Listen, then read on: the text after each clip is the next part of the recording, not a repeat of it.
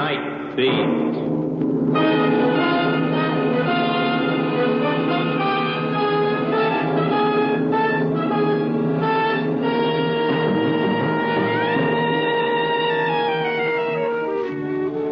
Hi, this is Randy Stone. I cover the Night Beat for the Chicago Star.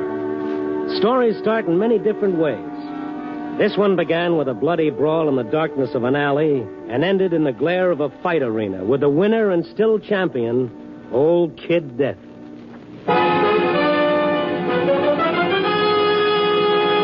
Night Beat, starring Frank Lovejoy as Randy Stone.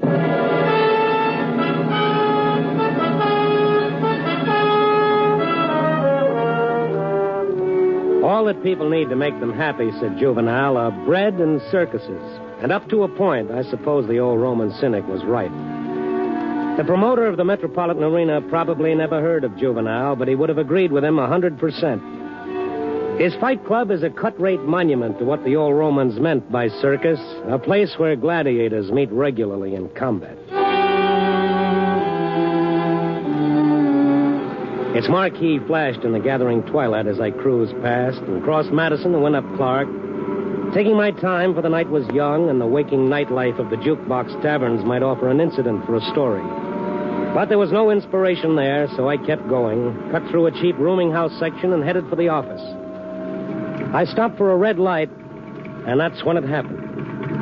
A burst of footsteps pounded up from behind, and a man, his shirt blood-spattered, his head bleeding, jerked open the door and filed in beside me. Get going. They're after me. Hurry, please. Who's after you? They got guns. Step on it.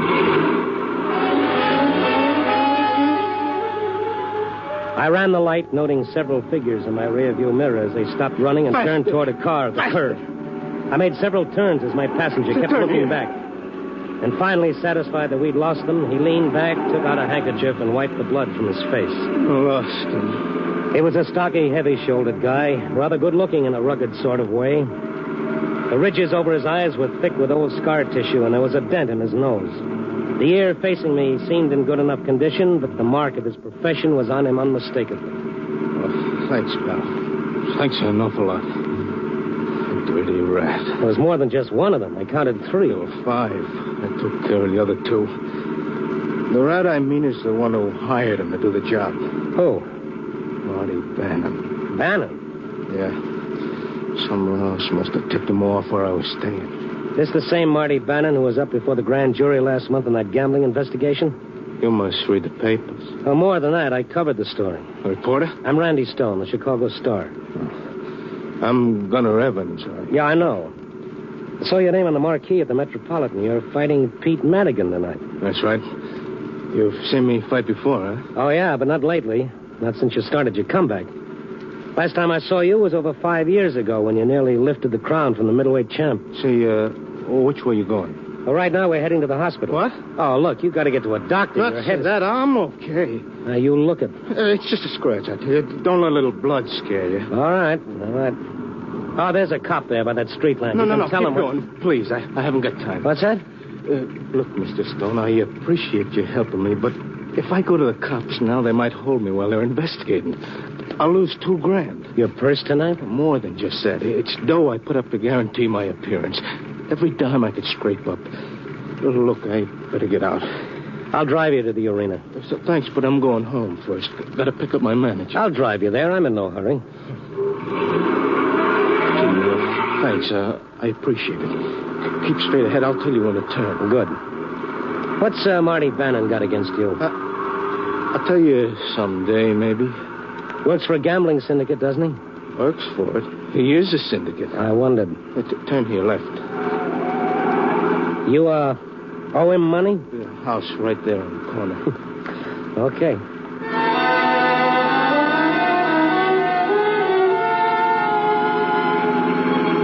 The apartment house where Gunnar Evans lived was probably a very classy joint around 1910.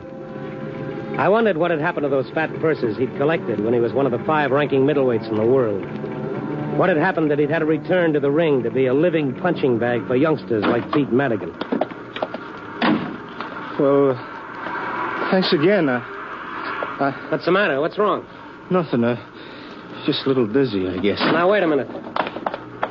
Come on now, no fooling. You got to see a doctor. I tell you I'm okay. I'll be all right. Well, you better let me go up with you. Stone, I appreciate all you've done, but you don't have to worry. Okay, but you can't fight tonight. Not with that gash in your head. Heck, I can't. Dan will fix it up. You just keep your mouth shut. Dan? My manager, Dan Morgan. It's above the hairline. They'll never notice. You coming to the fight? You bet, and I'm going upstairs with you now, too. I'm telling you. And I'm telling you. Now, let's go.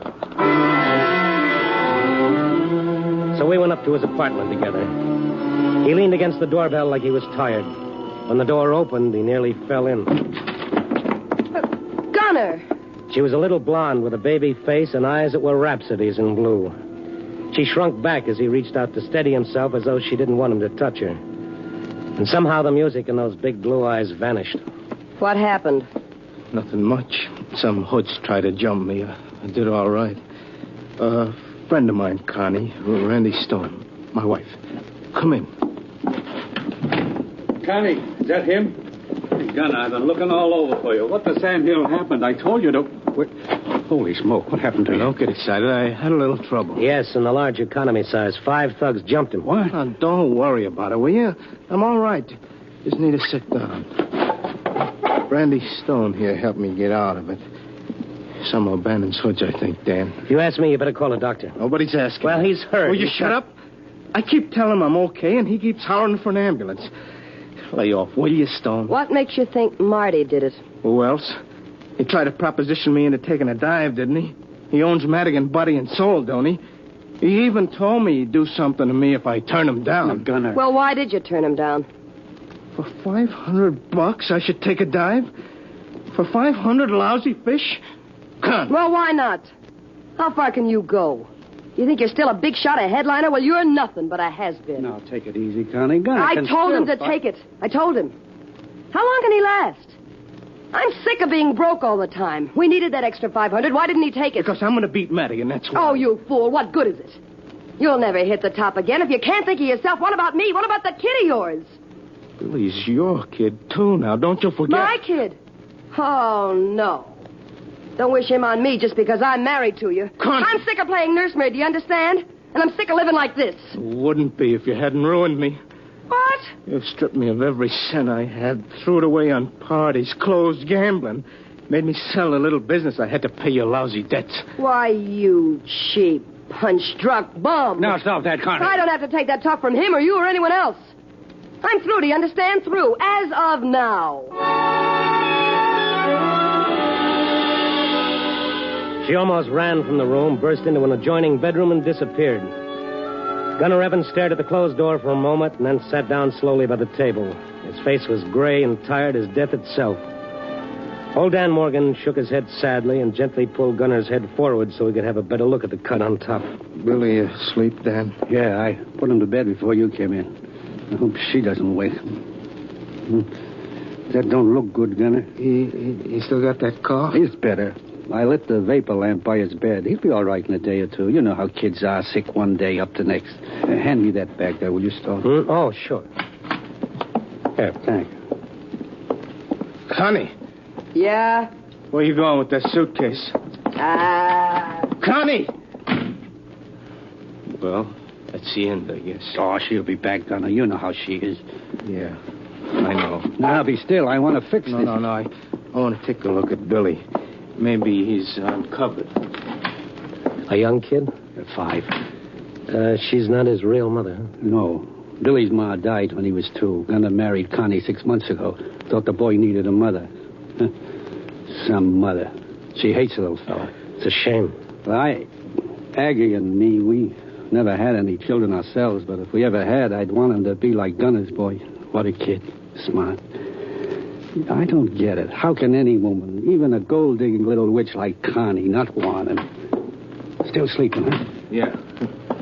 I'll have to see if I can get one of the neighbors to stay with him while we're gone. Sit down. I'll get my bag.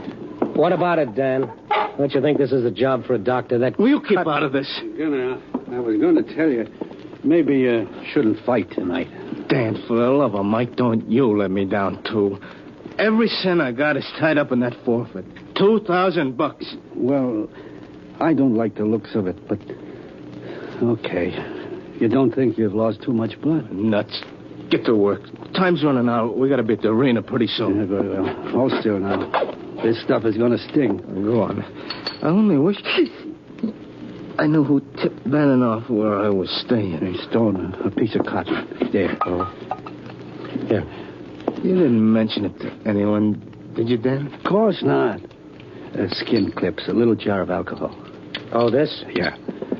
You mean you moved out of here and you were living in a rented room? He was only there the last 2 days. We were afraid something like this would happen if they knew where to find him. Somebody must have tipped them off. They ain't bloodhounds. Must have been a fluke. Somebody must have seen you around there. A collodion, a brown bottle. Yeah. Why would Marty Bannon go to all that trouble to keep you from fighting tonight? The odds are 5 to 1 on Madigan, aren't they? Maybe they are, chum, but Bannon don't bet on anything that isn't a sure thing. Thought he could buy me for a lousy 500. Well, he was wrong. Easy. I'm almost through. I figured it was safer to claim I run out and divide my $2,000 forfeit money with that dumb punk of his. Oh, for Pete's sake, what about the police? The boxing commission? I opened my yap and they started an investigation. Cancel a fight. And who's hurt? Bannon? Nah. What can I prove? I need that dough, Randy. I need it bad. I watched the savage gash in Gunner Evans' head close up and vanish under the magic touch of Dan Morgan's fingers. When he finally combed the hair over it and put away his tools, I was almost convinced that my concern had been overdone. Dan's fighter looked as good as new. Now, you go into that bedroom and get a half hour's rest, Gunner. Try to sleep. But I gotta find a sitter. Forget it. I'll call my wife. Aggie will be glad to come over. Oh, that'd be swell. I'd sure appreciate it, Dan. She'd be tickled to do it. You know how crazy she is over Billy. Yeah. As a matter of fact, why not leave him with us until you get straightened out? I'll think about it. And Billy can always find a home with Aggie and me, Gunner. I only wish I had him for keeps. Not a chance. You better get some sleep while you can. You need it. Yeah. I'm going. Oh, thanks, Stone. Thanks a million. I went down into the street, got into my car. I lit a cigarette thinking of what was to come and hating it. Gunner didn't have a chance. The odds were all against him to start with. But now Marty Bannon and his thugs had guaranteed it. The more I thought about it, the sicker and angrier I got. I knew Marty's address from the last time the police had visited him. Maybe he ought to know he wasn't having himself a private party with Gunner. Maybe he ought to know that if he got too rough, I might just invite the 800,000 star subscribers. So I started up and headed northwest. Maybe I could put a scare into this mug.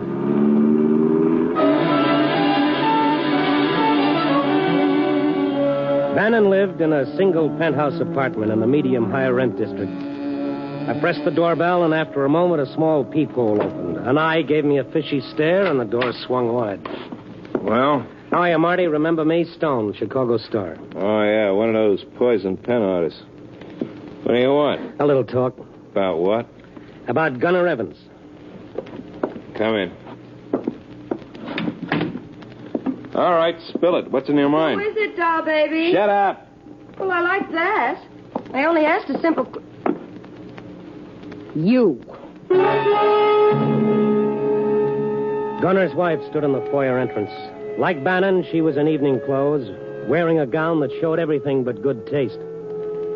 When I saw, I knew who had tipped Bannon off where Gunner had been hiding, and who had sent those goons on a murder trail. It was Connie herself.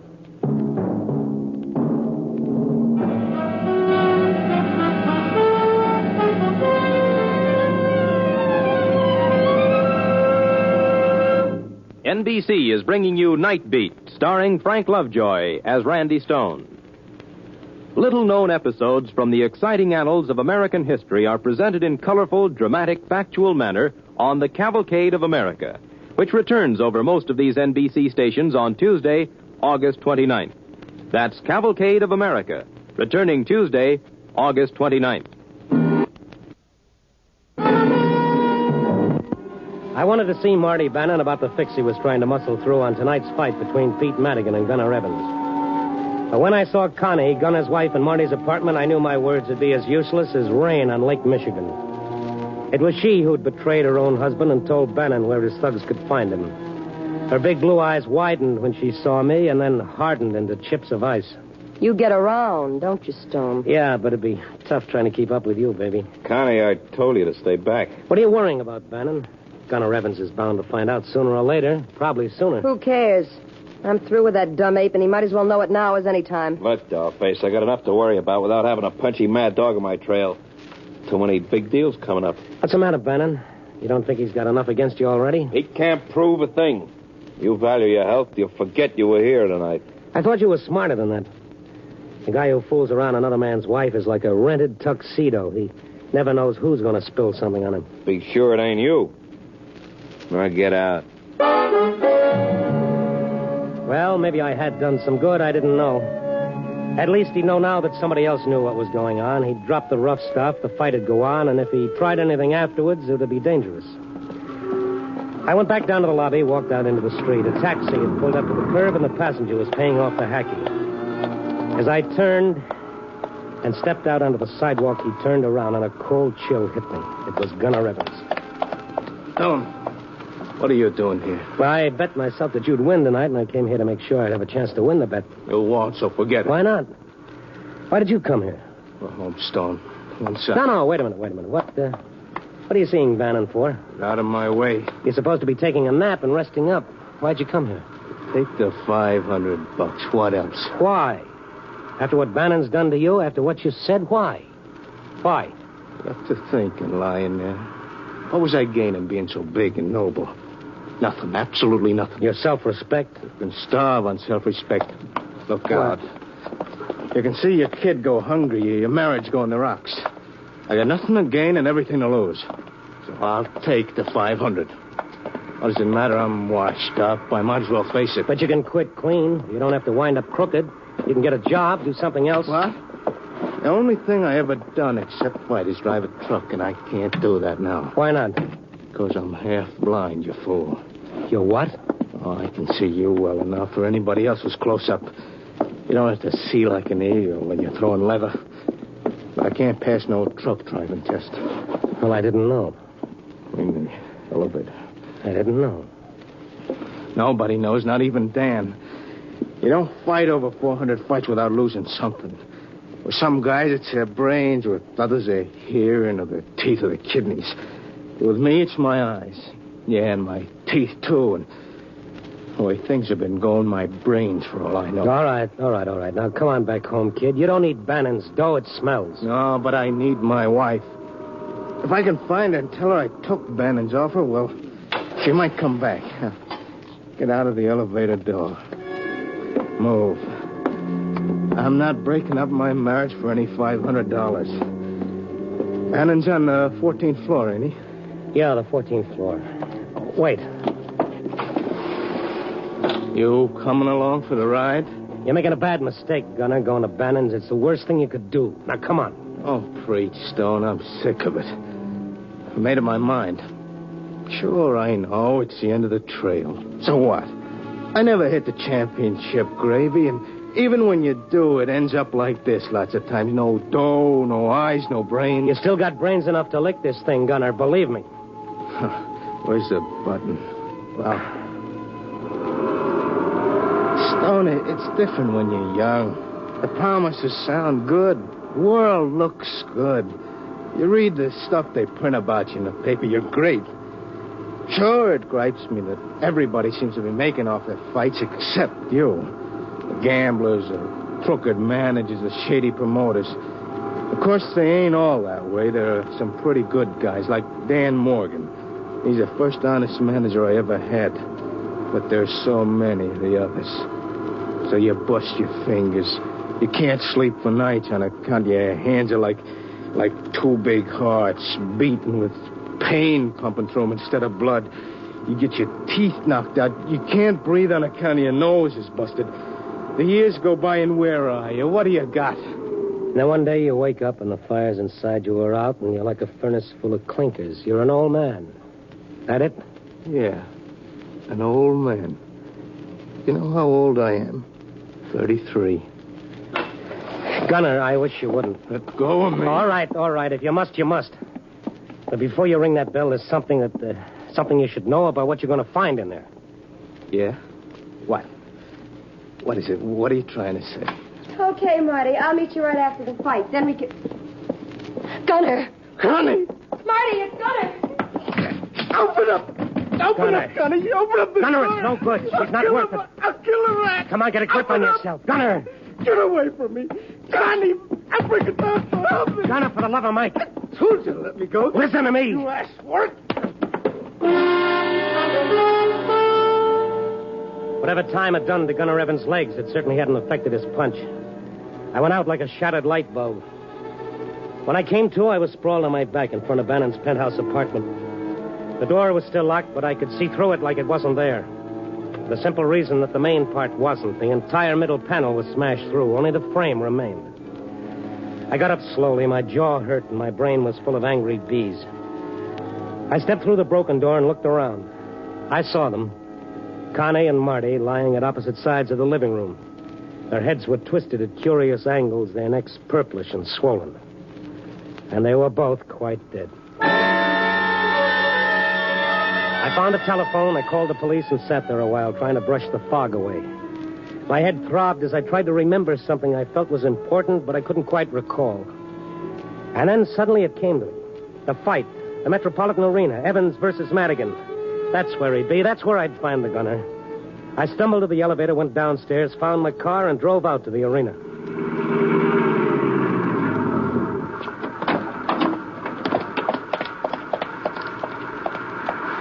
Hi, is Gunner Evans here? Is he here? He's fighting tonight. Don't you see the signs? Yeah. You're just in time for the main goal, mister. Ringside? I got one on the aisle, row 5. Here's my press card. Say, what's going on anyway, you know? Meaning what? I mean, him coming in just a little while before the semifinal was over.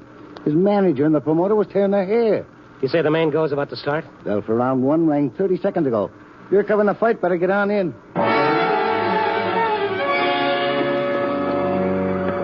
I headed down the main aisle to the press section at ringside. What was going on in that ring brought me to a standstill more than once before I finally got to the ringside and began easing my way around the gunner's corner. I couldn't take my eyes off him. The gunner was tearing into Pete Madigan with a slashing fury that brought the crowd to its feet and kept it there. This fight wasn't going to last any 10 rounds. I could see the gunner's manager, Dan Moran, standing at the ring apron, pounding it with his fist. Cross him, let him have it! How are you, Dan? Stone. He's terrific. I don't know. Watson! Jab him now, jab him! That's a boy. What do you mean you don't know? I've been trying to get him to box, but he won't. Look at him. He's fighting Madigan's fight. He can't last. His legs won't take it, not for 10 rounds. Something's the matter with him. Yeah, something's the matter, all right. When he finally showed up, he looked funny, acted funny. Something's happened. I don't know what. Hook him! Hook him! He's wide open! Turn up, baby! Watch it! Watch it! Oh, that's the ticket. Jab him, Dizzy! All right, boys. Get that stool in there fast. Okay, Dan. Take his mouthpiece out.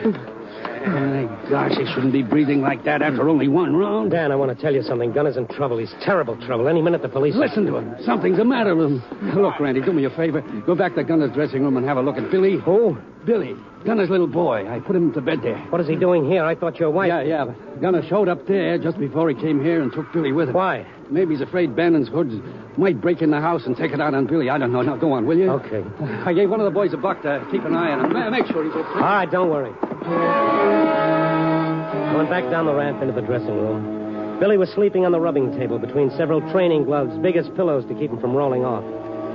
Dan had covered him with an old bathrobe and pillowed his curly head with some folded towels. Cute little fella, ain't he?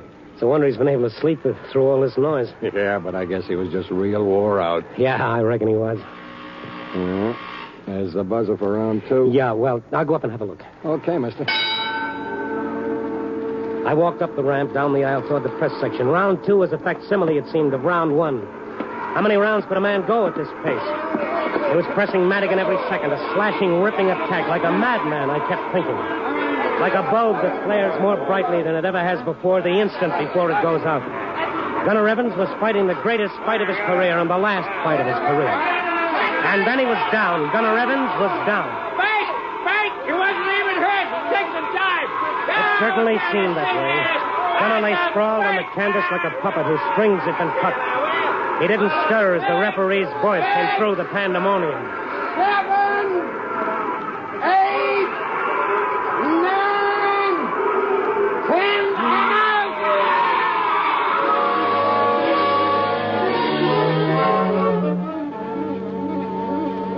I walked down the aisle through a now hushed crowd. Nobody moved.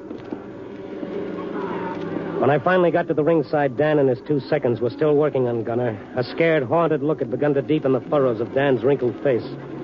Presently, the commissioned doctor climbed into the ring and knelt beside the fallen fighter.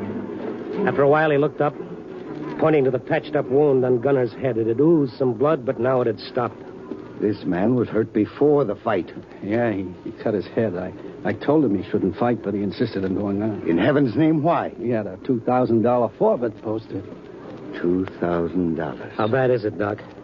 His skull was fractured before he entered the ring. You mean that... He's dead. We went back to the dressing room, Dan and I. I tried to tell him what had happened at Bannon's apartment, but he didn't seem to hear.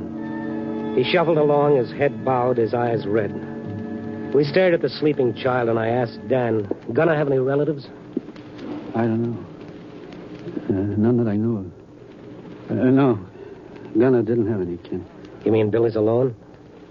Alone?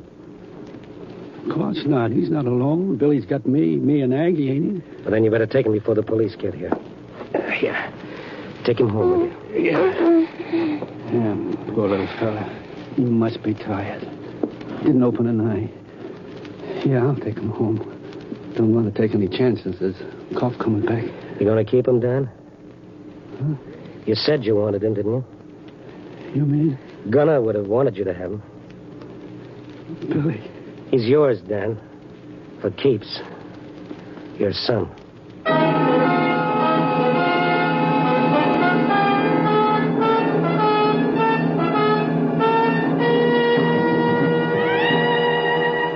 Well, 4 a.m. and another edition about to go to press. Another sunrise about to dawn.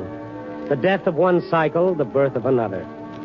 Or maybe it's all one, like time itself. Well, I'm not going metaphysical at this hour. But I can't help thinking that Gunner Evans maybe wasn't such a failure after all. In a way, he's still punching, he's still alive, with a new set of dreams and a future ahead. Yep, in his son. I guess basically that's why our children mean so much to all of us. Like the philosopher said, they're our only chance for earthly immortality. I'll have to get married one of these days. Copy, boy.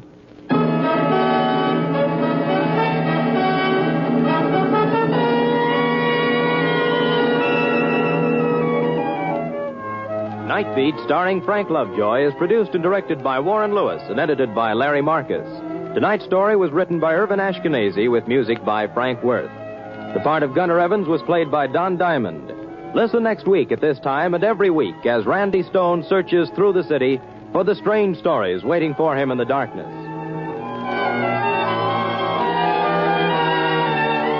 Night Beat came to you from Hollywood. Programs get your programs here. Wednesday evening brings you other great adventure mystery programs on this NBC station. Be sure to hear The Falcon, Mr. District Attorney, Richard Diamond starring Dick Powell, and Dangerous Assignment with Brian Donlevy. That's Wednesday night for more stellar action-filled programs. Be sure to listen.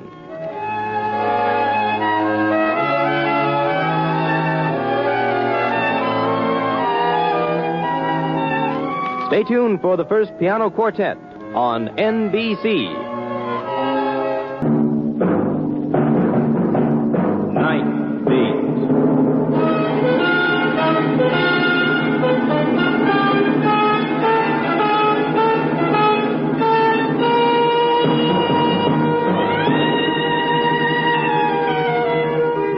Hi, this is Randy Stone. I cover the Night Beat for the Chicago Star.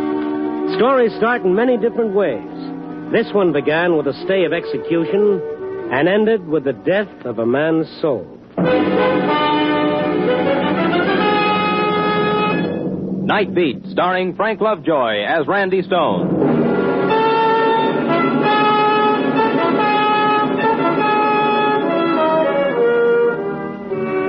I didn't like it. I didn't like any part of it. It's bad enough that a guy's got to die without being constantly reminded of it.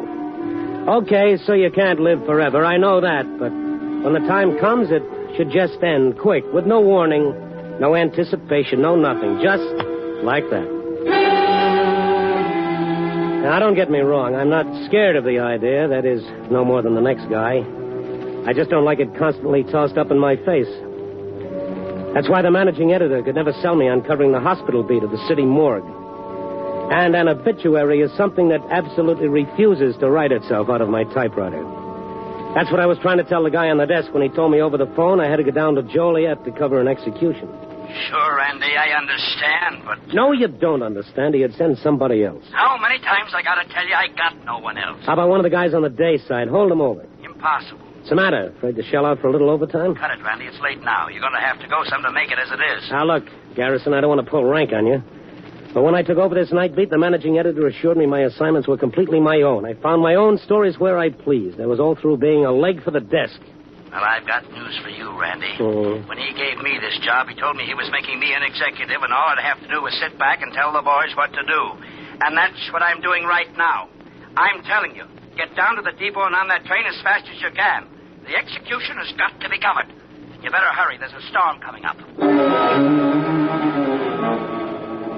So I grabbed a cab. It was clouding up. When I got to the depot, the sky was as black as the city editor's heart. It wasn't my idea of traveling with her, but it's only a short run. We made it to Joliet before the storm broke. The train ground to a stop. It started to rain, and when I was in the taxi on the way out of the prison, it really came down. A perfect setting for the undignified event I was going to be forced to witness. I showed them my press card at the main gate, and they took me straight to the warden's office. Randy Stone, Warden, Chicago Star. Come in, Randy. I'm sorry you had to come down on a night like this. Well, I can take the storm better than the execution, I'm afraid, Warden. Oh, then you haven't heard. Heard what? Well, you should have been notified. There's been a stay. A reprieve? When? The governor ordered a stay of execution about an hour ago. His office was going to telephone the press. Oh, it's too bad you had to come all the way down. It's a great pleasure, Warden, I assure you. Come next election, I might even vote for the governor. Well, I'm pretty relieved myself. I've executed a lot of men, Randy, and I don't like it. It's be pretty tough having to kill a man, even when the law tells you you've got to. It's the toughest part of any warden's job, Randy. They're all human beings, and everyone with a story. Yeah, but not the kind I like to write, thank you. You driving back to Chicago? No, I came by train. Well, there's no train for a couple of hours. You're welcome to wait here. Oh, thanks, Warden. I think I'll go on into town. Maybe catch a newsreel theater for train time. No, excuse me. Sure. Hello. Yes, this is the warden. Oh, Dr. Graham. Yes, Doctor. Just a minute, please. Randy. Yeah. Pick up the receiver on that other phone and listen to this. Okay, sure. Yes, Doctor. I said I wanted to come over and visit you, Warden. Well, are you sure you want to come out here to the prison, Doctor? Yes, Warden. I feel I've got to come out there. I have to... Yes? Have to see it. Have to see what, Doctor? Electric chair. I've got to see it. Are you sure you want to see it, Doctor? Yes, I've got to. Got to. You've got to let me, Warden. But you've telephoned so many times before, Doctor, and then you haven't come. I couldn't. Could I? But this time I'll come. Well, all right. If you feel that it's really what you want, you come ahead, and I'll take you over and show you the chair. Thanks, Warden. This time I'll come. Thanks. That's all right, Doctor. Goodbye. What is this? This supposed to be some kind of a joke? I'm afraid not. Well, how morbid can a guy get calling you this time of the night so he can come out and see the electric chair? No, he won't come. He never does. You mean this goes on all the time? Whenever he's been drinking like this. But a doctor, what did you say his name was? Graham. Howard Graham. Well, it doesn't make sense. No rhyme or reason. No, he has a reason, all right. A pretty grim one. It'd have to be.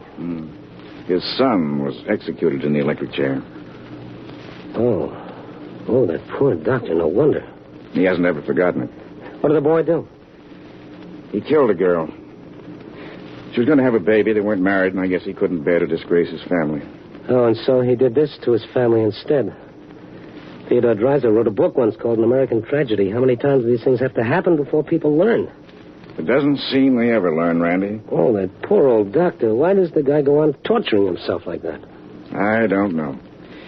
Maybe what psychologists call a substitution of guilt. The father feeling guilt for the crime committed by his son. Yeah, but why? Why? Who knows, Randy? You're the writer. You're the one that's supposed to have the answers about people. Yeah, a lot of answers I got. Mind if I look this guy up? No, not at all. I'll give you his address. Might be a column in it. I wouldn't bother him with too many questions, Randy. It's tough enough to forget as it is. He doesn't seem to be doing too much forgetting by himself. The warden sent me into Joliet in his own car. We got to the business district. I switched to a cab and headed out to the doctor's address. If my life depended on it, I couldn't have told you why I suddenly had this intense desire to see Dr. Graham.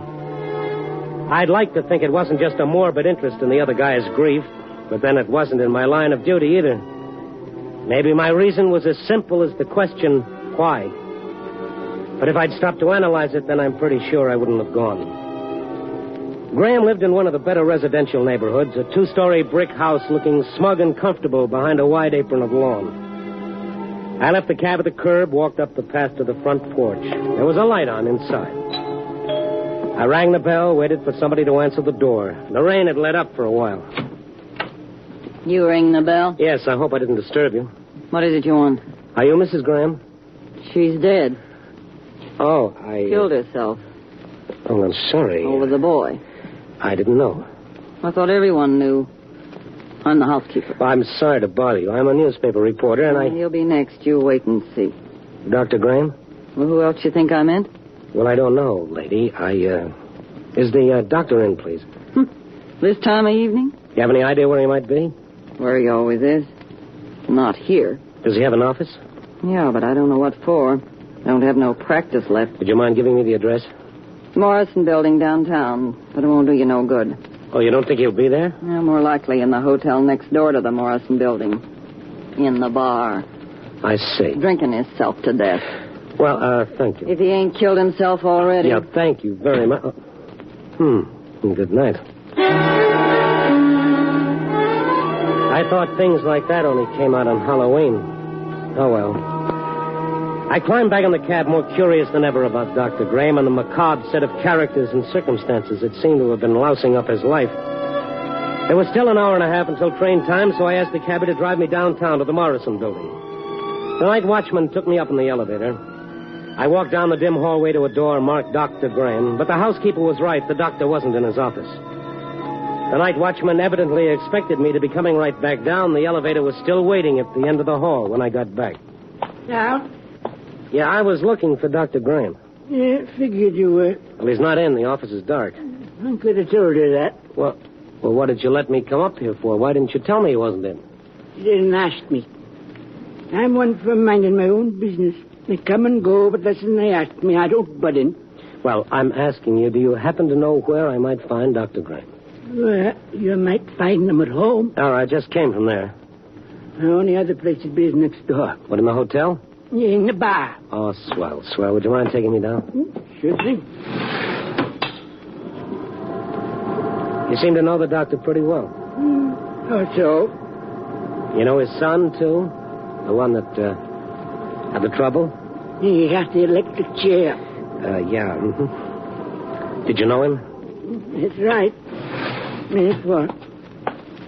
Knew the girl, too. The one was killed. You did? Yeah, one of the old doc's patients.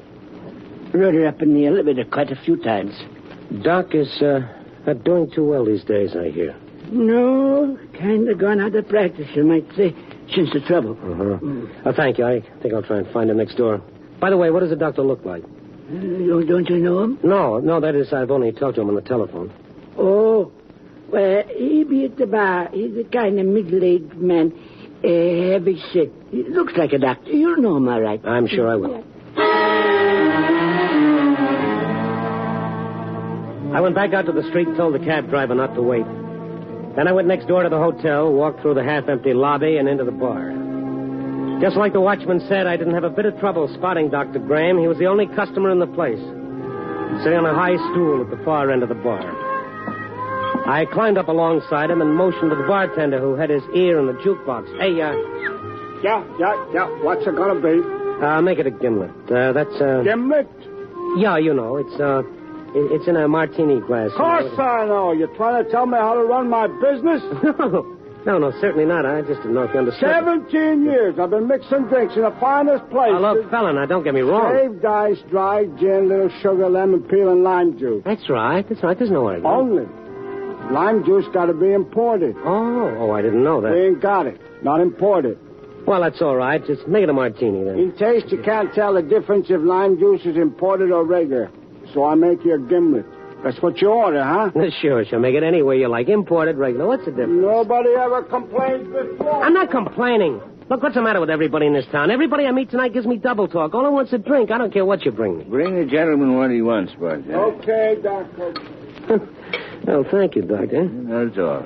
I can really use a drink tonight. I'm a little on the jumpy side. Nerves can be treacherous thing. No, it's more than that. I've been over to the state prison. Tonight? Yes, I came down to witness an execution. In the electric chair? It was called off. There was a stay of execution. I've seen many men die. I'm a doctor, you know. Yes, I know. But I've never seen a man die in the electric chair. Well, it's pretty rough. Have you ever seen the electric chair? Yeah. Would you mind very much describing it to me? Well, I'd rather not, Doctor. See, I know who you are. I'm Dr. Gray. Yes, my name is Randy Stone. One gimlet, just like you ordered. Okay, thank you very much. As I was saying... Aren't you going to taste it? Well, sure, later. Well, maybe you don't like it. Well, sure, I like it. Here, if it'll make you happy. Oh, yes, it's fine. It's just fine. Sure, I told you. I'll call you when I'm ready for another one. 17 years. I'm mixing drinks. He tried to tell me how to make a kid. As I was saying, Doc, I know who you are. I was in the warden's office tonight when you telephoned. Warden's office? Yeah. I'm a newspaper man. It's only fair that you know, because I want to ask you a couple of questions. What kind of questions? They're rather personal. Well? For one thing, why do you keep on telephoning the warden? Didn't he tell you? Yeah, he told me. Because I want to see the electric chair. Now, look, Doc, that's not going to help. You know it isn't. I know I'll never be able to go and see it, but I've got to call him. It's compulsion. I drink and I telephone him, and I drink some more. It's kind of a circle. But don't you realize you'll never forget that way? You're just torturing yourself. No, down deep, I know why I call him. But it's a secret. Nobody's supposed to know. You see, I'm the one that's guilty. It should have been me who died in an electric chair. Look, Doc, I know how you feel, but you got it all wrong. A father can't go on being responsible for the sins of his son. Even in the Bible, it's the other way around. Try to bring up your kids the best way you know how, but after they reach a certain point, there's nothing you can do. You did your best, it just didn't work out. No, you don't understand. It was my child. I'm the one who's guilty. I'm the one who should have paid. That's why I telephoned the warden. That's why I got to see the electric chair.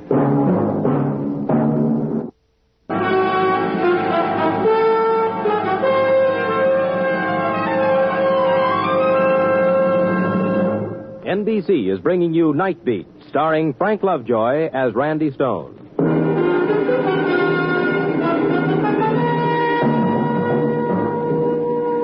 By the time the bartender got through proving to me that he really knew his business, it got to be kind of late and just a little wet out, so I missed my train. As the evening grew more and more confused, so did Dr. Graham. And somehow, after talking to him, I didn't feel quite so sorry for him. He seemed to be enjoying his strange fixation on the electric chair. It was different from just a father's grief. The guy seemed to be going off his rocker. I vaguely remember pouring him into a cab after the bar closed and then checking into the hotel for the night. When I woke up, the sun was beating through the window. I put in a call to Chicago and got the paper on the phone. Good afternoon, the Star. Afternoon? Honey, is it that late? I beg your pardon? What time is it? Well, one moment, please. I'll give you our information service. No, wait a minute, honey. It's Randy Stone. Oh, Randy, why didn't you say so? Gee, everybody's been calling for you all morning. Oh, fine. Give me the desk, Just a second, Randy. I'm ringing. Thank you. City desk. How are you, Phil? Randy Stone. Randy, for the love of Mike, where have you been? In Joliet, where you sent me last night, remember? I know, but that was last night. Where are you now? In Joliet. But the execution was called off. Why didn't you come back? I had to stay over. There was a storm. Oh, rats. The trains were running. Well, maybe next time you won't send me out of town on an assignment I didn't want in the first place. All right. When are you coming back? As soon as I can get dressed and catch a train. Get dressed. At this time of day? I work the night beat, remember? When you dayside lads are catching up on your beauty sleep, I'm working. Just exactly what kind of work were you up to last night, Stowe? Or does that come under the heading of personal? Personal, my eye, was following up a contact, a human interest yarn the warden touted me on. And? Well, it fizzled out, that's all. There was a doctor here whose son was executed last year for murder. That's nice. Be sure and check in at the office when you get back. Okay, I'll see you later, Phil. Hey, Phil, you worry too much. Goodbye. That guy's going to get himself a ulcer. Yeah. Mr. Stone. Talking. This is Dr. Gray. I met you in the bar last night. Do you remember? Oh, certainly. How are you, Doctor? I wasn't sure whether you were still in the city. Well, I kind of overslept. By the way, how did you know I was staying over at the hotel? Why, you mentioned that you were going to last night before I left you. I didn't think you'd remember. You were feeling no pain when I put you in the cab, Doc. I always remember. Everything. That's my difficulty. Well, what can I do for you, Doctor? I said a lot of foolish things last night. No, I don't think so. It was the alcohol talking, not me. Well, maybe the alcohol just made it a little easier for your heart to put it in words. Did you believe the things I said? Well, yes, certainly. Everything? Of course. I just didn't approve of everything. I was hoping you wouldn't remember. Well, fortunately, I do. Yes. Unfortunately. I'm sorry, Doctor. It isn't good to remember some things. They cause such unhappiness. What are you trying to say, Doctor? I shouldn't want them to bring you unhappiness. That would be such a pity. You'd be better off dead. What the... Hello. Hello, Doctor. Operator. Oh, is this the outside operator? No, this is the hotel operator. Can I help you? I was just talking with somebody and I was cut off. Can you connect me again? I'm sorry, sir, but that was an outside call and your party is disconnected. You have the number. I will be glad to call it for you. No, thank you. No, thanks very much. Never mind. I have an idea my party hung up.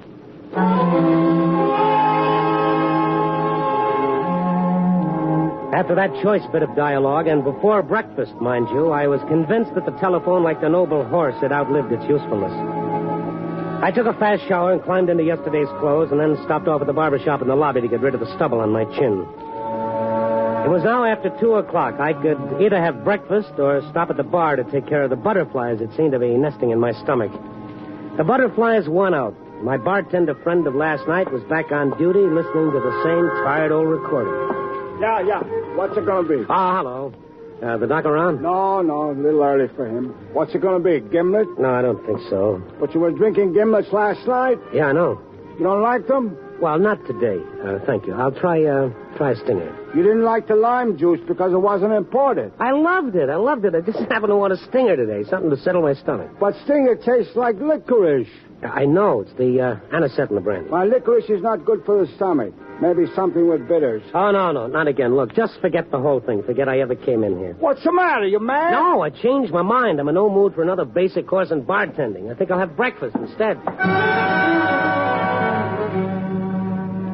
With a little tomato juice and coffee under my belt, I felt some better, but not nearly so good as I would when I got out of this town and back to my own. I seem to be living upside down on a Ferris wheel ever since I got on that train yesterday afternoon. Or maybe it was just my subconscious still fighting against my undue familiarity with the general subject of death. Oh, I shook that ugly word out of my mind. After settling up with the cashier and checking the desk clerk about my train time, I made my formal exit from the hotel. The fresh air and the bustle of traffic picked me up, and I started walking in the general direction of the train station.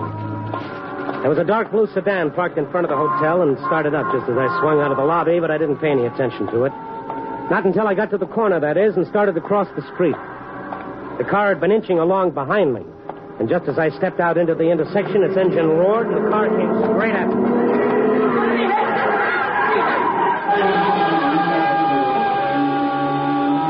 This was no accident. The car didn't stop. Whoever it was had deliberately tried to run me down.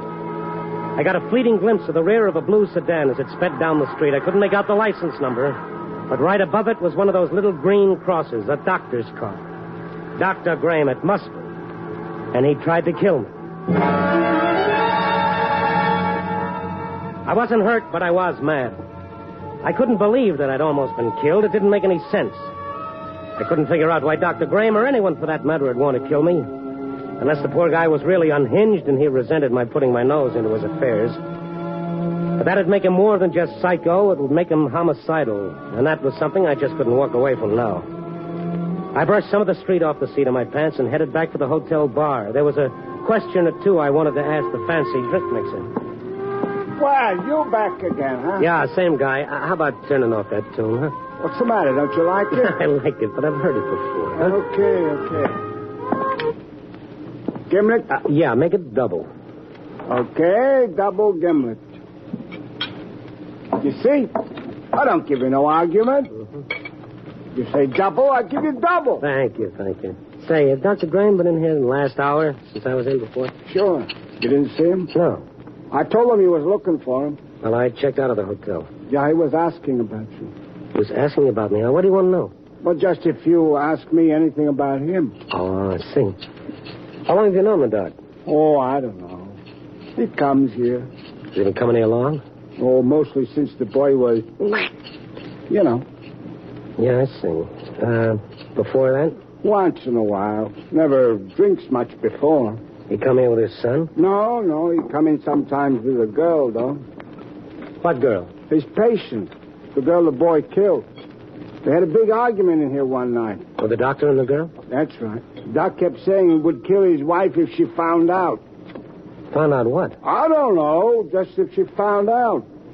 But the boy, I guess. About the boy or about himself? About the boy, of course. Then last night, why did he say the child is mine? I'm the one that's guilty. What are you talking about? You crazy? Now, sure, I must be crazy. Couldn't be true. So why would the doctor try to kill me? Who tried to kill you? When? Never mind. Tell me. Have you ever seen Dr. Graham's car? Sure, lots of times. What kind is it? Sedan.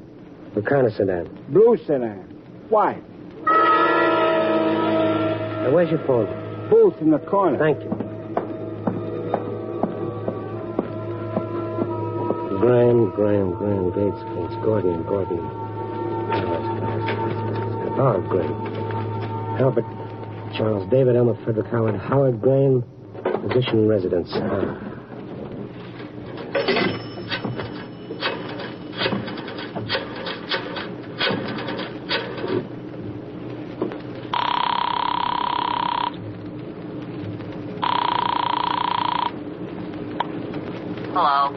Hello. Hello, Dr. Graham there. He ain't in. You know where I can reach him? It's urgent. He's at his office. Are you sure it's terribly important? I said he's at his office. I just talked with him there. Uh-huh. You the man he was expecting? Yes. Yes, I guess I am. Thank you very much. Now I knew it.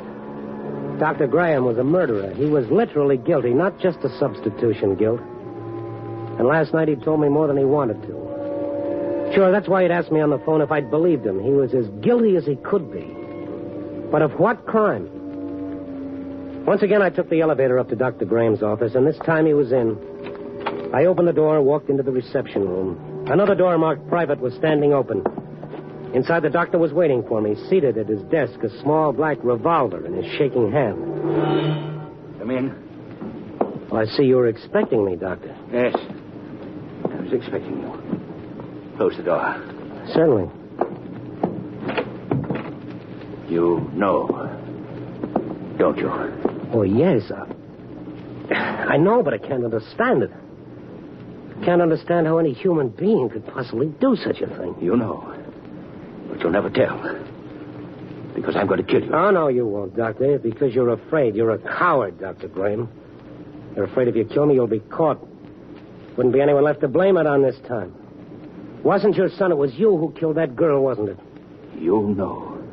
She wasn't the boy's girlfriend at all. She was yours. Isn't that so, Doctor? Don't say that. An affair with one of your patients, and you were afraid your wife would find out. Wasn't that it? You would have killed her. Well, what about this? Didn't this kill her? And your boy, your own son, I don't see how anyone... No. It was his idea. He wanted to take the blame so his mother would never find out. He would have killed her. He knew that. This way, it wouldn't be so hard on her, he said. The good lawyer could fix things. So that he wouldn't have... So that he wouldn't have to... Die in the electric chair? The electric chair. Now you know why I had to see. Why I had to keep telephone. Why I could never go and see you. You're right, Mr. Stone. I'm a coward. I can't.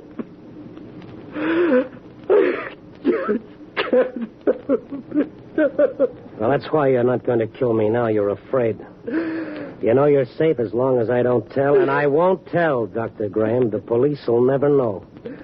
You'll never go to trial, and you'll never be sentenced. You'll never see the electric chair, Doctor. Every hour of every day, you'll pay for your crime. You'll die again and again and again. God pity you.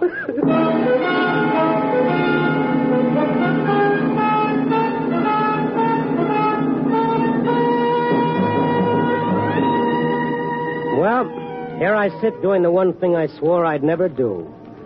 Writing an obituary instead of a story. Dr. Howard Graham, age 51, died from heart attack following confession of murder. Let me see, what day is this? Monday, August 21st, 1950. Contributing cause, death of son, death of wife, and of his own soul. Yep. But who are we to judge? As it says in the book, leave him to heaven. Copy, boy.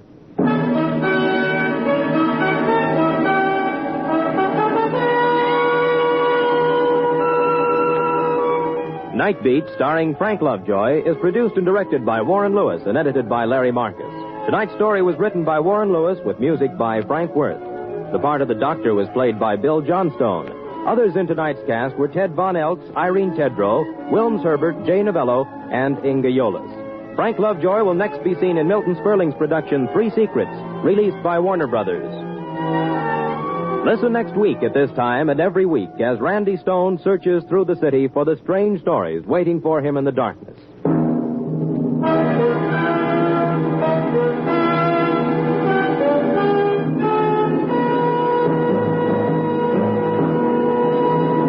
Night Beat came to you from Hollywood. 3 chimes mean good times on NBC. 2 stellar chime stars will be back on NBC very soon. Beginning Tuesday, September 19th, that master clown Art Linkletter comes back to prove that people are funny. And Fanny Bryce returns as Baby Snooks in 7 weeks to add to NBC's top Tuesday of chime stars. Listen now for the first piano quartet on NBC.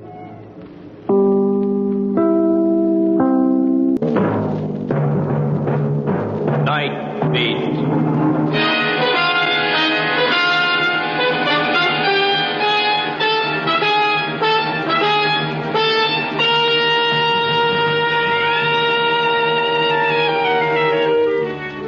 Hi, this is Randy Stone. I cover the Night Beat for the Chicago Star. Stories start in many different ways. This one began with a girl fighting for her life in the rapids of a rushing stream and ended in the quiet depths of a poisoned cup. Night Beat, starring Frank Lovejoy as Randy Stone.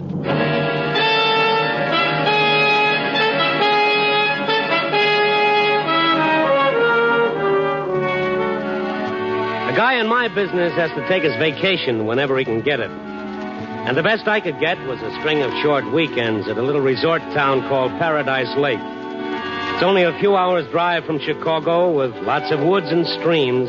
It's a lovely spot located just outside my income. It was after one of these weekend, if you'll pardon the expression, vacations, that I was heading for Chicago in time to get back on the job that night. I checked out of my rented cabin and had just crossed the bridge over Rocky Creek when suddenly I saw her. I jammed on the brakes. The girl lay on the edge of the road unconscious, my front wheels almost touching her. Hey, you, what's the matter? I got out of the car and ran over to her. The late afternoon sun gleamed on her wet, disheveled hair, and she was soaking wet. I could see tracks where she'd climbed up from the rapids below to the edge of the road. I chafed her wrists and slapped her hands a little. Hey, wake up. Can you hear me? What happened? Come on, baby. Snap out of it. Oh. That's the girl. Oh. No. You look like you've been half drowned, beautiful. Well, she's still out. Well, better get you into my chariot before you catch pneumonia. Some other car finishes you off. Up we go. Funny how silk clings when it's wet. I went back to my cabin. I got her inside and put her on the sofa. Then I started the fire in the fireplace and got the oil stove going in the kitchen. Eagle Scout Stone was doing his good deed for the day. I'd be late for the office tonight, but she looked as though it might be worth it. Who's in there? I came out of the kitchen and saw that she was sitting up, her big gray eyes wide and a little dazed. Who are you? Where am I? The name is Randy Stone. Drink this. What? Go on. St. Bernard would have brandy, but on my salary, you'll have to settle for this. Drink it down. How did I get here? We'll exchange questions later. All right, now, down the hatch. That's the girl. Oh, I'm soaked. Better pull this blanket around you. There. I'll be warm in a minute. No, you're shivering. You better wrap it a little tighter. You can let go. Oh. Oh, yeah. I'll put some more wood in the fire. What's your name? Pat Torrance. What did you do? Slip and fall into the creek? Fall? Now, don't tell me you were in swimming, or is that a new style in French bathing suits? No, I didn't fall. All right, easy now. Now, what happened? I was pushed. You were what? She pushed me. She tried to kill me. The girl got up, one hand at her throat, her eyes wide with frightened memory. The blanket fell away from her shoulders, revealing a lovely outline all the way down. I remember. I was standing on that high bank overlooking the rapids. Yeah? Well, who did it? Who was she? I'd better go. Thanks for... Whoa, now, wait a minute. Whoa, now, take it easy. Get warm first. You'll get sick. I really must go. Francine's probably worrying about what's happened to me. I've got to get back. Francine? Francine Moore. We have a cabin on the lake. Oh, I must have been blind to have missed you all the time I've been here. We just got in today. Oh, I see. Well, whoever pushed you in certainly didn't lose any time, did she? I'd rather not talk about it. Maybe I better drive over to your cabin and get your girlfriend to bring over some dry clothes and then round up a cop on the way back. Oh, no. No, please, not the police. What's everybody got against the police? Why not? Not right now, anyway. I want to talk to Uncle Ben first. Her father. Uncle Ben? Well, he's really not my uncle. I mean, well, he raised me when I was a kid. I owe him an awful lot. Ben who? Mason. He runs the hotel here, Paradise Inn. Wait a minute. You mean Ben Mason's daughter, Margaret? Why would she want to kill you? Because she hates me. Oh, I shouldn't have listened to Francine. She said I might get a chance to rest, to straighten things out in my own mind. Then when we get here, I find Marge already on the scene. Yeah, but, Pat, what makes you think it was Marge who pushed you? Oh, it was her, all right. She's broken up my marriage, stolen my husband, and now she's tried to kill me. Well, beautiful, all I can say is that any man who'd pass you up for Marge Mason is the kind of a guy who would marry Hetty Lamar for her money. Just what did happen? Well, I'd been walking along the creek. Uh-huh. Francine was busy getting the cabin fixed up, and I was going to the store. When I got to the little footbridge, I suddenly saw Marge standing there. I had no idea she'd be here at Paradise Inn. Why, Pat, darling. Dad said you were here, but it didn't seem possible. You and Francine together. Ed's old girlfriend sharing cabin with you. Francine Moore was never, as you put it, my husband's old girlfriend, and you know it. Really, dear? Hasn't Francine ever mentioned it? Well, no matter. There comes a period in every man's life, but she was just a comma in his. Why, you unscrupulous. How naive can you get? Ed's played the field all his life, and he always will. You never really understood him. I thought I understood you. I looked on you as if you were my own sister. I trusted you. That's what Grace used to say about you. Grace? Yes, dear, Grace Rainey. Another member of Ed's harem. She's here at Paradise Lake, too, you know. Grace Rainey. What do you mean? Oh, Why Dad is she... gave her a job as a hostess at the inn. The same big blonde cow. But you know Ed. He always did suffer from high blonde pressure. Ed was never interested in Grace. Wasn't he? Don't play innocent with me, darling. It's really jolly. You, Grace, Francine, and I, together once again in the old hometown. Old home week. All we need is Ed on the scene. And I shouldn't be surprised if he weren't on his way. What? You mean he's coming here? Come now, Pet. How corny can you get? Cut the act. You must have known he was planning to spend a few days here. Why else did you come? To get away from him. From everything that reminded me of him. Oh, please. Why don't you do the decent thing? Call it quits. Give him his divorce. Why? So you can profit by what you've done to me? I've tried to be patient with you. I've gone a long ways to try to reason. Keep right on going. Don't ever let me see you again. All right, Pat. If that's the way you want it. But if you insist on clinging to him like a spider just to spite me, you've only yourself to blame if anything happens. What do you mean? Is that a threat? Take it any way you wish. Any way you wish.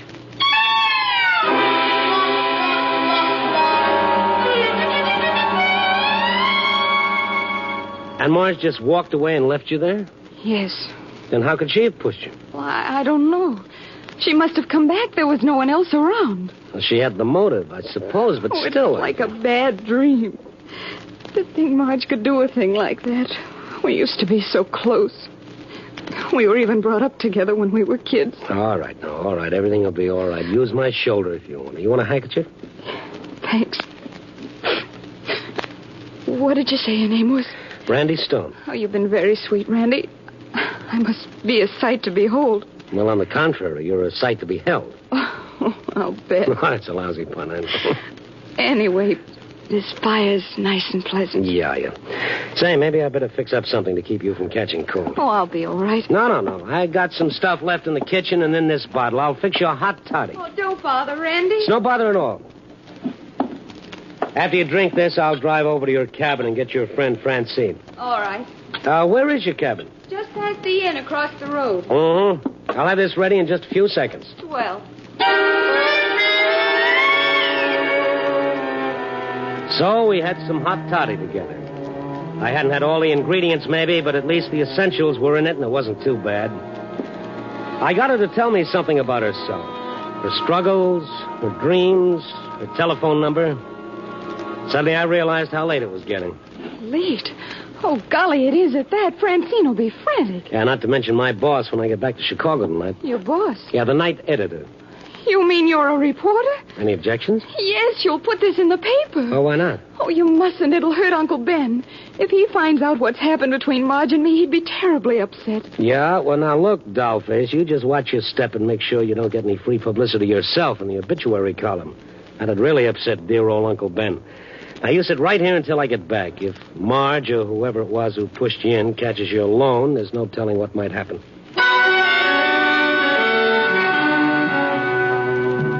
I guess I just never could understand the feminine psychology. Bunch of dames trying to bump each other off over a guy who was never any good to begin with.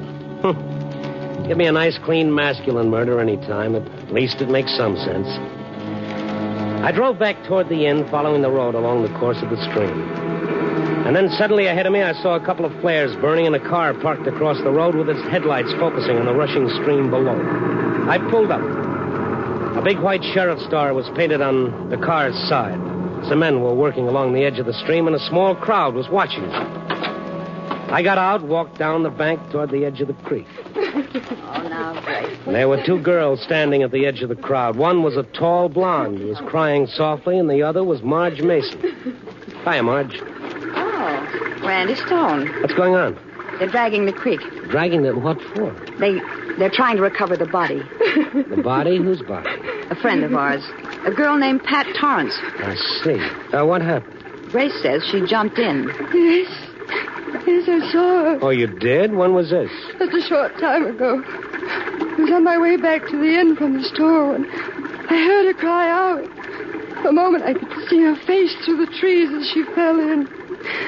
It was Pat. Randy, this is Grace Rainey. She acts. Yeah, I noticed. Randy Stone, a reporter from Chicago, Gracie. Oh? A reporter? Couldn't you get help? Wasn't there anyone else around? No. It was so dark. I didn't see anyone. And she couldn't swim. I knew she couldn't swim. She couldn't swim. Grace can't either. I can't act either. What makes you think she jumped? This wasn't the first time she tried to commit suicide. That's right. How do you know that, Marge? Why, her husband told me, Ed. Just a week ago, he tried to persuade her to go to a sanitarium and take treatment. When did he tell you that? Why, just this afternoon. This afternoon? I was talking to him on the phone when I ran in and told her what had happened. It was awful. You mean talking to him long distance to Chicago?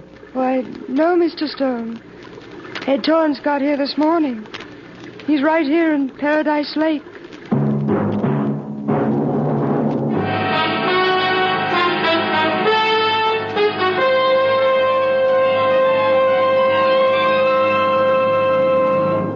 NBC is bringing you Night Beat, starring Frank Lovejoy as Randy Stone. Gloom becomes a thing of the past on Tuesday, September 19th, over most of these NBC stations, when genial Art Linkletter returns to prove once again that people are funny. Check your blues at the door, because there's no room for them in the merriment when the fortunate prize-winning contestants go through a wide variety of mad antics on People Are Funny. That date, September 19th. And it's important for another reason. It's the day that Fibber, McGee, and Molly and their delightful guests at 79 Wistful Vista will be back where the chimes are. NBC.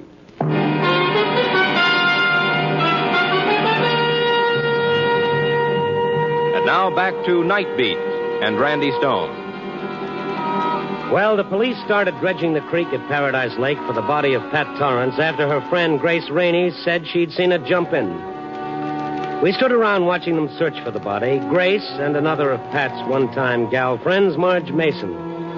So many girls involved in this mix-up, I was beginning to feel like a lone male at a ladies' seminary tea. I wondered if I should tell the gals that at this very moment Pat was sitting in my cabin alive and kicking. Poor Pat. Marge kept talking as we watched them drag the stream. Complex. Ed said she even thought drivers were trying to run her down in the streets. So why isn't Pat's husband here? Ed knows what's happened, doesn't he? Yes, Marge told him on the phone. I don't know why he isn't. Say, which one of those officers is the sheriff? You'll probably find the sheriff in their car up there, Mr. Stone, with a white star on the door, see? Oh, yes. Thank you, Grace. Promise or no promise, I figured it was time to bring the law in on Pat's story that Marge or someone had tried to murder her. There was a solitary figure sitting in the sheriff's car, a heavy-set old dame built like a battleship and a voice to match. Yeah, what is it? I'm looking for the sheriff. Have you seen... I'm the sheriff. You? Pick up your chin, mister. What do you want? Well, I beg your pardon. Yeah, I know. Well, I'm not the only woman sheriff in the world, Buster. There have been others. You're a stranger here, I take it. Well, yes. My name is Stone from the Chicago Star. Chicago Star, eh? Yeah. By thunder, every time you turn up a wet rock, you find a Chicago Star reporter underneath. I don't understand what you mean. Oh, you don't, eh? Now, look, Bob. I don't know how you got here so quick, or why you think a suicide in this county is important enough for the high and mighty Chicago Star send a reporter. Well, it's past... But I don't care, see? And what's more, as far as I'm concerned, you can skedaddle right back to Chicago. Yes, sir. What's that? I'm sorry, I'm just confused. Well, you get no cooperation from my office, you understand? Well, frankly, no. I haven't forgotten those stories your paper printed about me during my campaign for office. Well... So I was a joke, eh?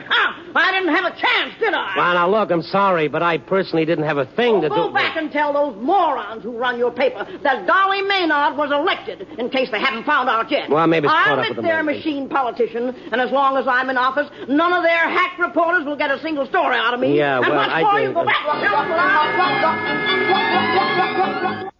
What kind of a hen house had I gotten into here? Dames.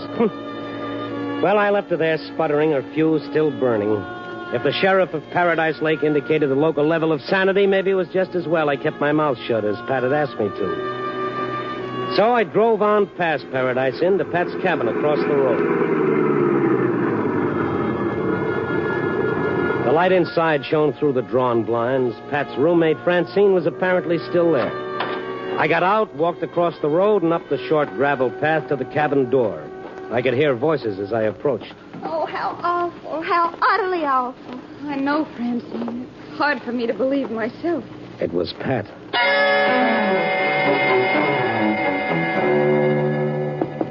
Oh, I'll get it. Randy. I thought you said you'd stay put at my cabin. Oh, forgive me, Randy. I just couldn't. I got so nervous there all by myself. Come in, won't you? Oh, Francine, this is the man who rescued me, Randy Stone. Oh?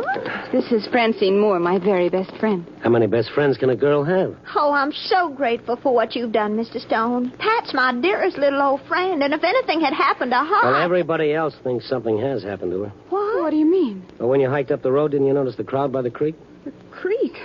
No. Well, they're dragging it for your body. My... Oh, no. Oh, yes. How could you miss seeing it? I didn't come over the road. I cut through the meadow. I didn't want anyone to see me all wet. Oh. Well, what makes them think that Pat is in the police? No, not me, baby.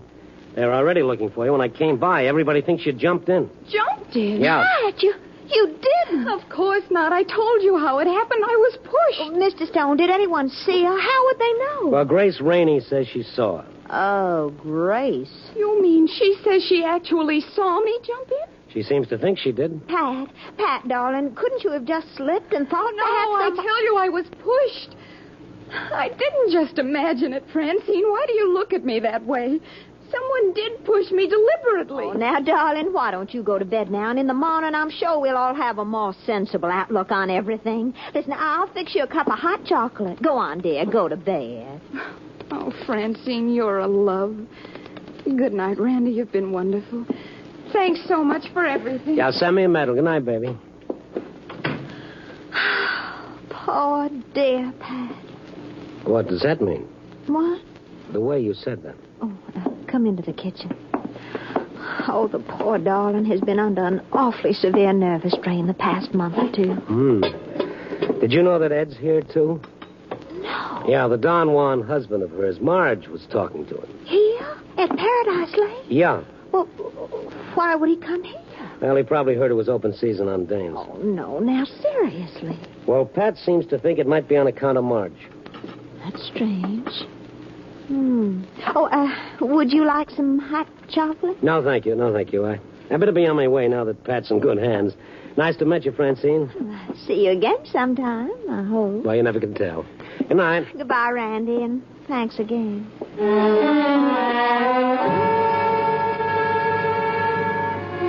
I went back to my car. I got in. I lit a cigarette.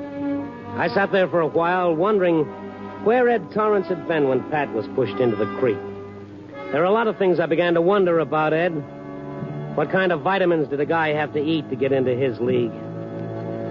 I was about to turn on my lights and start back to the inn to find him when I saw the dim figure of a girl stealing around from the back of the cabin. It was Pat. I opened the car door quietly. The dim figure halted suddenly, tense and looking my way. I couldn't see her face, but there was something about her that was different. No, it wasn't Pat. It was someone else. I jumped out, and as I did, the girl fled toward the trees, a filmy scarf streaming behind her. Wait! I ran across the road as she disappeared. I started running down the road after her, but she crossed it and disappeared into a grove bordering the inn grounds. I thought I saw her go up the veranda of Paradise Inn, and I bounded after her. There was no one around except a couple of elderly dowagers in rocking chairs. They stopped rocking when they saw me, and I asked them, did a girl just come in? A girl? Which girl, young man? A girl, any girl. Not very particular, are you? Oh, never mind. And just then, over the side railing, hurrying up the garage driveway, I saw her. I turned and ran down the steps. It was just a glimpse, the lights from the inn glinting on her reddish-brown hair as she hurried past, heading for the guest cottages and back. Hey, wait a minute. Yes? What? Marge, it was you. Why, Randy. Who did you think it was? Didn't you just come from behind Pat's cabin? Whatever are you talking about? What would I be doing there? I'm sorry. I thought I saw you. Well, never mind. What's the matter? You seen Ed tonight? Ed? Yeah. Why, no. Why do you ask? Well, I just wondered why he came here today. Well, he must have found out Pat had come here, I suppose. He phoned you said. Well, yes. Why are you asking all these questions? I'm a reporter, remember, dear? Grace is fixing some coffee at the cottage we're sharing here in back. Why not join us before you go? I wouldn't miss it. This way. So you're bunking with Grace? Yes, the inn's so crowded I had to move in with her in one of the guest cottages. The one right over there with the lights on. Oh, yes, I see. Looks like she forgot to draw the blinds. Yes, and the window's wide open. I hope she isn't on... Well, it's a warm night. Looks like she's curled up in that easy chair for the evening. She and that telephone. That woman. She simply monotonizes the telephone. Right around this way, Randy. But, why'd you have to leave without at least telling? Wait. At least What's the matter? Quiet. Marge put her fingers on my lips, and we stood there by the cottage door motionless. You're on your way back. Grace Rainey's voice came through the open window clearly, and with every word, Margaret Mason grew more tense and strained, and her eyes more stormy. But here, darling. This Ed again, this Superman. Yes, I know, dear. Margarita was a bit stuffy. I can imagine how surprised you were when you called the cottage and she answered the phone. Why, of all the... Steady. Yes, I know, darling. Well, Francine's here, too, but what of that? All that's water in the creek, you might say. There's nothing to stop us from getting married. Married? No, dear. Well, they haven't found the body yet, but Pat's dead. How do I know? Well, you see, darling, I saw her pushed in. Yes, that's right. Pushed. She did it. Well, let's face it, darling, we both wanted her dead. So, now our wish is granted. We're free to marry. Free, is she? So, you're free, are you? Not for long you won't be, you two-timing, double-crossing she-Judas. Easy. You'll be in jail within 24 hours for murder. Yes, again, dearie. You see, I know who killed Pat Torrance. Oh, goodness. What's all the commotion? Francine. Francine Moore. Little Miss Dixie stood in the doorway that opened on the little back porch. When I saw her standing there, a long silk scarf trailing over one shoulder, I knew at once it had been she who'd come from around back of the cabin, hoping not to be seen. What are you doing here, Francine? Oh, I thought I'd drop in to straighten out a few little things for both of you and Marge. Francine, what do you mean? If you thought Ed had any intention of marrying either of you, I'm terribly sorry. Because you're wrong. What? Ed and I are being married as soon as his divorce is final. Oh, you are you? Yes, Grace, we are. Well, congratulations. How many of you is he marrying? I'd say those congrats if I were you, Randy. Because she isn't marrying anybody. Little Miss Moore is going to the electric chair for murder. Grace? Now, wait a minute. I saw Francine push Pat in the creek. Oh, how very amusing. So I murdered Pat. Well, do you know where she is? At our cabin, asleep in her own bed. How long do you think that story will stand up? Ask Randy. Well, I left Pat at their cabin, all right, just a few minutes ago. So, she's got you to lie for her, has she? Well, I shouldn't have left Pat alone, Randy. She's not well. No telling what she's liable to do, but I felt I owed it to these ladies to set their minds at rest, if they have any minds left. You're not getting away with it, Francine. I'm going to the police right now. Come back here. Grace, come back, I'm warning you. Francine, drop that gun. Let go. Take your hands off. Drop it. Do I have to break your arm? Oh, stop So you came here to find out how much Grace really knew? Now you know the game's up. Killing won't do you any good. You're finished. You're through. Oh, stop. All right, drop it. The gun exploded as it hit the floor. Francine's soulful brown eyes widened in an instant of horror, and then suddenly she slumped. And I know that little Francine had caught one of her own bullets. Marge and I bent over her. Randy, is she... Get on the phone quick. Get a doctor. Yes. Francine, do you hear me? Randy, Mary, go to Marge. the cabin. I'm in the cottage. Pat. To bring a doctor over here. Pat, what about Pat, Francine? Is she all right? Pat mustn't drink the hot chocolate. Poison. Poison? I didn't bother with a car, but covered the 100-plus yards between the inn and Pat's cabin in an unofficial world speed record. I yanked open the cabin door, rushed through the room, and into Pat's bedroom. Randy, get out! Oh, I'm sorry, honey. I came for some hot chocolate. Did you drink any? Hot chocolate? Have you gone crazy? Of course not. Can't you see I've just come out of the tub? Yeah, I didn't mean... I'll wait outside. Get your clothes on, beautiful. You're having more company. What? Who? Well, the sheriff. She'll want some of that hot chocolate, too, so don't touch it until she gets here. You understand?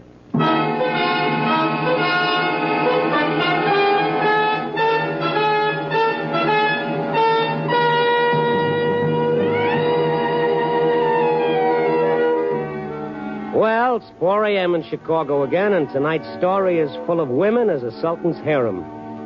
As the French say, cherchez les dames. And on this trip, I found plenty of them, with a moral to go with each one. For Marge, hell hath no fury like a woman tripped up trying to skip with another woman's husband.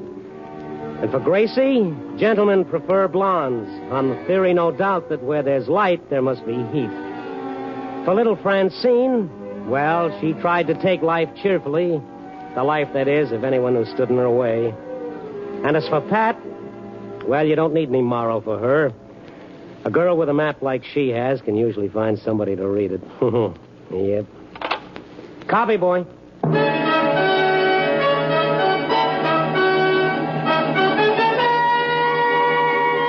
Night Beat, starring Frank Lovejoy, is produced and directed by Warren Lewis and edited by Larry Marcus. Tonight's story was written by Irvin Ashkenazi with music by Frank Worth. In tonight's cast were Barbara Fuller, Rose Hobart, Shirley Mitchell, Eileen Prince, and Martha Wentworth. Frank Lovejoy will next be seen in Milton Sperling's production Three Secrets, released by Warner Brothers.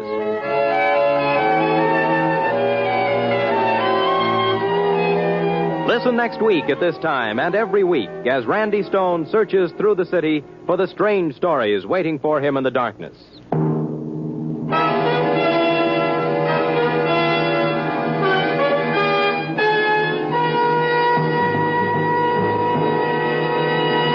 Night Beat came to you from Hollywood. 3 chimes mean good times on NBC. Sunday marks the return of Theater Guild on the Air, with Rosalind Russell and Charles Lawton as first guests in Edward, My Son. A week from this Wednesday, that's September 13th, Mr. and Mrs. Ronald Coleman resume their popular roles in The Halls of Ivy. And please remember, this weekend, 400 Americans have a holiday date with death. Stay off the list. Be careful. This is NBC, the national broadcast.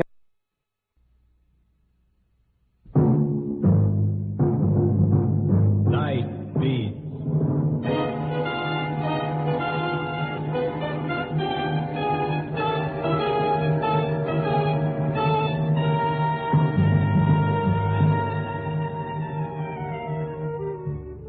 Hi, this is Randy Stone. I cover the Night Beat for the Chicago Star. Stories start in many different ways. This one began with a stay of execution and ended with a doomed man finding salvation and the hunter becoming the hunted.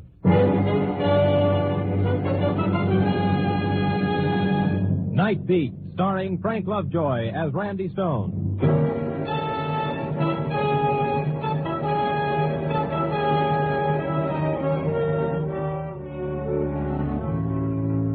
There's an old bromide about nothing being deader than yesterday's news. But what about the people who made that news? The couple who were divorced, they've still got their tangled lives to live. The hit-and-run driver, he's still got his conscience to keep step with him wherever he walks. And the murderer on his way to the death house, his story is still with him, even though yesterday's newsprint lines the inside of today's garbage cans and provides wrapping in the fish markets. There's another old bromide the best of us have a hard time learning. It has to do with taking things for granted. And I was the wide-eyed innocent in kindergarten, my education beginning a little past midnight as I stepped out into the deserted sidewalk in front of the newspaper building. All right, Stone. Huh? Don't turn around. Don't move. Well, if this is a stick-up, you're out of luck. Payday's tomorrow. It's John Galt, Mr. Stone. Galt? I said don't turn around. I escaped, Stone. I got away. Let's find your car. How did you escape? On the train, on the way to the death house. The guard got careless. That his gun? Yes. You kill him? No. There's probably an alarm out for you. Maybe they won't catch me before I do what I have to do. And what's that? I kept saying I was innocent, Mr. Stone. You kept saying I was guilty. The newspaper's a powerful thing. What I said, only a few people heard. What you said in your column, 1 million people heard. Come on, let's go. I work for a newspaper, Galt. We deal in facts. Facts like a jealous husband shooting an unarmed man in the back. Facts. When it's printed, people believe it. Even if it's a bunch of trumped-up lies. I didn't convict you, Galt. The evidence did. You helped. Here we are. Get in. You can drive. And no tricks. I've got nothing to lose. Nothing. Where are we going? To the assistant district attorney's home. He lives on Fowler between Oak and Euclid. What do you want with him, Galt? He's just a guy doing his job, and it's a tough one. He's figuring on getting married soon. Planning on a nice, comfortable life. What's wrong with that? Why don't you ask my wife? Come on, get moving.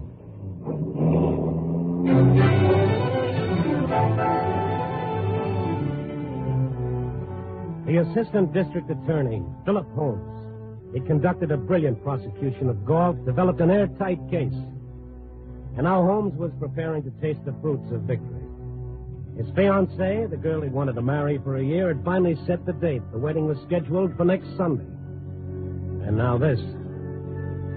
I looked over at Galt.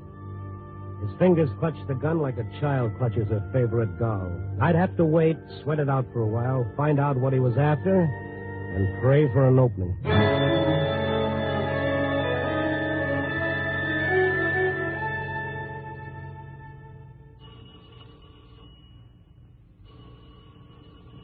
Maybe he isn't home, Galt. Maybe he's still out with his fiancée. Shut up. Yes? Inside. What do you think? Get back in. You too, Stone. Good. Now, look here. Ready for bed, Mr. District Attorney? Yes.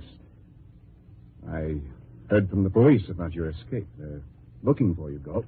Get dressed. What do you expect to accomplish? You can't... You better do as he says, Holmes. What is this, Randy? What are you doing here? I'm just along for the ride. This is his show. All right, answer it. Be careful what you say, Mr. D.A. Hello? Philip, I just heard it on the radio. John Galt escaped. Yes. Oh, they called you. Yes. Darling, do be careful. He might come for you. He swore he'd get even with you. There's nothing to worry about, dear. Phil, he's crazy. Say goodbye. Huh? What's that, Phil? Louise, he wouldn't come here, Louise. This would be the last place he'd come to. But you should have protection, Phil. Darling, if Hello, you call the good police, night. Yes. It's all right. Good night, dear. Phil. Good night. Now get dressed. What do you want? I just told you. I want you to get dressed and hurry. Hurry. Like you hurried me through my trial. Get away from that drawer. I want you to get dressed. I just want a pair. I told you to get up. Don't break my hand, you... Now his back was to me, concerned with Holmes, and for a moment he'd forgotten me. I had 3 fast steps to take, and then I grabbed his arm. Drop it. Drop that gun. Holmes, get the gun. No, you don't. I got it. I ought to shoot now. I ought to shoot both of you now. Get back, Stone. You can't blame me for trying, Galt. You're not acting very much like an innocent man. Yeah, what do you expect me to do? Go quietly to the death cell and wait for a miracle? Keep on waiting for it while they shave my head and slit my trousers? You should have thought of that before you got involved with a character like Cutler. You were given a fair trial, Galt. Fair trial. There was a time I had a lot of respect for law and courts and justice, but not now. From here on in, I haven't got anything to lose. But you have, Holmes, and so have you, Stone. Try it again. Try another trick. If you miss again, I'll kill you. You'll kill us anyway, Galt, won't you? I know I can't escape.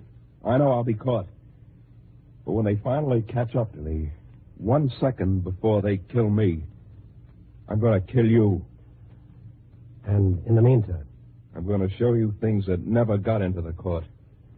Things that'll prove that I didn't kill Monty Cutler. Then your dying will be bitter and pointless like mine is. We'll see how you like it. Ready, Mr. D.A.? We'll use your car. The police respect it.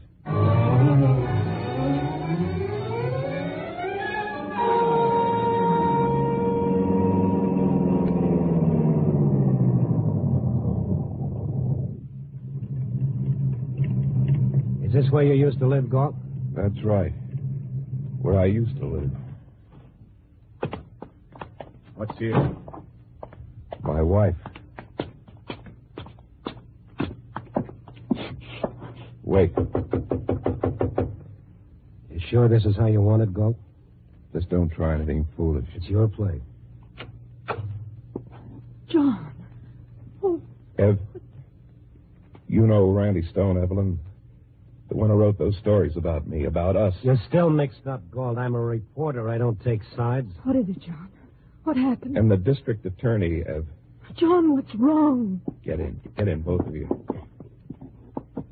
You're an awfully determined host, Gold. Over there where I can watch you. Why are you doing this, Gold? You can't do yourself any good, and you're only making things worse for your wife. Motive. You kept saying motive, Mr. D.A.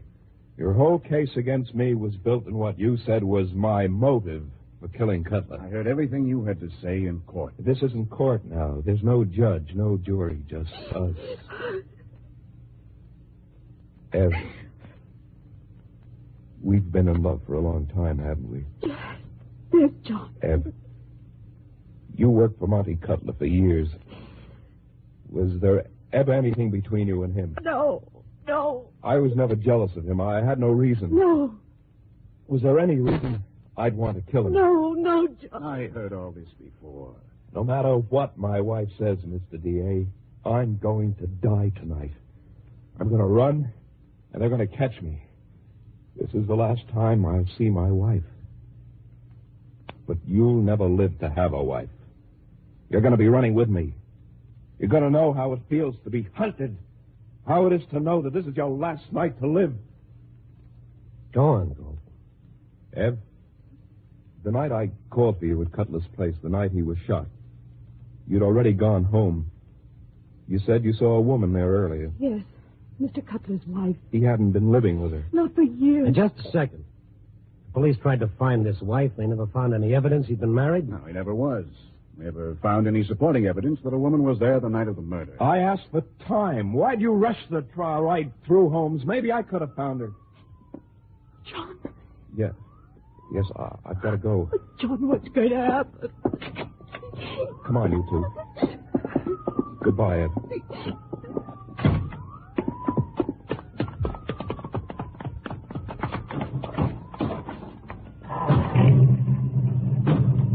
Where now? Maybe some more evidence that never got into court. Keep your eye on the road, Stone. I'll tell you where to go.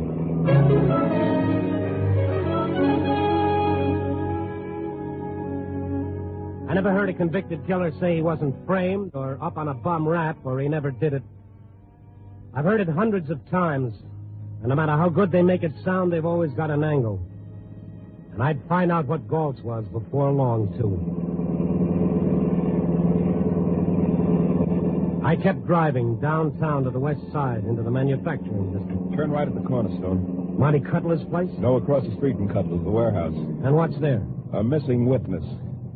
Maybe he's back in town now. Who is it? The night watchman. Come on. Out. He was there when I came to pick Evelyn up that night. I said hello to him, but nobody could find him during the trial. Seems like a silly waste of time to me. Time is all you have left, Holmes. You better keep hoping I manage to waste a lot of it before they close in on us. Hey, fellas, what do you want there? Hold on there. What is it you want? What? Yeah, it's me, Charlie. Johnny Gould. And this is Randy Stone of the Star. And maybe you know our assistant district attorney, Mr. Holmes. What do you want? The answer to some questions, Charlie. What about? What for? About Monty Cutler's murder. And because you skipped town during my trial. I don't know what you're talking about. If you know anything, Charlie, tell us about it. What could I know? Why'd you leave town, Charlie? I went on my vacation. More than 4 weeks? Yeah, sure. Who paid for your vacation? Nobody. What do you mean? Tell him what he wants to know, Charlie. Mr. District Attorney, Go ahead, Charlie. You want me to tell everything that happened that night, Mr. Holmes? Why not? What difference does it make? What difference? Well, maybe so. Well, I said hello to you, Mr. Gold. You remember that? Sure. And before that... What? Well, before that, this woman come around. Which woman, Charlie? Well, I've been a watchman here a long time. I see her a few times, maybe 5 or 6 years ago. She used to come around that Cutler's wife. I don't know whether she was or not. How long before I got there, Charlie? Maybe half hour, I guess. How long did she stay there? I don't know. Mr. District Attorney, you sure you want me to spill this? Oh, yes. Yes, Charlie. There's no mystery, is there? But there was a car there, too. What car? Big limousine. Go on, Charlie. Which big limousine? The district attorney's car. My car? The DA's car? Yes. Were you raiding Cutler's roulette wheel, Holmes? No. That's it. That's it. That explains everything. You were there.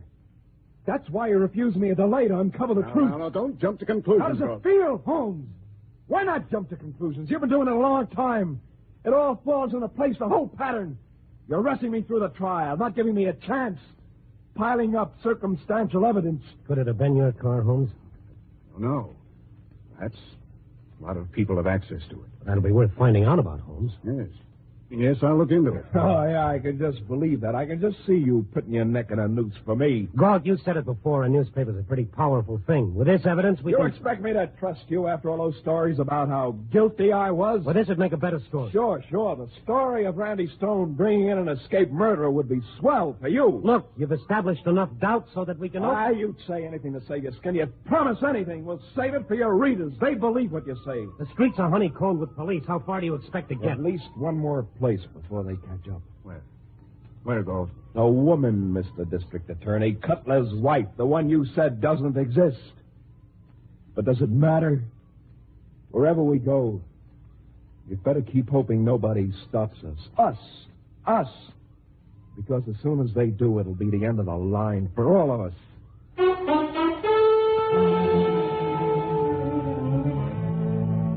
Well, Randy, you're a fast guy with an answer, so answer this one. Or are you looking for an angle? You've heard 100 convicted killers say they're innocent. You're tired of listening. You know they're lying. But here's the 101st, Randy. Maybe he hasn't got any angle. Maybe he's telling the truth. And if he is, it makes sense for him to feel that there's no answer. And he's got to keep running with the cops and everybody waiting for him with guns and with cars. Because he can shout his lungs out and nobody will listen. He can yell and cry and scream that he's not guilty. And they'll still drag him down the long corridor and make him step over the next to last threshold. What would you do if you were him, Randy? And the DA's car, how does that figure? Galt wasn't taking any chances now. He forced Holmes and me to burrow into the well below the dashboard. He got behind the wheel, driving with one hand, his other hand gripping his gun.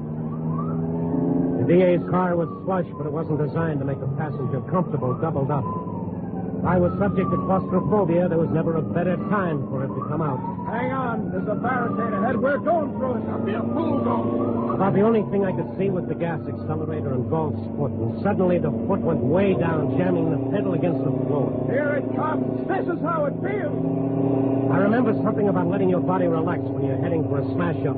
But how can you relax with your knee propped against your chin? I clamped my jaw tight and said a fast prayer. Like this, Stone, like this.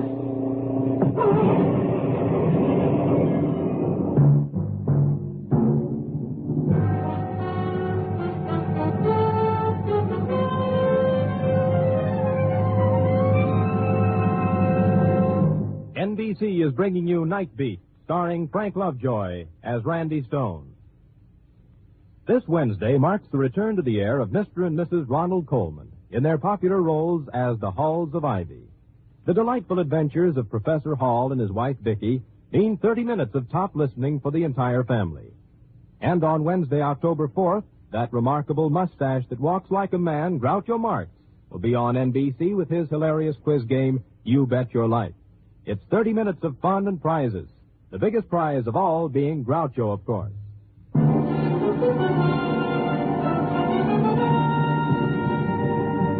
And now back to Night Beat and Randy Stone. It wasn't particularly comfortable under the dashboard of the car, but it was a good place to be with bullets on the loose and an escaped murderer at the wheel.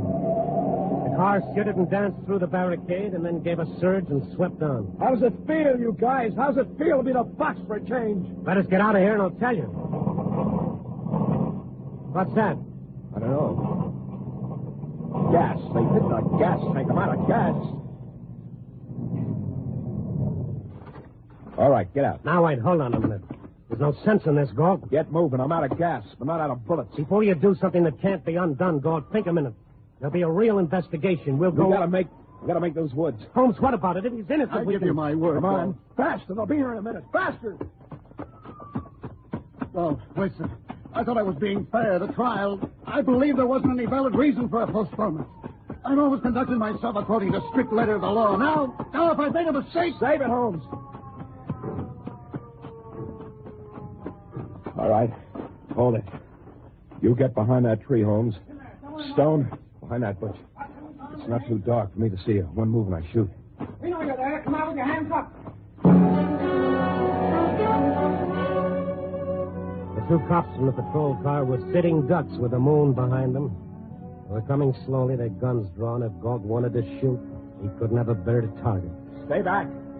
Stay back. But they kept coming, not seeing any of us, straight for the bush behind which I stood. Mr. Holmes, are you there? Yes. Yes, don't shoot. Don't come any closer. I'm warning you. We're coming in. I said stay back. I'll shoot. Galt fired from less than 15 feet, but if the shot hit one of them, it didn't stop him. They both came on. I counted 1, 2, and then the cop in front was close enough. I braced myself, and I let him have it. Sometimes you have to do the darndest things to help a guy. My haymaker hurt the cop, but not as much as Galt's bullet would have.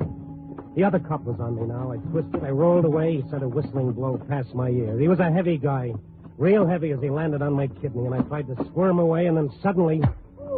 the cop's weight slid off my back. I turned, and Galt's face, twisted and maniacal, looked down at me, his gun raised. Get up, Stone. You two Holmes. They're out cold.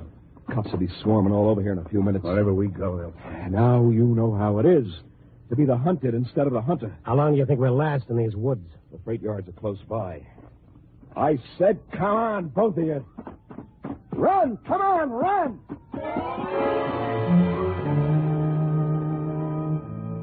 You can read about it, you can see it in the movie, but you never really know how it feels to be the quarry in an honest-to-death game of fox and hounds until you've had it. We were running, but there'd have to be a dead end, and soon, and that'd be the time that Galt, half crazy with bitterness and hate, would turn his gun on us to make sure that he took us with him. We made it to the freight yards, and Galt steered us to one of a long line of boxcars. Okay, here's an empty freight. Get in.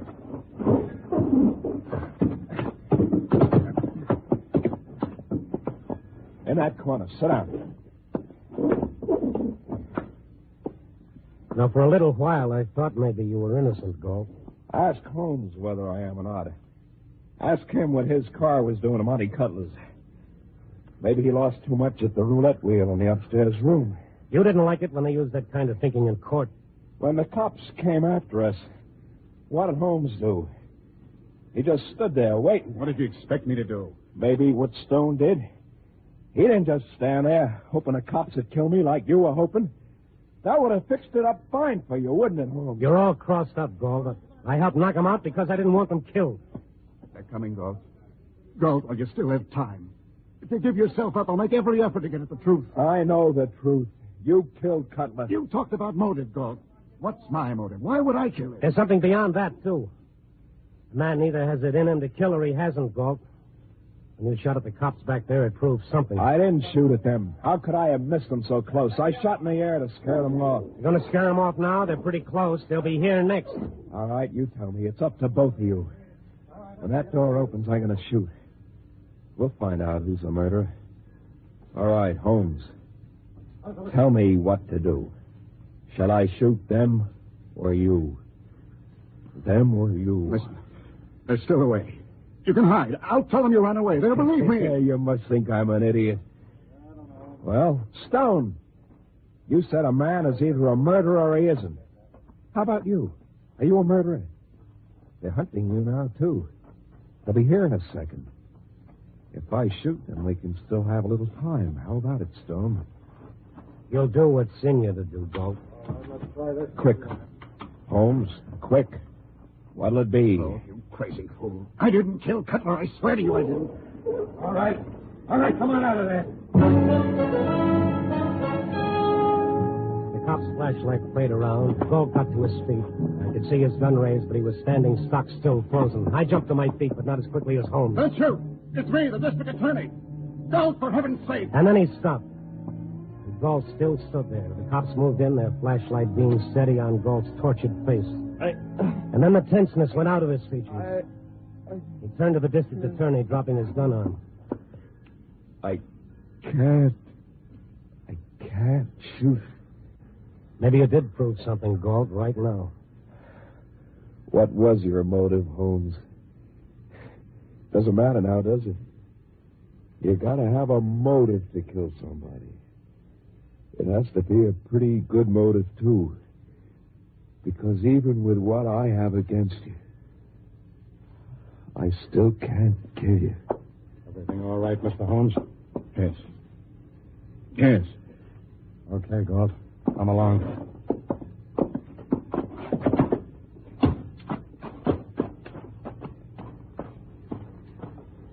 He didn't kill Monty Cutler. No. You didn't either. No. It was your car. I don't know. I suppose maybe it was. Gold wanted to take us to one more place, Holmes. Cutler's wife. Yeah, we'll have to find out where she lives. Yes, I'd like to stop off at Louise's first, Randy. She's probably worried about me. It's close by. Sure.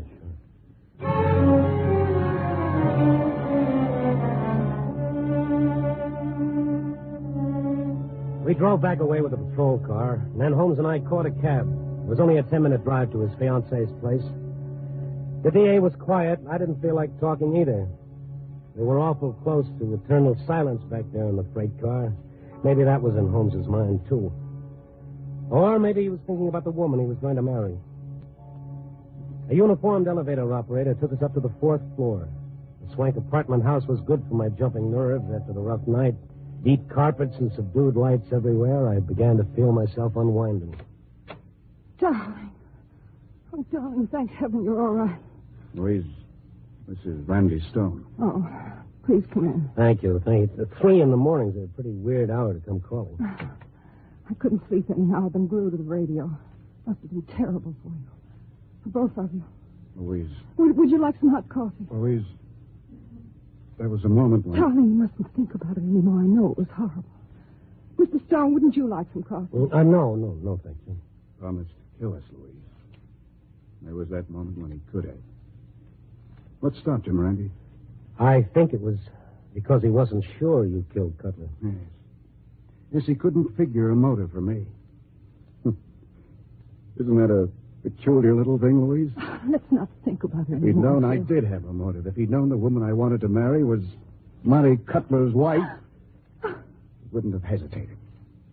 The rest of the evidence was all there. Phil. He could have killed us. And he didn't. He's an honest man. Far more honest than I was.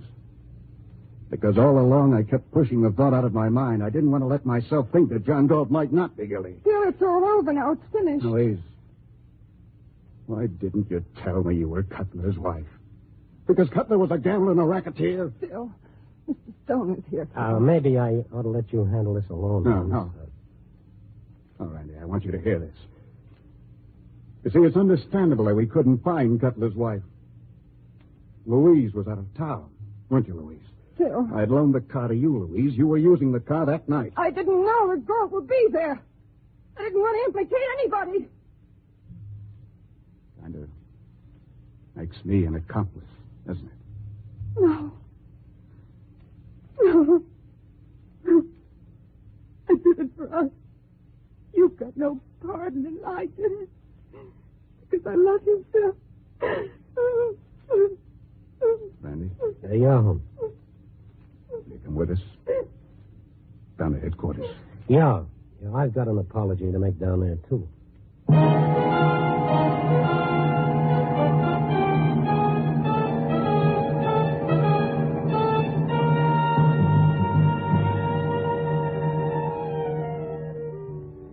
That old bromide that I was talking about, it's don't jump to conclusions. It's an easy habit to get into. At work, at home, with the people we know and love. I got my education all over again with Johnny Galt, and I didn't learn with books. Playing for keeps is a tough way to learn, but maybe it lasts longer that way. I hope so. Copy boy. Where is that copy boy? Probably sneaking a beer at the corner. Oh, there I go, jumping to conclusions again. Copy boy.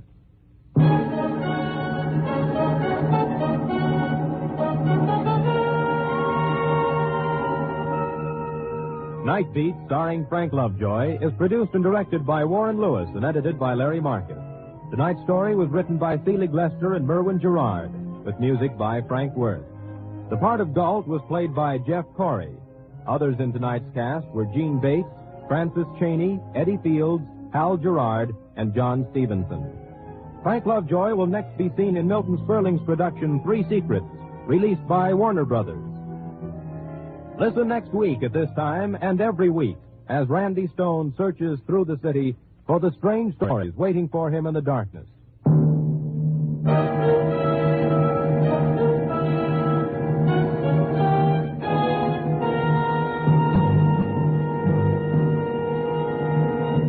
Night Beat came to...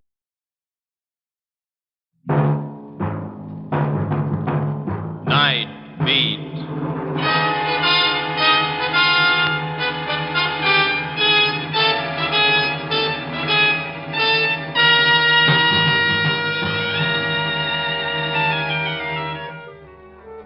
Hi, this is Randy Stone. I cover the night beat for the Chicago Star. Stories start in many different ways. This one started with a girl and a full load of hate. You can't beat that combination for trouble. Night Beat, starring Frank Lovejoy as Randy Stone.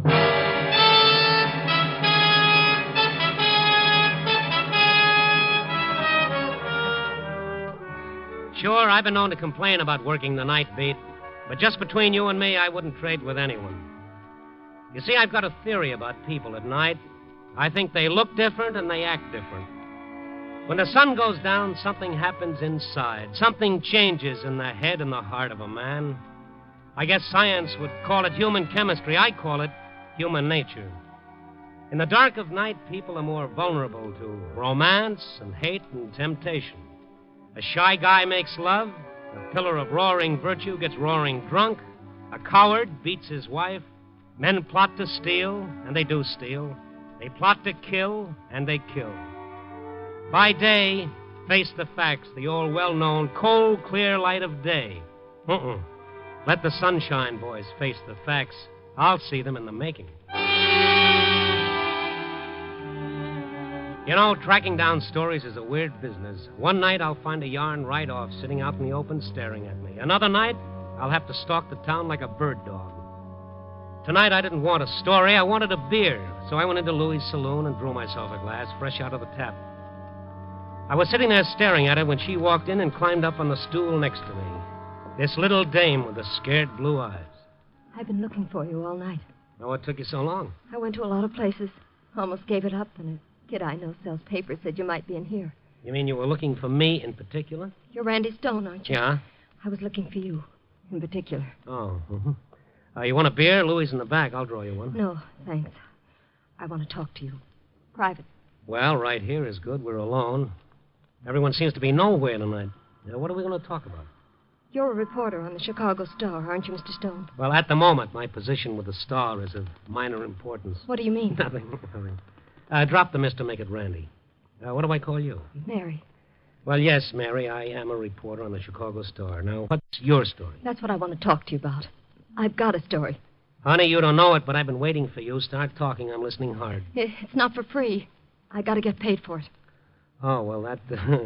this calls for music. Wait till I put a nickel in this thing. Sure you don't want a beer? No, thanks. I don't buy stories. I think you'll buy this one. Yeah, for how much? $500. $500? Look, Mary, you're a cute kid, but you're a dreamer. I don't make that much in a month. If you know who killed Cock Robin, I couldn't pay $500 for the story. You could if I knew who killed Marty Crane. Marty Crane, the gambler? I didn't know that he'd been killed. Neither does anyone else. Not even the police? No. Well, don't you think you ought to tell them? That's the kind of story they get real interested in. Yeah, but they wouldn't pay me for it. I need $500, bad. They wouldn't give it to me, but you will. It'll mean a lot to the Star to get the story first. Mean a lot to you, too. I haven't got 500. You could get it from your paper. You're crazy. Marty Crane dead? I don't believe it. Okay, forget it. All right, wait a minute. Let's not get sore. Maybe you better fill me in a little. I don't know what you mean. Well, all right, point number one. If nobody else knows Marty Crane is dead, how do you? And if you do, where's your proof? I'll take you to him. You'll see him yourself. He'll be dead. Well, that's pretty good proof. Murdered? Yes, murdered. And you'll tell me who did it? I won't just tell you. I'll show you who did it. Somebody come in? Never mind, Louie. It's all right. Oh, it's you, Randy. Okay. You know, I could go to the police and tell them what you've told me. They'd find Crane's body, and I'd get the story for nothing. And so would every other newspaper in town. Yeah. Well, say I did get the 500 and say you did prove Marty Crane had been murdered. I'd have to call the police then. I know. And if you told me who killed him, I'd have to spill that, too. You can do anything you want after you give me the money. And when I do that? After I give you Crane and his murderer. I see. It's got to be cash. Now, you don't look like the kind of a girl who'd sell somebody out for dough. You must have a big hate on. Only one person I hate. Marty Crane. You know, you don't make sense. If you hate Crane, why rat on the guy that killed him? I need the money. You must need it awful bad. You want to buy or don't you? I don't know. Like I said, I haven't got 500, but like you said, I could get it. Maybe. I need some time. You've got till midnight. It won't take me that long. Let's make it an hour. All right. I'll wait for you. Right here.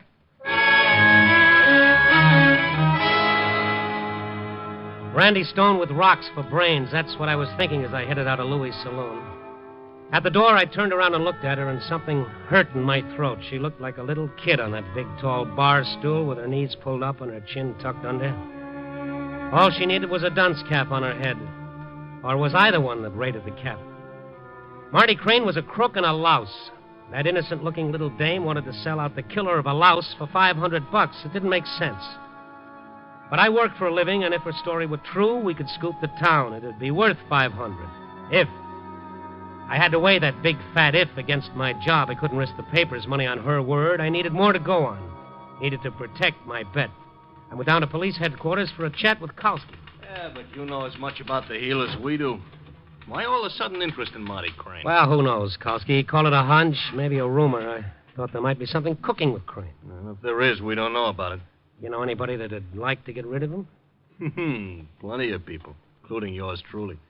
To quote the old man, Crane is a blot on the department's escutcheon, if you know what that means. I knew it sounds profane. He's slick like oil, this guy. One day he'll lose off in the wrong direction. We'll remove the blot.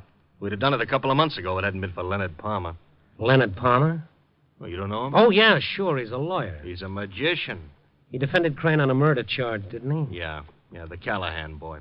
Crane shot him. Palmer got him off on a self-defense. Oh, yes, I remember. They had to fumigate the courtroom after that trial. Well, thanks for the rundown, Kowski. Oh, stick around. This place is like a mall. No, I can't do it. But if my hunch pans out, that's probably where I'll see you later. At the morgue.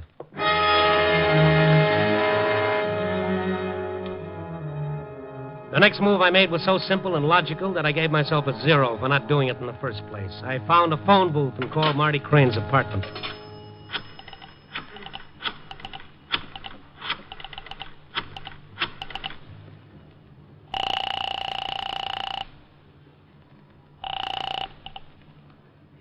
I want to talk to Marty Crane.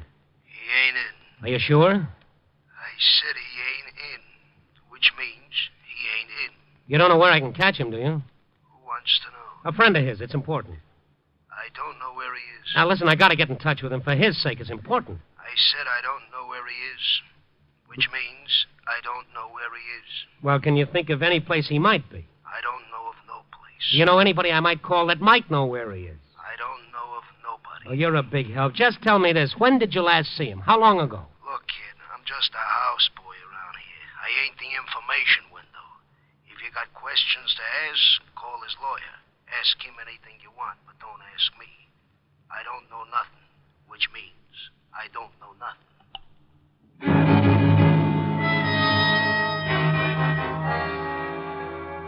I gave myself another 0, but at least I'd gotten an idea from that fountain of information. I went through the book for Leonard Palmer's address. It was a very expensive address. The carpet sunk up to my ankles, but I made it across the room and eased into a lush-type sofa, one of those short deals they call a love seat. While I was sitting there, I wondered why. Can I make you a drink? No, thank you. It's a very fancy layout you've got here, Mr. Palmer. Very fancy. I find law practice quite profitable. Yeah, you've caught the hang of it, all right. What can I do for you, Mr. Stone? Tell me where to find Marty Crane. Oh, is he lost? Well, I don't know. I'm looking for him. His apartment said I should try you. His apartment made an error. As you can see, he's not here. But maybe you know where he is. I don't know what gave you that idea. Well, you're his lawyer. Precisely. However, my duties as such do not include that of nursemaid. Let's get nasty. I'm sorry you get that impression. If I were looking for Mr. Crane at this time of night, I'd try his various nightclubs. Like, which ones? I believe he owns several. The Red Dot, the Coronet. Oh, I really couldn't say. I'm afraid I can't be of any help to you at all. If I told you that I thought something had happened to Marty Crane, would that change your attitude? Not in the least. You went to a lot of trouble to save his neck on that Callahan murder. Seems like you'd want to protect your efforts. I was paid for my efforts. It wouldn't bother you if I said maybe Crane was dead? Not in the least. As an individual, he means nothing to me. Few people do. My main interest is money, and I'm free to admit it. Know anybody that'd want to kill him? I dare say there are many people. You included? I? That's ridiculous. I'd lose a client. It would necessitate rearranging my income tax returns.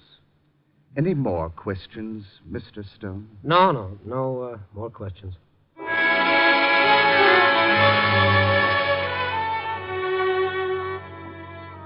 I wanted answers to my questions, and I couldn't get any. I called nightclubs Crane owned, and some he didn't. No one had seen him.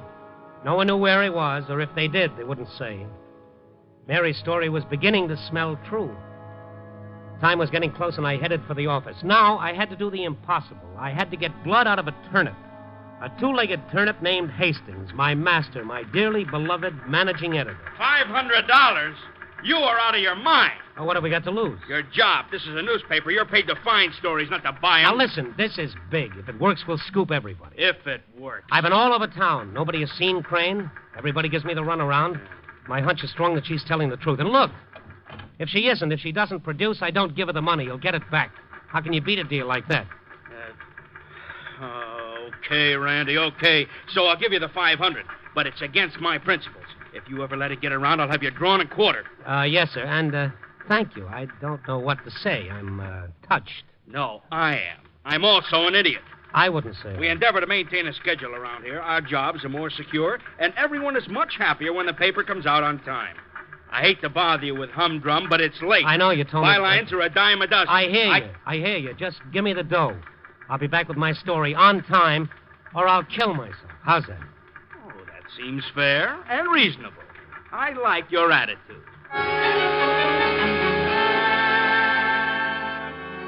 He's a lovely guy, Hastings. He's so dependable. If he says he's going to break your neck, you can depend on it. I'd stuck my neck out for breaking, and I knew it. How I got the $500 out of that heart of gold, I'll never know, but I had it, cash in my pocket. And if you don't think I was worried, you're crazy. I ran all the way back to Louis' saloon. When I got there, a drunk was hanging on the jukebox. Louis was behind the bar. In front of the bar, nobody. What's the matter, Randy? You don't look so good. That girl that was here, where is she, Louis? Yeah, she left about 5 minutes ago. Oh, no. Yeah, she told me to be sure and tell you something. What the heck was it? Yeah, Louis, what the heck was it? Oh, she said to tell you she's coming back. She said, tell him I'll meet him here at exactly 10 minutes to 12. 10 minutes to 12? I can't wait that long. Yeah, she must have it bad for this dame. I'd like to boil her in oil. I got a deadline to meet. It won't wait. I stake my job on that little dame. All right, Louis. I'm all out of nickel. Don't bother me. If I could only find her, Louis, I'd find her. I don't even know her name. It's Callahan. Huh? Mary Callahan. You know her? Sure. She's a nice kid, so don't yap about her in my saloon. I used to be friends with her brother, Danny Callahan. Got shot a couple of months ago. Wait a minute. Say that again. This girl's the sister of Danny Callahan? Yeah. The Danny Callahan that was shot by Marty Crane? I and a lot of other people around here say he was murdered by Mary Crane.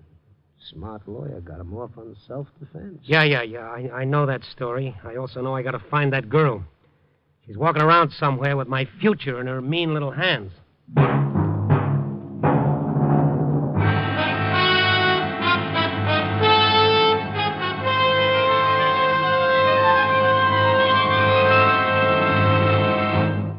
NBC is bringing you Night Beat, starring Frank Lovejoy as Randy Stone.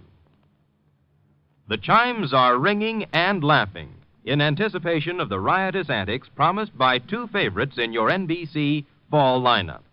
The first is Bob Hope, and he returns to the air over most of these NBC stations on Tuesday, October 3rd, with more laughs and timely satire in the unique rapid-fire Hope style. The day after Bob Hope's return, the hilarious quiz game You Bet Your Life makes its NBC debut, featuring that master of the ad-lib and clever quip, Groucho Marx. Bob Hope, October 3rd, and Groucho Marx, October 4th.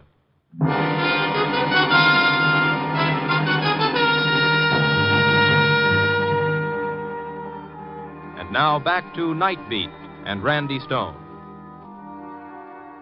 I was in the soup, and it was hot, and I didn't like it. If Mary Callahan was telling the truth, if Marty Crane really had been murdered, some other paper was sure to smell out the story while I was cooling my heels in Louie's bar. My editor would scream like a banshee, and I'd be sweating out unemployment, all because I took the word of a little blue-eyed stool pigeon who promised to sell out Marty Crane's murderer for $500. I had the $500 in my pocket. I think I must have put my brains in my pocket, too. Louie stood there watching me burn. I don't get you, Randy. What are you sore at Mary about? Like I told you, she's a nice kid. Maybe you don't know her like I do. What did she do to you? She welched on a deal. She said she'd wait for me right here. She said she'd be back. I told you that. She'll be back. At midnight. 10 of. Well, I can't wait. I got a deadline to beat, no story. It's barely an hour till midnight, Randy. You don't know how mad Hastings can get in an hour. Some other paper scoops me out on that story. I'm a has-been. Oh, that dame, I could kill her. I repeat, she's a nice kid. Yeah. Look, Louie, this brother of hers that Marty Crane shot, Mary like him? Sure. She was crazy about him. It's unbelievable. What do you mean? He was a nice guy. I don't mean that. I mean, it's unbelievable what some people will do for money. I don't follow your conversation. Well, don't try. I gotta find that girl. Any idea where she'd go? I don't know. Maybe she went home. Where's home? You know where she lives? Well, yeah, but in the mood you're in, I don't know if I ought to tell you. Come on, Louie. I won't hit her. I'd like to, but for you, I'll skip the pleasure. I give you my word. After some gentle but firm persuasion, Louie took my word and gave me her address. I didn't have any trouble with the carpets in that place. There weren't any. Up 4 flights of stairs, it groaned and shuddered with every step. The light in the hall was so dim I had to strike a match to read the number on the door. It checked with the one Louie gave me, so I knocked. I heard someone shuffle across the room inside. The door opened. A little old woman stood there peering at me. What? Before she even said anything, just the look in her eyes told me that everything wasn't quite right with her. I can't see you very well. Are you someone I know? I'm afraid not. I'm looking for Mary Callahan. Are you a friend of Mary's? Well, yes. Is she here? I'm Mary's mother. Won't you come inside? Oh, thank you. My name is Randy Stone, Mrs. Callahan. I'm sorry to call so late. Please sit down. No, thank you, really. I can't stay. I just wanted to speak to Mary. Is she home? I'm worried about Mary. Are you a friend of Danny's? No. I didn't know Danny. Well, that's too bad. Danny was such a nice boy to know. I'm very anxious to see Mary, Mrs. Callahan. Isn't she here? No. You have any idea where I can find her? Did you say you knew Danny? No, I didn't know Danny. Danny's dead, you know. I expect you read about him in the papers. Yeah. It wasn't true. Danny couldn't have tried to kill anyone. Not Danny. It was the lawyer that made people think he did. What was that lawyer's name? Palmer. Leonard Palmer. Yes, of course, Leonard Palmer. He's not dead, is he? He's a very clever man. What was it you wanted to know about Mary? I'm trying to find her. I've got to talk to her. She was here. When? How long ago? Not long. She only stayed a minute. You know where she went? That's the picture of Danny right there. He is a fine-looking boy, isn't he? Yes, you bet he is. Yes. And he was a brave boy. He knew things about Marty Crane. That's why Crane shot him. And that lawyer made everybody believe that Danny had tried to shoot him first. Such a clever man. What was his name? Please, Mrs. Callahan, did Mary say where she was going? She said she had an appointment with someone at 12 o'clock, and if she was late, I shouldn't worry. But I am worried. Well, the appointment was with me. I was hoping I could catch her before then. Oh, that's too bad. Maybe she's still at Mr. Green's. Mr. Green's? I remember she said something about going by Mr. Green's to pick up something. But my memory isn't very good since Danny... Where is Mr. Green's? There's a pawn shop down the street. That's where Danny was killed, you know. Mr. Green's pawn shop.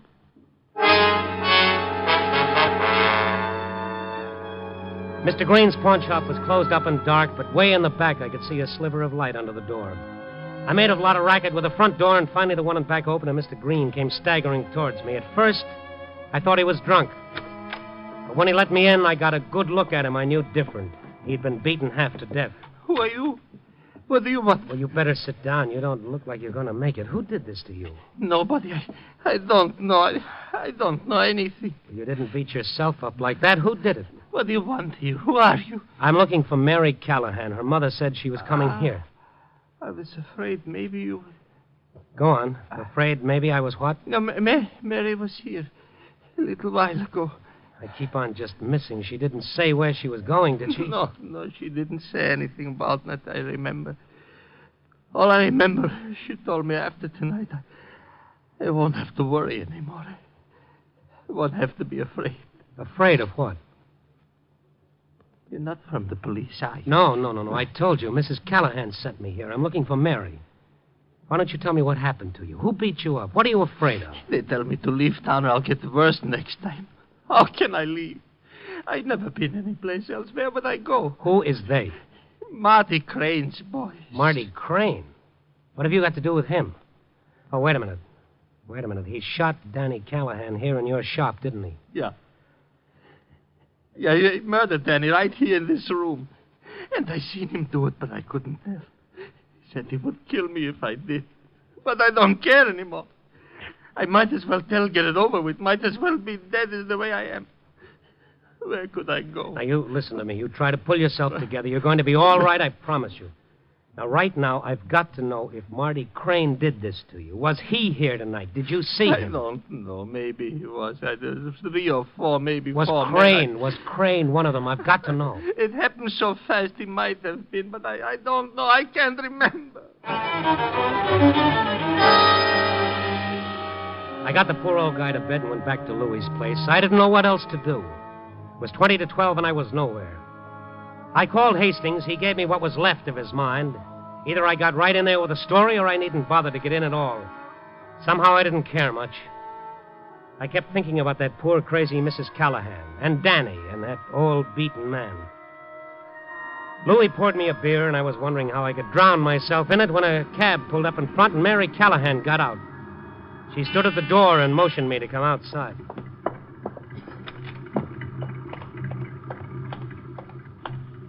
Well, did you get the money? Yes, I got it.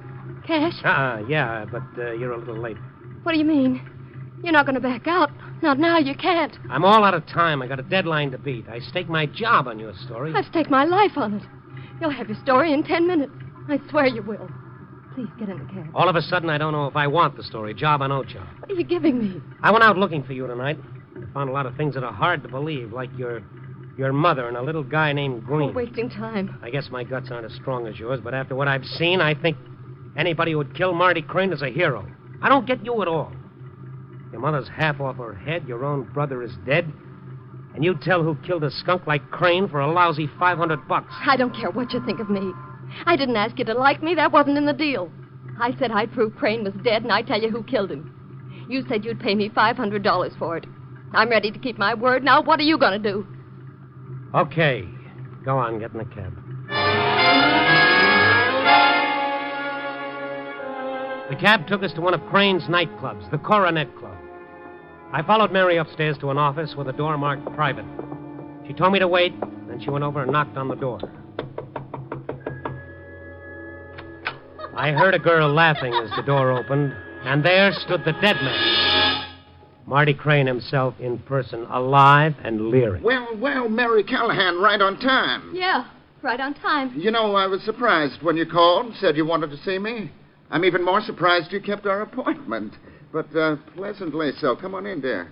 Won't it be crowded? Well, I wanted to see you alone. Yes, of course. Doris was just leaving, weren't you, darling? Oh, but naturally. You say so, darling. It's all yours, honey. Just hope you're fleet-footed. That's enough, Doris. I'll call you later, maybe. I won't hold my breath. Shall we go inside? Yeah, sure. Well, I don't get it. Well, hello. No, hello. What can I do for you? Oh, not a thing. Oh, it's too bad. You looking for somebody up here? No, not anymore. That was Marty Crane I just saw, wasn't it? Sure was. Would you say there was anything dead about him?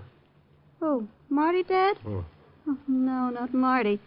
I'm dead about him. He's the life of the party, that guy. Almost too alive to suit me. He's...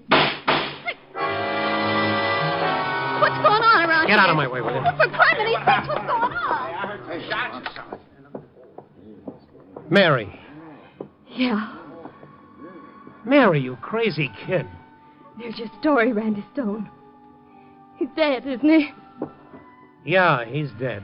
And it's plain to see who did it, isn't it? Why, Mary? Why did you do it? I had to. Somebody had to. I've been wanting to even up with him for a long time. But I had to have that $500 first. I had a hard time figuring out how to get it. But it's mine now, isn't it? What good is it going to do you now? It's going to save my neck. The same way he saved his when he killed Danny. It was self-defense. Nobody saw it happen. Leonard Palmer is a very clever man. He can prove it was self-defense, and I've got his price. $500. Cash. In advance.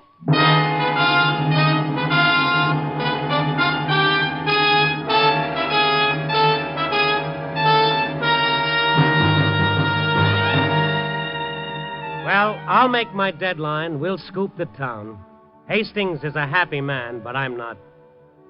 I wonder who's going to have to tell Mary that she's not going to get away with it.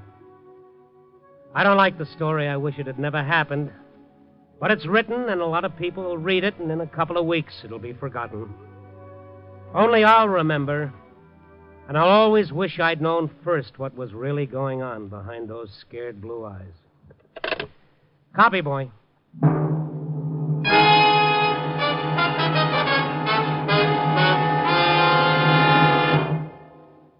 Oh, just a minute, Frank.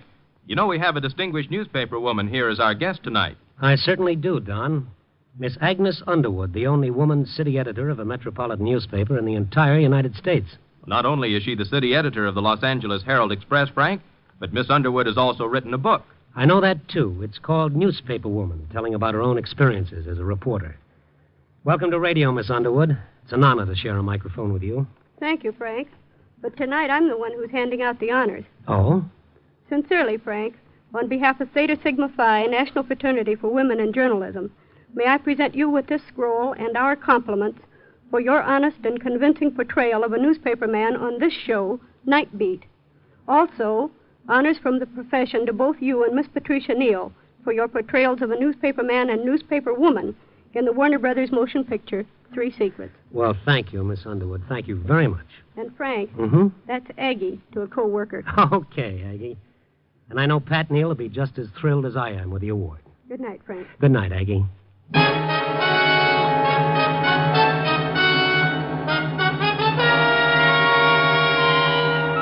Night Beat, starring Frank Lovejoy, is produced and directed by Warren Lewis and edited by Larry Marcus. Tonight's story was written by Marty Wilkinson, with music by Frank Worth. Portions were transcribed. The part of Mary was played by Betty Moran. Others in tonight's cast were Peggy Weber, Larry Dobkin, Lou Krugman, Jack Crucian, and Stan Waxman. Frank Lovejoy will next be seen in Milton Sperling's production 3 Secrets, released by Warner Brothers. Listen next week at this time and every week as Randy Stone searches through the city for the strange stories waiting for him in the darkness.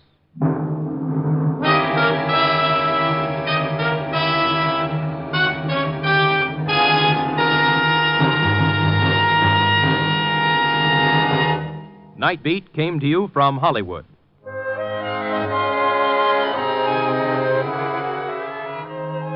Three chimes mean good times on NBC. The chimes ring for two favorites returning to the NBC Tuesday night lineup tomorrow. Fibber McGee and Molly will be back at 79 Wistful Vista with all their delightful guests. And Art Linkletter returns with a host of contestants ready and willing to prove that people are funny. That's McGee and Molly and People Are Funny tomorrow night.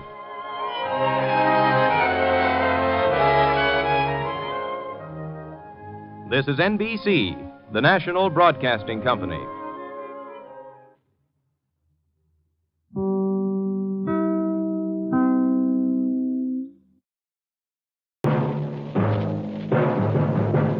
Night Beat.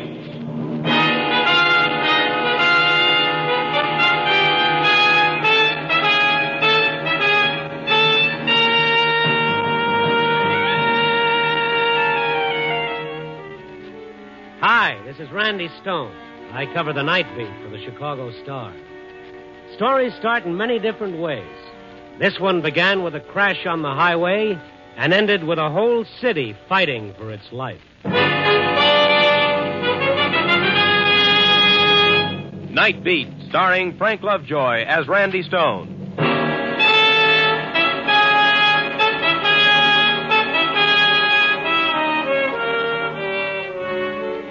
Joe's Diner is located about 10 miles out of town on the highway going north to St. Paul. Joe caters to the truck drivers who wrestle those big 20-ton diesel jobs. You know, the ones that scare the pants off you when you have to edge over to the side of the road so that they can pass. It's strictly a man's spot. The steaks are juicy, and the conversation even juicier. I stop in there once in a while myself to take on a little of Joe's home cooking and improve my vocabulary, like tonight. All right. They still alive. Joe, I gotta get my truck rolling. Oh, how many hands you think I got? Like enough to push. I grabbed a stool at the counter and waited for Joe to catch up with me. Joe, scrambled eggs when you get to it. I'll be with you in a minute, Mr. Stone. Fried and butter, Joe. Lots of butter. How else? Good. I'm starved. 9 o'clock. You ain't had your supper yet? No, that's breakfast. I'm just starting out. Oh. You're as bad as one of these truck drivers. Here, this'll hold you. Joe banged a cup of coffee on the counter in front of me, and then it happened. There was a desperate shriek of brakes and a terrific crash out on the highway. In 5 seconds, a dozen men were on their feet racing for the door. Holy mackerel, call the cops, Joe. Tell them to send an ambulance.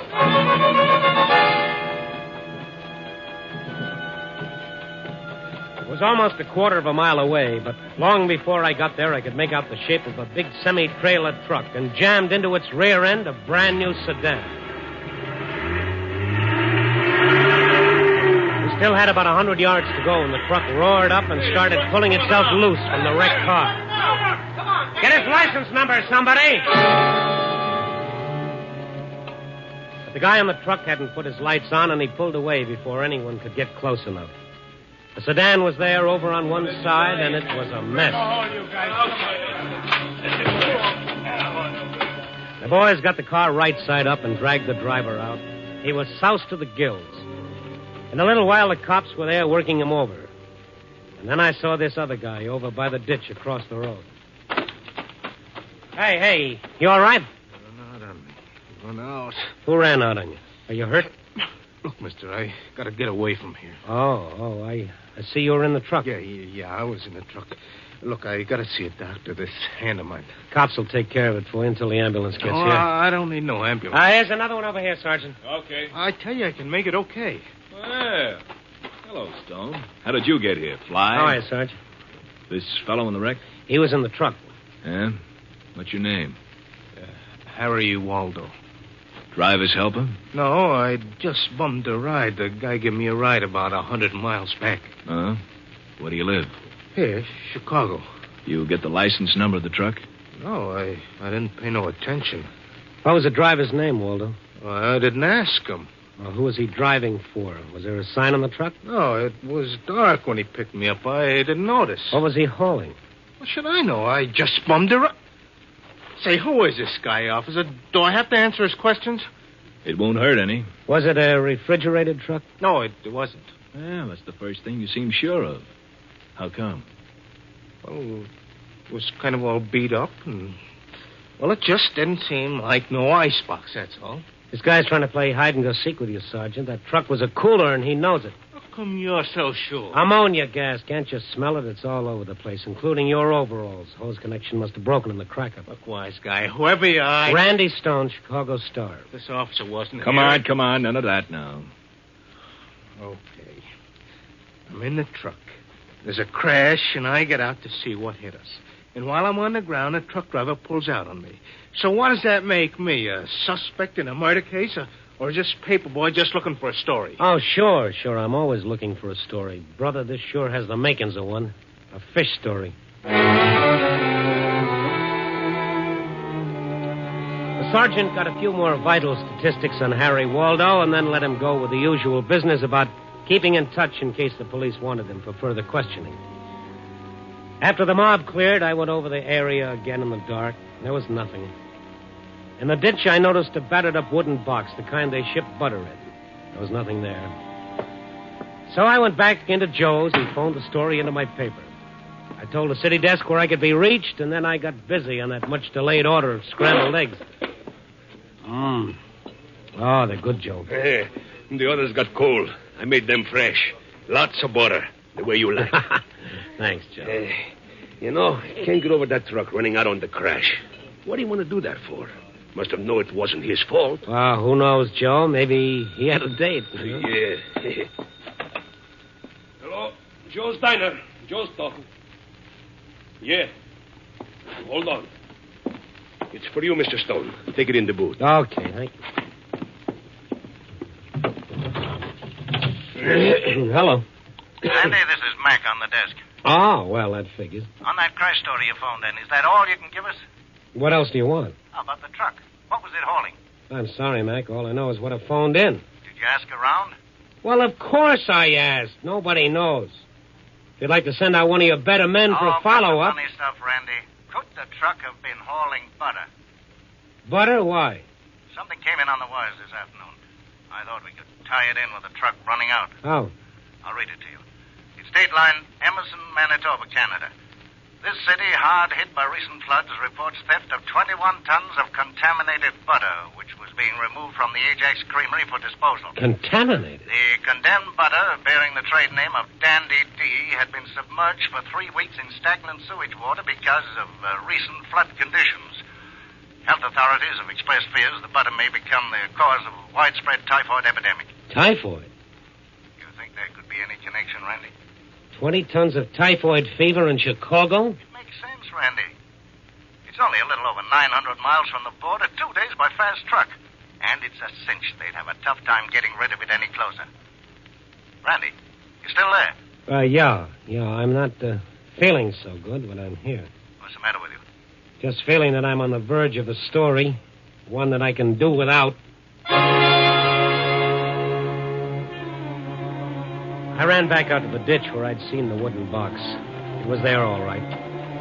My heart sank when I lit a match and read the words, Number 1 Creamery Butter, Canada.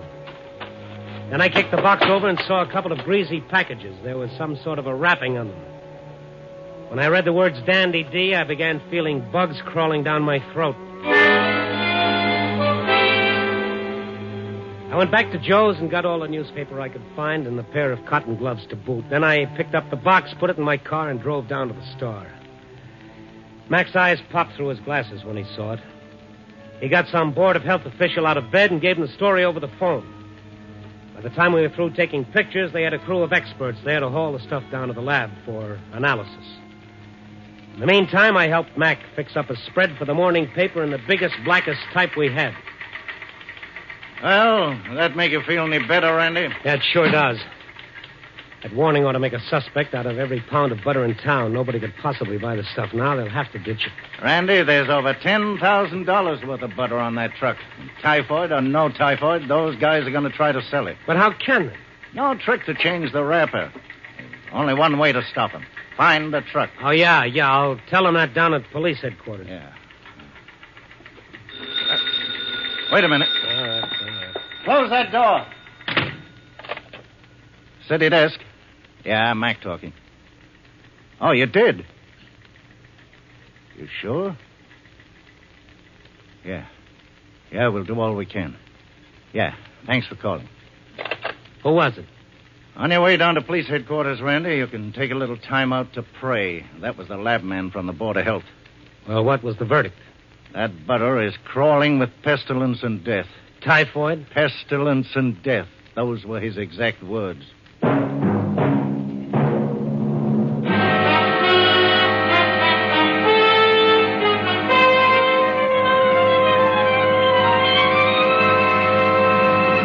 NBC is bringing you Night Beat, starring Frank Lovejoy as Randy Stone. The NBC chimes are laughing, but they're not keeping the reason a secret. They want everyone to know they're laughing in anticipation of the mad and merry antics in store with two NBC fall favorites, Bob Hope and Groucho Marx. Hope returns to the air over most of these stations on Tuesday evening, October 3rd, just 1 week from tomorrow. Groucho Marx brings his laugh-filled quiz game, You Bet Your Life, to NBC beginning Wednesday, October 4th. Listen when you hear the three chimes for laughs and more laughs with Bob Hope on October 3rd and Groucho Marx on October 4th. And now back to Night Beat and Randy Stone. At first, the police treated the typhoid butter story like it was a circulation builder for the Star. But bad news travels fast, and by the time I got in to see Police Chief Captain Sorensen, he'd heard all about it. He was a very worried man. Hello, Randy. Come down to help me word my resignation? Oh, it's that bad, huh? Haven't got a thing. What about that Waldo fellow who was on the truck? Have you picked him up? He forgot to arrive home after the accident. Well, that truck's got a hold up someplace. I've set up roadblocks. I've sent out patrols. There's not a back alley in this city that won't be searched tonight. But we still have no real description of the truck. Well, have you checked all cold storages and creameries? First thing, nothing's come in. You know, Mac thinks they may change the wrappers on the butter. Maybe if you call the printer. No good, Randy. You can buy wax butter wrappers in any paper supply house. This thing has been pretty well thought out. Well, no use my adding to the confusion around here. I mind if I go down to this Waldo's place and have a look around? Of course not. It's a boarding house over on St. Mary's Avenue. But look out for the old lady who runs the place. She'll talk you into a corner and keep you there. Don't worry about me, Captain. With little old ladies, I come out fighting all the time. It was 11:30 when I pulled up in front of Harry Waldo's address. It was one of those sad-looking houses that seemed to be held together by memories of what they used to be 40 years ago. Now there was a sign in front that read, Furnished Rooms, Mrs. Angela Barr. I rang and waited. Someone had drawn the curtains apart a little and was giving me the once-over. Yes? Mrs. Barr? Yes, what is it? Can you open the door, please? It's urgent. Goodness gracious, you police are the most persistent... I'm not with the police, Mrs. Barr. Not with the police? But you must be. They've been coming and going all night long. No. I'm a newspaper reporter on the Star. My name is A newspaper reporter? What a pleasant surprise. I declare I'm so excited. You must come in the kitchen and I'll make a cup of coffee. No, thanks very much. You're very kind, but I really What did you say your name was? Stone, Randy Stone. Oh, yes, of course. You sure you wouldn't like some coffee? No, nothing, thank you. Mrs. Barr. Oh, goodness, she's awake. Mrs. Barr, who is it? It's all right, Nancy. It's just a visitor. Go back to sleep, dear. Is Mommy home? I'm scared. Now, there's nothing to be afraid of. Your mother will be home in a little while. Just go back to sleep like a good girl. All right. That's quite a cough. Yes, the child has had such a cold. Poor Ellen is worried sick about her. Ellen? Her mother, Ellen Spencer. She's one of my tenants. Oh, yes. Look, Mrs. Barr, I wanted to ask you some questions about another of your tenants. Oh, yes. Mr. Waldo. The police have been bothering me all night. Whatever has he done?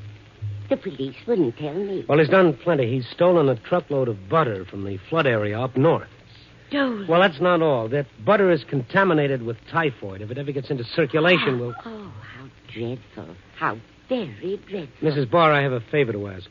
Now, how could I possibly do you a favor, Mr. Stone? I'd like to have a look at Mr. Waldo's room. But the police have already been through his room. Yes, I know, but you know how it is when you've got to write a story. There's nothing like seeing it firsthand. But at this time of night, do I have to let you in?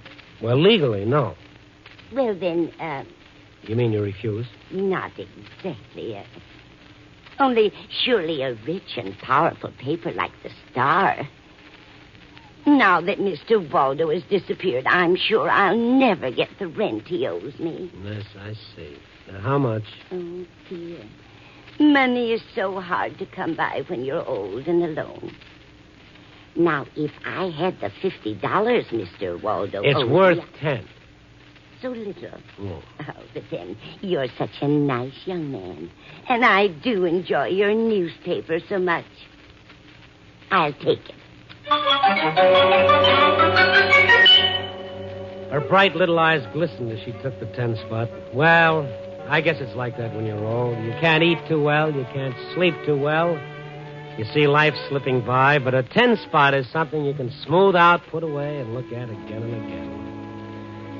Mrs. Barr followed me around as I went through Waldo's room. For a change, she had very little to say. I opened the drawers in his dresser. I looked under the bed. The kid in the next room was coughing again. I opened the closet door, and the smell that hit me was sharply familiar. Ammonia. In the corner, I picked up a pair of overalls that were saturated with the stuff. My friend Waldo had been home and changed. The phone downstairs started to ring. Oh, dear, the telephone. Want me to get down and answer it? No, it's probably Ellen. She's so worried about the child. Will you come down now? Just another minute. Oh, dear, oh, dear. You won't be long. I'd like to borrow these overalls if it's all right. Probably covered with germs. Hello. Wow, hello. What are you doing in Mr. Waldo's room? Are you a burglar? No, of course not. I'm one of Mr. Waldo's friends. Then can you tell me when my Uncle Jim is coming back? He was going to bring me something from his trip. Well, that's nice. Where did Uncle Jim go? He went away with Mr. Waldo in the truck. But Mr. Waldo is back and not Uncle Jim. Oh, does he drive a truck, your Uncle Jim? He doesn't drive it. He owns it. And he gives me a ride in it, too. Mm-hmm. Your Uncle Jim live here? Oh, yes. Uncle Jim is my really real uncle. He and my mommy are brothers. Oh, yes, I see. Nancy, you naughty child. Mrs. Barr. The idea of getting out of bed. I heard a noise. Back to bed with you, child. That was your mother on the phone. All right, Mrs. Barr. Good night, Mr. Burglar. Good night, Nancy. Imagine that child leaving her bed. Was she with you long, Mr. Stone? Oh, no. She just told me she had an Uncle Jim. Oh, yes. That's Ellen's brother. He's one of my other roomers. I understand he owns a truck. He's someplace in Ohio now, I believe. Been gone almost a month. Couldn't have been Canada. Questions. You'll simply have to excuse me. I must give that child her medicine. Good night, Mr. Stone. I'd used up my $10 worth of welcome, so I drove over to police headquarters and filled in Captain Sorensen on Harry Waldo's overalls and little Nancy's Uncle Jim. It was his first lead. He called motor vehicles and ordered a fast check on the truck owned by Jim Spencer, and then he started briefing me on the more recent developments. The city's in a panic, Randy. Warnings have been going out on the radio every 15 minutes. We've been flooded with calls from the mayor down. Mm-hmm. Anyone with a gut ache is sure it's typhoid and wants us to send down a doctor. Come in. Here's the dope on the truck, Captain. No, we're getting somewhere. All right. Broadcast this and keep repeating it every half hour. Get it? Yes, sir. We'll get him now. Well, you might try and sound a little more convincing. I left Sorensen chewing his upper lip. Then I headed for the Blue Angel and a little talk with Jim Spencer's sister Ellen. The Blue Angel wasn't meant to lure the better-class citizen away from his hearth and home. It smelled of stale beer and looked as if it were being lit by half a dozen fireflies. Your fire, happiness, life.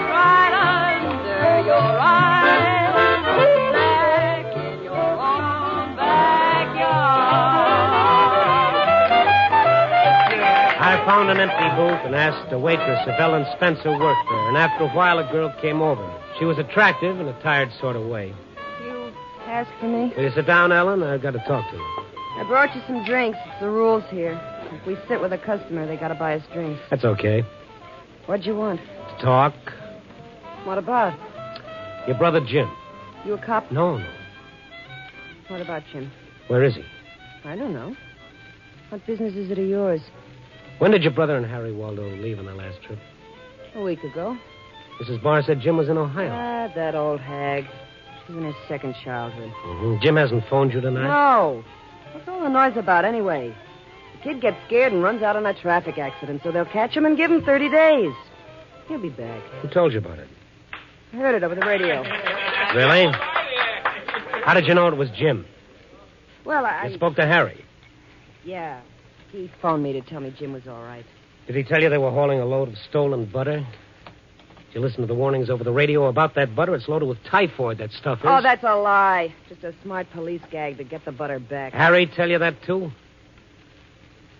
We got some of that butter, Ellen. It's been soaked in sewer bilge for a month. Jim wouldn't touch anything like that. He's a good kid. Maybe Jim thinks it's a gag, too.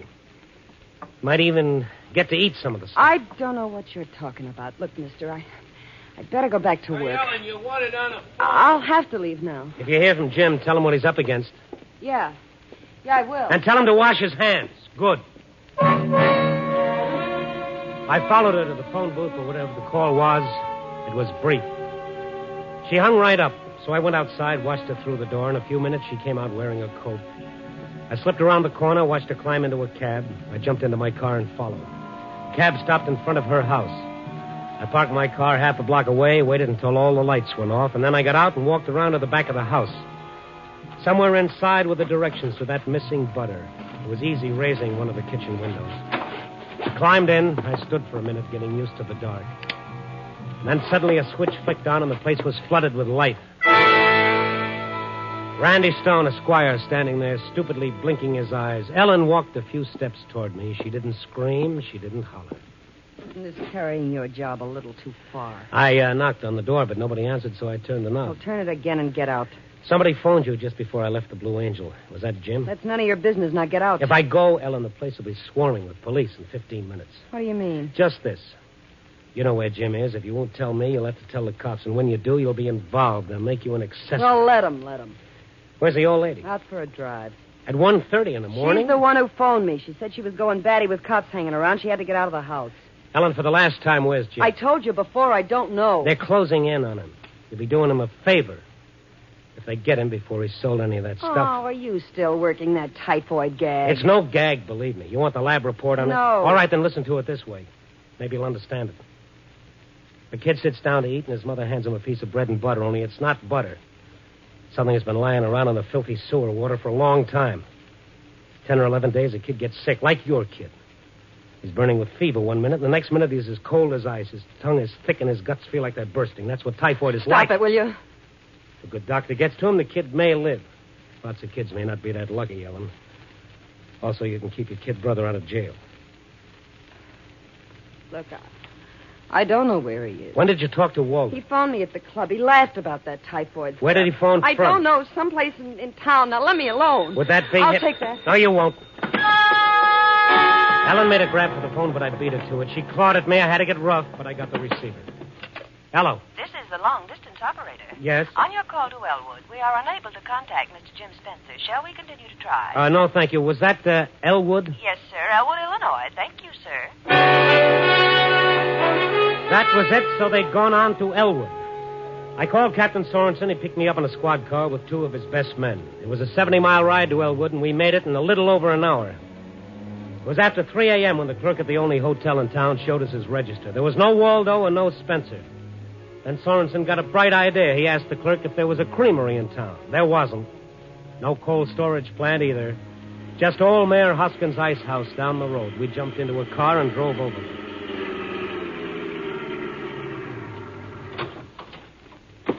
That's nothing but an old barn. Well, there's a light around the back. Randy, you come with me. You two cut around the other side of the building. Right. Oh, there's the truck. You see it? Yeah. All right, give me a lift, Captain. I'll see if I can get a look in through the window. It's Waldo. They got the butter? Yep. There's the other one. That must be Spencer. Get down. We'll take them now. All right, Spencer, get him up. Jim, the law. Those hands up, Spencer. You're covered. You too, Waldo. Don't try anything. Who's trying anything? Hold it, Captain. Hold it. Somebody else is coming. Kill the lights. Don't make a sound, you two, if you want to live. We pulled the big door shut, flicked off the lights, and waited in the dark. Guns pressed into Waldo and Spencer. A car had pulled up outside. Whoever it was seemed to be having a time with the door, and then finally it opened and the lights went on. Mrs. Barr. Oh, goodness. How you startled me. Why, it's Mr. Stone. Have you been waiting long? And here I thought my lazy boys had gone to sleep. No, they haven't. And I suppose Harry Waldo has told you all about me. I just know he did. Well, not everything. That is, not yet he hasn't. I just knew that boy had no character. And now I suppose you want to take me back to the city. But I hate Chicago in June. I don't think I'll go with you. Don't come any closer. Drop it, lady. Okay, Mother. Randy, get the gun. Yep. Lady, don't you know these things explode? Now, wasn't that foolish of me? I was going to try to get away. But where could I have gone? Where could an old lady go and hide? I do believe I'm getting senile. Isn't that a horrible word, Mr. Stone? Mrs. Barr, this is no joking matter. Don't you understand that butter could have caused an epidemic? Why, of course. Isn't it terrible?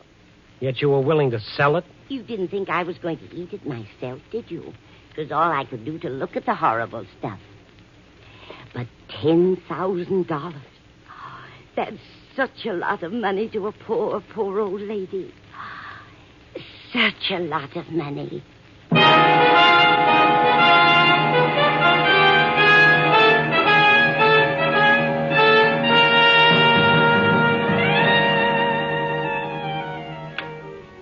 "10 a.m. and it's all buttoned up.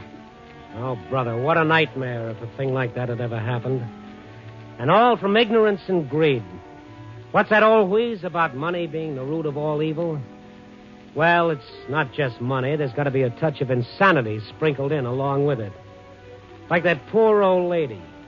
Poor? When the cops ran a make on her, they uncovered a fascinating record of over 50 years of criminal history, not to mention a dozen bank accounts. Guess she didn't trust banks any too much. Such a sweet old doll. Well, at least I got to see the sun come up this morning while we were driving back, climbing up into the sky like a great big yellow ball of butter. Oh, no, what am I saying? Copy, boy.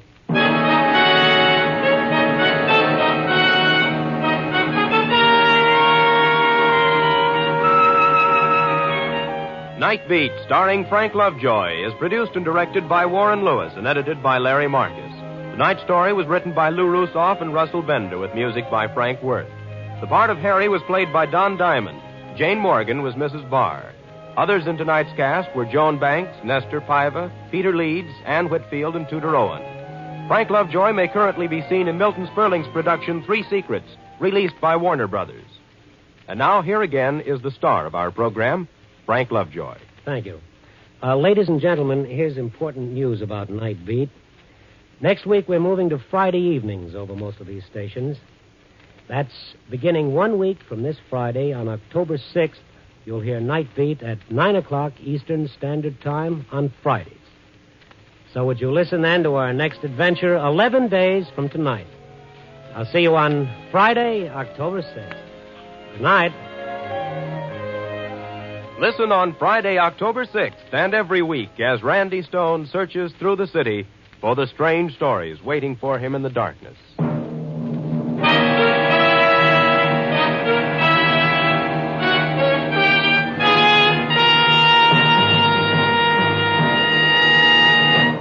Night Beat came to you from Hollywood.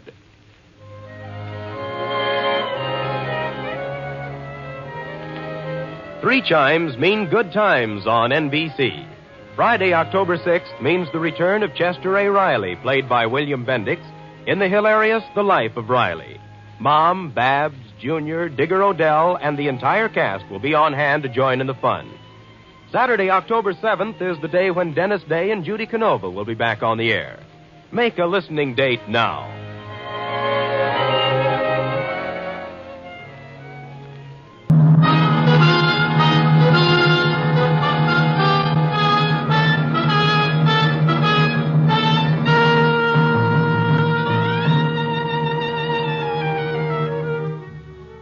Hi, this is Randy Stone. I cover the night beat for the Chicago Star.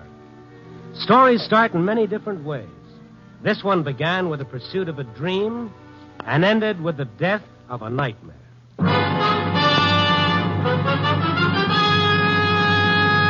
Night Beat, starring Frank Lovejoy as Randy Stone.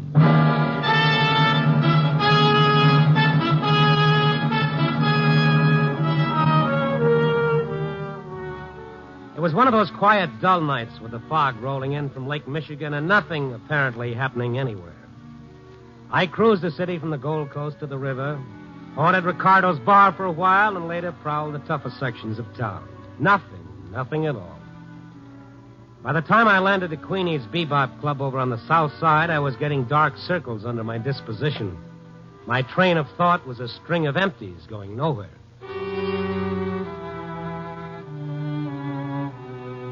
Queenie's place is a tired little bistro with bad food and a hungry floor show.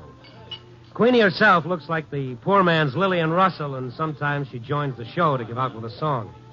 I suppose it's the only way she could get a booking, by owning the joint. Maybe she had a voice once. I can't remember that far back. However, she has a good memory with a tongue hanging square in the middle of it, which makes her good for a story now and then. When she saw me, she ambled over to my table. Hi, Randy. Long time no see. Hello, Queenie. Sit down, rest your bustle. Don't mind if I do. How's the newspaper business these days? Tonight's as dull as it ever gets. Queenie. Well, cheer up, dear. Something terrible is bound to happen. I got faith in human nature. What about you? Know anything exciting? Not much. I'm getting married. Again? Ah, those others were just the preliminaries. This is the main event, huh? How do you like the diamond he gave me? Some rock, huh? Looks like a stepping stone to success. Congratulations. Oh, you're welcome.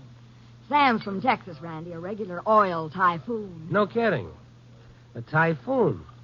You weren't swept off your feet. You were blown off. He had a ranch down there that was a dust bowl. No water, no nothing. And then one day... Yeah, well, wait a minute, Quinn. Yeah, wait a minute. What? That man who just walked in over there by the bar. What about him? He's been hurt. That's blood on his forehead. Been in a fight. If he's not bringing any trouble in with him. He looks like he's dazed, like maybe he's out on his feet. Ah, those punchy fighters. They get knocked out and they ain't got brains enough to lie down. You know him? No, never seen him. Hey, wait a minute. He's a cop. A plainclothes dick. You sure? I ought to be. He raided my place once. 2-3 years ago. What the dickens does he want? He's got nothing on me. Easy. I don't think he's here on business. Something's happened to him. So I'm crying. I think he's been slugged. Either that or he... Hey, where did he go? In again, out again. Who cares? There was something about him, like he was walking in his sleep. Oh, sit down, Randy. Now talk to me. I haven't seen you I'm since... sorry, Queenie. I'll be back later. I went out into the street and looked up and down. The fog swirled about the street lamp on the corner like ghosts on a toot. And like a ghost, my boy had disappeared. He vanished as though he were somebody I'd seen in a dream. Then I heard a car starting up a little way down the block. It was parked at the curb, and I recognized it at once because I'd parked it there myself. It was my car. Hey, come back here. Hey! Well, I'll be a... Hey, taxi, cab! Right here. Follow that car. Don't lose it. Hurry. What's up, mister? Car thief. You got my car. Trying to shake us. It's cutting down that side street. Not much chance of us attracting any cops around here. Can't you go any faster? Take it easy, mister. We're closing in. We don't lose him first. Not a chance. Yeah, we're getting closer. Crowd him to the curb. Oh, murder. He hit a left. That stopped him. Just clip the fender. Let me out of here before he gets going again. All right. Get out and don't try any... What? You. It was the guy with the blood on his face, the one I'd followed out of Queenie's place. Fellow she said was a plainclothes cop. He sat there, both hands still on the wheel, turned his head slowly to stare at me. What's the big idea? She'll die. I'll go get a cop, mister. Wait a minute. Who'll die? Got to get to her before she dies. Who? Can't let her die. I'll be a murderer. Who, man? Who is it? I can't remember. You can't remember? Killed her. I killed her. Wait a minute now. Just take it easy. What's the matter? Is he hurt? Yeah, but not from this. I gotta find her. She'll die. She hasn't got a chance. Who'll die? My wife. I gotta get to her. Now, look. I tell you, she's dying. Gotta get her out of there. Out of where? Trying to think. He is a fruitcake. I'll get a cop. He is a cop. What? Look, fella, what happened? Can't you remember? What did you do? What was it? Where did it happen? Think. I've been trying hours. Walking the streets. That cab. Gotta use it. Let me use it, please. Okay, get in. Maybe we drive around. I'll remember. I got her. Where to? Head for the nearest place where there's a phone.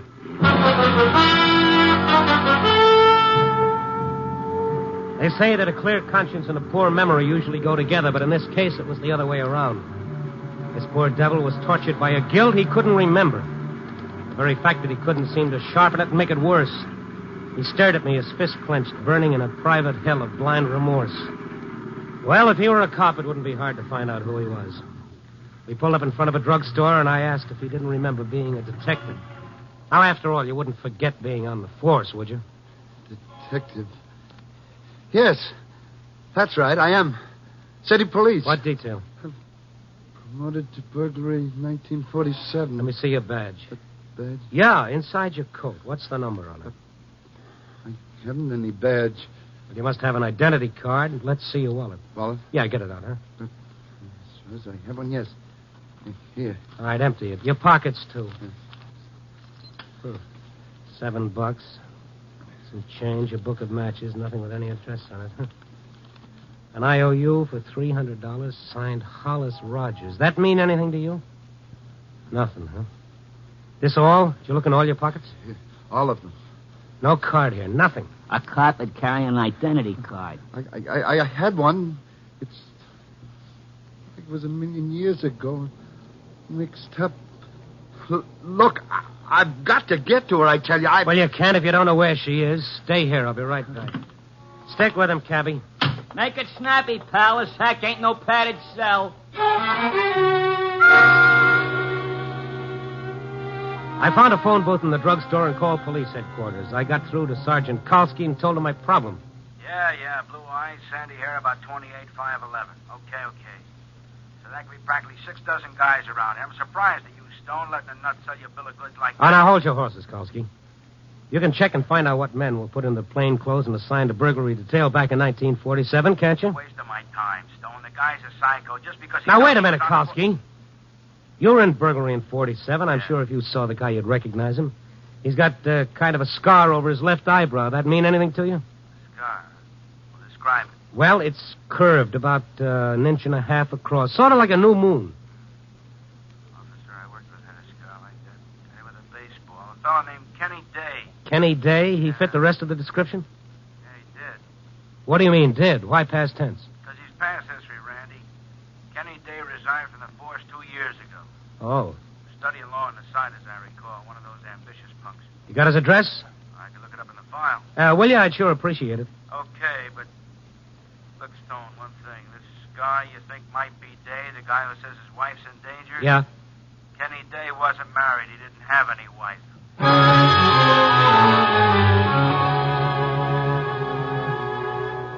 Okay, so he resigned in 1948. In 2 years, a wife could happen to anyone. Kalski gave me Day's address. I called the garage, told him where to pick up my car, and then I went back to the street. The cabbie and the ex-cop were standing beside the cab, the cabbie with his arm around the young fellow's shoulder, his mouth close to his ear. Doc, if you don't brood over your troubles, maybe they won't hang. What's keeping him? Hiya, Kenny. Did you find out anything? So your name is Kenny. Kenny Day. Why, of course. Yes. That's my name. Day. Kenneth Day. And you live at 1626 West Adams Street? Yes, 1626 West Adams. There's where I live. My wife's there. I've got to get to her quick.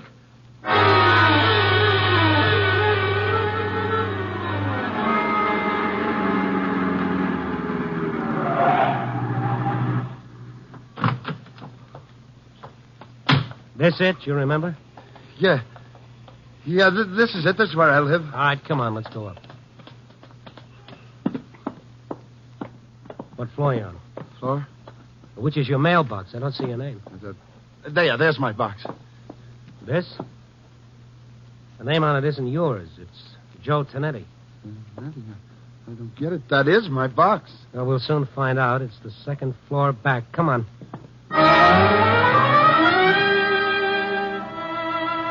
We ran up the dim-lit stairway and through a hall filled with the warm, moist smell of cooking and another odor, sharper, heavier, unpleasant. Wait. What is it? Something's burning. Smells like somebody left something on the stove. No. She's in there. Burning.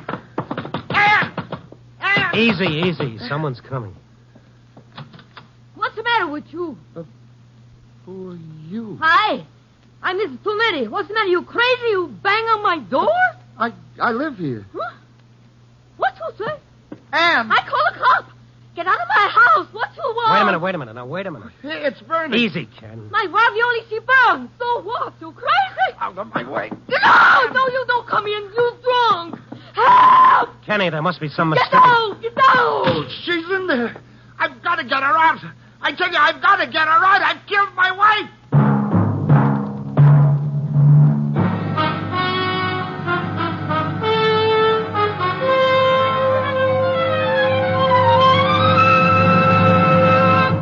NBC is bringing you Night Beat, starring Frank Lovejoy as Randy Stone. Here's a note about another NBC chime favorite returning to the air tonight. He's Chester A. Riley, alias William Bendix. Riley returns to the air to live the life of Riley just 30 minutes after Night Beat. Listen for Mom, Babs, Junior, and Digger Odell, the friendly undertaker. Tonight you'll hear an amusing episode during which Riley becomes embroiled in a radio broadcast from his own home. Stay tuned here after Night Beat for Confidentially Yours, Jack Late, and then hear The Life of Riley on most NBC stations. The chimes are your invitation.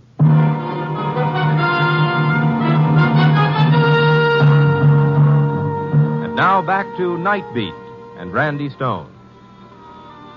If I could believe Kenny Day, somewhere in this city his wife was in mortal danger and he was responsible. Dazed and confused, the ex-cop couldn't remember how it happened. All he knew was if we didn't find her in time, he'd be a murderer. Through the police department, I finally discovered his address. Only when we got there, someone else was living there. We went down to the basement flat and talked to the superintendent. Now, look, mister, the Tonetti's been living in that second-floor apartment when I become superintendent here over a year ago. What are you trying to pull, anyway? All right, now, hold on a minute. Just how long have the Tonettis been living here, anyway? About 2 years. What are you doing, taking the census? Who lived in their apartment before they did? How do I know? I wasn't here. Now, scram. Nice guy. Randy, I know my wife's up there. Oh, wait a minute, Kenny. Now, listen. This is where you lived 2 years ago. That we know. But have you been living there ever since? Do we know that? Where else? Well, you tell me. Maybe you moved. Isn't it possible? I don't know. It didn't occur to me. Maybe I did. You studied law, you got married, you moved to a better neighborhood, which means you had a fairly good job. Practicing law, maybe. You got your degree, didn't you? I don't know. Well, at least you should be listed in the phone book.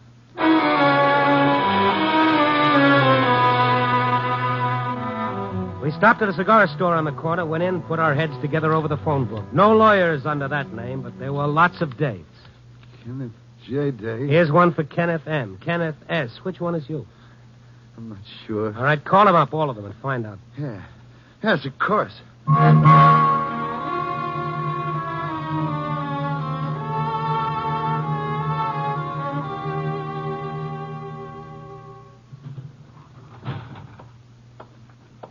No dice, huh? No. Kept expecting to hear Ann's voice, and yet all the time I knew I wouldn't. She is back there at the apartment. I know she is. Why are you so sure? That smell of burning. What about it? I don't know. I'm going back there. Now, wait a minute. Let me call my office first. What for? The city directory. I'll have them check that. I called the Star, and the librarian found a Kenneth A. Day, all right. But the only address given was the Adams Street one we'd already been to. As a detective, the only thing I was running down was my heels. Then, as I left the booth, I remembered that IOU in Kenny Day's wallet and that signature, Hollis Rogers. Called the office again and had it checked. Hollis Rogers wasn't even listed. We went back out to the street, and I reached for a cigarette, and then another thought occurred. Hey, you had some matches. Randy, the time. It may already be too late. Listen to me. We've got to get back. She's in that house, I tell you. Will you listen to me? Well, maybe it doesn't mean anything. Probably doesn't, but that book of matches you had in your wallet, it looked full, new. Matches? Let's see it. Yes, of course, but I... All right, let's have it. Here. Oh, came from the Cafe Petite. Think you got him there? I don't know. It's a little joint on Clark Street. Let's get back in the cab. Maybe you'll remember when you see it. Where to now, mister? Cafe Petite.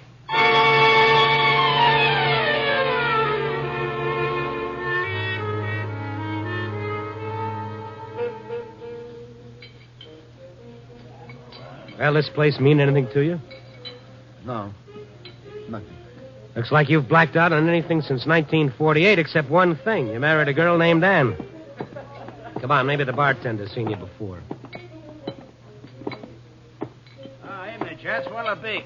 Hi, Mr. Stone. Hello, Mike. Hello, I got a problem. No, oh, that's okay. I'll put you on the cuff for a No, it's not that. You ever see this gentleman before? Him? Are you kidding? Have you? You mean you have seen me? As often as most of my other customers.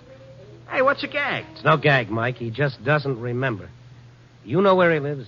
How would I know where he lives? Oh, what'll I do, Randy? What'll I do? Hey, what is this? What's the matter? I figured you were celebrating the arrival. Huh? Arrival? What arrival? Well, I just thought, well, his wife. What are you talking about? What about his wife? Oh, now, look, maybe it wasn't his wife. I just didn't know, see? When he was in here yesterday having lunch with that lady, I figured she was his wife because, I could see she was going to have a baby pretty soon. And... Ann! You remember? Where is she, Kenny? Where is she? That apartment. She must be in that apartment. It was burning. Think, Kenny, think. That was 2 years ago. You don't live there anymore. Randy, I tell you, it's happening now. It's happening now. She's helpless, I tell you. Get a grip on yourself. It's no good going to pieces like that. Now, she was about to have a baby. You remember that, don't you? Yes, I remember now. Ann, I can't think. I'm afraid, Randy. I'm afraid. Come on, easy. Relax. Now you're shaking. Hey, what is with him? There's only one clue left. That IOU. Who is Hollis Rogers? Try to think, Ken. Hollis Rogers. No, I don't remember. Hollis Rogers. Why would you lend him $300? I don't know. I don't know. I never heard of him. Randy. Say, I know a guy named Hollis. What? Hollis Rogers? Well, I don't know about the Rogers part. Anyway, the clerk at the Acropolis Hotel calls him Hollis, if that means anything. Acropolis Hotel. He worked there? Yeah, hot stick. All right, come on, Kenny. We might as well check it. We've got nothing else to go on.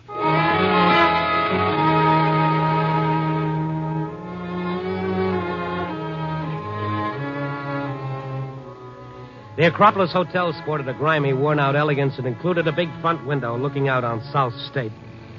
The lobby was practically deserted except for a bulky character in a wrinkled suit fast asleep in the armchair. Hey. What? Oh. Desk clerk going out, huh? Okay, I'll register you, gentlemen. No. We didn't come here for rooms. Huh? Is there a house detective here named Hollis Rogers? Yeah, there is. Me. Why? Of course. Hollis Rogers. Huh? Well, Kenny. I'll be a monkey's uncle. I didn't even see you. Why, Kenny died. I almost didn't recognize you. You remember him, then? Well, he oughta. We were in the force together, him and me. Prowl car 962. That was us. Hey, let me look at you. Well, been a long time, huh, kid? Yes, a long time. Yeah, I just got back from Colorado last month. Hey, how things going with you? You was about to leave the force, weren't you, just after I resigned? Yeah. Mr. Rogers, you mean you haven't seen Kenny since then? No. I've been working out in Denver. I just got back. Oh, Hollis, this is a friend of mine, Randy Stone. Yeah, pleased to meet you. How are you? Hollis, what I came here to talk to you about... Yeah, I know. The dough I owe you. You know, I'd have paid it back a long time ago, kid, No, but no, it isn't that. Did Kenny ever write you telling you where he was living or the name of the firm that he was with? Hmm? I know. Why'd you ask him? Hollis, remember the name of the law firm I went with? Heck, no, I don't remember the name. All I remember is that you wrote me once you hoped someday to get your name tacked onto the end of it. Hey, what's the matter, kid? Nothing. Thanks anyway. What you need is a drink. No. Help you forget your troubles. I got some rye. Come on, Kenny, let's go.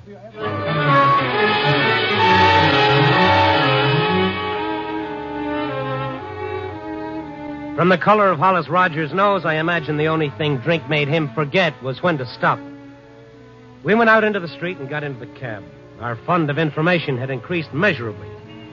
I know now that Kenny Day and his wife were seen having lunch at the Cafe Petite yesterday, which meant whatever happened took place between then and early this evening. Listen. What? Oh, you mean the fire engine? It's coming this way. My house, it's burning. Randy, it's burning. Hey, now, steady. She's inside. She's in the house. She'll die, oh, startup, for God's sake. Follow that engine. Wait, Kenny. We've got to. We ain't chasing no fires, not in my You've cab. got to. I've got to get you. Now, get a please. grip on yourself. You don't know where that engine's going. It could be any place. It's my house, I tell you. Let go. Listen to me now. We'll be flagged down by a motorcycle cop inside of 10 blocks. You said it. And anyway, it's gone now. So, that's what happened, huh? A fire. Yes. I saw the flames. She was inside. Anne was inside. Burning. All right, easy now. Couldn't have happened very long ago, maybe inside the past 24 hours. We can find out where it was. Get us over to fire department headquarters quick. We're practically there.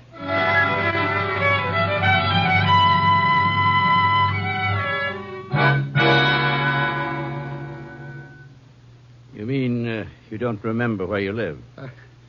I just can't. But you know your name.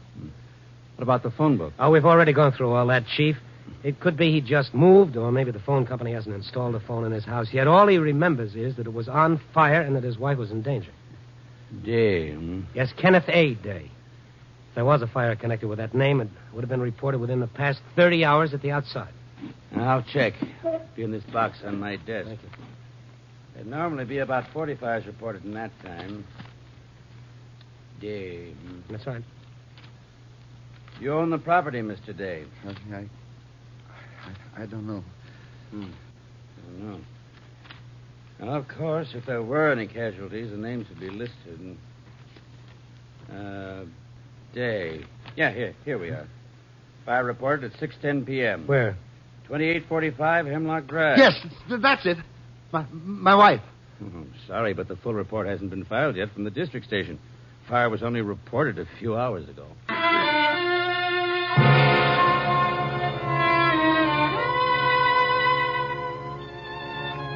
The 2800 block of Hemlock Drive was a neat parade of white stucco bungalows way over on the northwest side.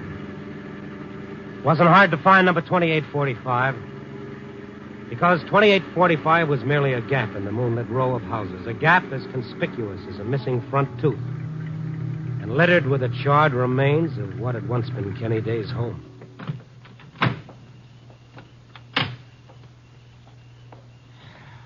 Burned right down to the ground. Nothing. There's nothing. There's nobody. Even the street. Nobody on the street. Nobody. Steady, Kenny, steady. There's a light in the house across the way. Let's try to find out what just did happen, huh? And she was in there. Kenny, there's no use standing here. She phoned me. She wanted to come downtown.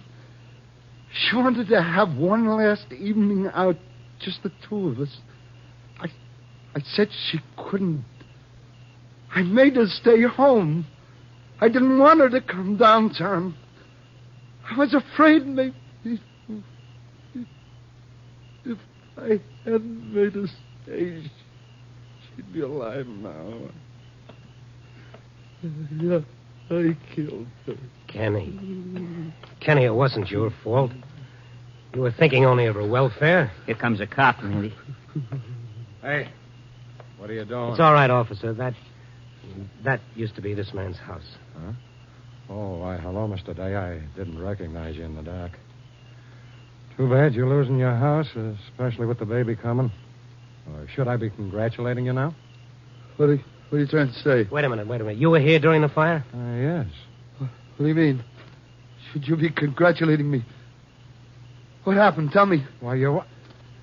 Say, didn't you go to the hospital? Hospital? What hospital? Good grief, man. When we couldn't find you, we thought you'd come to and headed for the hospital during the excitement of putting out the fire. The fire? Yes. I came home, and it was burning. And I tried to get Ann out. They wouldn't let me. They tried to hold me back. Yes, and he'd have burned to death, too, if one of the firemen hadn't given him a tap and knocked him out. We set him on the lawn across the street. What happened? My wife, they got her out? Why, sure. She headed for the hospital before you even arrived. I hope she made it because she was sure racing the stork. What hospital? County. Thank you. Kenny, come on. Wake up. Let's see who won that race.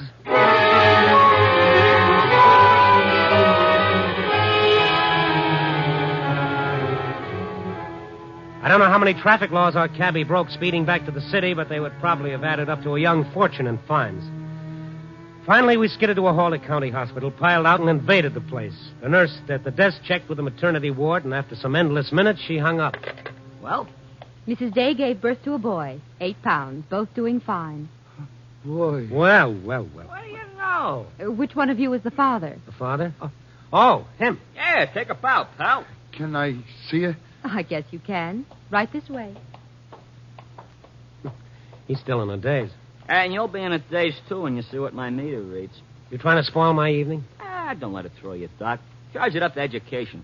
Travel broadens a guy, you know. Traveling with you does more than that. It flattens him. Take it easy, Pops. And here. What's this? I think you deserve this cigar.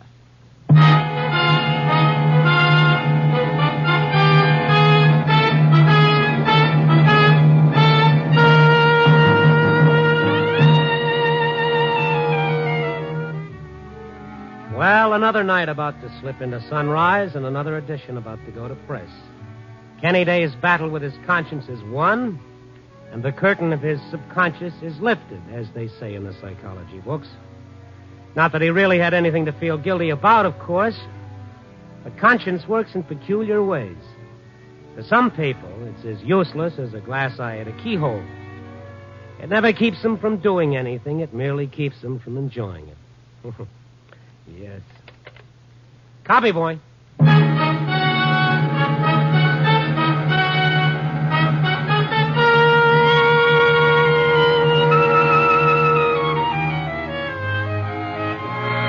Night Beat, starring Frank Lovejoy, is produced and directed by Warren Lewis. Tonight's story was written by Irvin Ashkenazi with music by Frank Worth. The part of Day was played by Ted DeCorsia. Others in tonight's cast were Lorene Tuttle, Bill Tracy, Wilms Herbert, Jack Crucian, Barbara Dupar, and Eddie Fields. Frank Lovejoy may currently be seen in Milton Sperling's production 3 Secrets, released by Warner Brothers.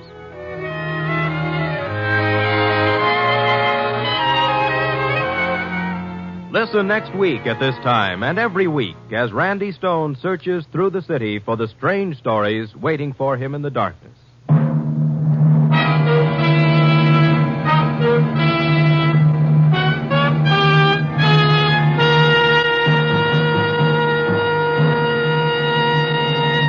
Night Beat came to you from Hollywood.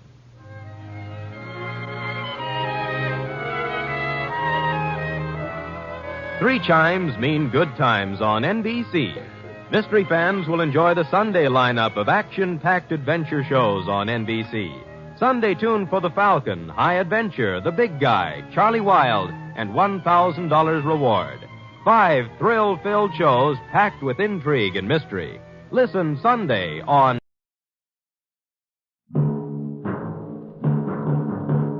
Night Beat.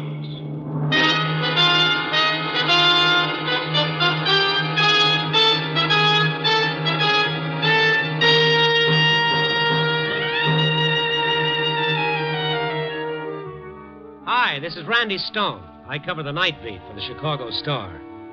Stories start in many different ways. This one began with a guy going fishing and ended with that same guy being kidnapped and held prisoner by a whole town. A guy I think the world of. One Randy Stone, Esquire. Night Beat, starring Frank Lovejoy as Randy Stone.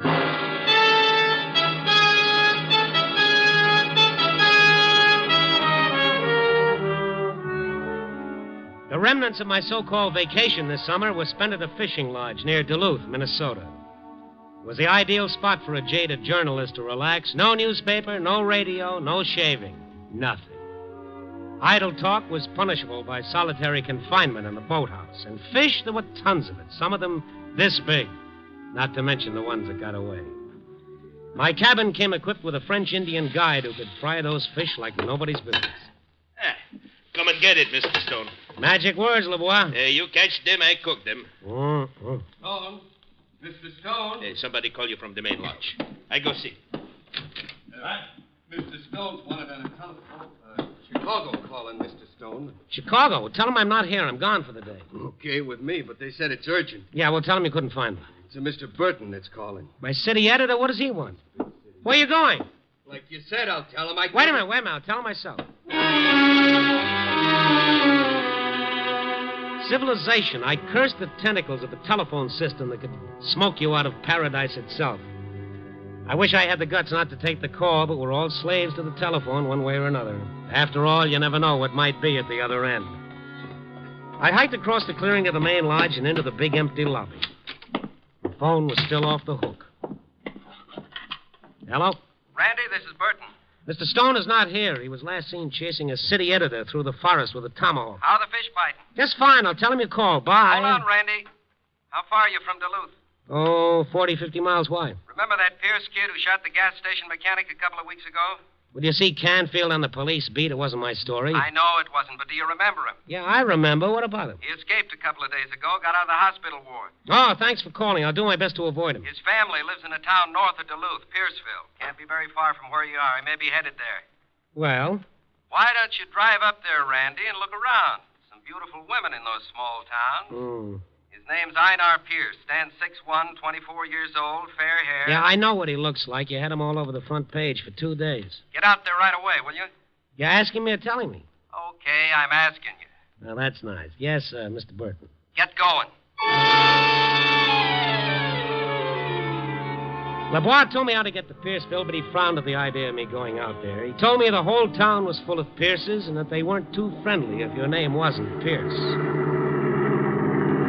I climbed up and down hills for a couple of hours, and then from the crest of one of those miniature mountains, I saw a small cluster of buildings, Pierceville.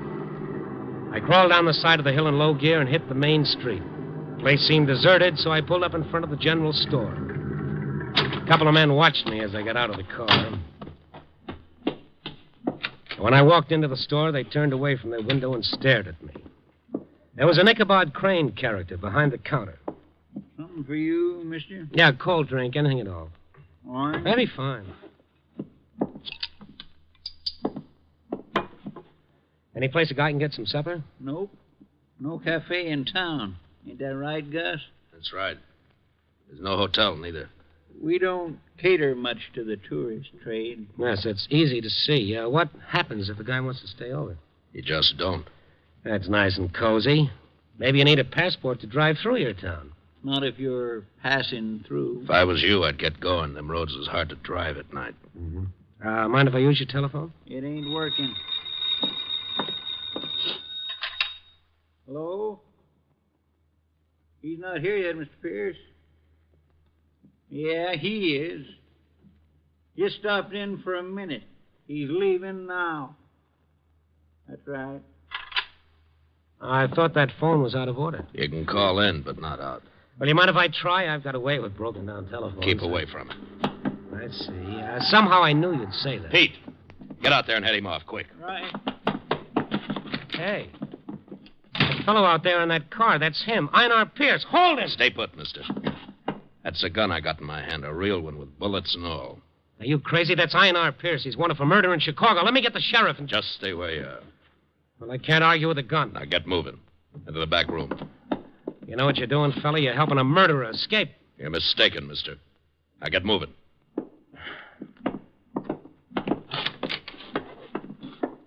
Sit down on that nail keg. You can't let that guy get away. He's a killer. He shot a man during a holdup. You realize what that makes you? Shut up.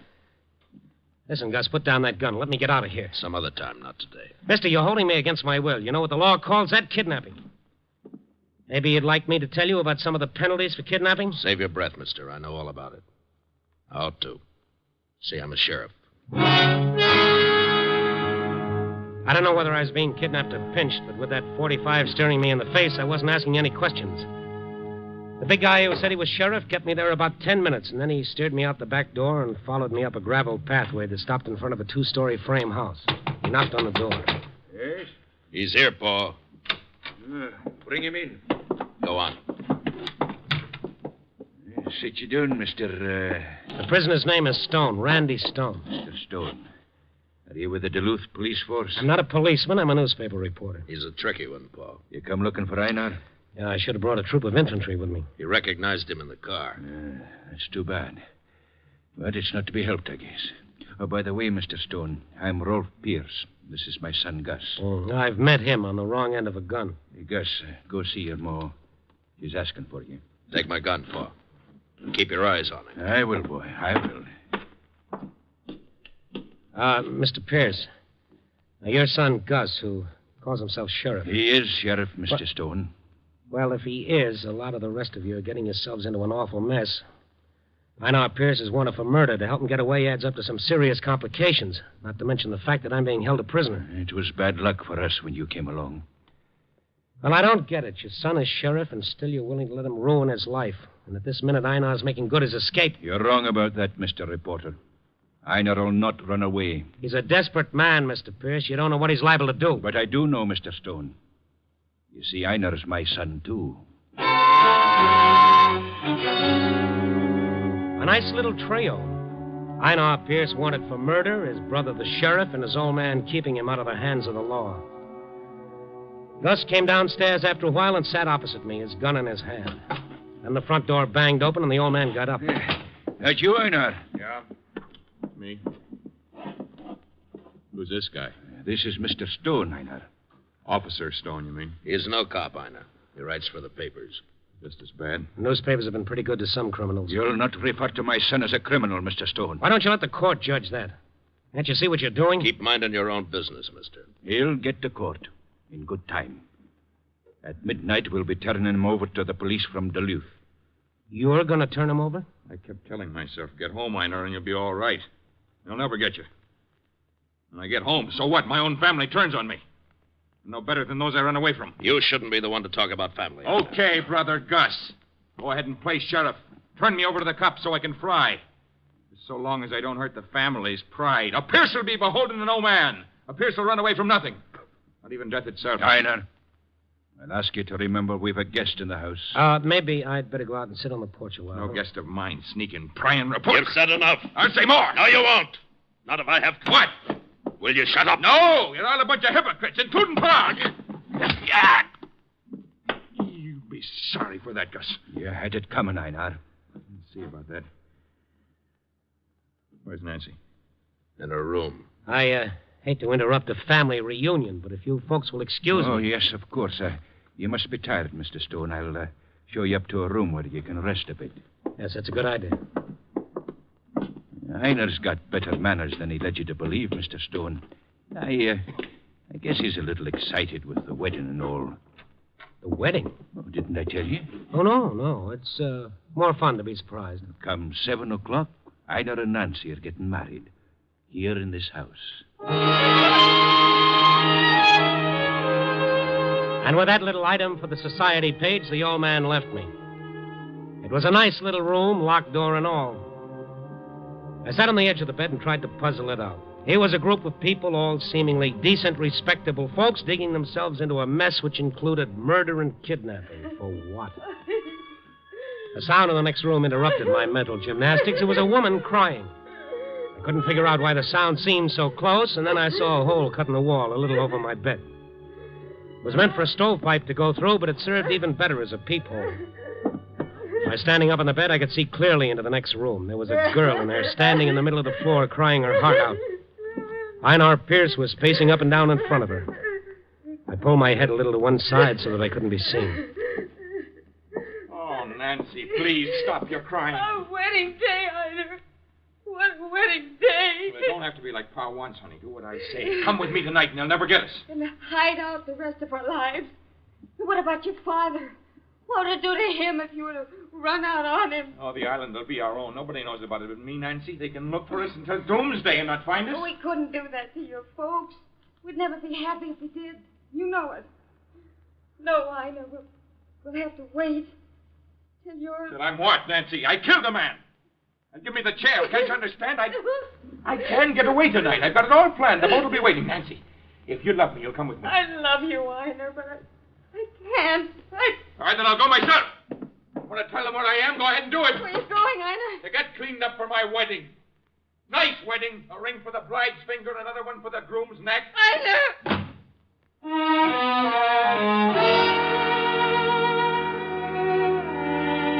Yes, that's the way it happens in real life.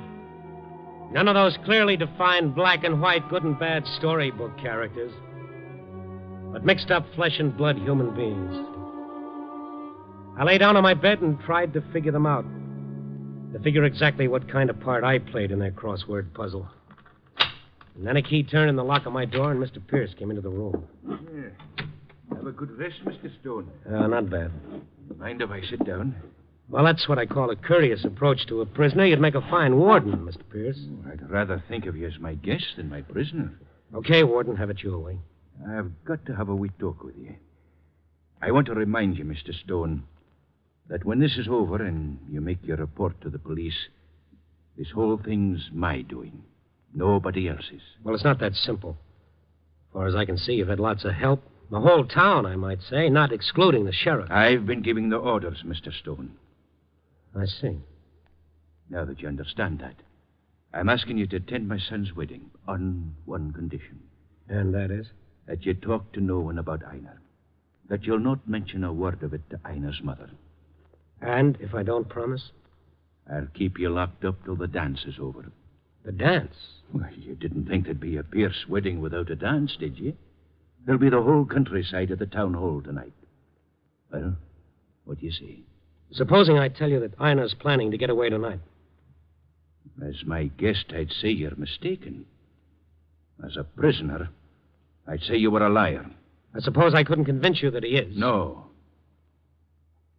I'm waiting for your answer. Will you be my guest? Well, under the circumstances, yes. You say that Einar's mother doesn't know about this? No. She's been spared. Now, if you'll come with me, I'll have you meet her. She heard your voice downstairs, and we had to tell her that you were one of Einar's friends from Chicago. You'll bear me out on that, won't you? I'll do my best. Come, then. How do you expect to keep it from us sooner or the later? The good Lord's arranging for that, Mr. Stone. She's dying.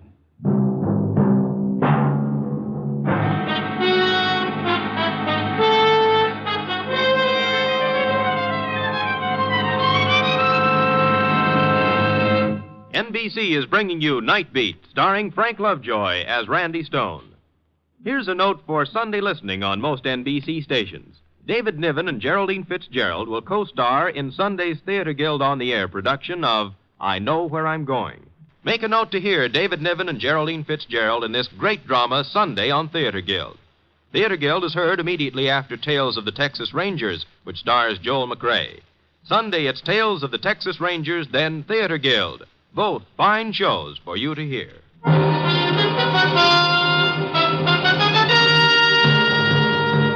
now back to Night Beat and Randy Stone. After I picked my heart up off the floor, we walked downstairs to Mrs. Pierce's room. There was nothing left to say. I stood alone in the doorway and watched the old man walk over to his wife's bed as though it were a shrine. She opened her eyes slowly, and the stamp of death was in them. She was past pain already, and if her voice was slow and halting, there was a serene dignity about her that seemed pretty close to this thing we call happiness. Father? Aye, Mother. I thought you might be sleeping. Sleeping with my son's wedding an hour away. Hello there, young man. Hello, ma'am. You're Einar's friend from the city, aren't you? They worked together in Chicago, Mother. Yes, that's right, ma'am. We were very good friends. I'm so happy you could come. And you'll not be angry with us for keeping him here. He belongs with his folks, you know. Oh, yes. He belongs with his folks. The land's waiting for him. And Nancy, to make him a home and give him children. Poor orphan that she is, with no folks to be at her wedding. Nancy came to our house when she was just a baby. And from the first time we saw them standing together, we knew they was to be married one day. And this is it. Their wedding day. How long before the preacher will be here? Oh, little more than an hour, Mother. You'd best have a nap now till he comes. A nap? Goodness, it'll take me that long to make myself pretty for the wedding. The pieces of the puzzle were falling into place now. Only from where I was sitting, the picture was beginning to look like a king-size lump in my throat. The old man was holding Einar till he could get him married off to Nancy, taking a chance on going to prison himself just so he could give his wife something she had to have before she died. I got to feeling mean and ugly for butting in. And all through the ceremony, I made myself as small as I could. When it was over, the newlywed Mr. and Mrs. Einar Pierce stood around and accepted the sober congratulations of the few guests. And after supper, as sad a wedding feast as I've heard of, we all went down to town hall. Black is the color of my true love's hair. His lips are something wondrous fair. The old man and young Einar and Nancy stood near the doorway to receive the company. I sat against the wall right behind them. Time the dancing was starting. Too many long faces around here, including yours, Einar. They stand there gawking at me. When they're out of hearing, they say, look at him, the rotten, murdering thief. He'll get what's coming to him. Ah, Tosh, lad. There's no one here but wishes you luck. There's no one here that won't pray for you. Ah, there's more here that wish me the electric chair. You can see it in their faces. That'll be enough. You'll go to trial with the best lawyers that can be hired. The judge will mark you for a fool, not a criminal. And they'll be fair to you. When are they coming for me? Midnight. Now then, folks, limber up. The dancing's about to commence. And first, of course, comes the bride and groom special. Grab your Mrs. Einar. Choose your partner, skip to Maloo. Choose your partner, skip to Maloo. Choose your partner, skip to Maloo. Come on, skip to Maloo. Skip to Maloo. Go on, Einar. They're waiting for you. I'm not dancing. Einar, please. Come on, Mr. Groom. We'll wear out a hole for just standing here. Maybe he knows he ain't the boss anymore. Nancy, you bring him out. Go on, boy. Go on. Einar. It's like walking behind your own coffin. Come on, then.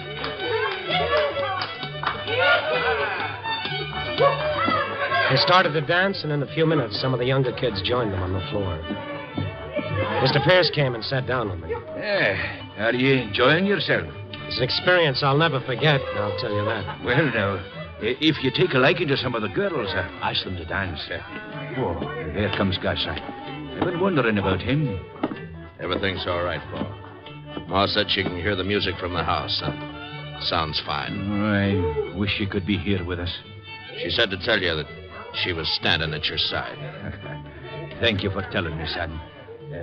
Did you phone the police in Duluth? Yes, sir.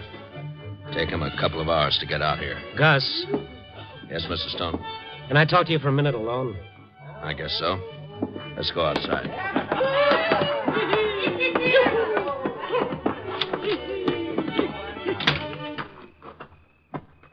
What you want to see me about? Einar. What about him? Einar's going to try and make a break for it. What makes you think so? I heard him tell Nancy he was, to some island. Oh, he said that 50 times today, but he won't try. Oh, yes, he will. He's not like you and your father. Frankly, that's why I'm thinking about your dad. You think Einar'd walk out on his dad knowing the old man would be held responsible? That's exactly what I'm saying. Mister, you don't know us Pierces. What you're trying to say should get you a punch in the nose. Okay. But keep your eye on him. Now get out of my way.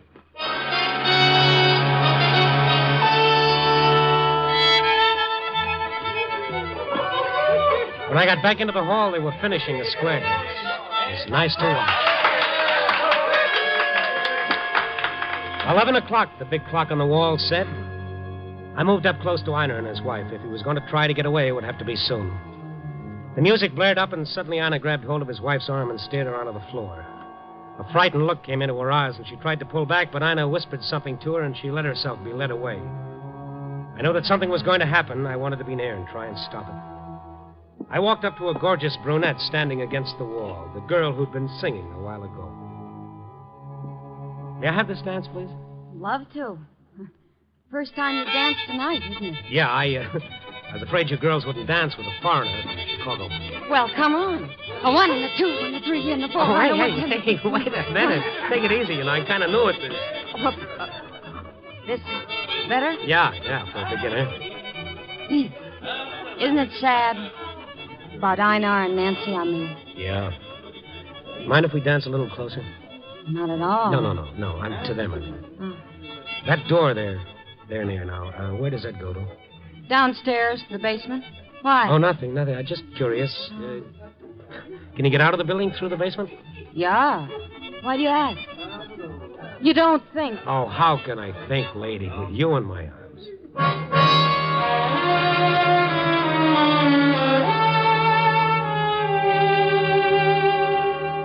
The dance was over. I thanked my partner and leaned against the wall, watching Einar. He said something to Nancy, and then as casually as if he were going for a drink of water, he slipped through the door leading to the basement. As fast as I could, I followed him. I turned the doorknob. He'd locked the door behind him. I went out the side way, ran around to the back of the building. Then I saw him moving toward a clump of bushes. He heard me, he turned around. A piece of lead pipe in his hand made a wicked silhouette in the moonlight. It's you. You better get back in there with your dad, Einar. Keep away from me. Come one step closer and I'll kill you. Don't be a fool, Einar. I can let out one holler, everybody in the dance hall will come running out. And your father will know you tried to sneak out on him. And maybe I'd better make sure you can't holler. Try to stop me. Let go. Oh, you can't run out on your dad. I won't let you do it. All right, then take it. Einar! Now put that down. Gus. Put down that pipe. I'm getting away from you, Gus. Not while I've got this gun, you aren't. You wouldn't use that on me, your own brother. Wouldn't I? I wouldn't believe Mr. Stone when he said that you were planning to get away. When I saw you out here, I wanted to kill you. Why didn't you? Might as well. Because Pa wants you to decide when the police come for you. Are you all right, Mr. Stone? Yeah, but wait till I see that city editor of mine. I'll take Einar into Pa now. I'll come back and look after you. Come on, Einar.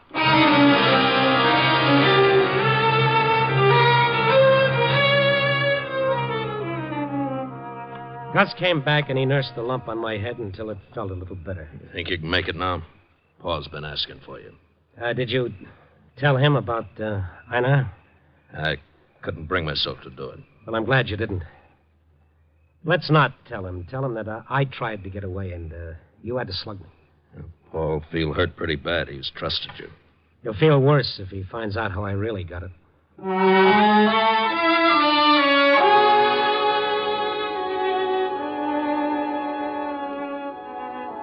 There was hurt and disappointment in the old man's eyes when Gus told him I'd tried to run out on him. And something strange had happened to Einar.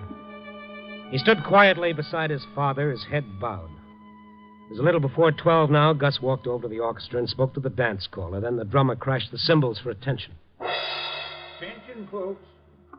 We're leaving now, so you'll pay your respects to the host and guest of honor as you file out.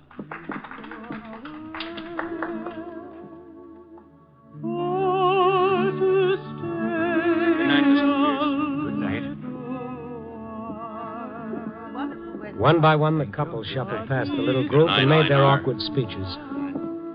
The old man stood tall and straight and accepted their thanks with a quiet dignity. Congratulations, Nancy. Einar stared straight ahead of him and spoke to no one, and Nancy kept her eyes glued on the floor and cried without tears. Well, Mr. Pierce, me and my boys will be getting along. Thank you, Pete. You played mighty fine tonight. Well, thank you. Come on, boys, and good luck to all of you. Thanks. You'll close that door behind you, please. It's midnight. Oh, Einar. Don't cry, Nancy. want to see you crying when I go. I'll try not to. You hear, Gus? Let him come in. No. He'll come out to them. Tell him he'll come out himself. All right. Nancy, look at me. Pick your head up. Yes, I know. I love you, Nancy. More than you've reason to believe. I hope I can come back to you someday and prove it to you. I'll be here, waiting. Pa, What is it, son? I don't know how to say it, but Pa, I'm awful proud of you. And will you pray for me like you promised? I'll pray for you. They're getting impatient, Gus. Before I go, Gus, I got to tell you. Never mind, Ina. I understand. And you, Mr. Stone. Me? Thanks for... You know what I mean. Yeah, I know. Gus! You better go now, son. Yeah, better.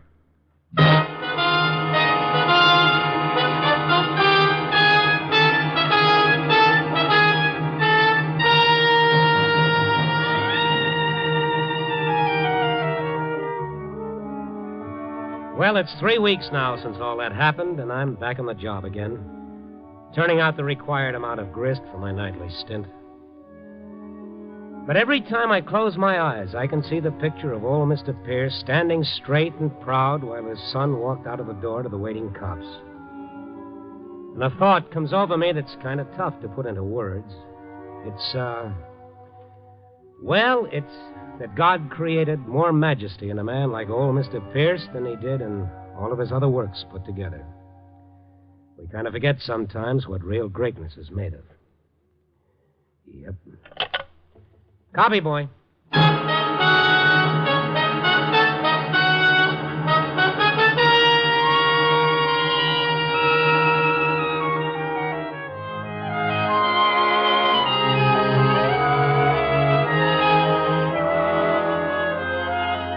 Night Beat, starring Frank Lovejoy, is produced and directed by Warren Lewis. Tonight's story was written by Lou Rusoff, with music by Frank Worth.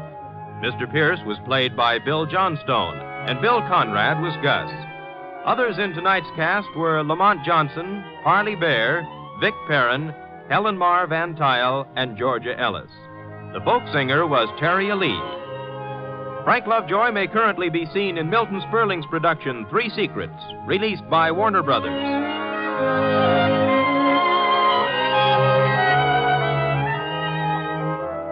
Listen next week at this time and every week as Randy Stone searches through the city for the strange stories waiting for him in the darkness.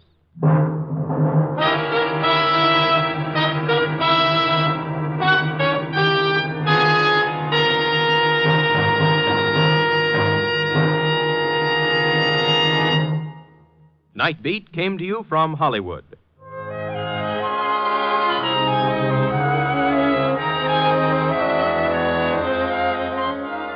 Three chimes mean good times on NBC. Tomorrow's radio fare on most NBC stations includes the premiere of 2 programs. Hedda Hopper brings you personalities from the motion picture world in her new program tomorrow. Be sure to listen. And listen to For Noah Webster Says. That's Hedda Hopper and Noah Webster Says. This is NBC, the national broadcasting company.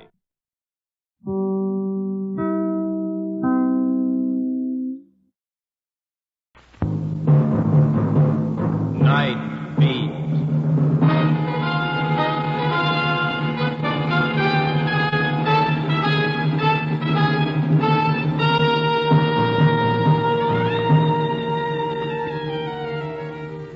Hi, this is Randy Stone. I cover the Night Beat for the Chicago Star. Stories start in many different ways. This one began with a brawl in an alley and ended up with a murder that just missed.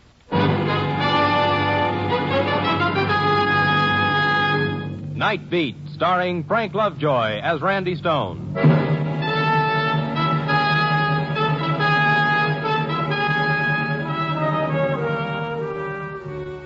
Dayside, a reporter more or less walks in the sun. He talks to people in banks, offices, on street corners, doctors, druggists, housewives, salesmen, ball players. He gets a good look at their faces, and they get a good look at him. But Nightside is different. Stories are different, personnel different. Pugs, gangsters, singers, police, yeah, and lovers. And nobody hardly ever gets a real good look at anybody's face. Maybe it's better that way. Sometimes you see things in eyes that you don't want to see, and feel things in looks that you don't want to feel. But I'm an after-hours boy, and that's what makes my copy. Like last Tuesday night, I was strolling down Rush Street, wondering if I'd be able to find a story somewhere in one of those sleazy gambling houses or bars or clip joints. I found one, not in any one of those places, but in an alley in the shadow of a cheap two-story apartment house. Take your hands off me. There were two men struggling. One was giving the other the full treatment. I figured two rummies having it out over the last drink in the bottle or a tap on the head robbery. Hey, what's going on there? When they saw me coming, the tall one ran off in the opposite direction. I went over to help the other one slump down in the alley. All right, now take it easy, old-timer. You're all right. Thank you, sir. Thank you most kindly. I'm afraid I got the worst of that. I'm afraid you did. You'll need a little first aid. Yes, All right, look, you stay right here. I'll phone the police No, and then... please. I'd rather you wouldn't. This is a private matter, and I don't want the police notified. Now, if you'll just give me a little assistance, I'll thank you for your concern and be on my way. Oh. Well, wherever you're going, mister, you aren't going to be able to get there without help. Maybe I better go with you. That would be most kind of you, sir. I'll put your arm over my shoulder. Yes, I'm indebted to you. I shall see that you are repaid for your efforts on my behalf. Yeah, I know, sure. Sure you will. You'll remember me and your will. Easy now. Your name, sir? Stone, Randy Stone. I'm happy to meet you, Mr. Stone. My name is Noah Arnold. Arnold? Seems to me I should know that name. Well, perhaps you do. Wait a minute. You see, I'm Judge Noah Arnold, Chicago District Court. And he was. As soon as we got out in the street light, I looked him over. I recognized him from pictures I'd seen many times in my own paper. And I'd thought he was some old bum in an alley brawl who didn't want me to call the police because he was afraid he was liable to get himself booked for vagrancy. After all, how often are you going to find a full-fledged judge getting mauled by a hoodlum in an alley? Well, I hailed a cab, took him over to his place on Riverside. We broke out the iodine and gauze compresses and patched him up, and then we broke out some rye. Here you are. Oh, thank you. Well, that's much better. Well, Judge, I guess you live now. Oh, thank you kindly, sir. I suppose I owe you an explanation of what I was doing on Rush Street, Mr. Stone. Now, you don't owe me anything, Judge. I think I should tell you that after the name Stone come two more words, Chicago Star. You're a newspaper reporter? Yes, I'm one of those. When a man in your position takes a beating in a Rush Street alley and doesn't yell coppers, somebody's liable to think it has the makings of a good newspaper story. So if you're trying to keep something to yourself, Judge, I'd better run along and get my ears out of here. Wait, Mr. Stone, wait.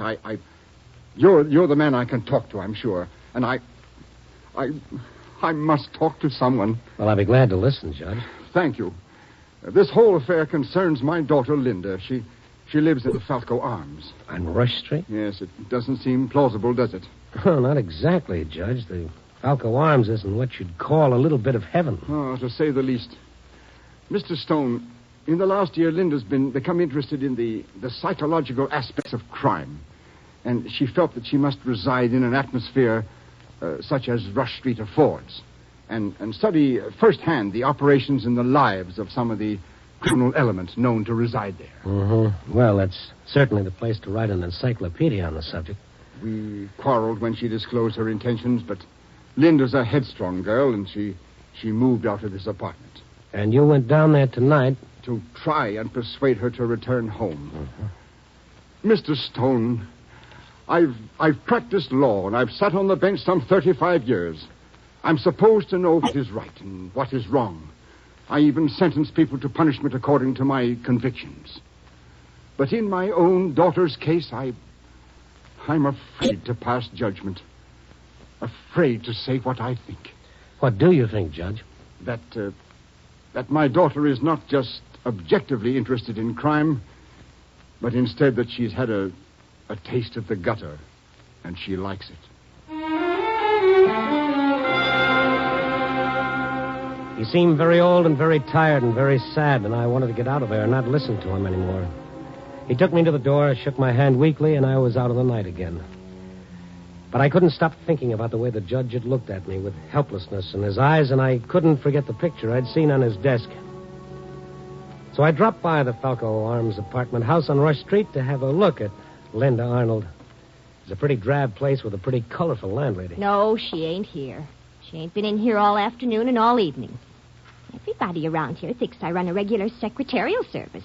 What do you think I do? Keep my eye on everybody every minute they come in and out of the door? I gotta eat and sleep and drink. And good night. I didn't do much good there, so I dropped downstairs at the Falco bar and found myself asking a question of my old friend Al the mixer. 1 beer, 2 bits. Al, ever heard of a girl named Linda Arnold? Linda Arnold? No. She lives upstairs in the Falco Arms. I thought she might drop in here occasionally. In here? Yeah. No. I saw her picture tonight. She'd blonde hair, blue eyes, 23... Or 4, maybe? Yeah. No. Oh, Al. Now, try me another question. Another question like what? Like, does this doll you're asking about travel around with a guy named Rocco Daly? Well, does she? Maybe. Sounds like the dame I see him with. Who's Rocco Daly? A hood with a look, Randy. Slow and sweet when it does the most good. Fast and hard when that does the most good. You know him well? No, just to look at. Uh-huh. Now, the girl, she's swift and soft and listens to him like he was somebody. But she doesn't belong with him, not his kind. I'd like to meet Rocco Daly. I'd like to meet this girl of his. Oh, that's nice. I'll introduce you. Hmm? That's them that just walked in. Over there in the corner having a schlag. Thanks. I'll introduce myself, Al. I remember what I said about him, Randy. Hello, Rocco. How's tricks? I don't know you, Mr. Beats. Yeah, I don't know you either, but I'd like to. Oh, suppose you tell me why. I'd like to say hello to this pretty girl. Go on, beat it. I'll say hello anyway. Hello, Linda. How are you? Who are you? Do you know this guy, Linda? No, Rocco. I never saw him before in my life. You're telling me the truth, baby? Why, sure. Sure, she's telling me the truth, Rocco. She never saw me in her life, same as you. You never saw me either. My name is Randy Stone. I'm a reporter. Well, blow off. Get lost, scram, drift before I run you through a typewriter full of knuckles. I got friends around here, too, Rocco. The bartender, the owner, those 3 fellows over at that booth. Go on, you bother me. Linda, I'm a friend of your father's. I came here to see you, but it doesn't look like we can do much talking with Junior here around. What about my father? Go on, beat it, Stone. You see, we really can't do much talking with him around. We really should talk, but, well, I'll see you. It worked. She started to get up and follow me, but he pulled her back in the booth with him. I stepped outside and waited. A couple of minutes later, she came out alone. Mr. Stone, I only have a minute. Please tell me why you've been looking for me. As I said, Linda, I'm a friend of the judge. My father. Mr. Stone, tell him I'm not in any difficulty. Tell him I know exactly what I'm doing and that I think it'll be invaluable when I'm practicing law. You sure you aren't going a little too far? Did my father pose that question? No, I did. He doesn't even know, Rocco. Your father was beaten up in an alley tonight when he came down looking for you. Oh, no. Oh, yes. Was he hurt badly? Well, not too much. Lucky for him, I came along in time. The brave man beating him up ran when I yelled at him. The criminal element, you know. He shouldn't have come down here. He doesn't know about these things. And you do, huh? Look, don't you think you ought to go home right now, sort of straighten it all out? Yes, and I will, Mr. Stone. But I can't. Not now, not tonight. Why? I've got something terribly important to do. I simply can't tonight, but first thing in the morning. Well, then, thanks for that much. Oh, Linda. Yes? Be careful of Rocco. I've seen his kind. Don't worry, Mr. Stone. I can take care of myself.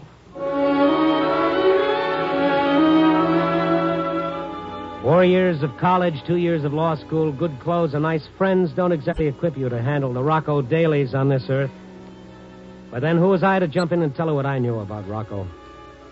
About that time, it dawned on me I didn't know anything about him, so I put in a call to find out.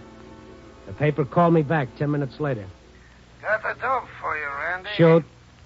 Daly, Rocco Daly, age 29, 14 arrests, 2 convictions, both for burglary. First sentence by Judge Connors, second sentence, Judge Arnold. What was that last name? I said the last time he was sent up, it was Judge Noah Arnold did it. Suddenly, Linda Arnold's association with Rocco Daly took on all sorts of horrible new aspects. You can find them in the dictionary, all under revenge. I didn't like the setup one bit. I grabbed a cab and headed for her place. She was in this time. Her door was standing wide open. She was sitting on the edge of the sofa in the half-dark, staring out at nothing. There was a little ring of white around her lips. A nickel-plated .38 was sitting in her lap. Oh, Mr. Stone. I came here to wait just as Rocco told me. Yeah, that's right, Linda. Where'd you get the gun? Oh, this? Rocco gave it to me. Mm-hmm. Let's see it. Well, why not? That's been fired. Yes. Yes, that's quite right. That's exactly right, Mr. Stone. It's been fired 6 times. Yeah, at who? Where? What's been going on? I'd imagine that my mouth doesn't seem to work right. This doesn't take very long at all. Linda, what are you talking about?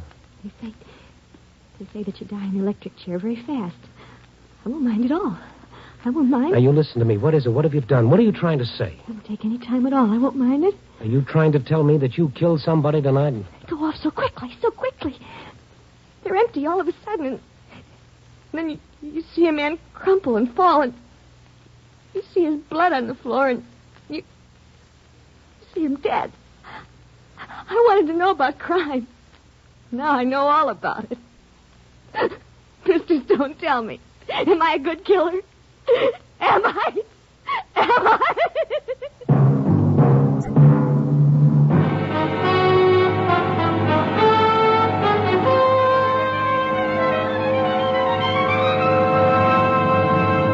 NBC is bringing you Night Beat, starring Frank Lovejoy as Randy Stone. If the chimes shudder a little on Sunday afternoon, well, they know the mystery and peril in store with men of action like Mike Waring, better known as the Falcon. After the Falcon, it's the widely acclaimed dramatic series High Adventure. Then the big guy steps in. And when you hear the big guy telling chilling bedtime stories to his children, they're not make-believe. The new private eye, Charlie Wilde, concludes with a few casual and somewhat deadly homicides. The chimes mean mystery and action this Sunday afternoon on most NBC stations. And now back to Night Beat and Randy Stone. Linda Arnold was too broken up to say anything logical at the moment, so I flagged a cab, put her in it, and told the driver to head for my place. On the way, she said not a word. When we got to my place, I thought the thing to do first was to pour a couple of drinks into her before I started asking questions, and that's just what I did. She was better, but she still had a lost look in her eyes. Stop staring at me. What do you want me to say? Well, anything that'll make sense. I want to help you. I'm sorry I dropped the glass. Well, that's all right. If I'm going to help you, I have to know more than I do. I can't tell it. We'll try. It'll ruin him. His daughter, a common murder. Linda, the more you cry, the more time we're wasting. Come on, please, snap out of it. Oh, it's just that I'm so mixed up. All right, I'll try. Good. Rocco Daly said he was going to pull a burglary. I tried to talk him out of it. I even offered him money if he needed it. But he just laughed. All right, now, wait a minute. Start back further. How'd you ever get tied up with Rocco Daly? Well, my father made arrangements so our college class could visit some prisons. We visited Joliet one afternoon. I started talking with one of the prisoners. It was Rocco Daly.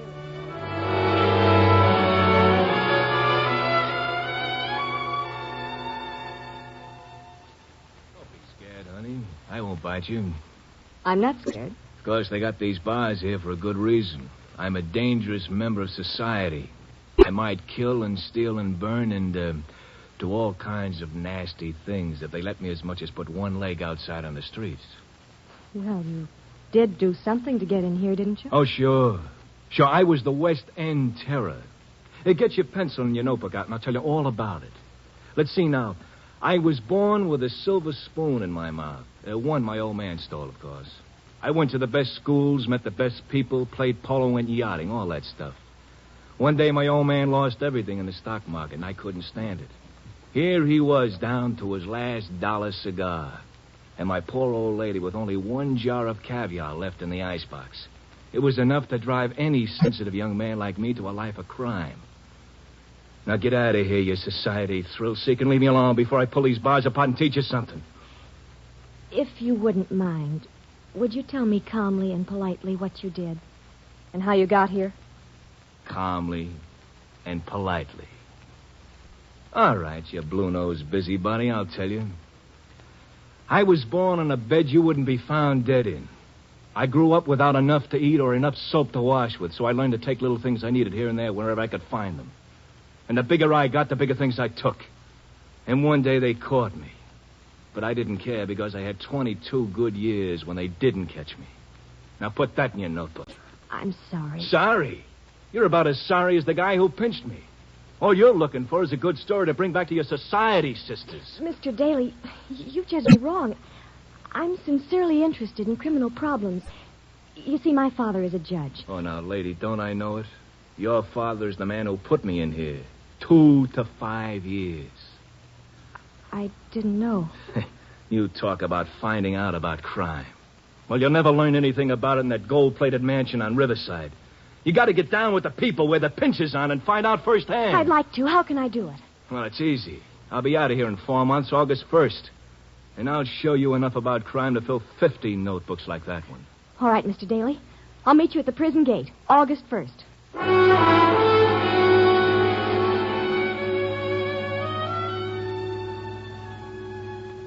And you actually met him? Yes.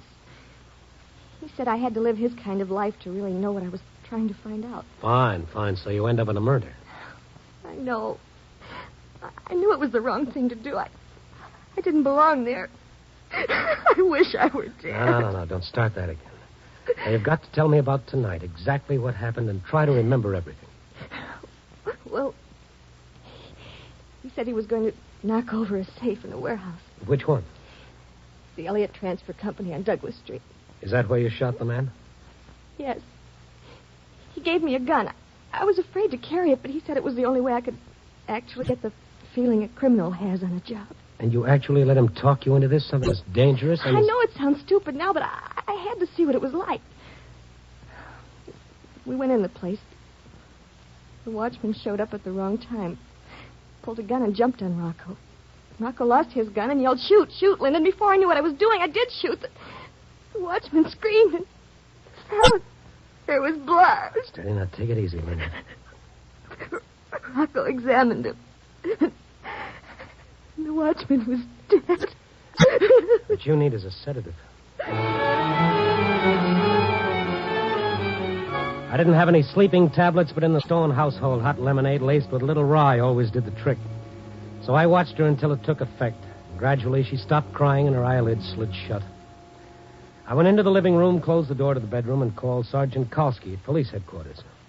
What's on your mind, Randy? Look, Kowski, you got a homicide report from somewhere down on Douglas Street, the Elliott Transfer Company? No, Randy, we haven't had a homicide report from anywhere tonight. Well, I just got a tip. The watchman was shot there in an attempted safe job. Where'd you get the tip? Well, never mind. Take it for what it's worth. I'll get right on it. Thanks, Randy. Don't thank me. Right then, there was just one thing I wanted to do, find Rocco Daly. If he hadn't already gone into hiding, I thought I had enough friends around Rush Street to help me ferret him out. 1 hour and 2 $5 bills later, I finally picked up a tip that he'd gone into the Red Eagle, a combination pool room and bar. I knew the man who ran it, Biceps Bill Candless, accurately named. Hello, Randy. Hello, Bill. Seen a guy named Rocco Daly around? Yeah, a couple of weeks ago. What? A friend of mine just saw him come in here. I'm a friend of yours, ain't I? You see him anywheres around and about? Well, what about the back room? I tell you, I ain't seen him. Mind if I take a look myself? Yeah. Well, I think I'll take a look anyway. Randy, I'm not used to being called a liar, even by you. I might get so mad as to rap you over the head with this pool cue. Bill, I don't get the pitch. Look, maybe we're friends, but I make my living down here. I got to get along with an awful lot of people. You don't bring me no business. They do. You can look around the hall all you want, but stay out of the back. You're invading my private rights as a citizen. I was more moved by the thickness of his bicep and the size of the pool cue in his hand than by the snatch of civil liberties he threw at me. So I rented a table, played a quiet little game of three-cushion, keeping my eyes open all the while. It was time well spent. 15 minutes later, I was surprised to see a man in a battered hat and a brown trench coat hurry out of the back room. I caught up with him just outside. He might have been a great judge, but he was no actor. Oh, Stone. I knew I made a grievous mistake talking to you earlier tonight.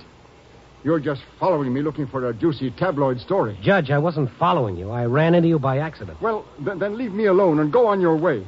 What were you doing in the back room of the Red Eagle? That young man is my business. Good day. No, it isn't. It's liable to become anybody's business. Will you let go of my arm before I call a policeman? Judge, you're in no position to call a policeman. What do you mean by that? What were you and Rocco Daly talking about in the back room? I never heard of a man called Rocco Daly, and I see no reason to answer you. All right, play it stuffy all the way down the line. But I know something you don't, and you're going to have to come clean with me to find it out. What do you know? I know where your daughter is. Let's go someplace private. We did. We went to his house. He was as nervous as a burglar all the way. As soon as we arrived there, he drank a glass of straight scotch, started to cry, and then pulled himself together long enough for me to get something out of him. He said my daughter killed a man tonight. I just couldn't believe it. He said he could hush the whole thing up for $25,000 he'd get out of town. Well, Judge, I'm sorry to say you walked right in one of the best shakedown rackets in the world. I'm surprised at you. Get a rich girl in a killing, make her buy her way out. That's the formula. You should know better. Well, what am I going to do? My reputation, my position, my career will all be destroyed. I think you better worry first about your daughter. Yes, I'll have to hide her somewhere. She's safe where she is. Now, Judge, look at it this way. If there was a murder and Rocco Daly was involved, he wouldn't dare go to the police. He knows what he'd get. Don't have to worry about him turning your daughter in because he goes with her. Judge, if I were you, I'd forget the blackmail. Your job's to worry about your daughter. How can you get her out from under a murder? Who are you phoning? The police. Now, just a minute. I won't... Hold on. I'm not going to tell them a thing. I'm just looking for information. Police headquarters. Sergeant Kalski, please. Just a moment. Sergeant Kolsky. Randy Stone, Sarge. Hey, I've been waiting for you to call. Something's really screwy. You mean a warehouse shooting? Yeah, something happened there, all right, but I don't think it's exactly what you heard it was. Well, what happened? I can't figure it out. There was some shooting, but the bullets were blanks. Yeah? We found the paper wadding all over the place. And the blood. Well, what about it? Well, it was all over the place, too, but it wasn't human blood. It came from an animal. Oh, well, I'll be a... What do you make of it, Randy? What was going on there? I haven't the slightest idea, Kalski. Not the slightest. You'll figure it out. Goodbye. I would have explained the whole thing to Kalski right then, but it seemed to me the judge rated first copy. When I gave him the good news, I thought he was going to collapse from relief. And I left for my apartment to get Linda. I don't believe you. I don't believe you. It's some psychological trick you're trying to pull on me. It's the truth. The whole thing was staged. It was phony bullets, phony blood, and a couple of phony guys who flim-flammed. Stop it. I'm an adult. I was there. I know what I did. Linda, I'll take you to the police, to the scene of the crime. Prove it if necessary. I want to believe it, but I can't. I saw it. Yeah, well, look, smarter dames than you have been taken in by dumber guys than Rocco Daly. That's right, honey. Rocco. The guy's got it right down the line. Haven't you, nosy? Put the gun down. It might go off. Oh, shut up. Rocco, did I kill that man or didn't I? I said your boyfriend here was right, didn't I? You got to be beat over the head before you understand. You know, for a girl with a college education, you got a brain like a jerk. You never were serious about anything. You were just making a fool out of me all the time. You were making a fool out of yourself. I told you the first day I met you. You were just buying a ticket to the circus. Why don't you put that gun down, Rocco? Shut up, you. But now, honey, you're going to do something for me. What? You're going to see that I get out of the state. Safe. I won't help you again if I never help anybody. Think twice, honey. Think twice. Call up the judge. Tell him to send a car and a little money down here. And tell him it's for you. That you want to go on a vacation. No, I won't. Do it. Do it, or so help me, I'll pull a bullet right through you. Let me tell you something, Rocco Daly. I learned a lot down here with you and your kind. Guns, brass knuckles, blackjacks. You never use them unless the advantage is 3-1 in your favor. Deep down inside of you, you're afraid. Insecure. You can't look an honest person in the face. I believe you call it yellow. Are you listening, Rocco? Now, stay away from me. Stay away from me, both of you. Or so help me, I'll shoot. You wouldn't shoot anybody. Now, give me that gun. Now, get back. Get back, you crazy dame. Get back. Give it to me. You're asking for it? Watch it, Linda. I'll show you what honest courage looks like. Now, don't make me do it. Don't! Give it to me. Get your hands up. I saw his trigger finger tightening, and then I jumped. I knocked his arm down, and the bullet plowed into the floor. And then I grabbed his wrist. He shot twice more, but they only hit the walls. I was too busy to notice what Linda Arnold was doing until Rocco Daly suddenly slumped in my arms and fell to the floor. She was standing over him with a Coke bottle in one hand. Do you think I killed him? No. He's just out for the count. I'll call the police. No. Let me do it. Since I started, I guess it's up to me to end it. Well, that about does it. It's all your show, baby. Yes, Randy. I think the lesson's over. I've learned all I want to know about crime.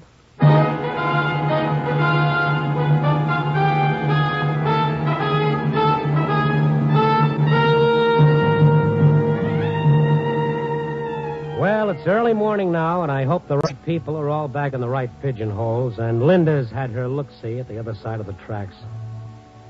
You know, I hold no brief against looking in on your neighbor once in a while to see what he's doing. How can I? I make my living that way. But there's a right way to do it and a wrong way. The right way, you make a friend. The wrong way, you get punched in the nose. So, if you decide to poke into somebody else's life, make sure you know what you're after. Because it's easy to misjudge your neighbor. Particularly since it's an even money bet you don't even understand yourself. Copy, boy.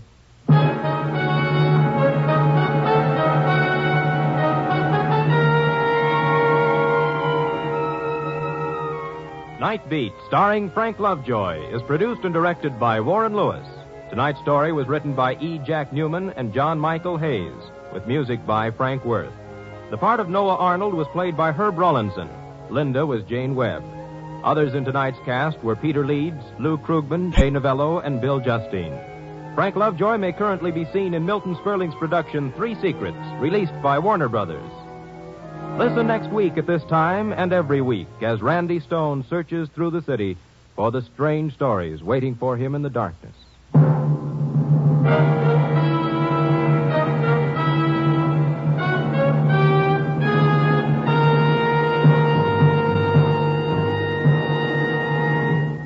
Night Beat came to you from Hollywood. 3 chimes mean good times on NBC. The chimes ring for Dennis Day and Judy Canova tomorrow night on NBC. Dennis gets himself into more merry and mischievous mix-ups, but manages to extricate himself in time to sing in his beautiful tenor voice. And speaking of singing, Judy Canova prepares to go operatic tomorrow because her special guest on the Judy Canova Show is Ezio Pinza. Chester William Bendix Riley speaking. Now hear Counter Spy on NBC.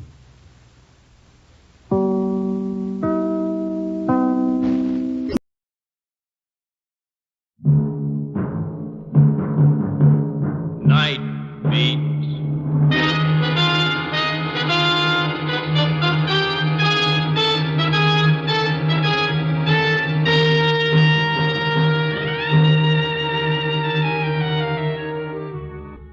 Hi, this is Randy Stone. I cover the Night Beat for the Chicago Star. Stories start in many different ways. This one began and ended inside a man's brain, 6 inches inside.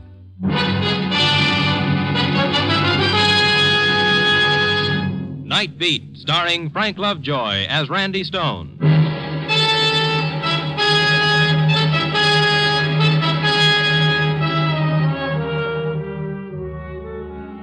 Don't talk to me about love. Give me a good, healthy hate every time. It's clean cut. It's something a guy can handle. But love?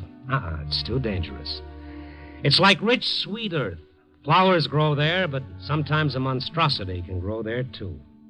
You take the love of a girl for a sweetheart, of a father for his daughter, or a wife for a husband. Beautiful, touching, inspiring? Yep, but not tonight. I got up early today because I wanted to see what the afternoon sun felt like. You know what I mean if you've ever worked the night side. The sun felt good, but it felt lonely. So I dropped into the reporter's room at the receiving hospital to see if I could find a poker game. I couldn't even find a reporter. They were all out chasing a local fire. So I called it a blank, and I was just leaving. I spotted a couple of familiar faces through the open door of the examination room. Hey, Randy. There were a couple of young doctors I knew as Ed and Herb. There was a third person in the room lying on the examination table. Come on in, Randy. Oh, sure. Hi. Want to hear troubles? Get a load of Eddie. Can you believe it? Dinner and the theater. Not just dinner, not just the theater, both. And she gives me that dodge about I just have to get up early for work tomorrow. Yeah, so next time you'll ask questions first and then spend money. Yeah. What are you doing around here, Randy? Listening to people's troubles. This guy on the table. He's got troubles. Are you a patient? Yeah, he's our patient, temporarily. What happened to him? Gunshot wound right through the head. Zowie. Suicide? Well, if it was, he must have swallowed the gun.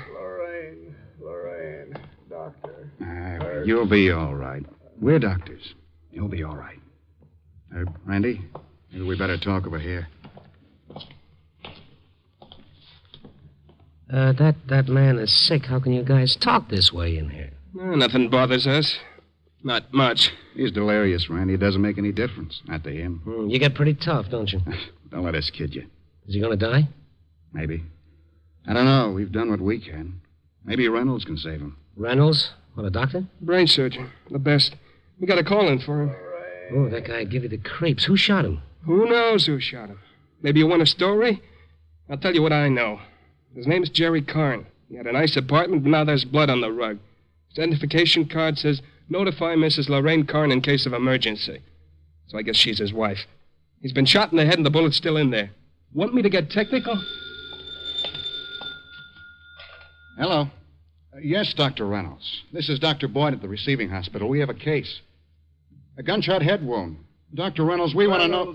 No, don't want Reynolds. I'm sorry, Dr. Reynolds. I can't talk here. Will you hold on just a minute, please? I'll take the call on another phone. I'll be right back, Herb. No, don't let him. Well, it sounds like he knows this, Dr. Reynolds. Nah. Well, why not? Well, maybe he does. Don't ask me. Reynolds, don't want him. Jerry. Huh? He's a fine doctor. No, please. Who shot you, Jerry? He's not really conscious. Better let him rest, Randy. Has his wife been informed? I don't know. She lives at a different address. Guess they're separated. Herb, Randy?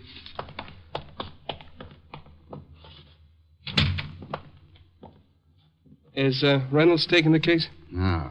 Dr. Reynolds is not taking the case. He isn't? Why not? Dr. Reynolds is taking a vacation. Dr. Reynolds severed all contact with the sick and the lame as of today. Dr. Reynolds must go get his back sunburned on the French Riviera. So what happens to Jerry Karn? He dies. You mean just like that? No, maybe not. Reynolds has an associate, Dr. Wright. Maybe Wright will do the job. But not as well as Reynolds. We'll move Karn to the Cook County Hospital. Wright operates there. I don't get it. A man, a doctor, he's got the power to save a life, and he takes a vacation. That's the way it is. Well... come on, Ed. Let's make out his transfer papers. Coming, Randy? No. It's almost time for me to start work. I'll stick around. See you. Okay.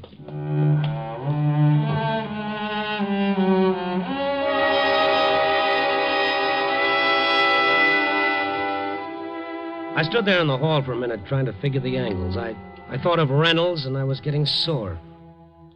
Couldn't help thinking that Jerry Karn knew his name, that his babbling was more than babbling. I turned back to the examination room and reached for the door handle. Hold it, Randy. Well, Sergeant Kalski. What are you doing out in broad daylight? Enjoying myself, having fun. You on the case? Yeah. Oh, Kalski, the Death Watch kid. What makes you think he's going to die? What makes you think he won't? He's in a hospital. There's doctors. Yeah, I know. There's doctors, and then there's doctors. What do you know about this? He's got a wife named Lorraine. We haven't got a line on her yet. Maybe she'll show here. I'm waiting. How does she figure, Kalski? Well, she figures like this.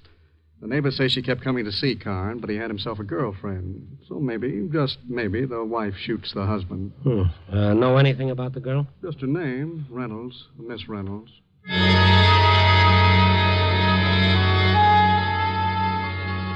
So there it was, Reynolds, the tie-in between Karn and the brain surgeon. I thanked Kalski and I headed for a telephone book. Dr. Philip Reynolds, Sheridan Road. It was already dark when my cab arrived. I started up the walk past a row of bushes. Reynolds. What? I've got a gun. Maybe I'll kill you. The dark, I can't see you. Well, I've got it all right. Now, look, Reynolds, I just got here and now you're here. What do you want? I want to hurt somebody. Well, don't we all? Smart, aren't you? You and your daughter. You know who I am, you know? No. Jerry Carn is my husband. You're Lorraine. And you're Diane's father. Just that. Just that is enough to make me want to kill you. I was waiting for her, waiting here. Did you shoot Jerry? Me? Me? Oh. Lorraine. Lorraine! No, don't. You don't want this gun anyhow. No. It's the gun that killed your husband? He said he wouldn't see her anymore. We'd be together again. Lorraine, I'm not Dr. Reynolds. But you... I'm just a guy who got sore. Stone, Randy Stone. I thought... You're too mixed up to think. She shot Jerry. Diane shot him. Maybe you shot him. Oh, sure. Sure, maybe I did. You love a man, you wait for him. Wait until he's ready to come back to you. Then when he is ready, you shoot him. Is that right? Is that what I did? All right, I'm wrong. How was it? He was going to tell Diane today. Tell her he wanted me back. I went to see him. They were carrying him out on a stretcher. Lorraine, will you do something for me? What? Wait. Wait for me right here. Oh, sure, I'll wait. Like I waited for Jerry. He might still live. Why do you want me to wait? I want to talk to Reynolds and talk to his daughter. Why? Don't ask me, sister. I ought to know better.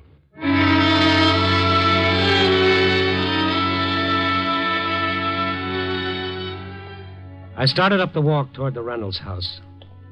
I could barely see Lorraine Carn. She was a shadow, still and motionless, but her mind rolling like a handful of ball bearings.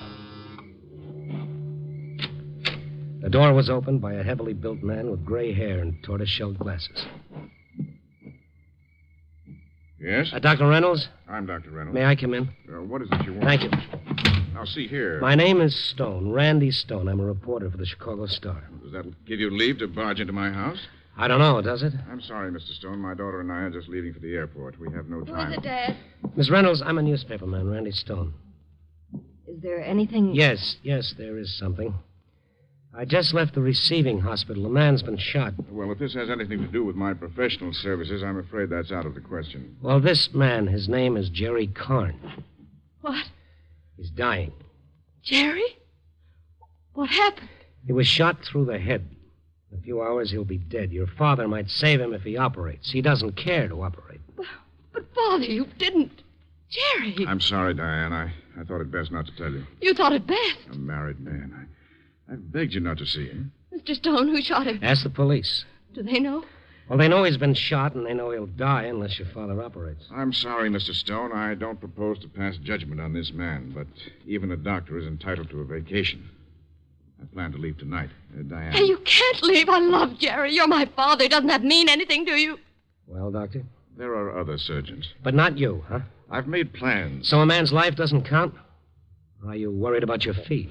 Don't be insulting, Mr. Stone. I'm not concerned with fees. Only this afternoon I operated on a charity case. Well, what does that prove? If it proves anything... All right, forget it. You handled a charity case this afternoon, but this is now, tonight. Look at your daughter. Father, please. Jerry wanted me to see him today. I didn't go. I thought that perhaps going away, I wanted to please you. I knew it was wrong. I knew he was married. Now maybe he's going to die. I'll go away with you. I won't see him again, but... Father, please.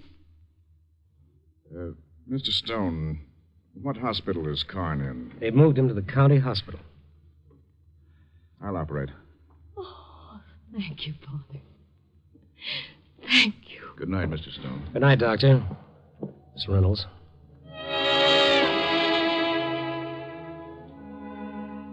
Go figure people out.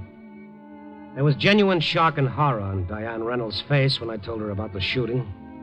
No actress is that good. And Reynolds was a confused guy who loved his daughter. And there was Lorraine Carn, a wife who'd lost her husband. Her head spinning with love and hate and no control. She could kill, all right. She could... Oh, Stone, smart guy. Me, the sharp operator who left her outside waiting like a live bomb, waiting to kill Diane. And when I got out there, she wasn't waiting. Lorraine Karn was gone.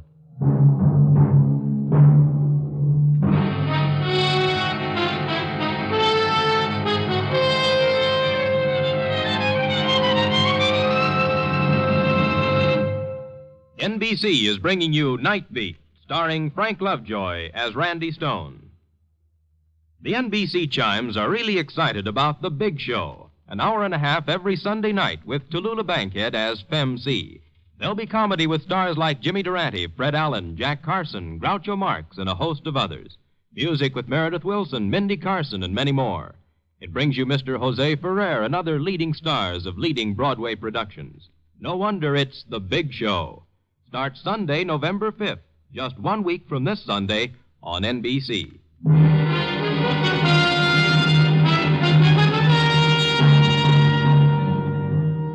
And now back to Night Beat and Randy Stone.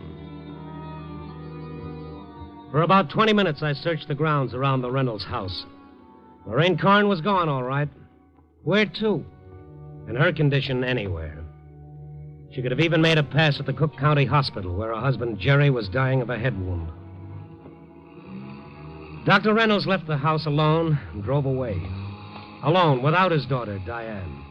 Diane, who loved or had loved Jerry Karn. I tried the door again.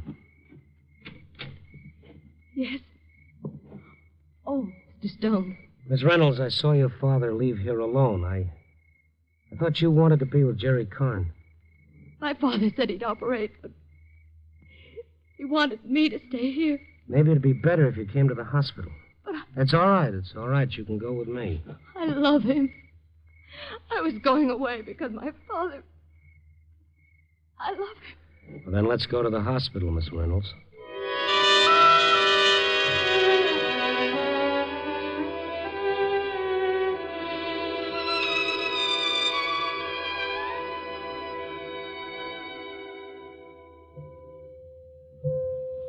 Dr. Wright, please come to X-ray.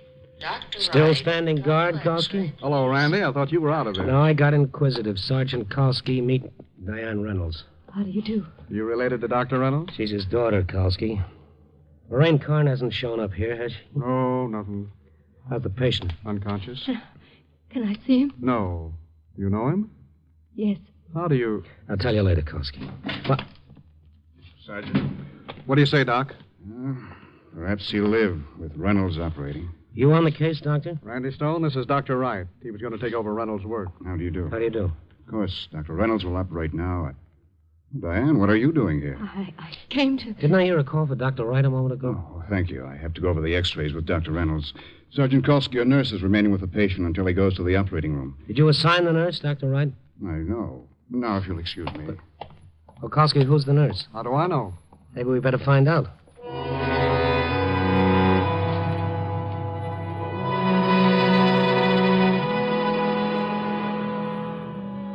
She was standing over the bed, a figure in white, intense, concentrated. I stood behind her. How is he? No, you won't stop me. It was Lorraine Karn, her lips almost as white as the uniform she wore. They made her eyes look black No, you won't. and empty. He's going to die. Let's go, Lorraine. He's going to die. Come on.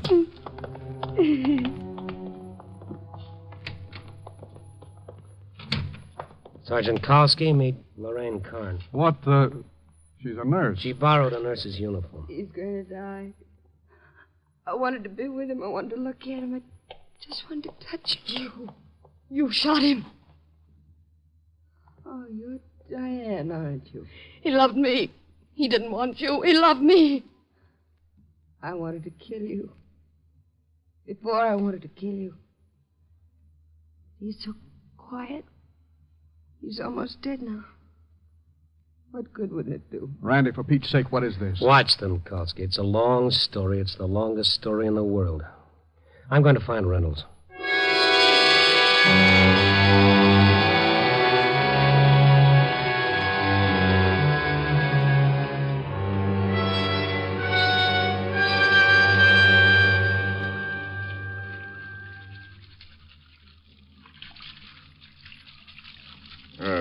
Please, Mr. Stone, don't stand too close to me while I'm scrubbing. Oh, I'm sorry. You seem to have unduly concerned yourself in this incident. I'm a newspaper man, Dr. Reynolds. I was interested. Oh? May I inquire why? Because you refused to operate. Oh. But now I choose to operate. Does your interest cease? No. Now I'm interested in who shot Jerry Karn. Perhaps his wife. Maybe. I'll be perfectly frank with you. I regret the whole affair.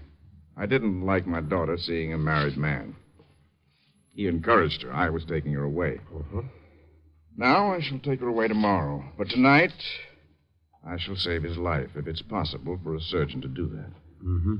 Well, now I'll ask you a silly question. Why? Oh, I suppose primarily because I'm a surgeon. Not because your daughter wants you to operate. My daughter? No. No, I think one trains himself, you understand? One trains himself, and then there's a certain moral aspect. I dislike talking about morality, but, well, every once in a while we have to live with it, don't we? Every once in a while. Well, then, I'll operate, you see?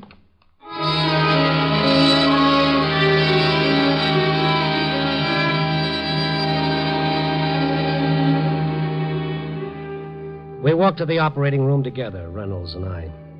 There were two benches outside. Lorraine Karn was sitting on one of them, her hands tightened into a knot. Kalski sat next to her, one hand hard on her elbow. Diane Reynolds sat on the other bench, strained and picking at a handkerchief. Dr. Wright was talking to her. Reynolds stopped and looked at his daughter. Diane. Yes. I'm sorry for you. My dear, I'm a doctor, and And then Reynolds turned and passed through the swing doors into the operating room. I turned to Diane. What's the matter, Miss Reynolds? You look sick. No, I'm just worried. I don't think I can stand it in here. Dr. Wright, please take me outside. There's a little matter of the police involved in this. I suggest you stay here. Sergeant Kalski says you stay. You stay.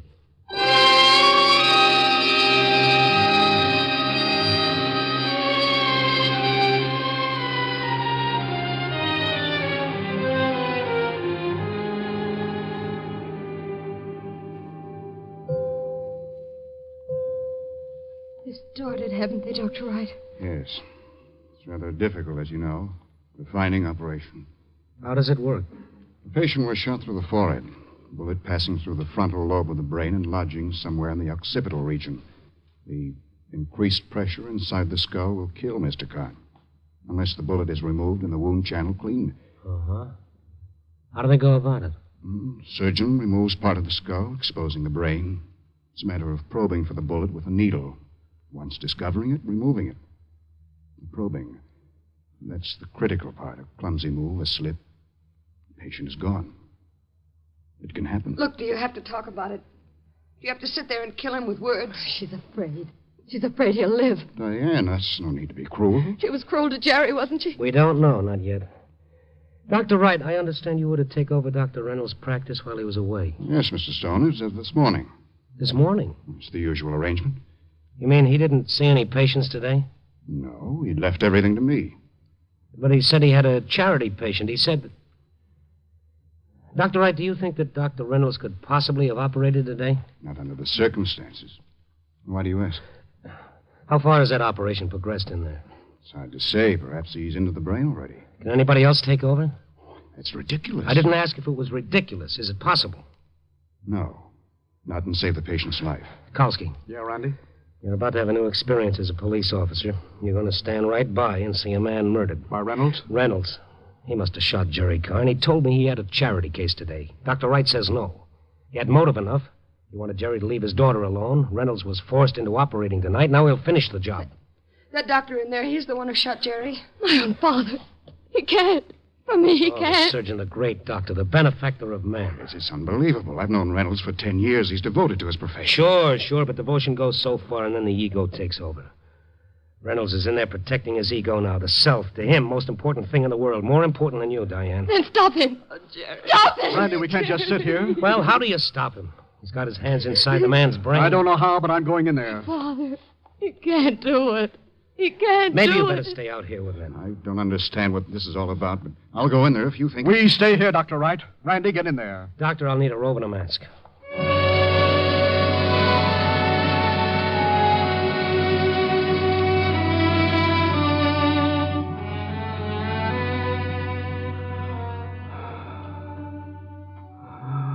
Irrigation, there.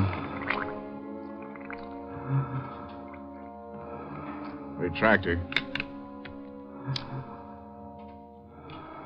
Retractor. I stood by the operating table, and nobody looked up. Reynolds was working swiftly, working on Jerry Karn's exposed brain. I thought I'd feel sick looking at it, but I didn't. I just watched Reynolds' hands. Electro-knife.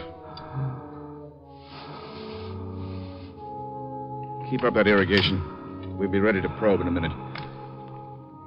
Just then, Reynolds looked up just for a minute, and he looked at me. There was a misery in him so close and tangible I was infected with it myself. I saw a hardness in the back of his eyes, a determination, almost fanatic. Well, Mr. Stone, I presume your presence here means you figured things out? Yes, I have. I'll have to ask you to leave. You see, I'm the surgeon. I stay. Very well. Electro-knife.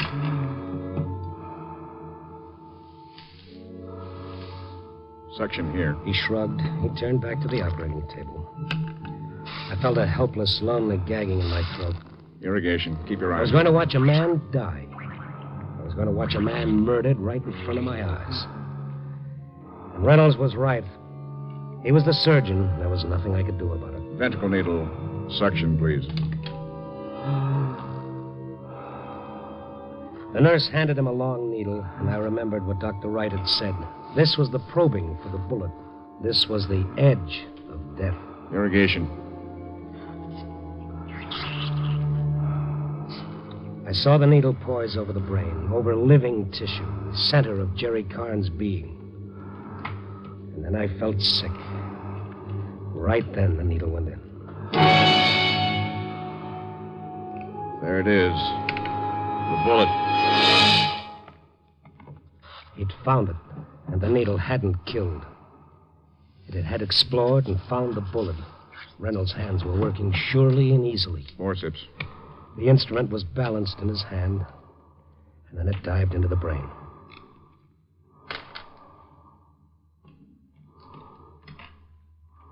The bullet, Mr. Stone. He'll live now. Are you really surprised? He'll live now.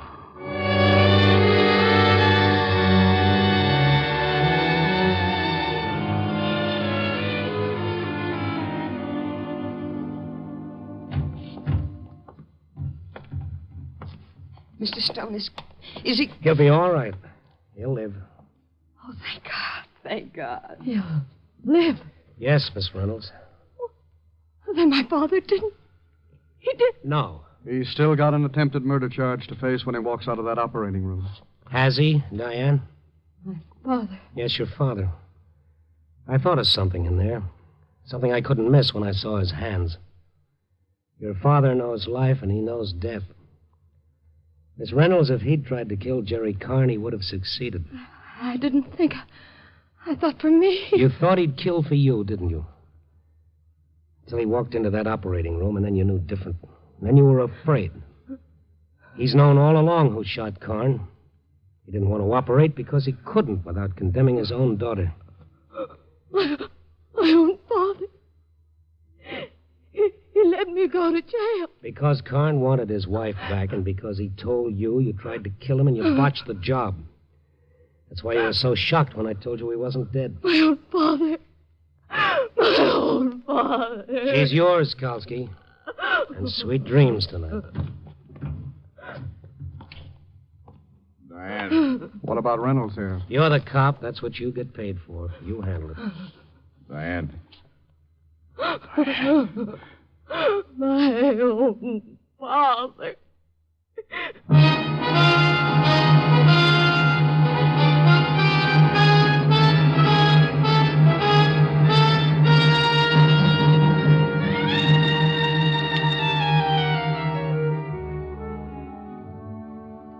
I didn't stay. I didn't look up. I didn't want to see the look in Dr. Reynolds' eyes. I knew he was suffering like a tortured animal. A man who loved his daughter, a man who was a doctor. Sure, I could have looked. Would have been an experience, another couple of paragraphs for my story, but who needs a story that bad? Who needs anything except, well, maybe a drink. Copy, boy.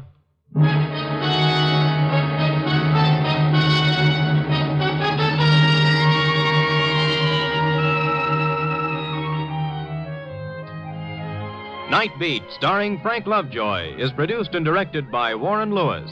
Tonight's script was written by Richard Allen Simmons from an original story by Norman Jacob and Sanford Wolfe, with music by Frank Worth. The part of Dr. Reynolds was played by Ted Von Eltz. Joan Banks was Lorraine. Betty Moran played Diane. Others in tonight's cast were Jonathan Hole, Jack Lloyd, and John Stevenson. Frank Lovejoy will soon be seen in the Warner Brothers picture Breakthrough. This is Frank Lovejoy again.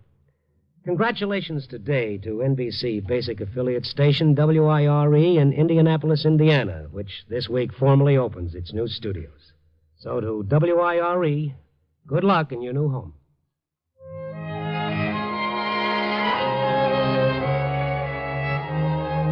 Listen next week at this time and every week as Randy Stone searches through the city for the strange stories waiting for him in the darkness.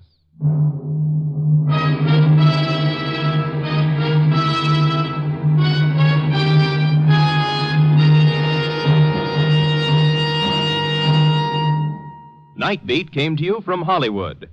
This year, the community chest must be filled to keep our communities sound and strong and healthy. The responsibility is yours, not just because we say so, but because it's an obvious fact that if everybody benefits, everybody must give. And remember that it isn't necessary to make your red feather donation immediately. If you want, pledge the amount you can contribute, then pay as you wish during the year. You'll be giving to the community in which you live, sharing its problems with your fellow citizens. It's a big campaign, many, many campaigns in one. So don't let it down. Give enough for all red feather services. 3 chimes mean good times on NBC. Now, stay tuned for Brian Donlevy as a soldier of fortune on Dangerous Assignment on NBC.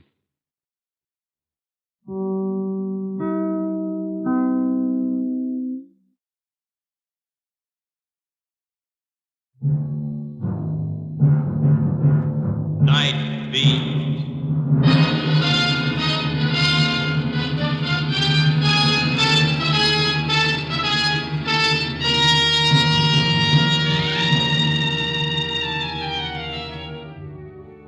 Hi, this is Randy Stone. I cover the Night Beat for the Chicago Star. Stories start in many different ways. This one began with a Halloween killing and ended with a black cat's sweet revenge.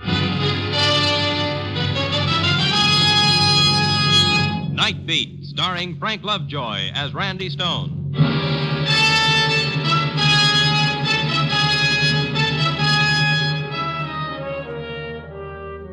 Yes, Halloween had come and gone, but tonight was still a good night for any leftover spooks, witches, or black cats, as the hallowed eve itself.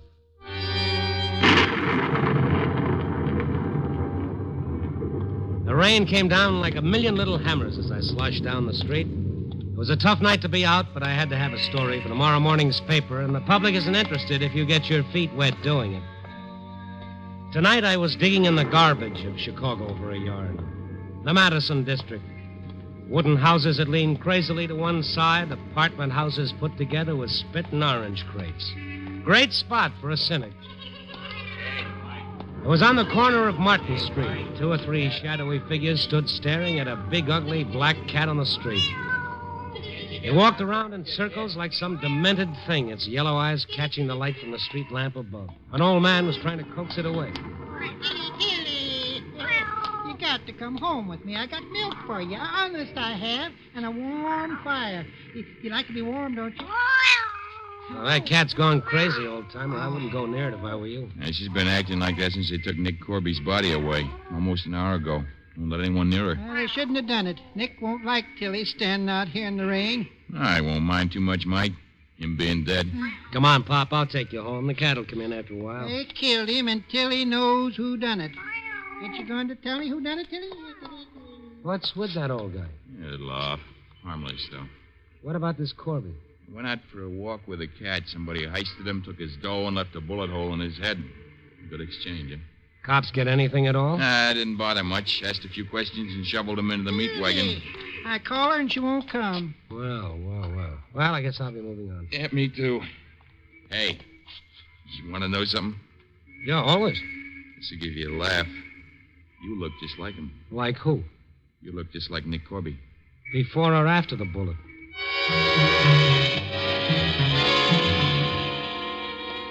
So I plugged up the hole in my head and started walking away. Nothing here for me. Another Madison Street special. Guy robbed and killed. He'll stay dead, and the man with the gun will go on living. I'd gone 5 or 6 yards when I heard someone calling me. Mister! Huh? Oh, what is it, Pop? Tilly, she's following you. There she is. You see her? Oh, yeah, so she is. Come here, you scrawny thing. Oh. Hey, this ugly old doll's going for me. Oh, she likes you. What's the matter, Tilly? Things getting tough? Hey, will you pick her up and take her to my place? All right, Pop. All right, where do you live? Right here, the Martin apartment. Okay. Up you come, you black banshee. Oh. 50 steps going down. Here, in the basement. I'm the janitor here. Come in and warm up a bit. No, thank you. Here's your cat. I've got to get moving. Tilly don't want you to go. You hadn't ought to. She don't want you to. You tell her I'm practically engaged to someone else. So long.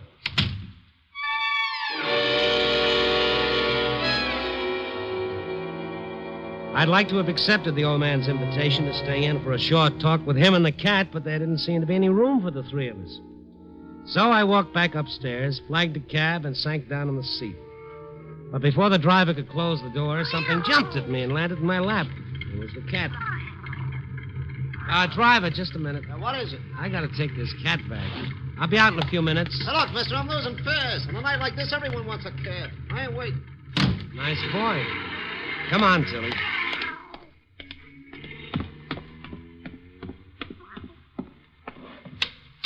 Mike, here, come take the cat. Oh, she went after you, and I couldn't stop her. She likes you. And when she likes a man, she don't let go of him. That's the way it was with Nick. That's no use. You can't get away from her. Maybe she thinks you're Nick. Oh, you look a lot like him, a lot. I'll show her my birth certificate sometimes. Mike. Mike, what are you doing with that gun? Oh, I'm cleaning it. You got to clean them all the time. They don't work. I was a soldier, and I ought to know. You got to clean them and clean them. Look, Mike, if the cat won't stay with you, why don't you take it back to Nick Corby's wife? I wouldn't do that. Mrs. Corby's afraid of the cat. She even tried to kill her once, but Tilly was too smart. Shh. Mrs. Corby tried to kill Nick, too. How do you know? Nick told me. He was my friend. He played checkers with me, and you know what? He didn't call me Crazy Mike like the rest of them. He'd give me his gun to keep for him after that time Mrs. Corby shot at him.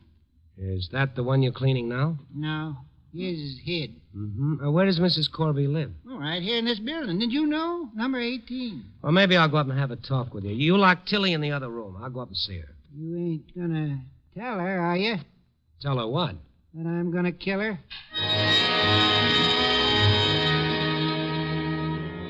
Old Mike wasn't going to do any killing with that gun. I hadn't liked the vacant look in his eyes and the tight lines around his mouth, so while we'd been talking, I'd slipped the magazine into my pocket. But it still left him pretty dangerous. So I thought I'd better go up and have a talk with Mrs. Corby. Who's there? Mr. Stone. Oh, come in. I'm so glad you came. Sit down. Thank you. Hey, you don't look like a policeman. I'm not. I'm a reporter. Did the police send you?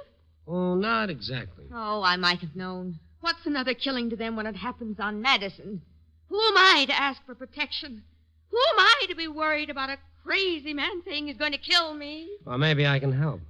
Can you bring back my husband? Can you bring him back so that he'll pay the rent every month and see that I have something to eat and a dress to wear? Can you bring back the feeling I had of belonging to someone? That's the way it was till the cat came.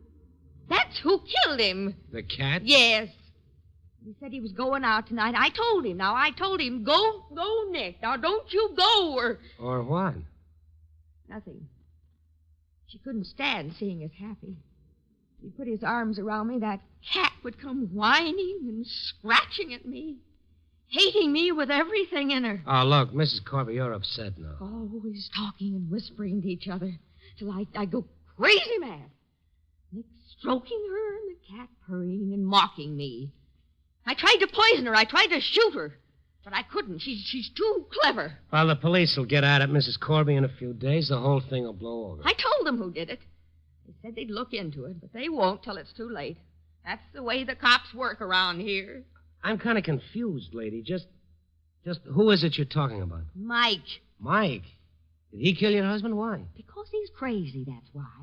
Talking soft and low one minute and the next a raving maniac. He'll kill me, too, if the police don't stop him. What's that? It's only the cat at the window. Get away from there! You sneaking, lying thing! I'll kill you. I will. You hear? Take hold of yourself, lady. Take hold of yourself. It's only a cat. A cat? It's a she-devil. A scheming, rotten she-devil. Now you get away or I'll throw this... She picked up the empty bottle and threw it at the window, and the cat disappeared. For a few minutes, I thought Mrs. Corby had gone out of her mind. I finally quieted her down. She wouldn't let me leave her at first. But when I told her I was just going to bring the police back, she locked herself in the room and told me to hurry. When I got out into the hallway, old Mike was standing by, an empty grin on his face. What were you doing up here? Just listening. I like to hear people yell. Well, you come on downstairs. I want to talk to you. I made some tea for us. I like tea. Mm-hmm. How did Tilly get out? I opened the door, and out she came. Uh-huh. Did you want her to scare Mrs. Corby? Yeah, worked good, didn't it? Mm-hmm.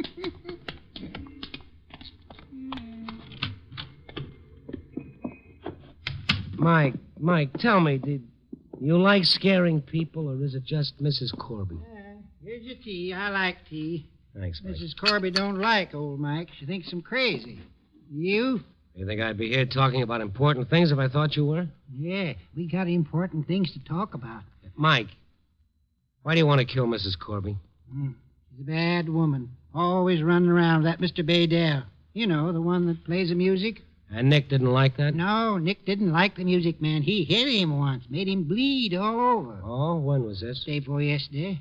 They was fighting about Nick's wife. And Mr. Baydell said, I'll kill you for this. Do you think he did? On a dark corner, in the rain, when nobody was watching.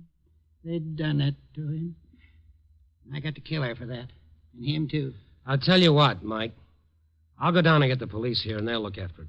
You know what? I lost part of my gun, and I can't use it. Well, you won't need it. I'm going for the cops. Oh, it takes them too long. I'll do it with Nick's gun. I got it hid for him. Where is it? I hid it good. It's under my bed. It's in this box. Let me take a look at it. Oh, it ain't here. It's gone.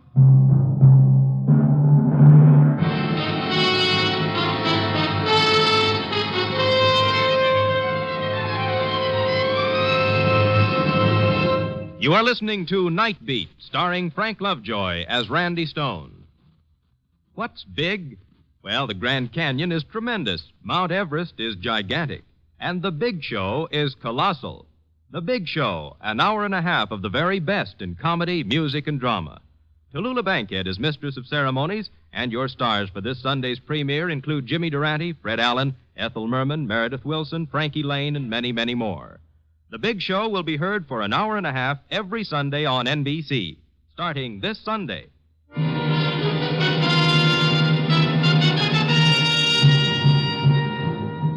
And now back to Night Beat and Randy Stone. The old man's face went white when he couldn't find Nick's gun, and I could see a crazy rage coming to a boil. I don't mind telling you that I was scared. And then suddenly there was an explosion that seemed to come from the basement window. Somebody was shooting at us. I pulled Mike down to the floor. For a minute I thought Mike had been hit, but he was only dazed.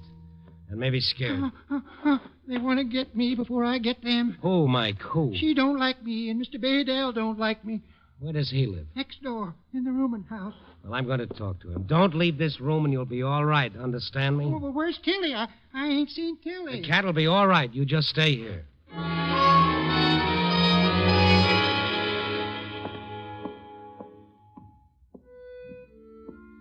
On the third floor of the rooming house, I heard accordion music coming from behind one of the closed doors. I knocked on it. Come in. I pushed the door open. I stood looking at a guy in his middle 40s wrestling with an old accordion. One look, and I was sure he wasn't the man of distinction. There was a cloudy glass of muscatel sitting on a dirty table at his side. His tongue was a little thick when he spoke. A music lover, no doubt. I see that your clothes are soaking wet. Just come in out of the rain, maybe, a few minutes ago. Do I detect a tone of authority in your voice? Let me guess. Policeman? No. Oh, I'm greatly relieved. They frown so on musicians who've slid from concert hall to barroom, from a Steinway to an accordion. Who are you? I'm Randy Stone, Chicago Star. Ah, yes, the Star. Your paper was kind to me in happier days. I dare say you want an interview, one of those what's become of stories. Oh, I'm sorry I can't oblige. I'm composing at the moment. Look, Mr. Baydell, I have a few questions I'd like answered. Ah, but haven't we all? Question number one. Have you, in the past 15 minutes, fired a revolver? That's simple. No. Mind if I look around? Not at all. Now, what's the use? You could have ditched the gun. Perhaps you would like to hear my newest work. I'm more interested in Nick Corby at the moment. Ah, lucky fellow. To be shot down, destroyed without a moment's warning. No remorse. A shot, and one less specimen of misery in the world. You rather think I did it, don't you, Mr. Stone? From what I'm given to understand, you're a likely candidate. Poor demented Mike has been talking to you. You believe him?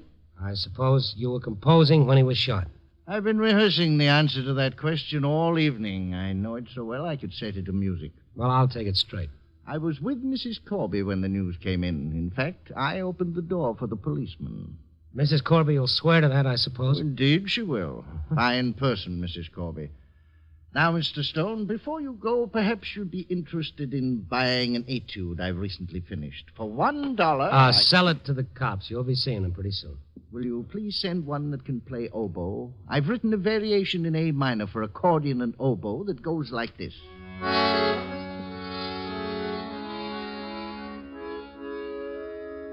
I don't know. I seem to have the knack of getting mixed up with offbeat characters. They fascinate me like a stage door fascinates some Johnnies. And I get to know what makes a guy tick, even if it means ducking a couple of bullets. There wasn't much doubt in my mind that either old Mike or Mr. Baydell had helped Corby out of this world. And even though they were interesting characters, they were both dangerous, and it kind of burned me up that the cops hadn't done anything about them. Mrs. Corby wanted protection, and she was entitled to it. So I hopped into a cab and went down to headquarters. Sergeant Kelly was playing four-handed canasta all by himself. Hi. How about some canasta? How about a little murder? On a night like this? Now, this is an old one. 3 hours ago. Nick Corby. Oh, him. Boys just finished on him. You got the report? Not a written one, but I know all the stuff. Shot through the temple, very close range. He was robbed. Bad spot, that Martin Avenue. What kind of gun was used? 45. Should have seen that neat, round little hole in his head. Looked like a bomb crater. Mrs. Corby feels her life is in danger and asks for protection. How come she didn't get it? Swanson told me about her.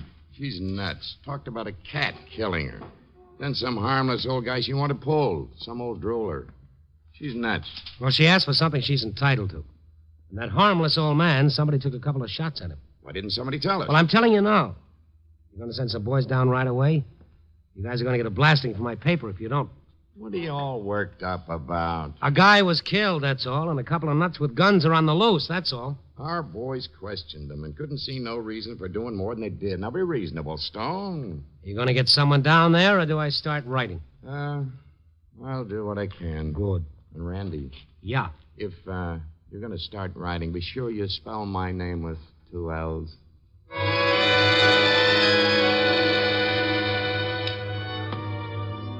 When I got back to Mike's place in the basement, he was gone. While waiting for him, I rummaged around a bit just to keep busy and see what I could find. I didn't even hear the door open, but then... You won't find it. Oh, Hello, Mike. What won't I find? What you looking for? Old Mike knows. What do you know? He knows who killed Nick. He knows for sure now. Who was it? Mr. Baydell. He done it. How do you know it was him? I found the gun in his room. Nick's gun with 3 bullets missing. 1 for Nick and 2 for me. That's how I know. Let me see it, Mike. I got it hid good this time. That's fine. That's fine. We'll give it to the police when they come, won't we? No. Nick wants me to do it myself.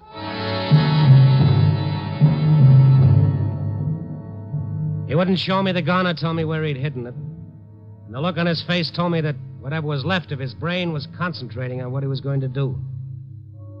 I ran next door and back upstairs to warn the musician. He was gone. The landlady told me, try the bar on the corner. The storm had got a new lease on life, and I was glad to close the door of that bar behind me. The place was empty, but for the bartender and my friend with the accordion. Live one. What'll it be? A little conversation with Shostakovich over there. Tell the gentleman I have nothing to discuss with him. He is not a patron of the arts. You heard him. Mr. Baydell, you've got to get out of here. Then tell the man what my terms are for conversation. You gotta buy him a drink. Oh, he's had enough. Yeah. A small subsidy of 50 cents may buy you a piece of posterity through my compositions. Yeah, better buy him a drink, mister. He gets stubborn. All right, then. Make it quick.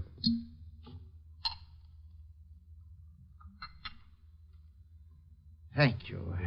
I will now dedicate to you... Look, Mr. Baydell, any minute now that door may open and you... How dare you interrupt me in the middle of a presentation? Well... Humor him or you'll get no place. I'm very sorry. Go ahead. Bartender, keep your eye on that door. The piece I have selected for you is a bit of American minstrelsy. 2 lovers stood on the corner. Above them, the street lamp shone. A shot rang out through the dismal night, and the dead man lay alone. Oh, that's just great. Now listen to me. Mike found the gun in your room, the one that was used to kill Corby with. That's why they call him Crazy Mike. His retarded mentality makes his hallucinations so very powerful, and all with no aid from Bacchus, the god of wine. But don't sell a guy like that short. They kill a lot quicker than the ordinary person. Listen to that storm. A fine night for death. Fine night for sweet oblivion. Did he show you the gun? No, but I know he's got it. And he found it in my room? Yes. Sweet, faded traitress. She put it there. What do you mean? Nothing. I'm closing up, boys. Nothing doing tonight.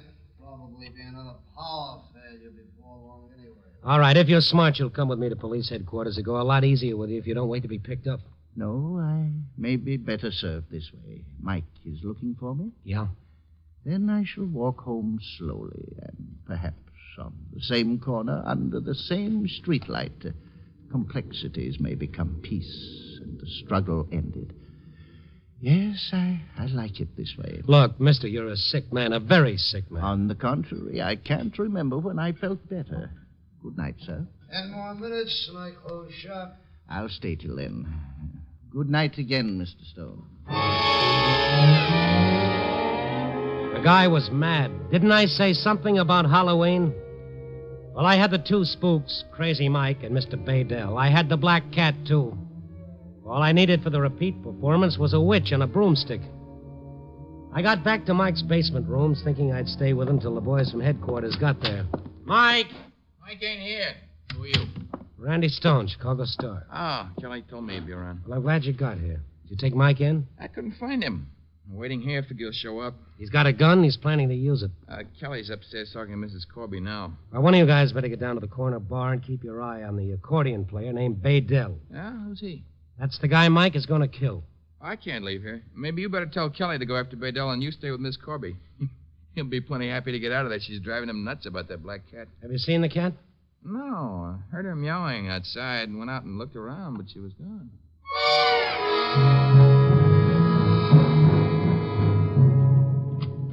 Kelly let me into Mrs. Corby's room. He was looking pleased with himself. Hello, Stone. Oh, you. Well, we're getting places on this thing, aren't we, Mrs. Corby? Well, I convinced her to give me some of the real facts, didn't I? And it comes out that she don't think Crazy Mike done it.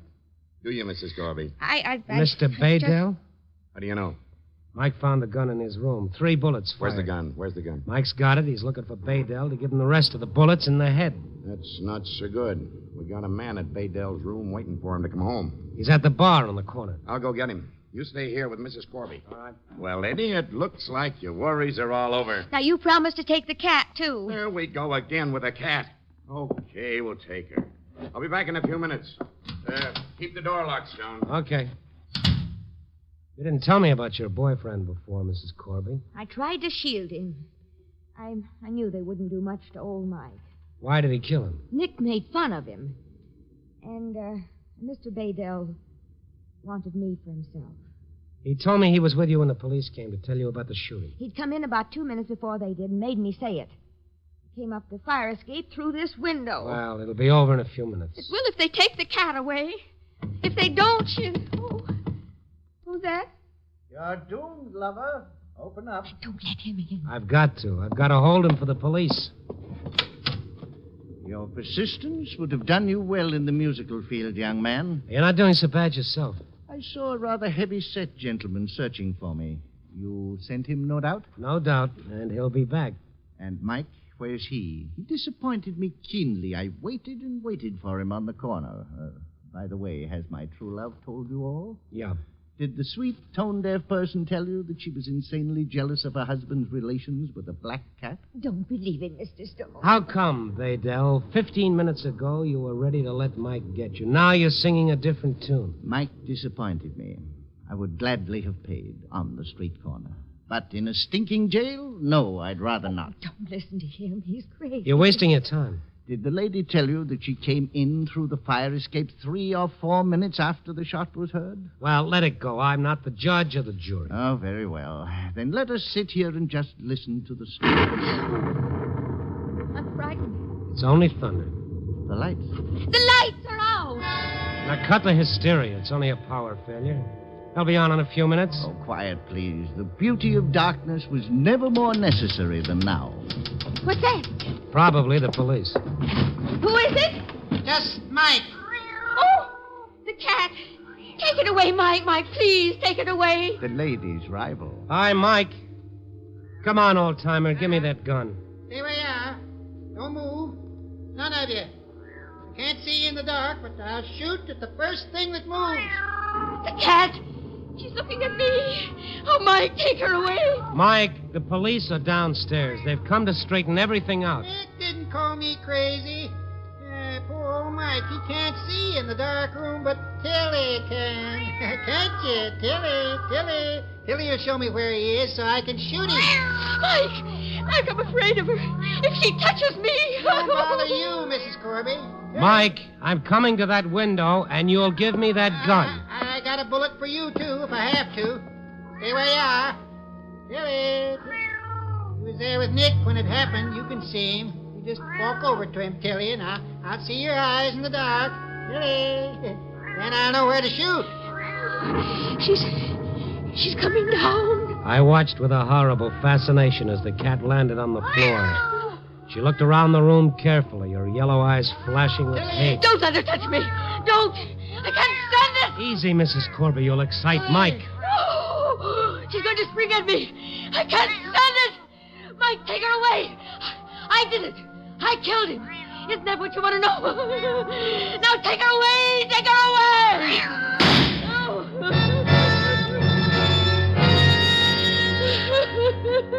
Mike fired straight at Mrs. Corby, but somehow his shot went wild. And then it was all over. Kelly'd been working his way up the fire escape, and he got Mike from behind. Okay, old-timer. Let me have the gun. We evened up for him, didn't we, Tilly? We evened up for Nick. Come on, Pop. I'm coming. Just a minute now. You listen. Hear that? Tilly's happy now. She's happy now. We got her all right. She made me do it. That cat. She hated me, and she made me kill him.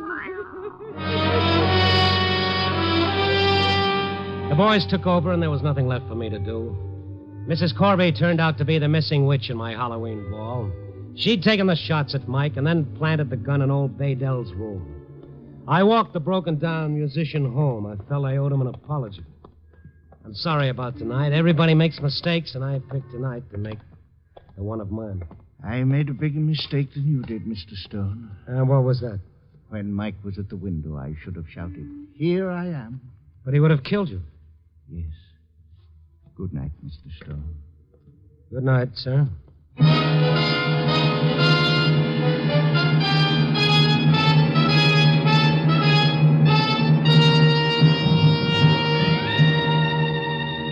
Yeah, I've got a talent for getting mixed up with weird characters. 3 out of the 4 were wacky, off their rockers. Old Mike, Mrs. Corby, Baydell, the accordion player. And the 4th character, of course, is me. And you know what? I'm not so sure about him either. No. Am I, Tilly girl? I would have sworn that cat said something. Copy, boy.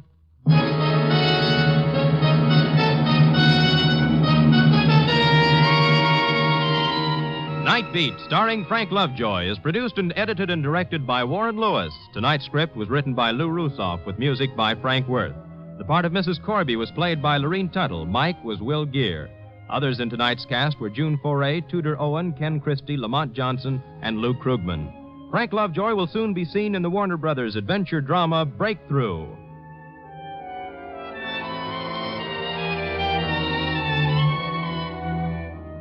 Three chimes mean good times on NBC. Here is a special listening note for all of you who enjoy following along step by step with Randy Stone as he covers the Night Beat. Starting next Friday, November 10th, Night Beat will be heard exactly 1/2 hour earlier over most of these stations. Next week, in this time period, you'll hear the premiere of a new series starring Monty Woolley as the Magnificent Montague. Remember, next Friday, Night Beat will be heard 1/2 hour earlier. Consult your local papers for the exact time. Now, stay tuned for Brian Donlevy as a soldier of fortune on Dangerous Assignment on NBC.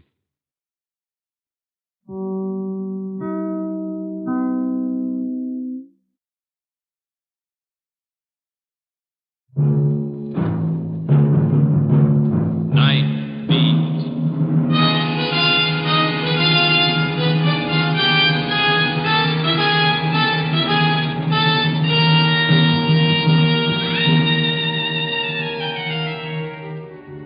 Hi, this is Randy Stone. I cover the Night Beat for the Chicago Star. Stories start in many different ways. This one began with a flash of a knife and a woman's scream, and ended up with a new kind of love and a woman's tears.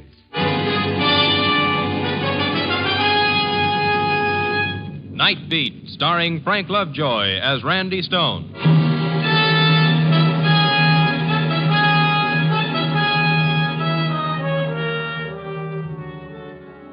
You ever notice how when the sun goes down, the chemistry of the whole earth starts a new reaction? The flowers close with the shop doors, sunshine leaves town with the buses, and the birds settle down like the dust covers on the department store counters. At night, perfume replaces the flowers, neon takes up the task of the sun, and the birds that take flight are the hearts of people looking for love and the good tomorrow. Someone said the night is a mantle that covers the weary and a cave of excitement for the adventuresome. He forgot to add that the night is also a mask for the evil. I was out making my rounds, covering my beat for a story. I talked with a boot-black hair, a hat-check girl there, a head waiter or two, assorted cabbies, and came up with nothing but a few shreds of scandal that were better left unreported. When I turned onto Harding Street, there was a story for me, ready-made. But it was a story I was sorry I had to report. A woman was lying on the sidewalk with a frightened look in her eyes. The shoulder of her dress was ripped open, and there was a red stain growing on her side. I walked up to the edge of the crowd that seemed to pour out of nowhere, and I pushed my way through. I'm from the press, Charlie. Oh, hello, Randy. Didn't Hi. even look at your face. What happened, Charlie? Said she was waiting for a taxi. There were 3 or 4 people with her. Cut me Before with she a knew... knife. He just slashed Yeah. at me. Try to lie quietly, will you, lady? It'll be better. Now you know. The 14th case like this in 3 weeks. Yeah, I know all about him. They call him the Slasher.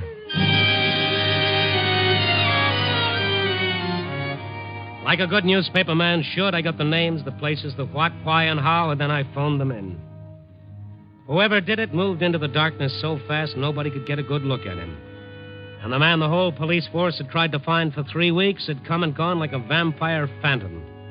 And another woman, they were always women, lay on the ground wounded. The whole thing disgusted me, and after the police had cleared things up, I went into Mike Creshaw's place for something cold to take the hot, dry taste out of my mouth. Yeah, wouldn't that curdle your hair? Yeah? Right on this very street. I'd like to get my hands on that screwball. Just one hand. I'd fix him so as he wouldn't be able to cut paper dolls. I hope they catch him soon. Why don't you newspaper men do something? You got the power in this town. Well, nobody knows what he looks like, where he comes from, or where he goes. What would you do if you were a newspaper reporter? Well, now that you mention it, I don't know. But sometime, somewhere, they're going to catch him. And things are going very bad with this gent. Very bad indeed. Yeah, let me put a head on it. Thank you. Mike, tell me, where'd you get those new murals on the walls? All right, huh? Yeah, we had them done just last week. The place looks like a magazine cover, huh? Mhm. Look at those legs. Who did them? Oh, some joker named Rick. Rick Bennett. Works over at the Hofbrau now. I got him the job. Me. That's pretty good-looking art for a bar. Hey, he owed us a tab. We let him pay it off that way. What's the matter with the face of that girl, the one on the right? Hey, you know, I've been wondering about that myself. I think he must have made a mistake somewhere. What do you think? Maybe he did make a mistake. Yeah, but look at that shape. Rick Bennett at the Hofbrau, huh? That's the guy. Does sketching. Thank you, Mike. I'll see you later. I didn't tell Mike what I was really thinking because it sounded too far-fetched to be true. But that mistake on her face looked to me like a scar. Why would a guy paint a scar on a beautiful woman's face? I dropped into the Hofbrau to get a look at this Rick Bennett. He was sitting in a corner booth with a pad of sketching paper, some charcoal, and some pastels. None of them were busy. I walked over. How much does a sketch cost? $1. Mm-hmm. Well, that's a deal. Here's your buck. Caricature or serious? Oh, serious. I'm going to give this to my girl. Don't waste your time. Turn your head, will you? A little more. Okay. You been around here long? 3 weeks. Been here all night? Just came in 10 minutes ago. Uh-huh. Mm-hmm. I'm an orphan. I got 3 teeth missing. I was a shot put champion in high school, and my favorite food is liver and onions. Anything else? No, not right now. He finished the picture in a few minutes. Without a word, he handed it to me. It was a perfect and talented reproduction, except for one thing. Down the left side of my face was a long, jagged scar. It's my trademark. Want your buck back? No, not especially. This is the strangest trademark I ever heard of. The reporter hears of a lot of strange things. What? Hey, you a newspaper man? Mm-hmm. Yeah, give me the sketch. Yeah. There. It's clean. No scar. And here's your $1 back. This one's free. Oh, thank you. I get this preferential treatment just because I'm a reporter? That's right. If I'm going to ask a favor of somebody, I have to use better manners. If you don't mind, I thought maybe you could help me. What's your problem? I came here looking for a girl. Yeah. Ever seen her? No. Her name is Selma Vasek. She's beautiful.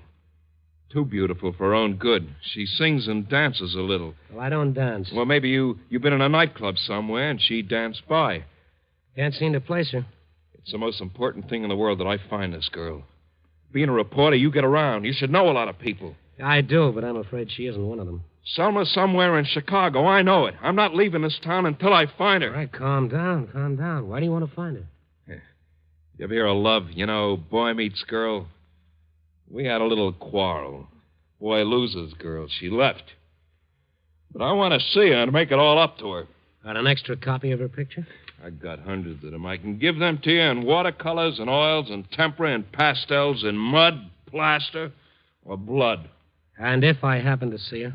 You tell her Rick Bennett, the love of her life, is looking for him. And Rick Bennett hasn't forgotten and that he's got something for her. There was something about his recent appearance in town and his morbid interest in scarred flesh that made me creep a little along the spine. It seemed to me that for her own good, I might be wise to look up the girl whose name on the picture read Selma Vassick. But where do you start in a city of 5 million with just a picture and a suspicion? And I remembered Bennett had said Selma Vassick was a dancer. I knew nightclub entertainers got jobs through agents, so I began looking up every agent I could find at that hour. On my 12th one, little Al O'Brien, I got a nibble. And now it seems to me, Randy, if you dyed this hair brunette and plucked those eyebrows a little and starved this girl for a few weeks, she'd be a dead ringer for a dame in the floor show at the Blue Marlin. Are you sure? Oh, of course, you'd have to change the name, too. The dame at the Blue Marlin is called Honey Kane. The Blue Marlin was 5 minutes from Little Al's by cab, and I journeyed over. It was a drab joint needing paint and a new B in the sign and better liquor. I cased the chorus once, spotted Honey Kane, and went in the stage door.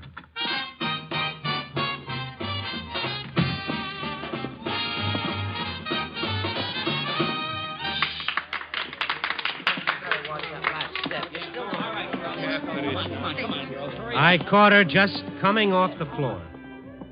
All right, one side, Buster. Selma, My name is Honey Kane. didn't it used to be Selma Vassick?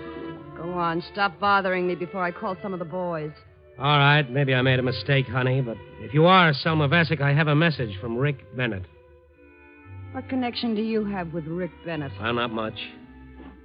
All right, come on, here, in the prop room. I want to talk. All right. So I'm Selma Vassick. Now, who are you and what's with Rick Bennett? I'm with the Chicago Star. My name is Randy Stone. I met Rick tonight. He said he was looking for you. I was lucky enough to find you. I hope he's never that lucky. Mister, that guy is crazy. He's been following me from one city to another for 3 years.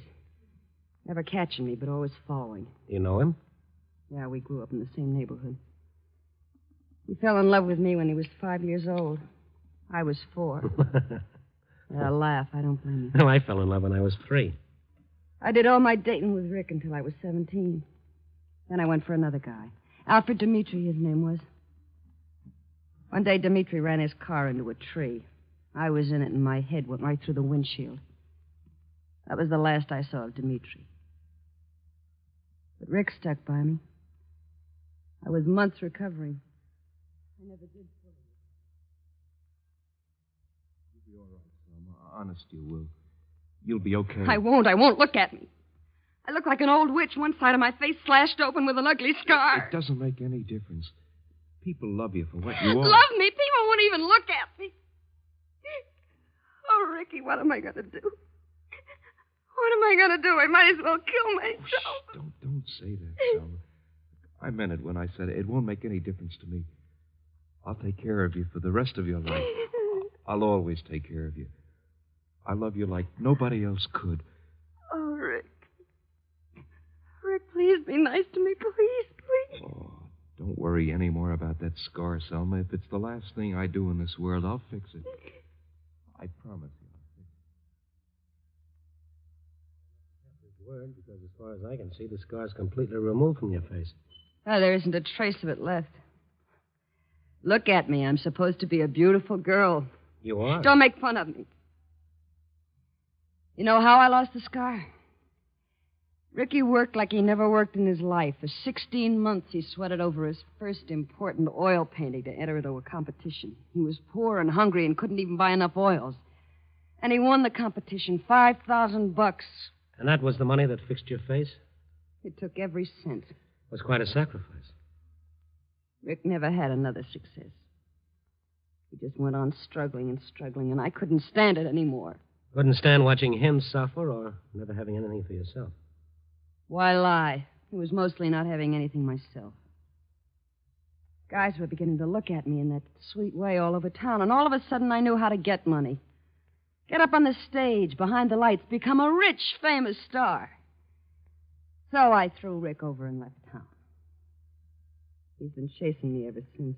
You wouldn't consider going back to him? Go back to him, me? What have I got to bring him now? I'm not the same girl he was in love with. I haven't got the scar on my face anymore. I've got it inside. I'm another person. And the names for it aren't very nice. When he sees what I've turned out to be, I think he might want to kill me. You really think that, Selma? Yeah, that's what I think. Selma, would you rather I didn't tell Rick where you are? I'll pray for you every night if you don't tell him. All right, it's your life.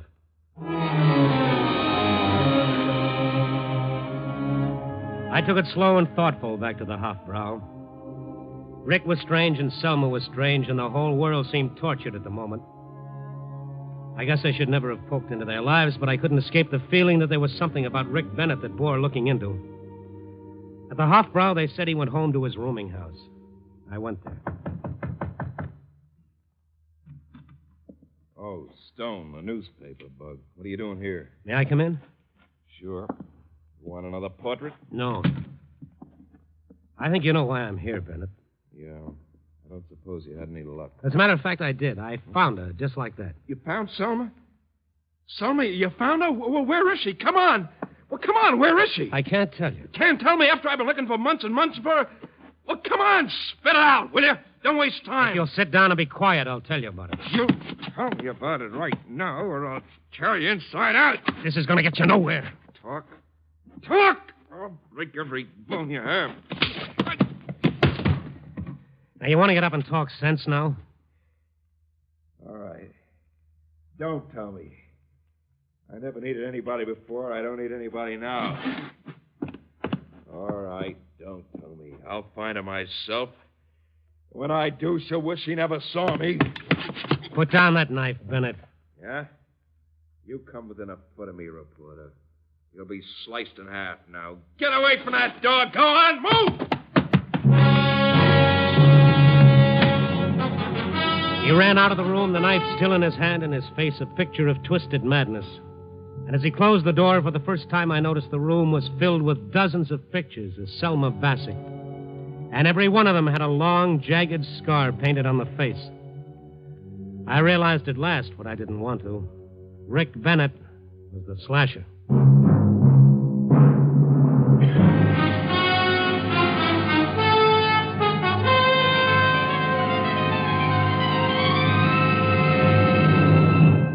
NBC is bringing you Night Beat, starring Frank Lovejoy as Randy Stone. Of Duffy's Tavern. The welcome mat is out at Duffy's, and your host will be the ungrammatical Archie, played by Ed Gardner. As usual, Duffy won't be there, but he'll be represented by his charming daughter, Miss Duffy. Clifton Finnegan and Eddie the waiter also will be on hand to join in the mischief with Archie. It's top Friday evening listening later tonight with Duffy's Tavern over most of these NBC stations. And a reminder, this Sunday on NBC, it's The Big Show, an hour and a half of the best in comedy, music, and drama.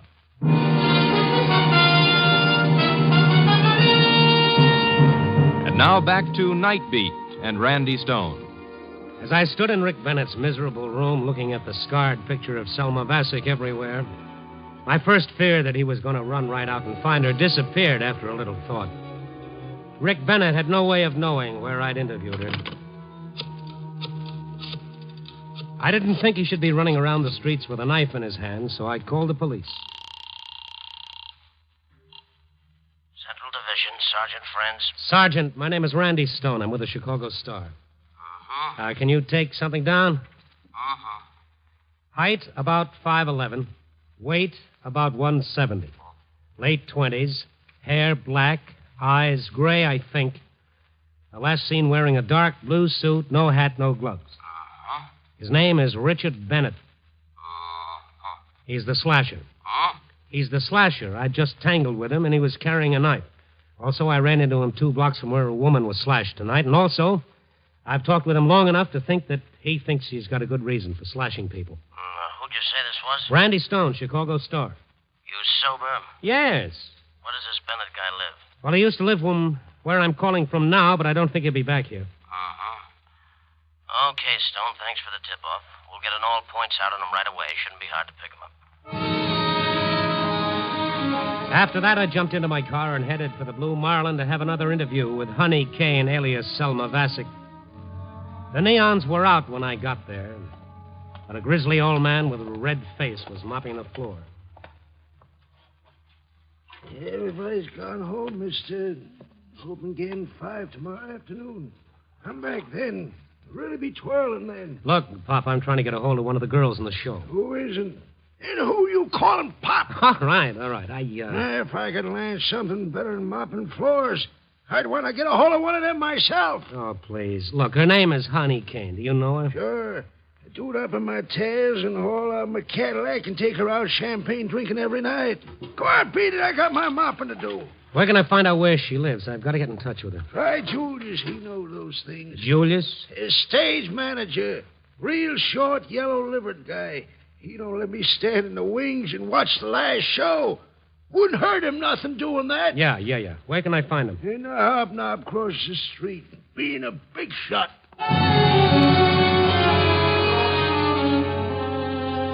I found Julius across the street being a big shot. It was intermission for the little orchestra that was playing there, and he was standing behind the vibraharp playing lost chords. A bored bartender and a drunk passed out in an empty booth were his audience. Nobody looked up when I came in, most of all Julius, but he did answer me. Yeah, I'm Julius. I just came from the Blue Marlin. The janitor there said you could help me. Yeah? He's a dirty old man. I'm trying to locate one of the girls in your show. A lot of people are, brother. Now, why don't you... I went all through that with the janitor. I don't want to go through it with you. Now, my name is Stone. I'm a reporter. I'm on a story. I want to talk to Honey Cane. Do you have her address? Yeah, Mr. Reporter on a story. I got her address. But I ain't handed it out to you. You talk too smart. You move too quick. And you're sort of a jerk. I just don't like you. And I don't like you, mister.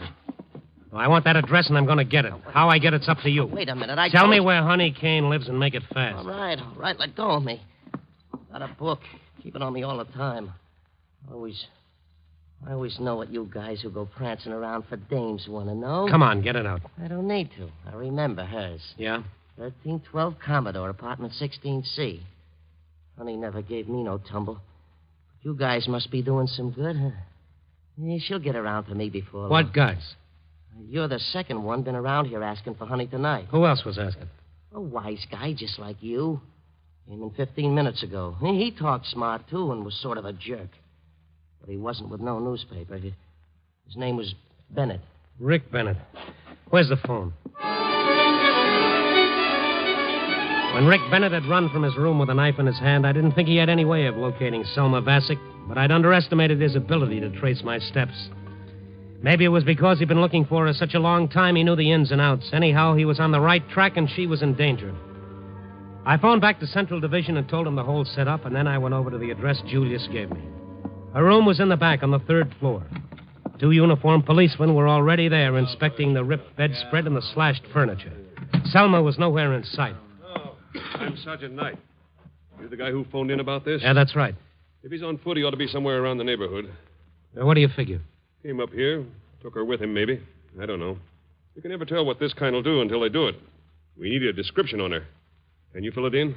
Well, about 5'4", dyed blonde hair, 100 pounds, 25, maybe.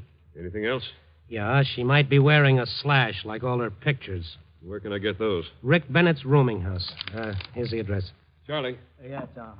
You better hop to this address and pick up some pictures of the girl. And get out a pickup on her as soon as you have a good description. Right. See you. Okay, Stone. Thanks. We'll give you a buzz when we pick him up. Or her up, or something. You'll want the story. Yes, I'll want the story, Sergeant. I suppose I wanted the story. I don't know how I felt. Maybe I was seeing things like Slasher Found. Art student revenges himself on prodigal sweetheart. It wasn't a story for the papers. It was a case history for a psychologist. Something that had come under chromatic shock and the byproduct of sadism. It was 4:30 in the morning, and I didn't like the story or the night or the people, so I went home to my own apartment to get away from everything. Hello, Mr. Stone. I didn't know where else to go. I didn't get away from anything. It was Selma Vasic, without makeup, without coat, and without hope. She looked pretty well shaken. How did you get in here? I called the paper and told them I had a story for you. They gave me your address. Then I woke the manager and told him I was your sister. Sister, huh? That's a good one. Yeah, I know I don't look like anybody's sister. But I had to come somewhere. Why did you tell Rick where I was? I didn't tell him. I don't know how he found out. I was just coming up the stairs to my place when I saw him on the landing. I turned around and came here. Let me stay here for a while, then I'll go away. He's out looking for you. And I'm scared of him. I'm scared to death. Well, you ought to be scared. Right down to your double-dealing roots, you ought to be scared. The boy loved you once with everything he had and every way he could. Look what you made him. Look what you did to him. I know it. Yeah, all because of you. He was probably a nice kid once with nice, normal, warm feelings. Now they might have to shoot him down before they bring him in. If they get him without that, he'll have to be trotted off to the state institution to see if they can pin him back together again. What did you come here for? I came here because you're the only man. The only man who's ever talked nice to me since Rick. I guess I better go. No, stay. I'll phone the police and tell them you're safe. You can't go out now. There's a chance you'd run into him before they pick him up. Thanks, Mr. Stone. Thanks. Sure. You want a drink? No, thanks. Well, I do. Stone! It's Ricky. Oh, Let me in! Let me in, Stone! Let me in! Look, there's a phone. There's a phone in the next room. Dial O. Talk low. Tell the police. He'll kill me. Stay in that room. Lock the door. Keep quiet. Go on. All right, I'll do it. All right, just a minute. Oh, hello, Rick. Well, you've had a big night. Where is she, Stone? Where's Selma? I thought you went out looking for her. I did, and believe it or not, I found out where she works and where she lives, but she isn't at any of those places. Oh, that's too bad. Have a drink. Listen to me, wise guy. You phoned her or warned her that I was after her, and you know where she's hiding. Now tell me. Tell me where she is, Stone, or I'll carve you up. The same knife I'd seen him grab from the table in his room was still in his hand. This time it looked about 3 feet long and several shades shinier. He held it waist level, cupped in his right hand, and he walked toward me. I didn't know whether to take a chance and try to get at him or stand my ground and try to argue him out of it. Either way, he was a madman. He had a knife, and he looked like he was going to use it. Ricky, stop it. What? Selma. I'm the one you want, not Mr. Stone. He's never done anything to you. I'm the one who's hurt you. Selma, use your head. You shut up, Stone. She's right. Come here, Selma. You changed. Your eyes are tired. You're different. Yeah, You're Ricky. different. Yeah, I'm different. But you're still you. I used to love you, Selma. Now I hate the sight of your pretty face. Pretty face. Pretty face? Do you call this pretty? Yeah. It's still pretty enough. Stop it, both of you. Let him go, Mr. Stone. I deserve it. Well, Ricky? Yeah. You deserve it, Selma, and you... Well, go ahead, Ricky. There's nothing anyhow. Nothing. I can't, Selma. I can't do it. I've looked for you all this time. I've wanted you so much. And hated you so much for the thing you did to me. I can't, Selma. I still love you. Well, that did it. I've run into some weird ones in my time, but this was the topper. I put in a call to police headquarters. The same people answered. Central Division, Sergeant Friends. Sergeant, Randy Stone again. I got your boy for you. He's in my apartment. The address is... We're drunk. What? Hey, what is this? We picked up the slasher a half hour ago. And, brother, your description. He's blonde, short, wore a light suit and drove a tan convertible. Sleep it off, Stone. But I tell you, I got him right here. He almost slashed... Almost. Yeah. We caught our guy doing a job. But... Sleep it off, Stone. Good night.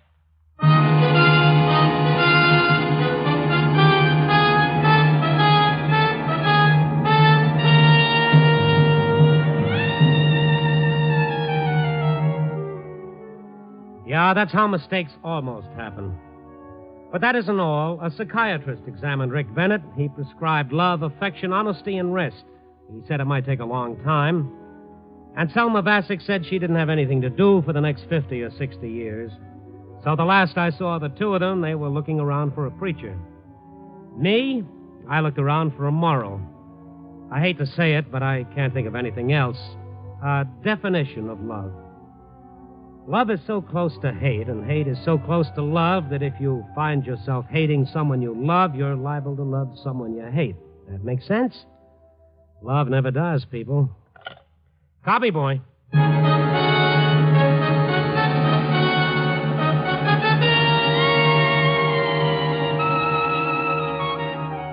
Night Beat, starring Frank Lovejoy, is produced, edited, and directed by Warren Lewis. Tonight's story was written by E. Jack Newman and John Michael Hayes, with music by Frank Worth.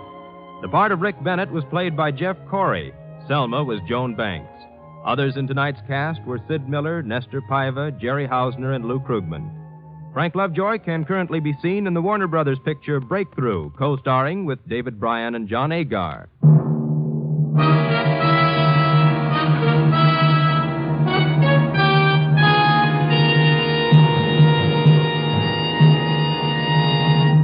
Night Beat came to you from Hollywood.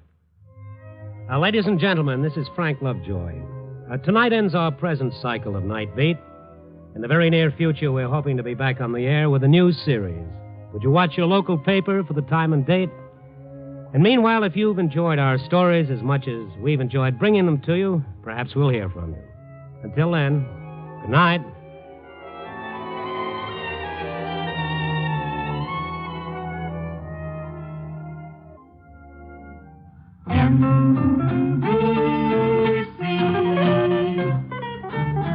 Enjoy the very best in radio. Be sure that you dial and write.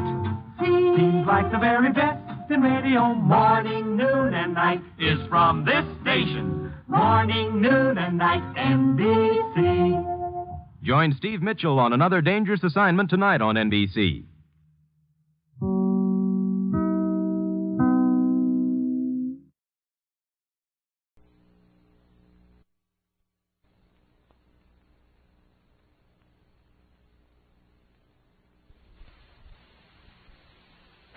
Tonight, Night Beat returns to the air for a special broadcast honoring the men and women of the working press, who day in and day out find and write the newspaper stories that keep us informed and entertained. And so, to them, this special Night Beat salute. Night Beat.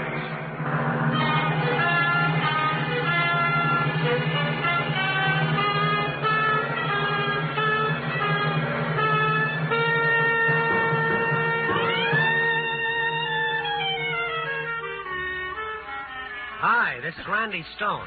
I cover the Night Beat for the Chicago Star. Stories start in many different ways. This one began in a nightclub with jazz music and laughter and ended in a church with organ music and death.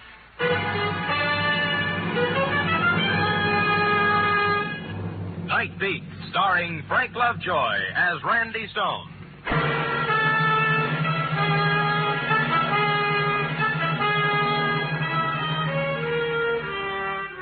On my job, you sort of come to terms with the night. You have to, because that's where you learn the lessons of the day. Lesson 1, the night is for sorrow, the day, regret. Lesson 2, you can't hide in the darkness, for the night has 1,000 eyes. Lesson 3 to 100, don't go looking for the dawn with a gun, because it might come up like thunder and leave you dead on the doorstep. Sob stories fill the night. Unhappy love affairs, girls gone astray, bookkeepers who stole from their tills, men who died drunk and friendless. Last night I decided to pass them up and stroll under the bright lights and listen to laughter. So I picked out a couple of fancy bistros on the Gold Coast and started the rounds to watch champagne flow and eavesdrop on the happy stories of success, promotion, love, and friendship. But it didn't work. Like an iron filing, I was drawn to the magnet of unhappiness. It happened in the Pelican Club. He was sitting alone, tall, gray-haired, rugged, a face full of some 50-odd years, I guess, and full of some other things no one could guess. There were 3 drinks at the bar before I made out who he was. A man who was once big in a way that only prohibition made them big.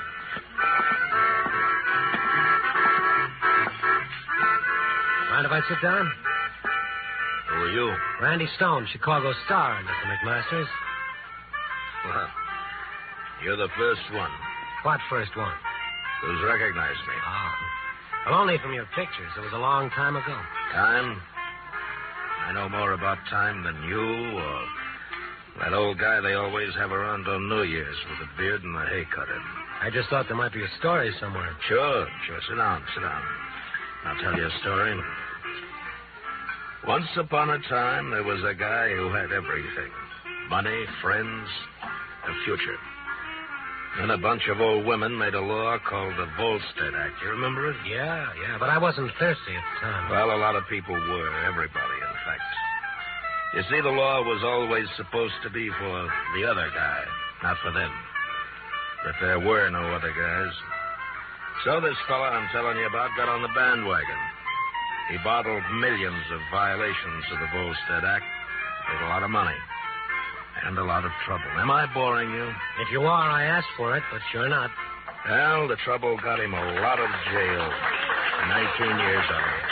Started in 1931, ended just 2 days ago. I see. Now this guy's out, and he's going to stay clean. And they can pass 1,000 stupid laws, and he's not going to fall for any of them. He's going to do everything the way it says in the books and live happily ever after. How's that for a story? There's a good moral, but no drama, no suspense. Good. I hope it's real bad because I don't want you to print it. Stone, I'm flattered that you recognize me, but I paid back 10 days for every one I took. All I ask is that you just let me alone in the papers. Okay, McMaster. As far as I'm concerned, you made your last copy in 1931. Stone, it's nice to come out of prison and have the first guy you meet turn out like you. Let me buy you a drink. He tried to be happy and gay after that, and I tried to help him. But there was a sadness about him that stood in the way. I wanted to ask more questions about times and places, but I didn't. Why is it when you come across the best stories, you fall all over your conscience? I know I couldn't print anything about John McMasters, yet I was still thinking about him an hour later at police headquarters while batting the breeze with Lieutenant Curly White. The lieutenant was on his way out to cover a hotel shooting, and I went with him. It was a showy place with glass doors and ebony handrails. The night manager was staining his alpaca jacket with nervous sweat. Please be as quiet as possible. I don't want it to sound like an Elks convention in here. Just tell us what happened. We'll pussyfoot throughout this. I don't know where to begin exactly. Somebody phoned down. It happened on the 5th floor. Said there was a shooting, so I went up there, but I couldn't hear any shooting or see any. You really can after it's over. That's rather obvious. What I meant Just tell us, was there a shooting or wasn't there? Well, did you think I'd call you men all the way out here if there wasn't? You think I'm a crank or something? That I like to have loud policemen stamping through the lobby exciting... Where was it? Where was what? Look, I'm going to ask you a question. I want you to answer in a single declarative English sentence. Now, you ready? Now, look here, I'm not a child, and you mustn't treat me like one. Where was the shooting? In room 521. All right. Come on, man. Well, don't you want to know who it was? Who? A man named John McMasters.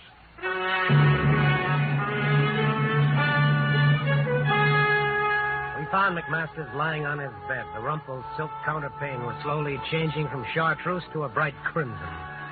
2 bullets had ripped ragged holes in him through flesh and bone. His face was a shade paler and a line sadder. But when Lieutenant White questioned him, he was just as self-contained as ever. Hello, John. Been a long time. Yeah, Curly. You were just a flatfoot then. I was only the small fry department. You were strictly stumped for the commissioner. He did a good job. Yeah. How'd it happen, John? This?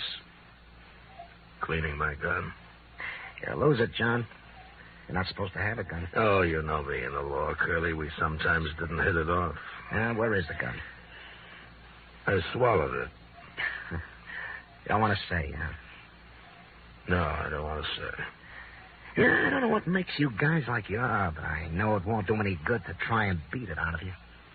Hey, Doc. Yeah? Get the ambulance ready. We'll take him to the police hospital. No, you don't, Lieutenant. I've served my time and I'm clean. Being shot at even in this state doesn't make you a criminal. Now take me to a general hospital. John, I can get a warrant. When you get it, come and see me. Bring me some ice cream, Lieutenant. I've always liked ice cream. English coffee, huh? I didn't have a chance to exchange a word with McMaster, so I followed him to the hospital. They put him in a room. While I was waiting for them to set up an emergency operation to take the bullets out of him, Lieutenant White let me slip in alone for a couple of minutes. Well, Scribe, you got yourself a story after all, didn't you? Well, not much of one, McMaster's. A good reporter should find out a lot more, like who shot you and why. Oh. Well, I shot myself. And just for something to do. Look, McMasters, I'm not as old as you or as informed in the ways of crime, but I have a fair idea of how tough it is to come out of prison and start all over. I want you to know I'd be willing to help you if there's any place that you need help within the law. Just to get a story? I have a job that says I'm supposed to bring in stories, sure, but that isn't what I mean. Stone, it's just the way I said earlier tonight. It's a pleasure to meet someone like you. And if there was anything I could tell you or any way you could help me, you'd be the first to know. Let's put it this way. I have nothing to say to you now. Come and see me tomorrow. Maybe I'll have a story for you then. Masters was a riddle. His way of life, his long prison term, had equipped him with a certain stoicism that was almost impossible to penetrate. I could only stand and wait, at least I thought so at the moment. Lieutenant White was standing in the corridor when I came out. Find out anything, Randy? Nothing, Curly. Now, look, Randy, you're not pulling professional immunity on me, are you? I'm telling you the truth, Lieutenant. Say, do me a favor. Hold my badge and my ID card. Now, what's this for? Well, I'm carrying those. I'm a policeman. When I don't have them, I'm just a citizen. Now, this isn't for print, but in that room, on that bed, there lies quite a man. You couldn't fight it. Everyone who had contact with John McMasters felt the same way. Despite his background, despite his code, despite his record, there was quite a man. It occurred to me I should know more about him, so I went back to the Star offices and poked around in the morgue file. Its folder started 1912 and was fat with yellowed clippings all the way through 1931. The clippings didn't mention a family or much else except a lawyer associate, a man named Julian Glass.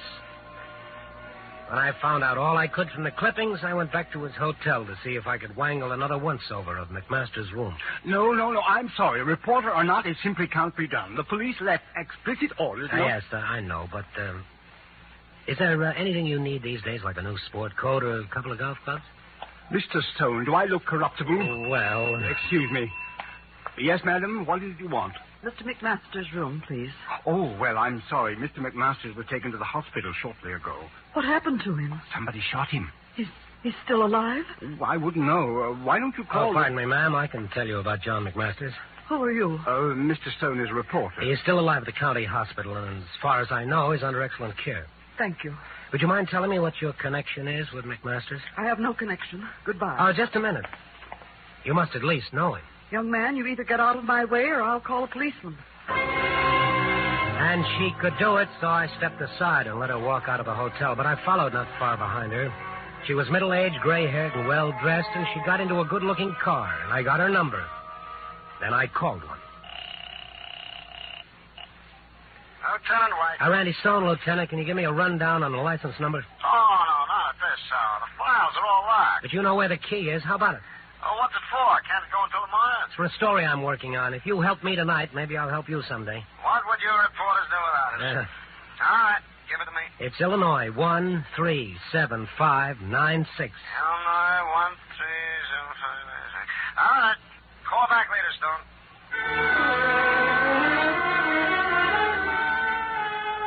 I knew it would take some time for White to run it down, so I made my way back to County Hospital for a checkup on McMaster's condition.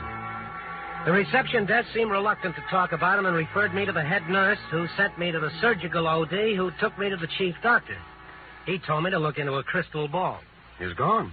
We have no idea where. How could he be gone? We started to give him a transfusion. He jumped up suddenly, knocked down 2 male nurses, grabbed his pants, and ran out of the hospital. Simple as that. I thought he was in a critical condition. He was. Now he's in mortal danger. Running around town, hemorrhaging from 2 bullet wounds. Well, All right, give him an hour, maybe 2 at the most to live. John McMasters is a walking dead man.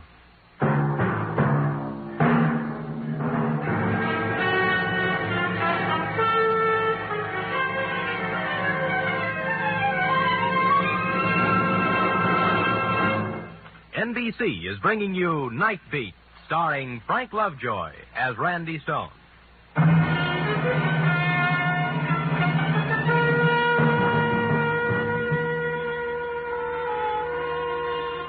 Take it from me, cats aren't the only animals who have a corner on curiosity. Consider also the species Randistonus, reporter-type animal. The test? When an ex-big shot of the roaring 20s, minus a quart or 2 of blood from bullet wounds, walks out of a hospital bed in the middle of the night, reporter walks too. Well, call it curiosity or just say I liked what I'd seen of the guy. All I know is I didn't want Big John McMasters to bleed to death walking around town, so I went out looking for him. And because I thought he might go to a friend's, I looked up his only known friend, another man of the same period, Julian Glass, attorney at law. He lived not in a glass house, but in Cicero, in the crummier half of a yellow duplex. Young man, the drugstore delivers what I need most. The telegraph office, what I dread most. Obviously, you represent neither concern, and therefore you are no concern of mine. Now, wait a minute. Are you Mr. Glass? I am he, and I am drunk and disheveled, and it's 3 o'clock in the morning. I'd like to talk with you. May I come in? You may not. This isn't exactly the hour for making calls, but I did stop by and pick up something to take the edge off. Eh? It's bonded. Oh, inside. Thanks. Your apology. There you are, Mr. Glass. Ah.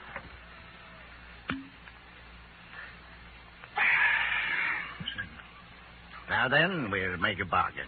As long as this lasts, you will last. Speak. I'm looking for a man.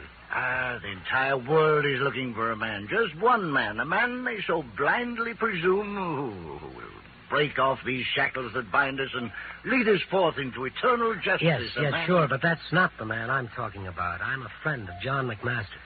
You? You come from that place? Signs are not on you. The pallor's not with you. No. Oh, you lied. I didn't say that I was a convict. I'm a reporter. McMasters is out of prison. I'm aware of that. But did you know he was in an accident tonight, or he was attacked? I don't know which. Anyhow, he was shot, and an hour ago he left his hospital bed. I thought he might have come to you. What made you think that? You're the only man I know who might be his friend. Has he contacted you tonight? He has not. Is he here? He is not. Mr. Glass, if he isn't hospitalized soon, he'll die. Why is the phenomena of death so persistently alarming? So he'll die. They all die, usually from a bullet. Well, Mr. Glass... You've impressed me with the urgency of his situation. But John McMasters is not here, nor has he been here, nor has he contacted me. Well, I was just trying. I believe you. Your concern for him is a distressing irritation. What's the reason for it? As I said, I'm his friend. I like him. I think he deserves to live. You? His friend?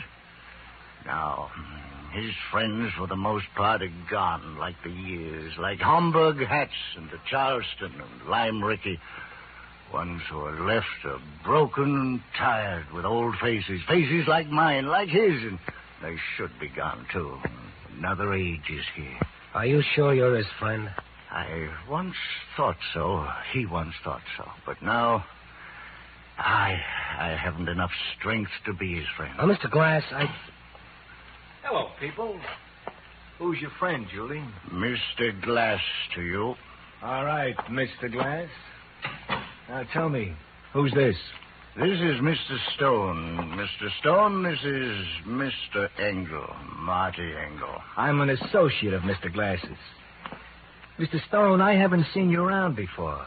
Obviously, you just met Mr. Glass. Or you'd never offer him a drink. I wouldn't? No. You see, I sort of look after Mr. Glass. We're old friends. I was his office boy once, then a notary public. And when I finally got my degree, I became his partner. More or less. Isn't that right, Mr. Glass? Marty, you don't have to do this in front of Mr. And Stone. since Mr. Glass has fallen on some bitter days, shall we say I've undertook to assist him. Perhaps, I can help you? I don't think so, Mr. Engel. Then would you be good enough to leave? Marty. Shut up. Mr. Glass, give Mr. Stone his bottle. Go ahead. Here. There you are, Mr. Stone. You were just leaving, weren't you? Julian Glass stood helplessly by, watching. The look in his eyes held the same sort of sadness I'd seen in McMaster's eyes. But they were different, too. They held a weakness. The strong, sad eyes were somewhere else in the city, walking alone.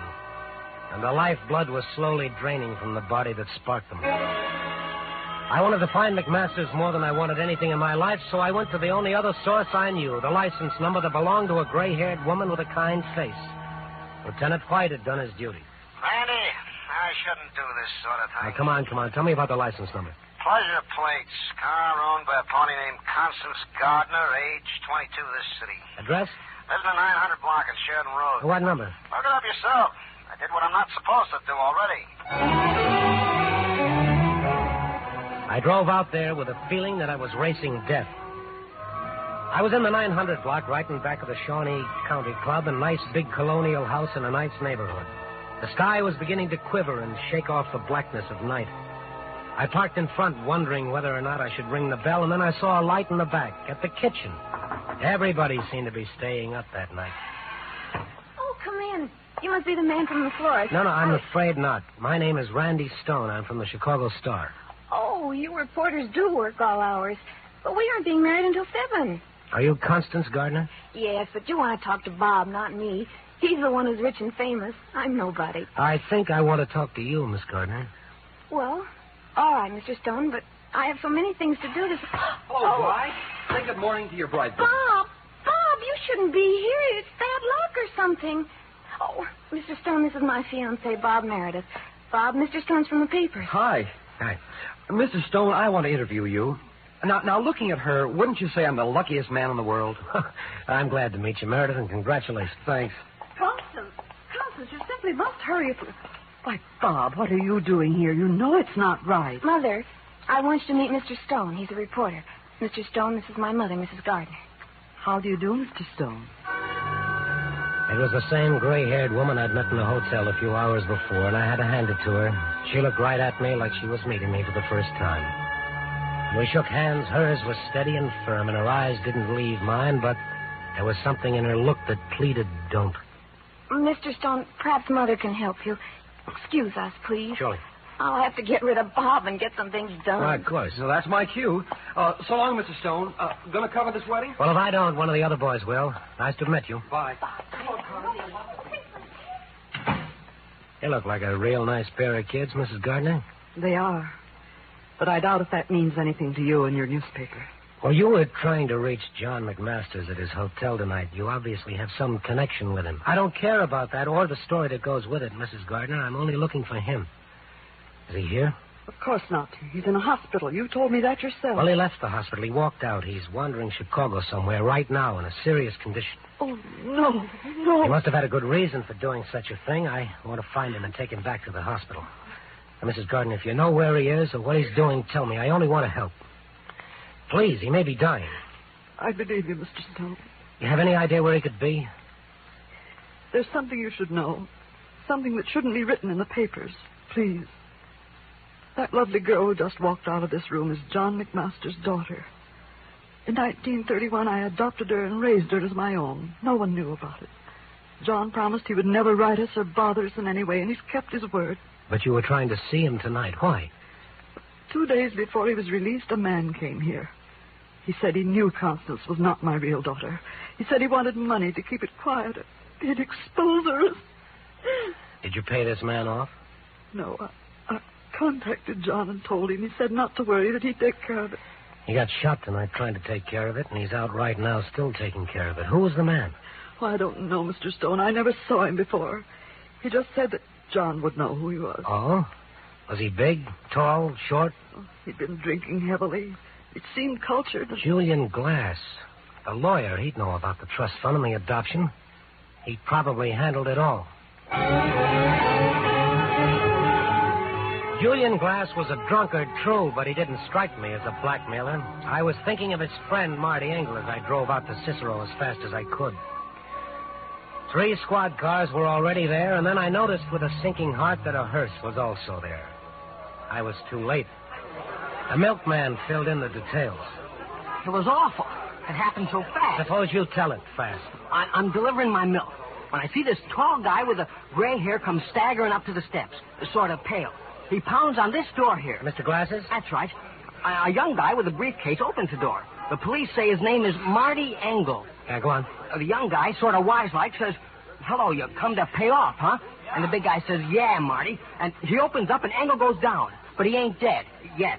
And then Julian Glass reels into the picture, and he falls in front of Engel's gun, just as he pointed at the other guy.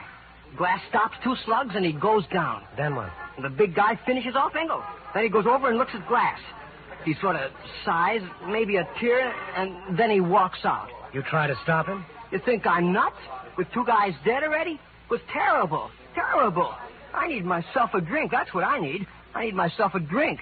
And I don't mean milk. It was pretty obvious that Julian Glass did have the strength to be John McMaster's friend after all. He died for him. The police had already thrown a cordon around the neighborhood for the man 3 witnesses had described as the killer of Marty Engel.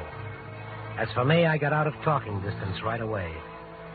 It was easy to see it had taken McMaster's half the night and most of his strength to get to Marty Engel, but I was certain he still had some strength left. The sun was up by the time I drove out past Evanston, around the lake, into Wilmette, and stopped at St. Vincent's Church. The ceremony was just about over. I stood in the back as Constance Gardner and Robert Meredith were made man and wife. In the name of the Father, the Son, the Holy Ghost, I now pronounce you man and wife.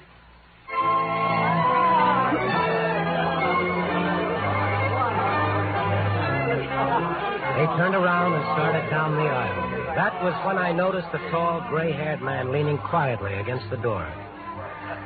Hello, Stone. What are you doing here? Covering your daughter's wedding, McMasters.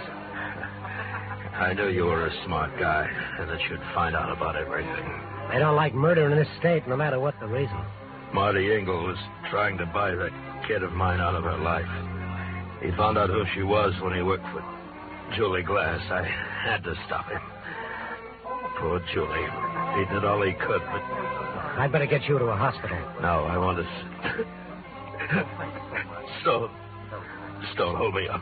Don't let me fall right here and ruin a wedding. Thank you. Hold me up, please. Sure. Oh, thank you very much. Thank you so much. Oh, Bob, there's Mr. Stone. Oh, yes. Hello, Stone. Thanks for covering it yourself. You can tell all of your readers I'm the happiest bride in the world. And quote me, please. I'll do that. Oh, Mr. Stone, do I know your friend? He seems familiar.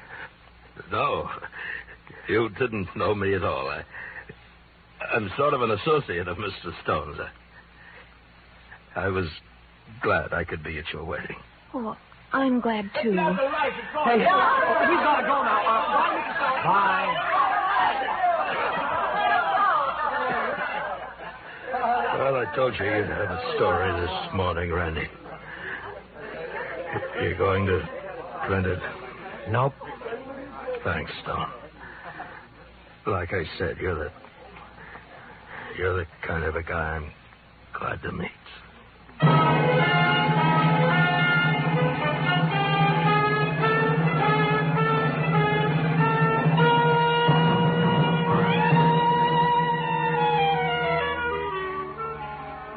Big John McMasters died in a taxicab on the way to the hospital.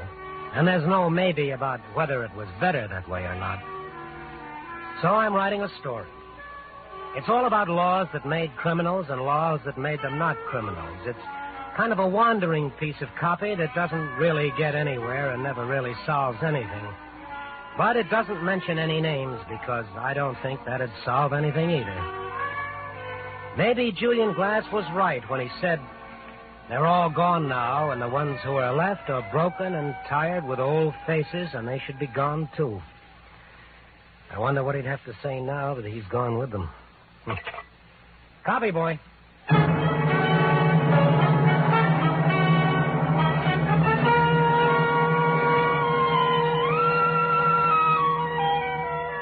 Night Beat, starring Frank Lovejoy, is produced and directed by Warren Lewis. Tonight's story was written by John Michael Hayes and E. Jack Newman, with music by Frank Worth.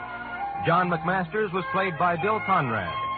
Frank Lovejoy may soon be seen in Warner Brothers' I Was a Communist for the FBI. And now, here again is our star, Frank Lovejoy. Someone once said, a guy meets so many interesting people in the newspaper business, and somehow they all turn out to be newspapermen. Well, in portraying a reporter on Night Beat, I've met my share of the press, and I'd like to double that quotation in spades. Tonight, I want to congratulate the new president of the National Press Club, Carson F. Lyman, and salute Frank Rogers, Washington correspondent of the Los Angeles Daily News, who was elected secretary of that organization. They're a great bunch of folks, these guys and gals of the working press, and I'm proud to be permitted to portray one of them. Good night.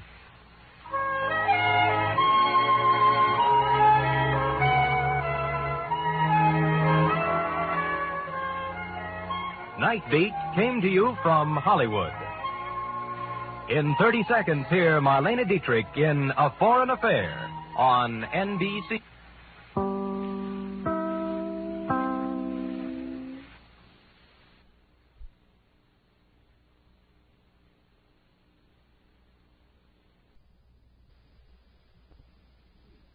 NBC presents Frank Lovejoy in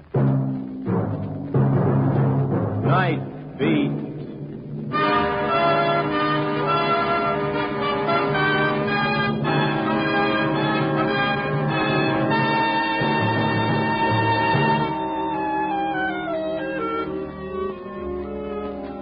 Hi, this is Randy Stone. I cover the Night Beat for the Chicago Star. Yep, I cover the night. My beat is about 8 square miles of darkness, and mister, that's a lot of night. Every evening I start walking into it and let it swirl around me and let it swallow me up. Part of me relaxes, part of me becomes tense and wary. Like a hunter coming back to the jungle, I feel at home, but I know that there's danger. For the night is filled with its own brand of people. The lonely, lost, screwy, mixed-up people of the night, drifting out of the darkness like fragments of a nightmare. Mister, you look like a decent sort. You don't want a poor, suffering human being to go hungry for want of a dime. Yeah, a disembodied hand stretched out for that ever-loving coin to buy just another whiff of that fine old anesthetic named muscatel. Or a brittle laugh of a painted tootsie rising out of the night, proving to the world she doesn't care, laughing until the tears come. Or a flurry of footsteps rushing by, a muffled conversation deciding life or death or tonight's movie. An ambulance racing past on its way to General Hospital, its red warning light flashing on and off quickly, like the frenzied pulse beat of the poor devil inside. Randy Stone, Demon Reporter. Hiya, R.S. How's the old Crusader? Night is for the phony, too, like this character coming toward me while I was grabbing a bite in the little restaurant next to the radio and TV studios. The actor, on stage 24 hours a day. You mind if I sit down next to you, baby? Yeah. What do you say? How's the kid, huh? Oh, the kid's fine. Teething like mad. Nothing serious. Barrel of laughs, this character. Real sense of humor. You know, I love that column of yours, baby. With me, it's like a shot of Bensidry. Oh. The only lack I find in it is that I never see any mention of, guess whom? Whom? John Bruce, the world's greatest thespian. Also available for wakes, weddings, and beer busts. You couldn't see your way clear to letting go of my sleeve so I can finish my coffee. How do you like this, citizen? He can insult you till you curl up and die, and you still love him. Look, I know the minute I'm out of your sight, you're going to forget me, so I'm going to give you this little postcard to hang on to. If your show could stand a boost, ask for the lad they call John Bruce. Well, it rhymes, anyway. Yeah, I got to be going now. Remember, baby, I don't mind what you say as long as you say something, huh? Yeah. That's Bruce spelled with a B. I know it's spelled with a B.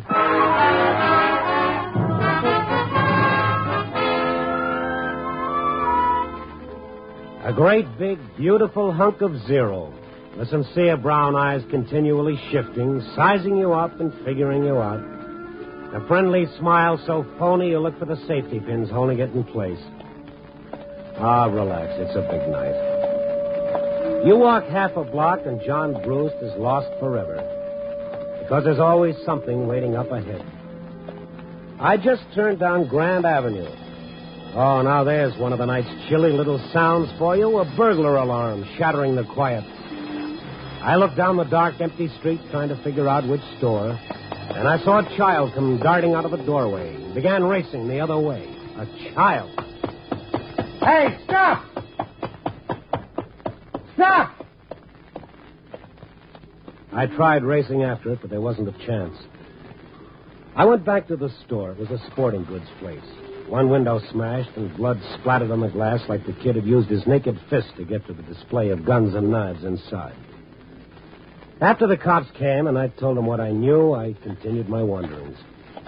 Down through the Lincoln Park district and up through Honky Tonk Road.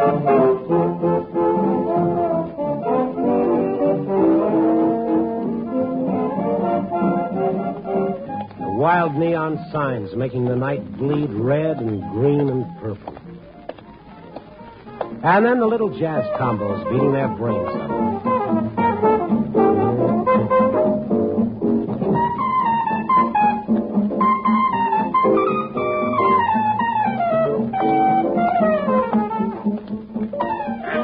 And the barkers, their gold teeth flashing as they bang their canes against the sidewalk and shout about the 12 dancing girls waiting just for you.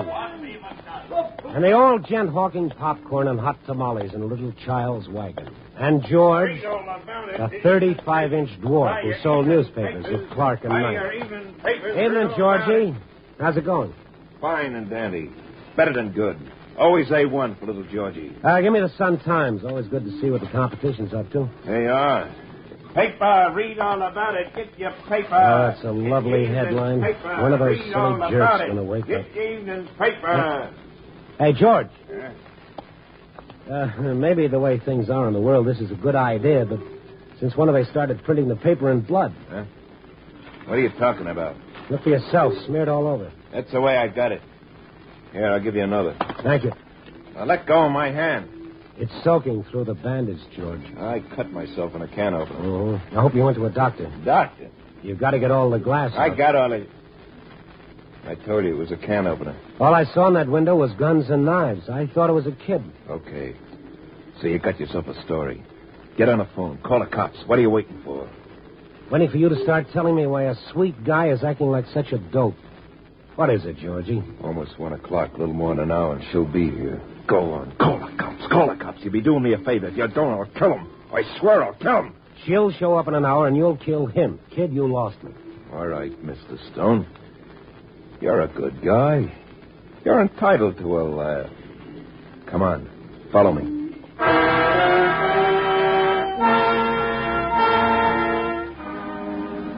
He dumped his papers onto the stand and started across the street. 35 inches of desperate humanity. I followed him around back and down the stairs of an old tenement. He stopped at a basement door to fish out a key. I followed him inside a dark, dank hole. He flicked a switch. Fluorescent lights hissed on, throwing a cold white glow over walls draped in black velvet. There were dark booths and a small bar. It was empty, deathly quiet. I knew the establishment, an after-hours joint. When all the legitimate bars close, those who still sought refuge from the night come to places like this. George headed straight for the only bit of brightness in the room, a gleaming aluminum jukebox in the corner. In the center of the jukebox was a neon mouth, and within the mouth, a microphone. Other neons spelled out the message, "Ask your tune." It operated like your telephone. Somewhere a girl sat at a switchboard connected to 50 such jukeboxes and taverns all over the city. George stood glaring at his tiny reflection in the jukebox shiny chrome. I hate it. I'd like to smash it to pieces. What, the jukebox? The owner of this joint, he gave me a key so I could come in and get warm on cold nights. Yeah? Only you can see for yourself when you're alone. This place can give you the creeps. I thought maybe a tune would cheer me up, so I started horsing around with this jukebox, feeding it my loose nickels, like this. And then her talking to me. What tune would you like? It's me, Julie. Oh, hello, darling. Darling? I'm so excited. George, just one more hour. So help me, I've got goose pimples. Yeah. Me too, Julie. We'll do it just like we planned. I certainly can't understand your feelings, and I admire you for them. Say, before the boss catches me spooning, I better play a record. Not a record, Julie. The record. The record, George.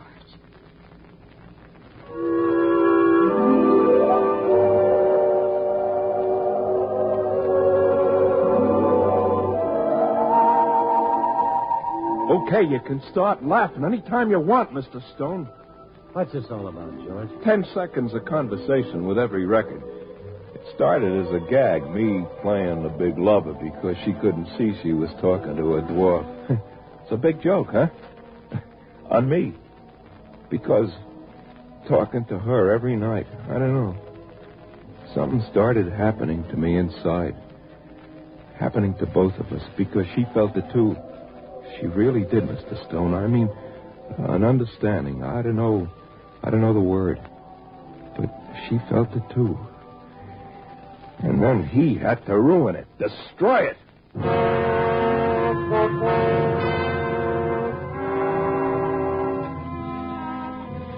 Yes, it was soap opera at its sudsiest. The little dwarf and his love affair with Julie the jukebox girl. So help me, Georgie even invented an invalid wife. That was his reason why he and Julie could never meet except through the jukebox. But like all little melodramas taken from life, there was also a villain. One of the men who worked in this joint happened to overhear George spilling his heart out. And as a gag, when George wasn't around, he told Julie that the poor guy was dying to meet her in person, that they should get together at least once. And that's what's scheduled for 2 a.m., huh, this meeting? Yeah. It was Julie's idea. I mean, the way it's going to be. The record made her think of it. The record? Yeah, it's from Tchaikovsky. Is that what they call him? Uh-huh. Yeah. Well, he and his Baroness, some fancy lady, they had a friendship through letters, and they felt that they had to meet at least once. So one day they passed each other in carriages and nodded without a word and went on. Never saw each other again. And what's good enough for Tchaikovsky is good enough for Georgie and Julie, huh? Yeah. She'll be wearing a green hat and a sprig of violets. I'll be wearing a red flower. Well, you think she'll be a little surprised at what she's going to see, Mr. Stone? Isn't it a joke? Yeah, it's okay for you to laugh.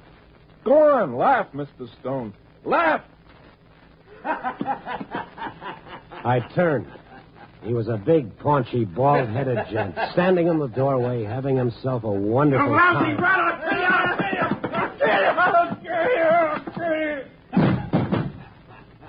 It was right out of Mac's Senate, a barrel of laughs. George, the dwarf, charging right into the big guy, who merely lifted him up, shrugged his shoulder, and sent the little fellow flying across the room, crashing into a wall. What a character that little monkey is, huh? Did he tell you about his romance? So you're Cupid. That's me. I'm even willing to stake him to that rose for his lapel. Nothing's too good for Loverboy. What a line he's got. You gotta hear it to believe it. Hey, George!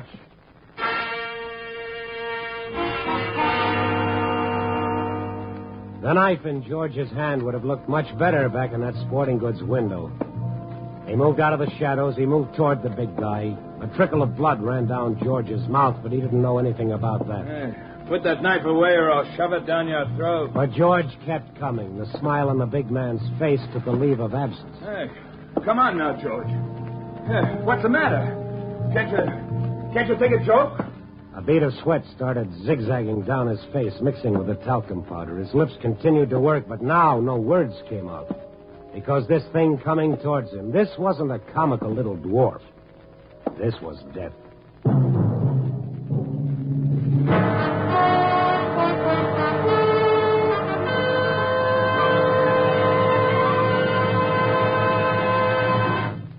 NBC is bringing you Night Beat, starring Frank Lovejoy as Randy Stone.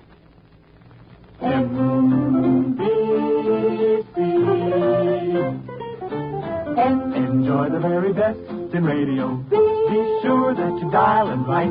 Seems like the very best in radio. Morning, noon, and night is from this station. morning, noon, and night. And now back to Night Beat and Randy Stone.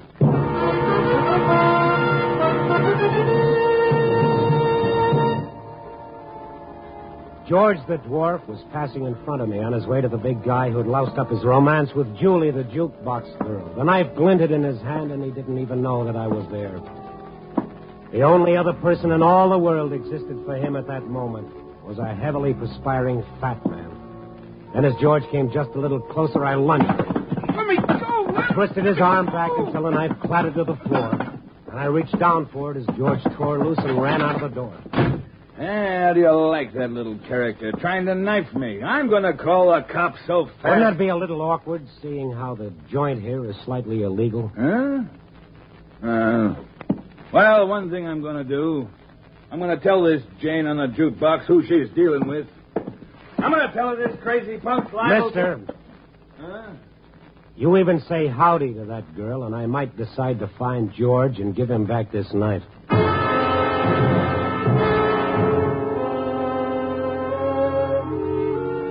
I found George all right, slumped against his newsstand, all through wanting to kill anybody.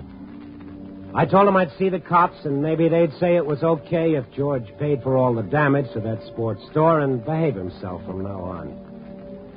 That didn't make him feel much better because it was getting awfully close to 2 o'clock in his meeting with Julie. I told him that I'd call Julie and inform her that he'd suddenly come down with a slight case of bubonic plague or something. I got the name of the company off the jukebox in the after-hours joint, the Acme Music Company. I found a phone booth, reached for a coin, and instead came up with a card that said, "If your show can stand a boost, ask for the lad they call John Bruce." And John's beautiful, phony face smiling up at me. All of a sudden, I was looking for the phone number at the bottom of the card, and then I began dialing like mad. That's got to be her. Which one? Coming down the street. The green hat, the sprig of violets. Yep. Wow. This is going to be a distinct pleasure, baby. Oh, just remember what you're supposed to do, baby. You walk past, you nod, and you keep walking. What's the mystery all about? You can level with Brucey, boy. $10, no questions asked. That was the agreement. Can I at least mumble some quote about... You open your mouth for anything but breathing. Okay. She's almost reached the corner. Move. I stepped back to the paper stand where George was waiting. Together we watched Julie and John Bruce approach each other. Mr. Tchaikovsky never had it so good. She was really something out of body beautiful. As the two approached, George's hand unconsciously fastened on my arm. Now Julie and John were passing each other, their eyes meeting. George's hand began to tighten. Julie. Oh, how beautiful. How beautiful. Julie nodded to John Bruce, and out of the corner of my eye, I saw little George nod in return. For one sickening moment, I thought Bruce was going to open his mouth and go into a monologue, but somehow he controlled himself. They passed each other and went on. I looked down at George. His eyes were shining. It was me. What I said to her, pouring out my heart, that brought her here tonight. Sure it did. Yeah. But why couldn't it really have been me? Why couldn't it have been me, Mr. Stone?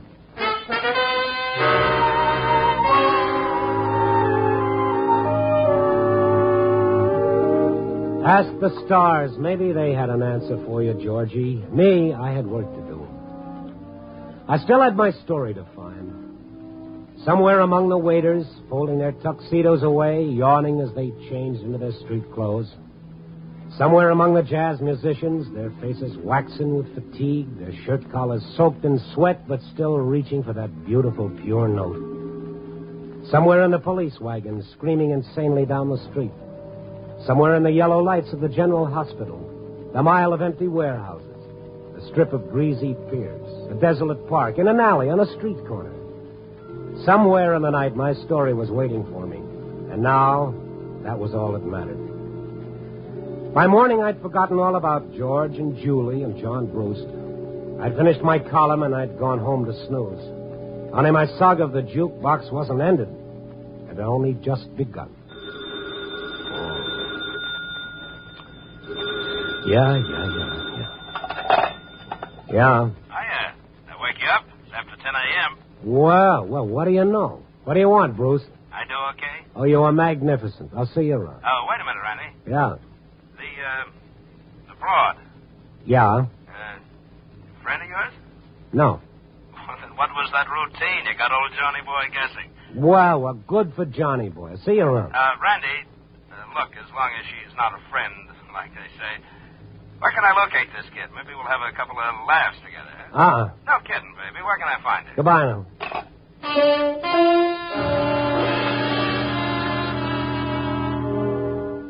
Yeah, when you're in my racket, when you deal with these characters on the night beat, brother, you've got to be prepared for the totally unexpected. Johnny Boy had fallen for the lady of the jukebox like a ton of bricks. Of course, he couldn't come right out and say it plain and simple. He had to ham it right up to the hilt. But I knew the score. And from then on, he haunted me night and day. Ah, come on, Randy. Who is she? Where can I find her? Give the girl a break, huh? He'd corner me on the street, at the newspaper, at my home. Who is she, Randy? Come on, be a pal. What's wrong with me looking her up and giving her a little attention? Day after day after day. Where can I find her, Randy? What's the big mystery?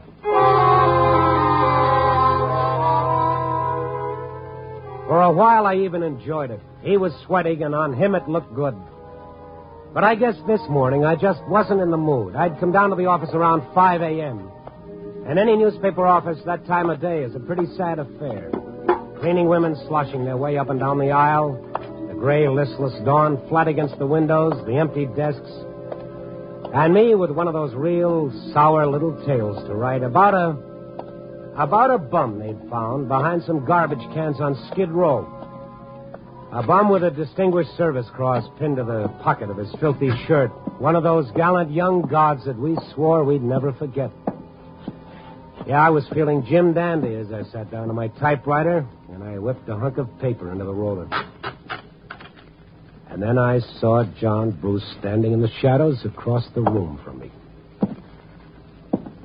Hello, Randy. Look, friend, I'm not in the mood this morning. I've got work to do. Randy, you've got to listen to me. They found him a little after midnight behind a wine shop. Randy, you've got to tell me where I can find him. Just another bum. Sleeping it off. Randy, listen to me. You got to tell me what... Look, Buster, I'm telling you nothing. You understand that? One dame is going to escape the famed John Bruce charm. It's a very small tragedy. Now, clear out of it. You'll only listen to me, please. I'm slightly bored with listening to you, Mr. Bruce. I'm even more bored with looking at you, Mr. Bruce. You're so phony it sticks out like measles, Mr. Bruce, from your crisp, curly hair right down to your beautifully polished shoes. If this comes as a great surprise... No great surprise, Randy. Since when can a guy keep that kind of news from himself? Okay, I'm sorry. I'm pretty tired. I don't know what it is. I won't even try to explain it. I can't explain it to myself. It's that success bug. It's dog eat dog. Anything goes as long as you make it. And why do you have to make it? Does it say so in the Constitution? Look. But about her, I'm not putting on any act about her, Randy. I'm a big boy now. Love at first sight. Am I kidding?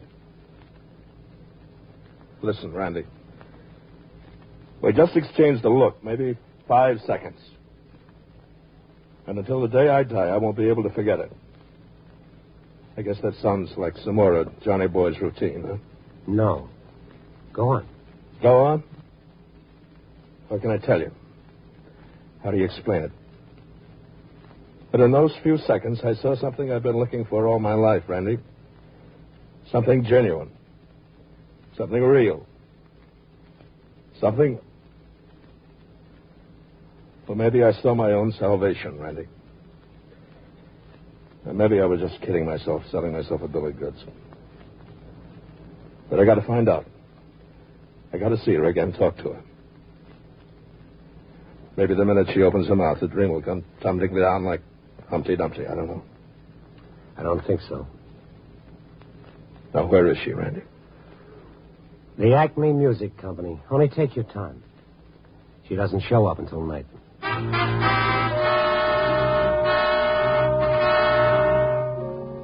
I don't know why I did it. Maybe it was something I saw in John Bruce's eyes that made me feel if I didn't tell him, well, it would have been a bum deal for Julie. I wanted to reach George right away, try to explain what I'd done, but I didn't know where to look for him except at his newsstand. In my world of the night, all you ever know about anyone is where they are right now. I didn't sleep much that day. Making George understand wasn't going to be any cinch. But he had to know that this had been a sick thing that could only hurt him in the end. That night, I hurried right onto his newsstand, only he wasn't around. I started worrying, and on a hunch, I went across the street to the after-hours joint. The door was ajar. I went in. He was there, squatting in front of the jukebox, listening to his song. His back was to me.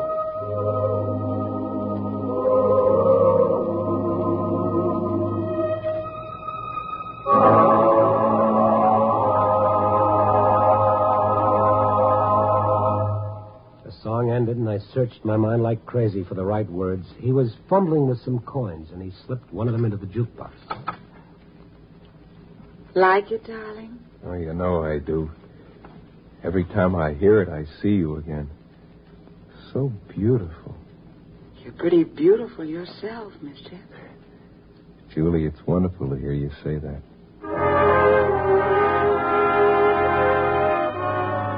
I backed out quick. I didn't get it.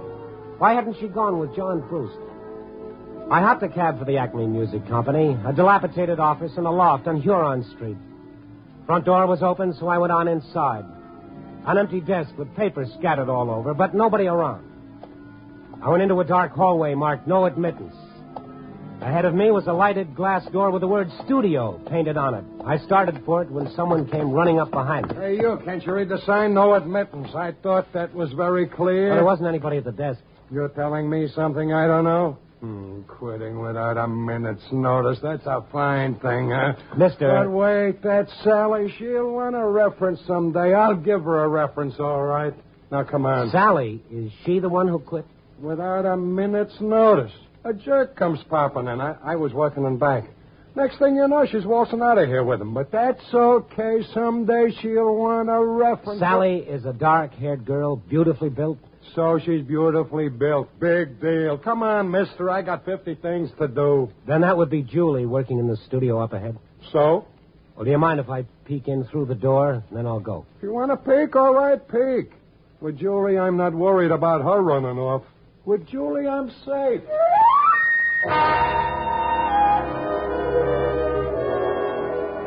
Yes, he was safe with Julie. As I looked through the glass door, I thought, sure, it figures. Two can play the same game. The dwarf had his John Bruce, and Julie had her Sally. Julie couldn't have shown up for a meeting with George even if she wanted to, because I very much doubt that Julie could have lifted her 350 pounds out of that chair. Huge, sprawling Julie, working like mad at her switchboard with its flashing lights from jukeboxes all over the city. And then while I watched as she answered one call, something happened. Her eyes lit up in a strange and wonderful way. Then she flicked a switch that played a certain record for a certain jukebox, and her eyes became even more bright. I didn't have to hear the rest of the record. She was playing their song for her guide, George. And all of a sudden, I realized how right George was. Julie was beautiful.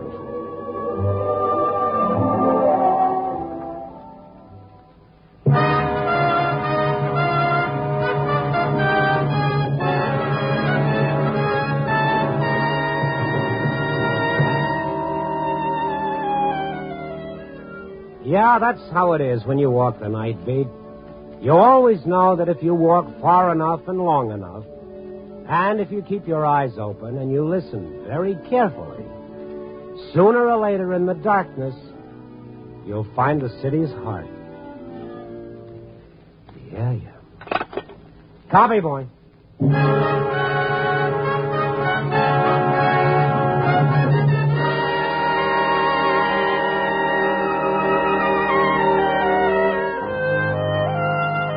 Night Beat, starring Frank Lovejoy, is produced and directed by Warren Lewis. Tonight's story was written by Larry Marcus, with music by Robert Armbruster. The part of John Bruce was played by Bill Conrad. Jeff Corey was George. Others in tonight's cast were Betty Lou Gerson, Ray Hartman, and Eddie Fields. Frank Lovejoy can currently be seen co-starring with Joan Crawford and Robert Young in Warner Brothers' Goodbye, My Fancy.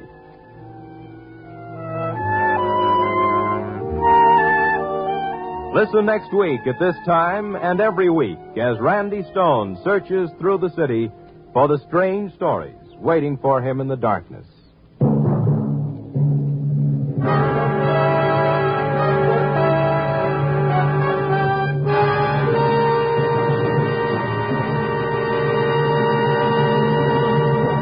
Night Beat came to you from Hollywood.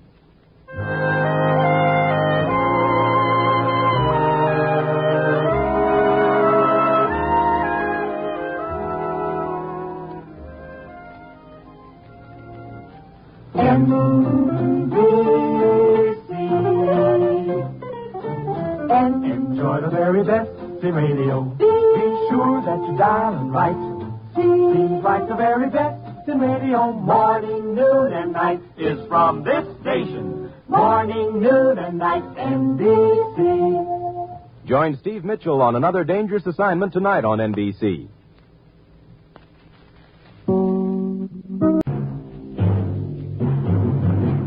Night Beat.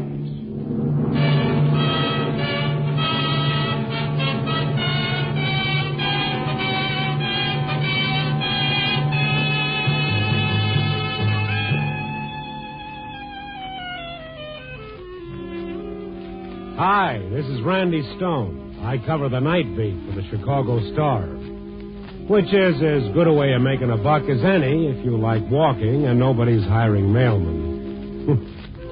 Yeah, I'm real bitter tonight.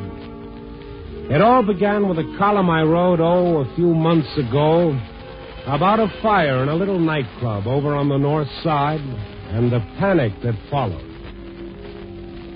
Afterwards, I couldn't get that panic out of my system. Human beings reduced to the level of animals. All they had to do was walk calmly out of the building. But no, they tore and smashed and clubbed and clawed, not caring about anything but their own precious skin. And so 3 people were trampled to death. It griped me, and I wrote in my column that we were all a lot closer to the jungle than we realized when human beings could act so vile and so ugly in the face of fear. A couple of hours later, the galley sheet of the column was tossed on my desk, and, as usual, the proofreader had found a dozen mistakes in my spelling. But something else was added. Across the story was written, "Too bad the human race doesn't come up to your standards. Signed, Fraser." I don't know, maybe I was feeling a little bad about the column myself, but it kind of got under my skin. I put in a call to the proofreader's desk to have Mr. Fraser drop around. I'd hardly hung up the phone when a little dame about 70 years old, 5 feet tall, but hard as nails, came down the aisle. Pencils sticking out everywhere from her gray hair and her celluloid eye shade firmly in place. Mr. Fraser's been dead for 38 years, but if you don't mind talking to his widow... Now, sit down. I just called you over to punch you in the nose. Oh, you want to do it here, or should we go down to the alley? I'll take a rain check. It's too soon after Mother's Day. You burned me up, putting yourself on a pedestal. Shame on you. Well, you weren't at that fire. You didn't see those nice human beings tear at each other like tigers. And you've never really been afraid, have you, Mr. Stone? Oh, I don't know. Of course you don't know. That's what makes me sore. You don't know what real panic can do to you. It can tear you apart. It can poison you. Don't kid me, Fraser. You've never been afraid of anything in your life. Oh, not much I wasn't. You ever hear of the lakeside? No, that was when you were still in Cotton Triangles. Well, it was a vacation ship, and it tipped over in Lake Michigan.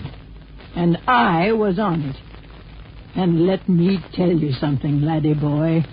I tore and clawed and ripped with the best of them. Sure, I was ashamed afterwards. But it left me with something more than shame. It left me with understanding. Well, maybe. The only way to understand hunger is to go without food. You won't ever understand fear until you've really been afraid.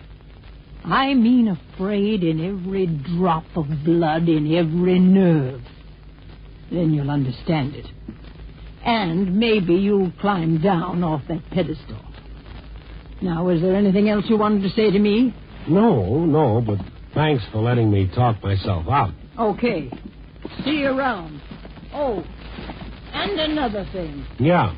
You spell like a 2-year-old. I before E except after C. Will you please remember that?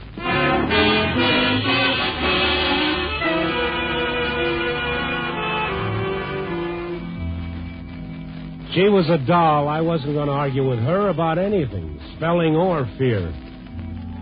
Except that, being a strictly no-hero type guy, I'd still like to see the day that anything could turn me into the savages I saw at that fire.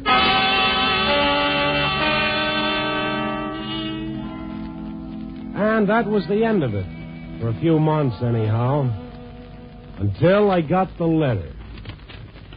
This letter was on top of the pile. Nothing unusual about the envelope. No return address. Postmark, Winona, Illinois. Dear Mr. Stone, I am mailing this letter so that you will receive it on May 24th. It is important that you receive it then, because after that you would not receive it at all. You see, sometime between the evening of May 24th and the following morning, I am going to kill you. Oh, anonymous. Well, yeah, that figures. Going to kill you. I realize you will instantly decide that I am a harmless crackpot. Oh, instantly, brother, instantly. And I am counting on that to keep you from going to the police. Let me assure you that I have no motive for killing you. I know you only through your newspaper column, and you know me not at all. But then what motive has the hunter of the fox beyond the excitement of the kill itself? Brother. I selected you as my victim because as you walk the city at night, you make a very excellent target. And also because, obviously, from your writings, you are an intelligent man. Flattery's going to get this kid nowhere. I am writing you about my plans because I want you to spend every second constantly on guard. I want you to wonder about your fate, wonder when it will happen, and how. A knife, a gun, poison. Whatever way I choose, I assure you I will trap you in a most unusual fashion. Well, thank you and good night.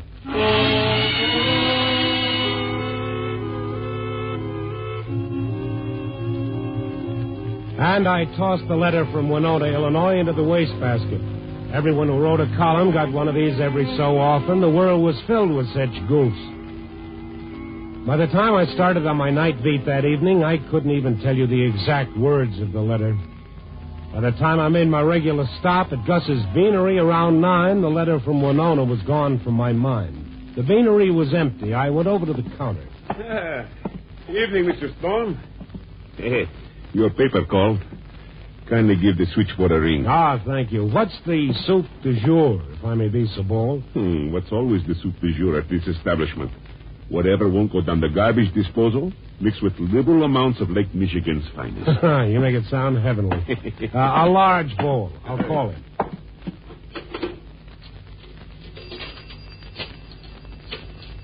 As I dialed the paper, I idly watched the seedy little character push his face against the restaurant's plate glass window and then come slowly into the place, shuffling uncertainly.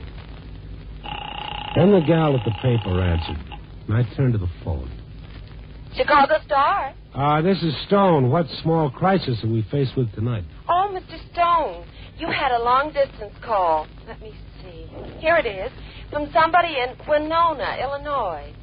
That letter? You say something? No. Go on. Well, the party seems terribly anxious to reach you. He left a number to call in Winona, said if he didn't hear from you within an hour, he was coming into the city to find you. That was almost 2 hours ago. Did he leave his name? No, just a phone number.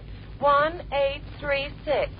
But like I said, he called 2 hours ago, and he said that if... Yeah, I know. Well, you might try him, though. He really seems desperate to find you. Oh, well, good for him. Thanks, kid.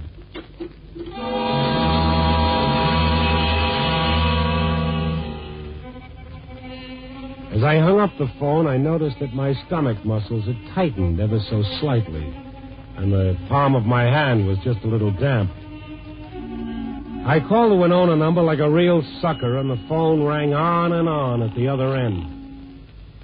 And I got the mental picture of some wild-eyed loon sitting in a dark room, hearing the phone ring and shrieking himself silly at having fooled me.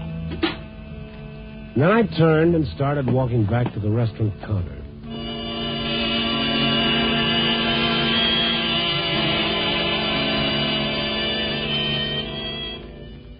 I noted that the seedy little character who'd come in while I was on the phone, with every seat in the restaurant empty, had chosen the seat next to mine. There he was, nursing a cup of coffee right next to my bowl of soup.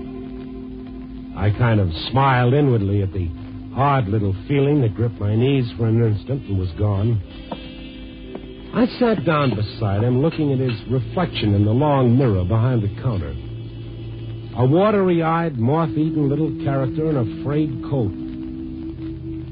I salted my soup, reached for the spoon, and then I realized humorously that the feeling that had been in my knees was now in my wrists. Let's face it, Randy, old boy, old kid, old top, this is undoubtedly the killer, and he has unquestionably spilled strychnine into your soup. I grinned to myself, wondering why the grin kind of caused my lips to ache. And then I dipped my spoon into the soup.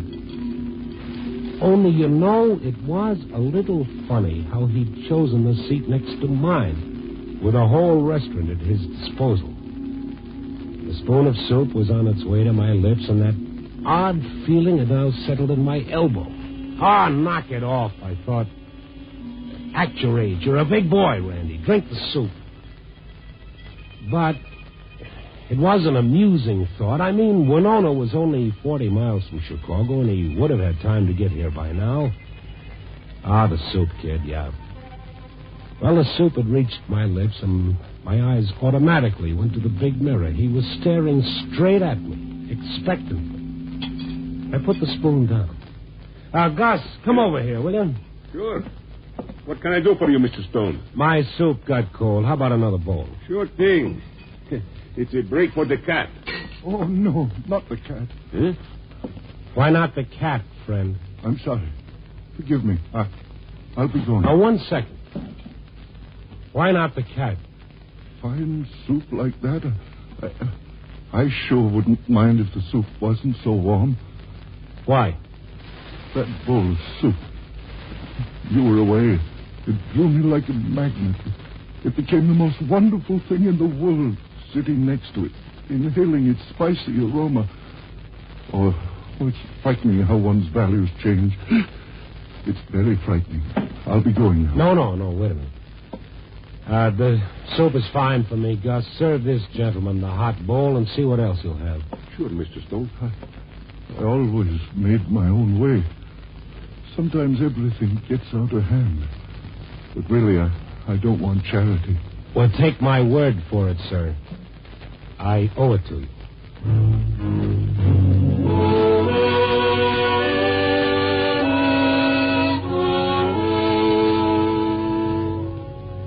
I left the beanery a little after 10, feeling like an idiot junior grade.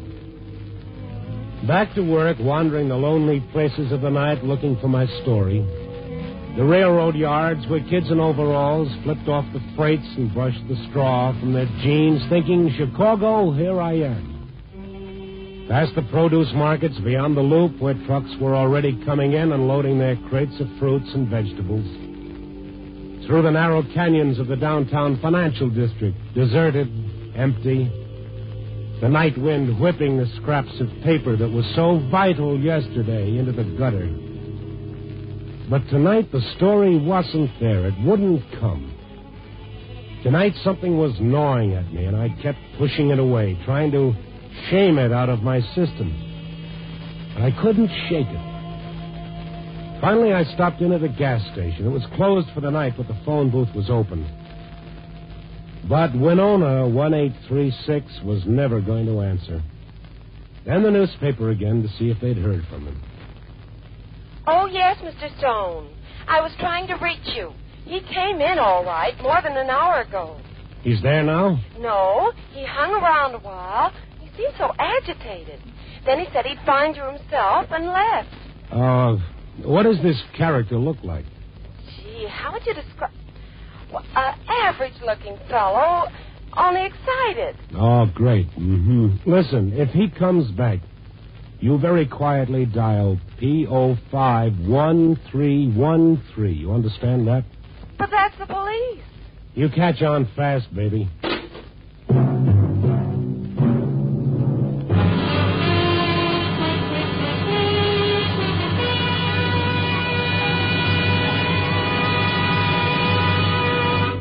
NBC is bringing you Night Beat, starring Frank Lovejoy as Randy Stone.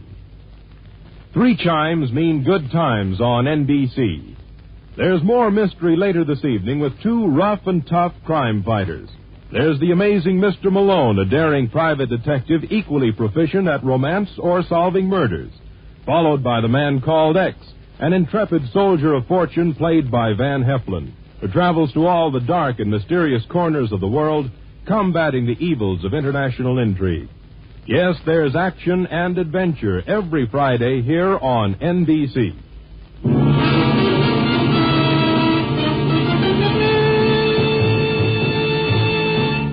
And now back to Night Beat and Randy Stone.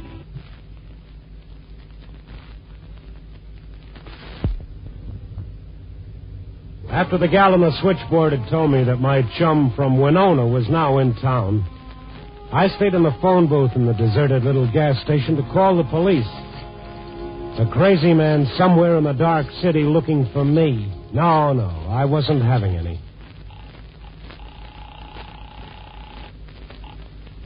Hello? Oh, hello. Give me Captain Barton.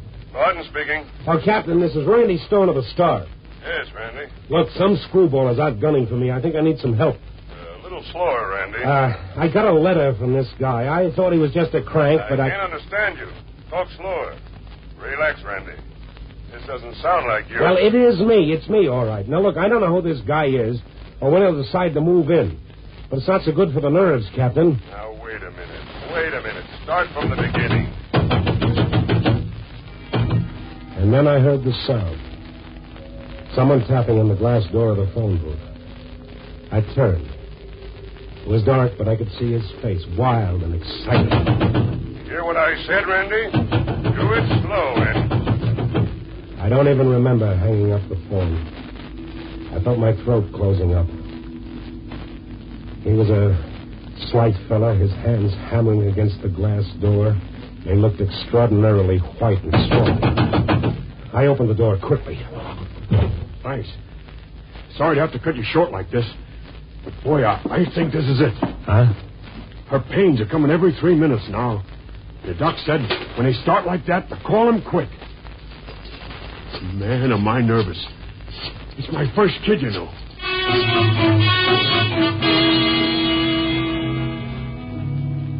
He was nervous. I started walking fast, trying to find a cab, so that I could get to the police station and make that lughead Barton understand what was happening. Only none of the cabbies ever bothered with this neighborhood this late at night. Warehouses, small factories, lofts, everything shuttered up for the night. 100 times I'd walked this street without ever realizing how completely lonely it was. A figure was coming the other way. Without even thinking, I crossed the street to the other side. And the figure went on. Now I wasn't wasting any time telling myself what a dope I was. I wanted to get to that police station fast. There were no cabs, but a block ahead was a subway entrance. I hurried toward it, all my nerves jangling. I figured maybe a cigarette might make me calm down. I ducked into a doorway, struck a match. As the match burst into flame, I saw I wasn't alone. Waiting for you. For me? You, the funny Prince Charlie. Harry S. Truman, the man on the flying trapeze. Anybody with a pack of cigarettes and a social conscience. Here, take the whole pack. I thank you, for you have made me king of the night. Now, till dawn, I will stand here and let the galaxies entertain me. Sagittarius, the Pleiades, Perseus, the tiny North Star, dancing all of them to the music of our thrashing earth. Oh, fine, great, thanks. See you around.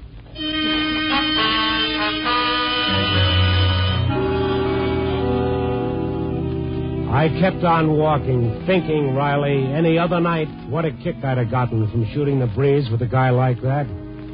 Poet of the darkness, his study, any alley, any doorway of the city. But tonight, all I wanted was to reach the subway up ahead and get to the police. And then I was standing before the subway entrance. But it was dark, and across the entrance was the sign, closed after 10 p.m., Fullerton Station open. Fullerton Station, that was 4 blocks across town. Everything was against me tonight. The whole city was against me. Every building and every street. For the first time in my life, it was all strange. I hated it.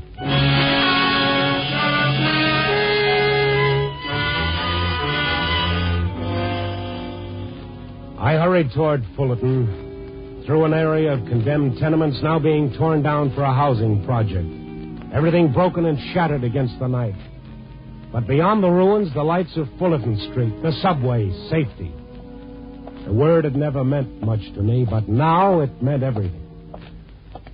I was walking very quickly, trying with all my willpower to keep from running.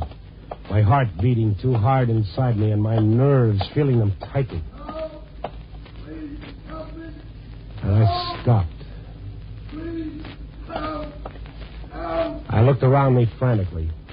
Not another soul. The bulldozers and other heavy equipment standing alone in the streets. The smashed buildings, nothing else. And then I realized the voice was coming from the building just to my right. An ancient, sprawling apartment house. 2 upper stories already demolished, but the lower part still standing. I rushed over to the building. The windows were boarded up, but the boards were rotting, and I tore one aside. Are you in here? Yes, please help me. Hurry. Trap. Falling. Timbers. Hurry. I ran to the arched entrance of the building, also boarded up. Even in the darkness, I could read the large sign nailed across the front, Condemned, Danger. I tore the boards aside. And I went into the building. It was like looking into a cave. The faintest moonlight from outside revealed broken floors, smashed walls, and narrow hallways leading off in all directions. Hurry. Whoever you are, please hurry. I can't hold out much longer. Can't. I looked through my pockets for matches. There were none. I'd given them to the philosopher. Have any idea where you are in relation to the entrance? No. Came in by the drywall place. Wall collapsed. Oh, look, fella, I can't find you in the dark. I'll go for help. No, please don't leave me alone. Can't hold out much longer. Timbers. Getting me down. Don't leave me. All right, but keep talking. I'll try to follow your voice. You tell me if my footsteps seem to be getting closer. Yes, I will. Thank you. I went down what had apparently been the main hallway. Rooms arched off in every direction. I stumbled. I crashed through rotting floors trying to reach it. Empty room after empty room. Some dimly lit by the moon, most of them in deep, suffocating darkness. Keep talking. Your voice sounds closer. Okay, yes. You seem closer to me. I'd gone down at least half the length of the building. Once I looked back, and the front door seemed so far off now. It gave me a strange feeling. really pulls tricks on you, don't you? You never know when it's going to catch up to you, how or where. Mister, why did you stop? Why did you say that? What? I don't get you. You never know when fate will catch up to you, how or where. That's what the letter said. What letter? Mister, what are you talking about? Step on it, Mister. Hurry. How long have you been here? Oh. Answer me. Hours. Why didn't somebody else find you? Why did you wait for me? Mister, can't answer questions. Help. Come on, will you? But I couldn't move. The blackness seemed to close me, and I started having trouble breathing. Come on. You're close now. Close, yes. His voice seemed to be right ahead of me. Come on. Or behind me. Come on. Where was it? Was he waiting for me there in the darkness, waiting to spring at me, a gun in his hand or a knife? Come on. What are you doing? Hurry. His voice didn't sound right. It didn't sound right. He was only pretending to be hurt. He wasn't hurt at all. Oh, no, stop it, Randy. Get a control of yourself. You gotta help him. But no, I couldn't move. My legs had turned to stone. I couldn't budge them. Completely at his mercy, this crazed man. I'll trap you in a most interesting way. What was that? I thought I heard a movement. He was coming for me through the darkness. I had to get away. I had to get away.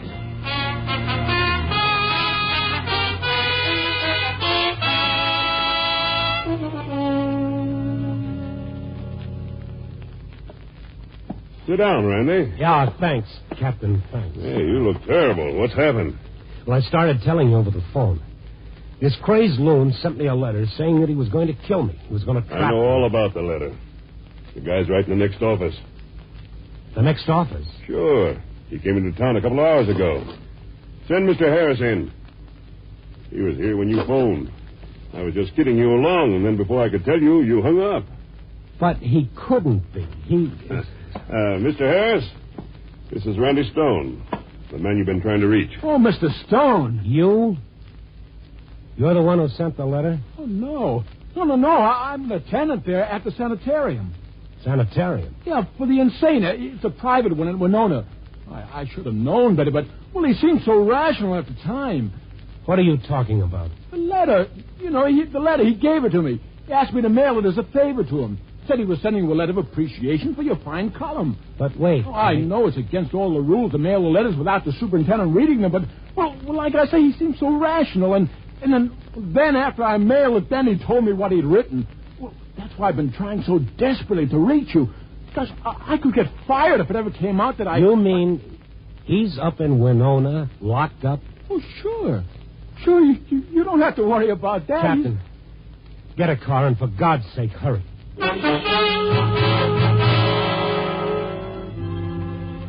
Yes, the poor guy in the abandoned apartment was still alive when we got to him, but no special thanks to me. I felt like such a fool, I didn't know how I was going to live with myself. And then I remembered somebody. And even if it was just a little after 3 in the morning, I went calling.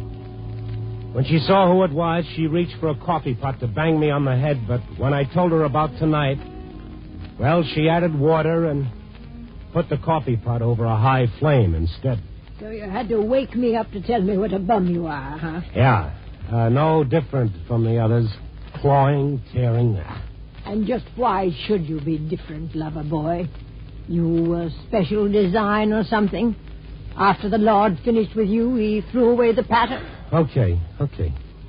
Don't you get it yet, brain? We're all in the same jungle. And fear is what keeps us there. And the only way we're ever going to get out is hand in hand. Well, that sounds great, but what about me? How do you ever get over feeling like a worm? Oh, there's a way. I'll give you some of this poisonous brew, and then I'll whisper the secret into your little pink ear.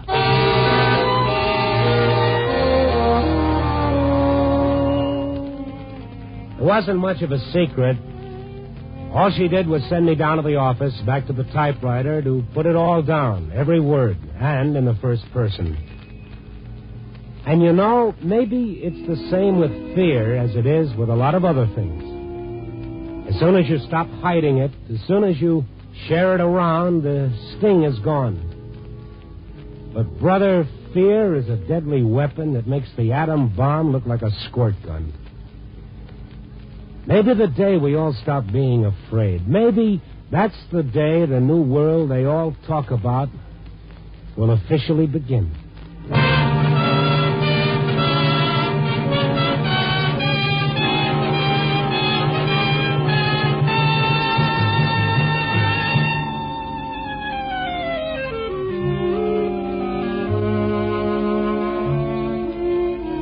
Anyway, I guess the article I wrote was okay because when it got back to me from the copy reader's desk, scrawled across the front in that bold, angry hand was, "Welcome back to the human race, but your spelling is atrocious."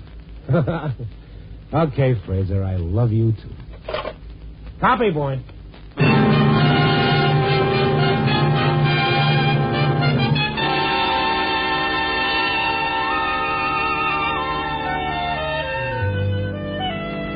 Night Beat, starring Frank Lovejoy, is produced and directed by...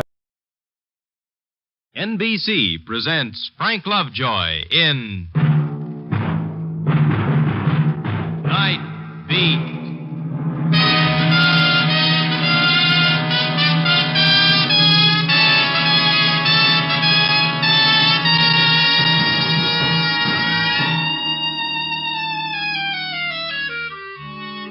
Hi, this is Randy Stone. I cover the night beat for the Chicago Star.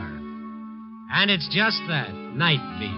Plodding, pounding pavements, always looking for that story that beats with the pulse of the city at night. There's a bite in the air. A penetrating drizzle goes through your bones. Tired, pallid faces look out at nothing through the streetcar windows. I turn up my collar and try to remind myself it's spring, but there's nothing warming in the thought. The city's got her makeup off and her hair down. Downbeat. I wander through the loop, walk through the deserted cavern of concrete that by day is LaSalle Street. Its tall gray buildings walling me in like giant tombstones. Just for a minute, I feel like a kid in a graveyard, and like a kid, I reach for the light spilling out through the big plate glass window. There they were, the ones who inhabit the caves by night. A night army of cleanup women, busy like so many beavers with their mops and waxers, polishing the brass, the elevator doors, the mailboxes, the stairs. I watched the one nearest to me, dipping the brush, sloshing the suds, and wiping them up. She was old, white-haired, and small, not much bigger than a child. She seemed tired. She stopped, and then she looked up and saw me. She smiled. I winked at her. She took a deep breath like a sigh, and she turned back to her pail. But she never made it.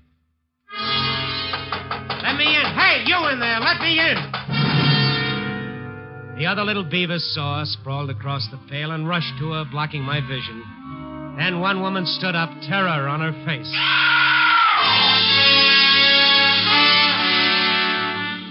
It wasn't much of a story, just an item for the obits. Mrs. Martha Orloff, age 62, scrub woman, death by natural causes, heart failure. Natural? What's natural about killing yourself with a scrub brush? The police came and took the body away, and the little beavers went back to work, and in half an hour you wouldn't have known it had happened. Yeah, you stand in the presence of death and you come up with a 2-line obit. That's all it would have been if the other scrub woman hadn't stopped me on my way out of the building. Oh, mister, please. Yeah? Please excuse, but somebody should tell him. Who? Mrs. Orloff's boy. Oh, the police will take care of that. I don't think it right boy should learn his mother is dead through police. I would go myself, but they're very strict here. I would lose job. Okay. What's his name? I don't know. She just called him my boy. All right, I'll find him. Mister, please. Now, what's the matter? I don't know what to do with her stuff. What stuff? In her bags, in the locker. Oh, okay, let me see.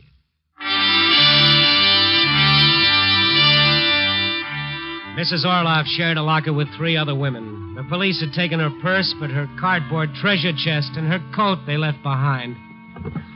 I opened the box.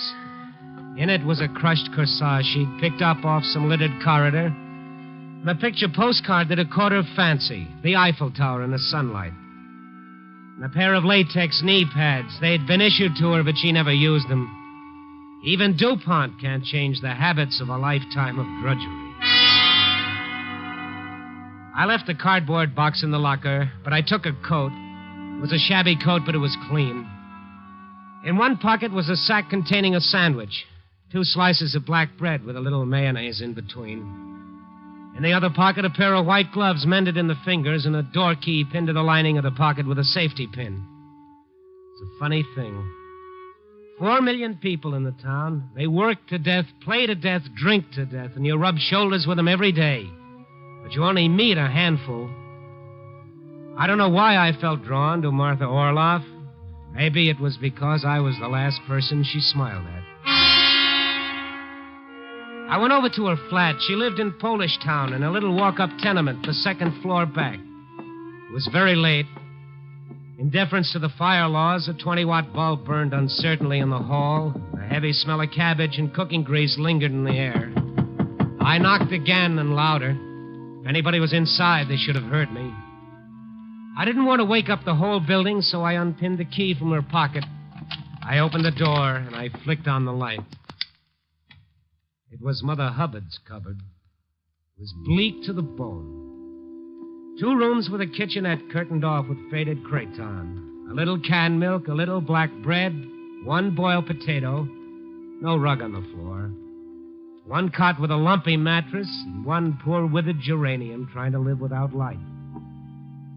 But no sign of any sun, nothing in the place belonging to man or boy.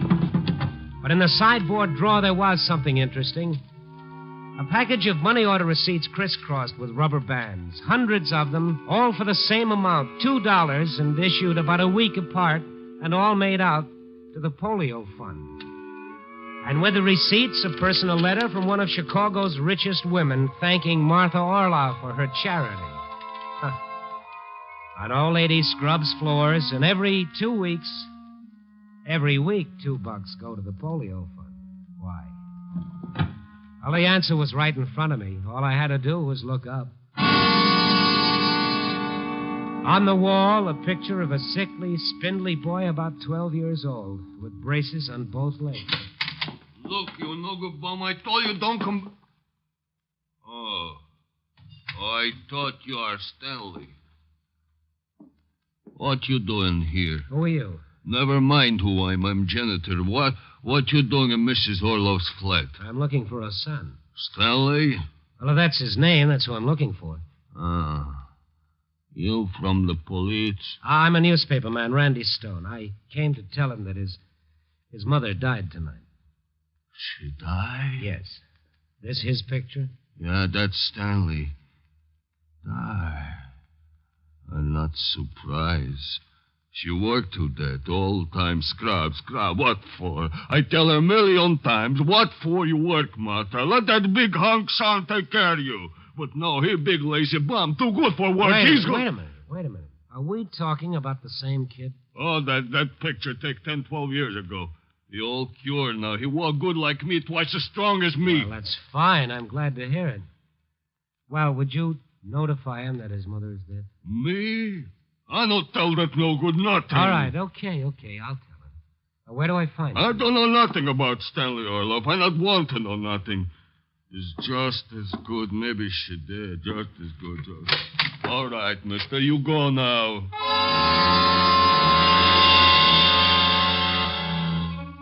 Without another word, he walked me down the stairs, ushered me out, and closed the front door, leaving me out there with the cold and some puzzled reactions. I stood in the recess of the doorway and tried to make up my mind. Should I forget about Stanley Orloff or not? The police would reach him somehow or other. They'd tell him. But then I'd never fill in the sketchy picture I had of a kid in braces, and a scrub woman buying a money order every week for the polio fund. Yes, an old lady dies in front of you, and she's no longer a stranger. You've got an obligation, so you find her son and you tell him. But where do you look? Yes, the letter in the sideboard drawer for Mrs. Genevieve Hall. The polio fund should know where Stanley Orloff was.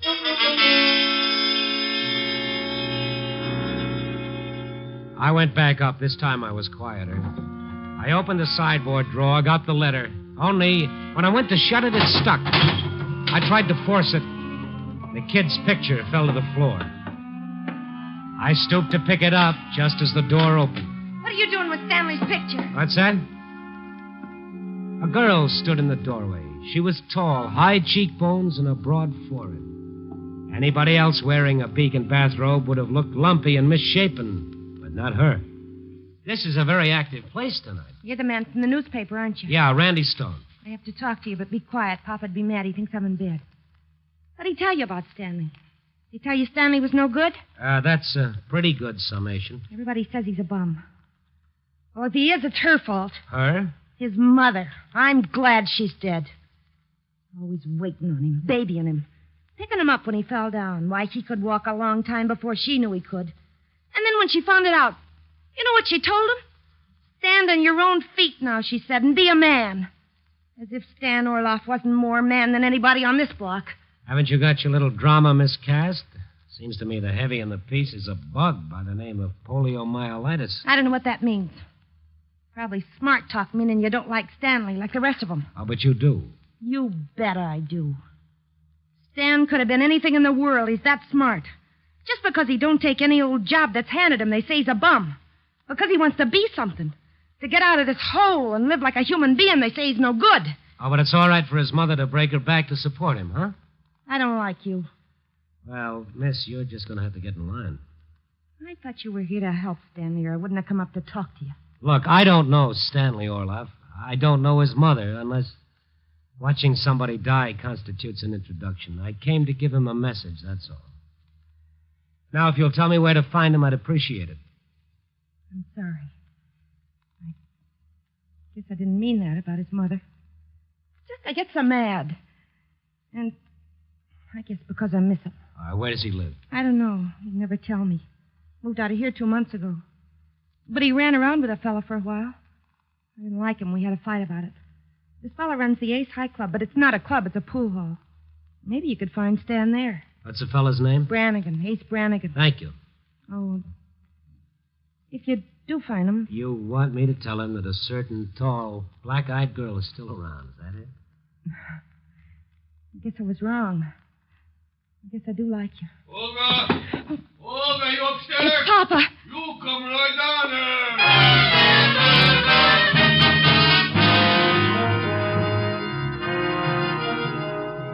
She ran out of the flat like a frightened rabbit. I started to leave before I got thrown out. When I noticed that Mrs. Orloff's coat had fallen to the floor from the chair where I'd put it, it didn't seem right in a flat as frugally neat not to hang it up. I opened the closet door, and I suddenly felt guilty.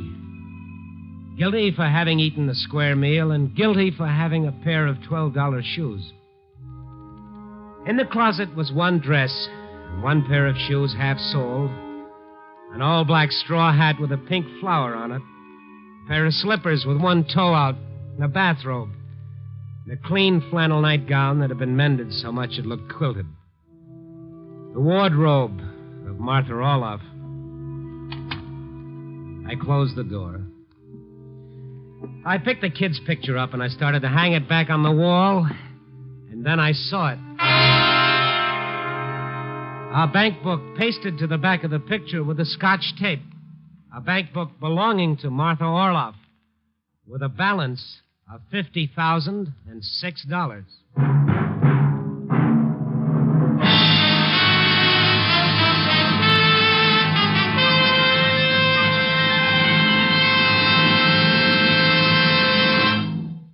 NBC is bringing you Night Beat, starring Frank Lovejoy as Randy Stone. 3 chimes mean good times on NBC.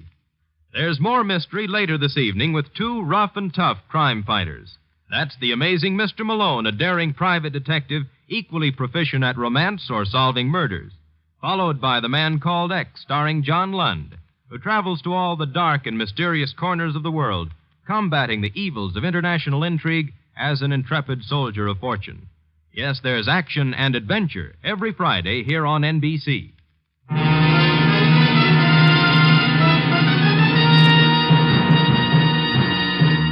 And now back to Night Beat and Randy Stone. Martha Orloff, miser. Yes, my little obit that had been growing so nicely into a human interest yarn had fallen flat into a cliche. How do you figure it? A scrub woman in Polish town with a bank balance of $50,006. But there were some angles that didn't fit. Like that glorifying letter from Mrs. Genevieve Hall praising her generosity, and those fiddling little weekly donations to the polio fund.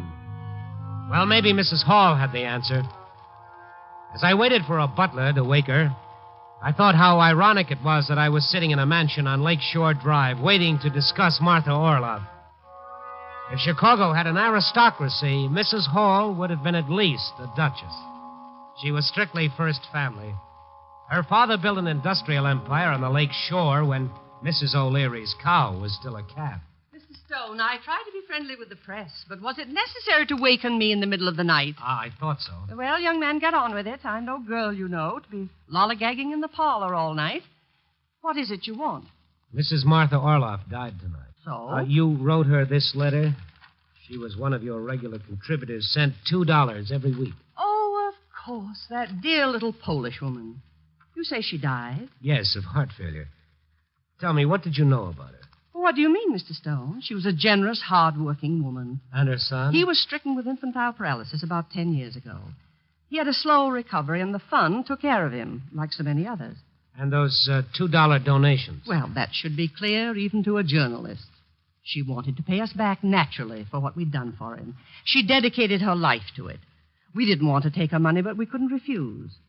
I happen to know she went hungry many times, but she never failed to send the $2. Or did she? I mean, did she go hungry? Why, of course she did. You're sure? What are you trying to do? Take a simple act of charity and twist it into Oh, no, please, relax. Mrs. Hall, I'm only trying to understand why Mrs. Orloff left a bank account of $50,000. Oh, it's ridiculous. Well, see for yourself. Here's the bank. Young man, I've been around a few years, and I know human nature. You can show me 20 bank books, and I still won't believe it. If she had any money, she would have given it to us.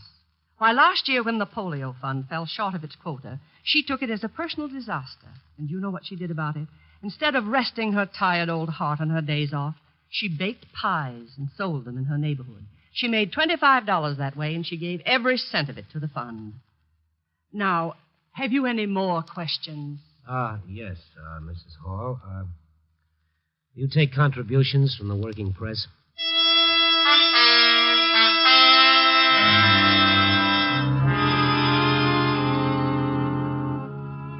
The night was almost gone, but I couldn't quit. I had to have the full portrait of Martha Orloff and my story, my $50,000 story, and the elusive threads that would tie it up into a column of linotype.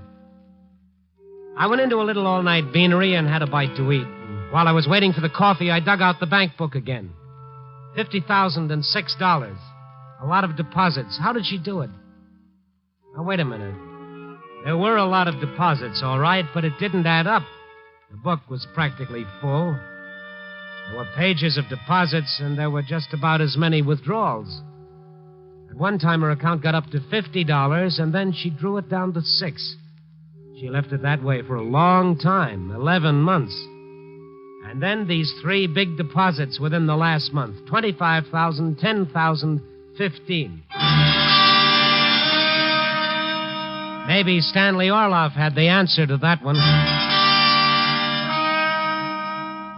The Ace High Club was sandwiched between a Polish theater and a second-hand store off Division Street, and militarily speaking, off limits. Business wasn't very brisk. One lone pool player was shooting a lethargic game. On the other table, a bull-necked individual was rolling dice.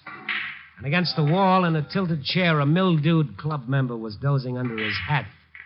And over them all, a green glow hung like mold. One dice player looked up. What's on your mind, John? I'm looking for Guy. Yeah? Yeah.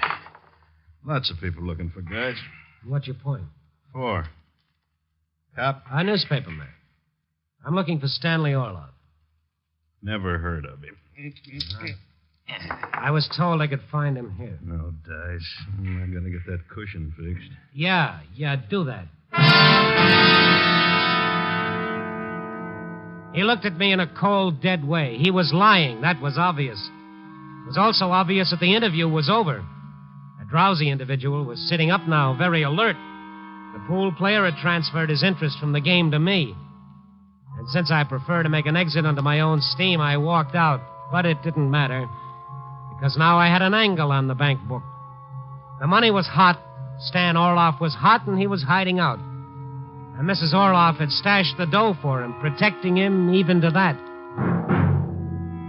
All I needed to wrap up the story was a record of 3 stick-ups corresponding in amount and date to the 3 deposits. I grabbed a cab for the police station. It was a dull night in robbery detail. Sergeant Doyle was happy to break the monotony by dragging out his record. Olson, Upstein, Otteson. No, Randy, no Olaf. Well, how about suspicion of robbery? You ever bring him in for questioning? No. I don't get it. There's got to be an Orloff. What do you want, facts or fiction? Let me see those unsolved robberies again. Now, look, Randy, if you're using this information to criticize the police force... Oh, Doyle, relax. Did I ever say anything against the boys in blue? Okay, then, now, the month of May. Here. Here's a heist. Mink coat, some jewelry. What was the value? No. This stuff was recovered. Here's one. A chain store for $600. Not enough. Here's a gas station knocked over for $150 in the till. Never got a line on it. No. 3 stick-ups, big ones. You want a big one? All right, here's a big one. $50,000. Now, that's too big. Now, what about 25, 15, 10? What do you want me to do, make change? What's wrong with $50,000 in one piece? What are you working on, anyway? Hey, wait a minute. Huh? Yeah. Maybe it isn't 3. Maybe it is 1. Where was it? What? The big stick-up. Oh, that one. That was a candy store. Candy store? $50,000? That's right. I don't mind telling you, that's one robbery I'd feel very happy if we never solved. Well, that's a twist. How come? Candy store. A guy by the name of Burke runs it, but it's a front. He's a bookie.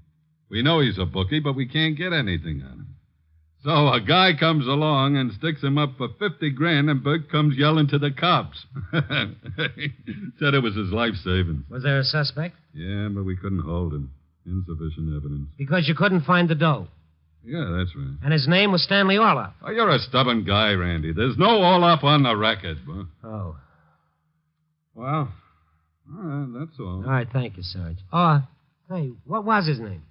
Who? The suspect on the candy store heist. Well, let me see.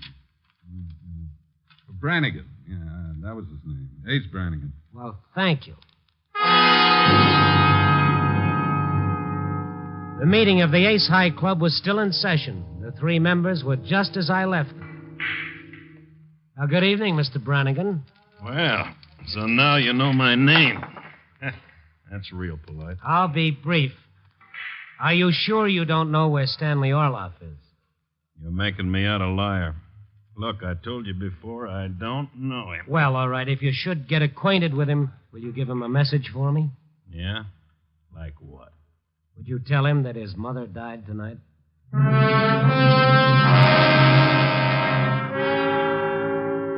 I went back to Mrs. Orloff's flat. I let myself in quietly and waited in the dark. All the threads were there now. If my hunch was right, all I had to do was wait and the story would tie itself up. Pretty soon I heard what I was waiting for. Footsteps. One dragging a little, like a limp. I couldn't see them. I was in the kitchen, but I heard them. The man with the limp walked across the room to the sideboard. Ace, it's gone. What do you mean it's gone? The bank book. I had it right here, stuck on the back of the picture. What are you trying, Orloff? A fast one? Why should I do a thing like that? I don't know.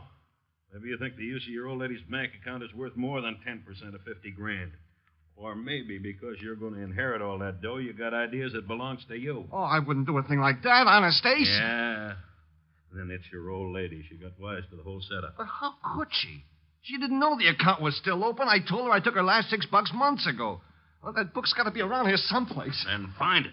Is this what you boys are looking for? Huh? Oh, it's you again.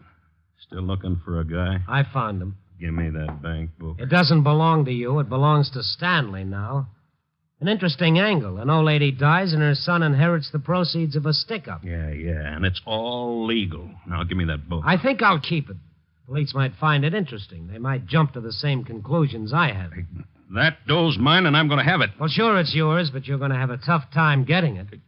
You'll have to go to the cops and tell them how you got it and how come it's in somebody else's bank account. Are you going to hand it over, or do I take it the hard way? I didn't have any rebuttal for the gun he turned on me.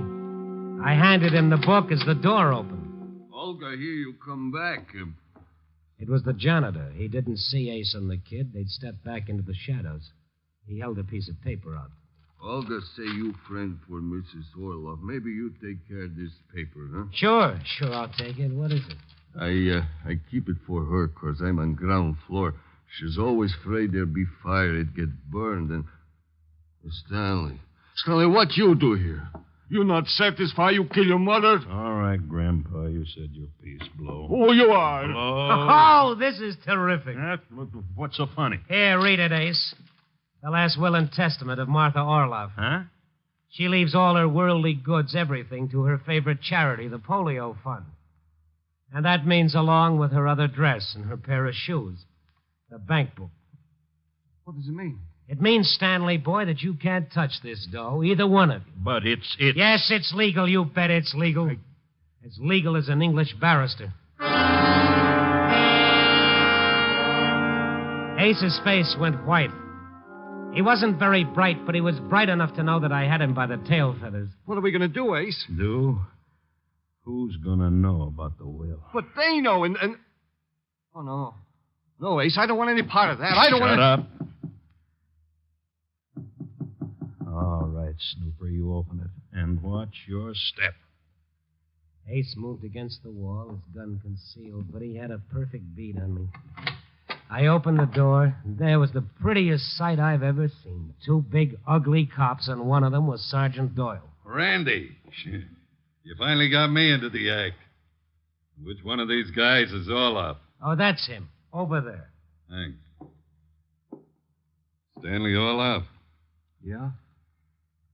Sorry, but we got bad news for you. Your mother died tonight. The body's at the county morgue.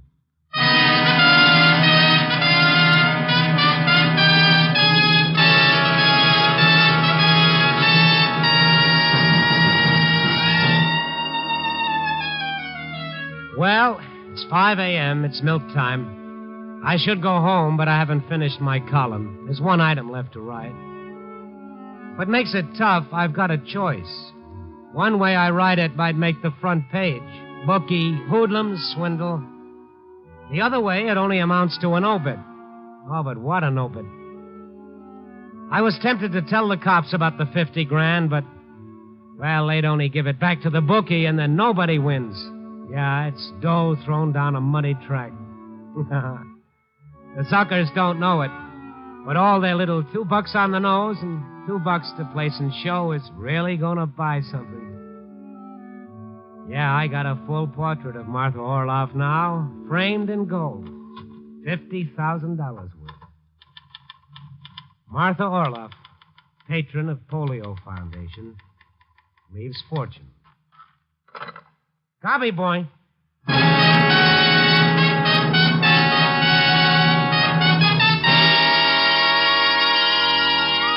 Night Beat, starring Frank Lovejoy, is produced and directed by Warren Lewis. Tonight's story was written by John and Gwen Bagney, with music by Robert Armbruster.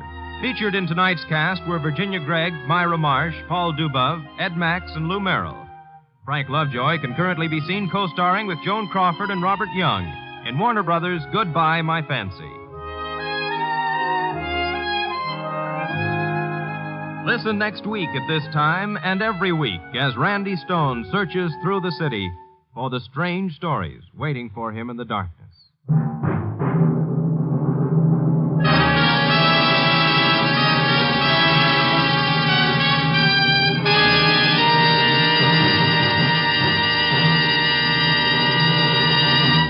Night Beat came to you from Hollywood.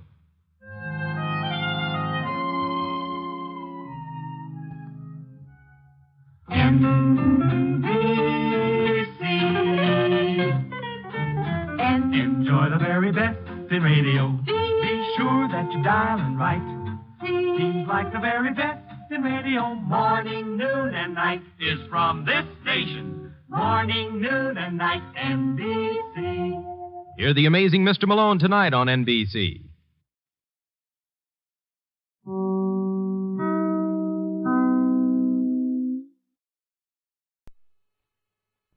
NBC presents Frank Lovejoy in Night Beat.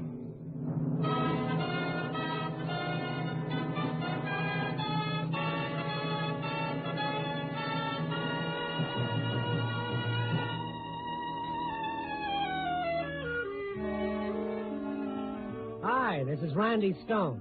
I cover the Night Beat for the Chicago Star. This little jewel, this little beauty, this little sweetheart of a story started on a hot night in June, around 7 p.m. I was at my desk trying to convince myself that there was really a good reason to get up and roll down my sleeves, tie my shoelaces, and start walking those steaming sidewalks so that my 400 words could end up next to the girdle ads and the shipping news, arrivals and departures, page 38. Oh, well, it's a living. So dry your tears and think. She had stopped a few feet from my desk, looking at me like I was one of those $60 embalming jobs. A cute little thing in crisp linen and wet cheeks. Can't be that bad, kid. I'm sorry. I just can't seem to control myself. It's so awful. The elevator man said you were the only one around. And that's why you're crying? Oh, I just don't know what to do. About what? They called me an hour ago from the city pound about my dog. Your dog? He's dead. Oh, well, that's too bad, but... He died of rabies. Oh? Been sick for days. I should have taken him to the veterinarian right away. Oh, it's my fault. Well, those things happen. I know it's tough losing a dog. That's not it.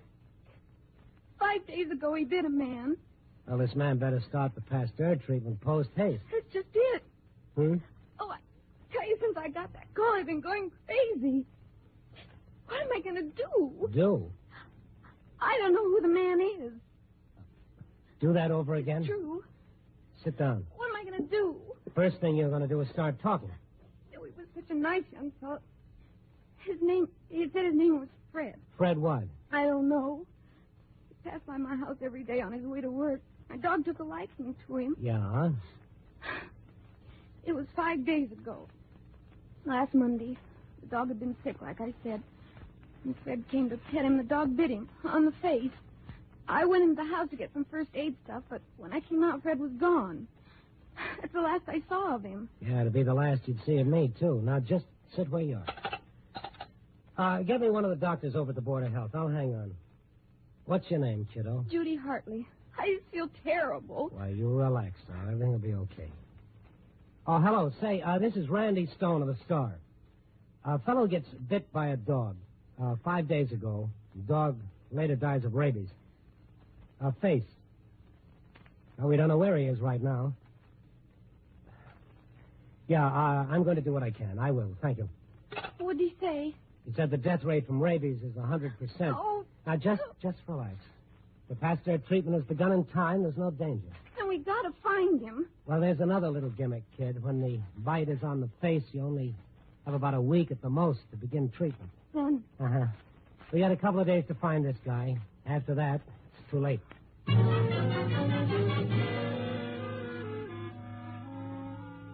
Well, that's how it began. 7:35, Thursday night, June 6th. The girl and I went right to police headquarters through streets choked with thousands of listless Chicagoans looking for a small breeze. When I told the lieutenant in charge what had happened, he turned as yellow as calcimine and put in a call for the captain. The captain had been called right in the middle of his son's wedding. When he came down to the station, he was wearing a white tuxedo, a red carnation, and a purple rage. Only after I told him what the score was, the carnation seemed to wilt in his lapel, and he looked a little like the calcimine, too. Rabies. Good Lord. Where do you live, young lady? 3201 Palmer Place. Oh, I feel so guilty about this. Anybody who has a dog that doesn't give an anti-rabies shot should feel guilty. I know. I'm sorry. Forgive me. Now, you say you walk past your place every day on the way to work. How do you know he was on his way to work? Well, he wore mechanic's overalls, and he carried a lunch pail. Undoubtedly works or lives in that neighborhood. Along with 100,000 other people. You're telling me. Radio room. Cross your fingers, Stan. Hello. I want every squad car in the Logan Square area alerted. I want 5 special squads.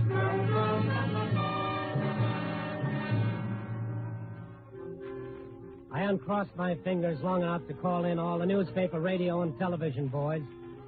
We set up a news pool with me as liaison man because it all started at my little weather-beaten desk. And then the coverage began. With a 9 p.m. break, every radio and television station threw away their jingles and endorsements to announce that anyone bitten by a collie dog 5 days before should report to Captain Blair of the police at once. The evening edition of the Sun-Times, the Tribune, and the Star carried the same item on the front page.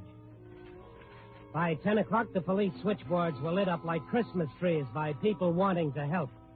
And by 10:30, the psychos were making their appearance. Oh, yes. Yes, I'm the one, all right. I did it. Did what, Judy? No. Oh, but I am. I confess. You must believe me. I killed them all. Every one of them. If you want me to, I'll take you to the bodies. That's sporting of you. Sergeant, will you escort the gentlemen to the bodies?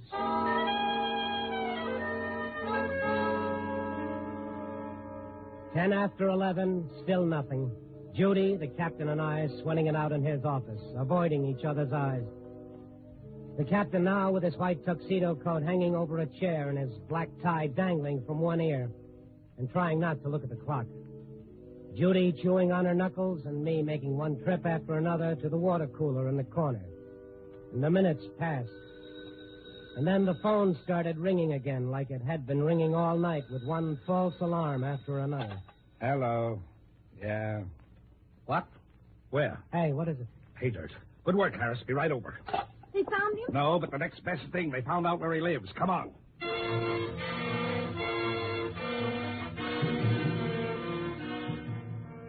It was a rambling frame house over on Kedzie Avenue with a tin sign that announced housekeeping rooms newly decorated. 2 squad cars were parked in front, and a little gathering of citizens hung around wondering what the excitement was all about. A scrawny, hawk-faced landlady led us upstairs to a back bedroom, swinging a wadded newspaper at moths and flies. Well, here we are. As soon as Judy looked into the room, she stiffened with excitement and pointed to the dresser. His lunch pail. He always carried it as his. Of course it's his. Clothes in the closet are his, too. That whiskey bottle, his. Also, them girly pictures in the mirror. Nothing I hate worse than flies. What's this man's last name? Fred Graham, the name he gave me. Good. Now, do you They have say any... it might hit 103 degrees tomorrow. How do those fellas know? Answer me that. Well, that fixes your wagon, Sonny, the dirty little monster. Lady, do you have any idea where we can find Graham now? The copper asked me that. And what did you tell the other copper? Told him I didn't have the slightest idea where Graham is now. When's the last time you saw him? 4 or 5 days ago. All them girly pictures, though. I figure he's got a roof over his head. All right. Much obliged, Mother. Now, thank you to watch your language.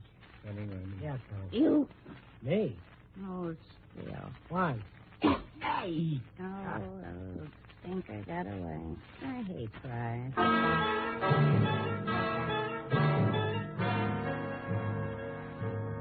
So, at a few minutes before midnight, we had his name, Fred Graham. And after the cops finished going through his room, we also had his personality. This was a lover boy from way back.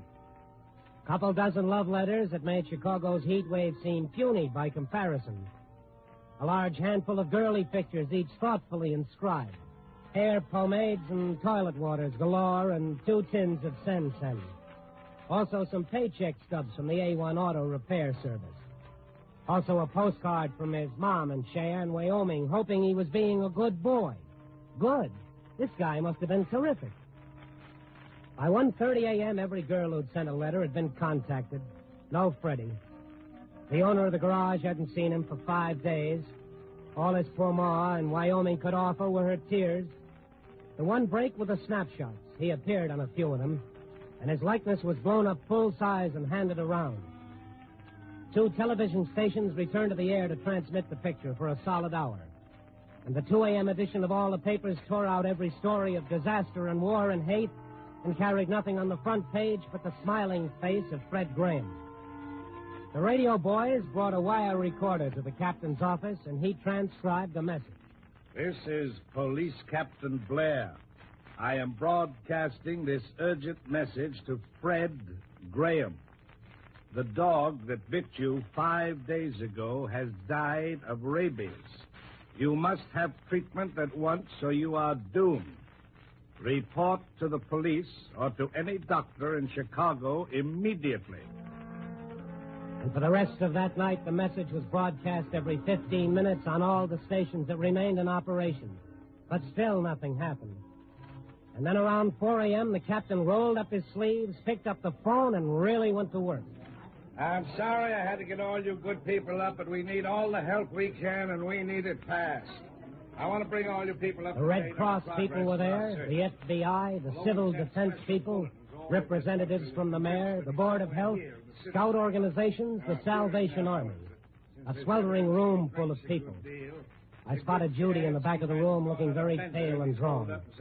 I sat next to her, and she sagged against me. The Board of Health doctor tells me that already it might be too late for us to help Fred Graham. That's certainly that every hour that passes reduces our chances of reaching him in time. Therefore, I've decided to call the entire city into the hunt. Let's find him, the whole city. Judy.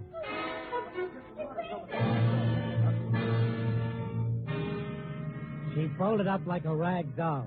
I carried her outside to the first aid room where a nurse began bringing her around. When I returned to the conference room, I saw Judy's purse on the floor where she dropped it. I picked it up. It sagged suspiciously. I opened it. A gun. When I went back to the first aid room, she was feeling better. That is, until I handed her back the purse. You found the gun. Uh-huh. I want it back. Why? Because it's mine. I have a permit. You'll have to come up with a better reason than that. It doesn't matter. I'll get another gun. It's not a gun. Something else. Now, kid... Don't you understand? It's like I killed him. It's just the same. That's nonsense. That's how I feel. And if they don't find him in time, I couldn't live either.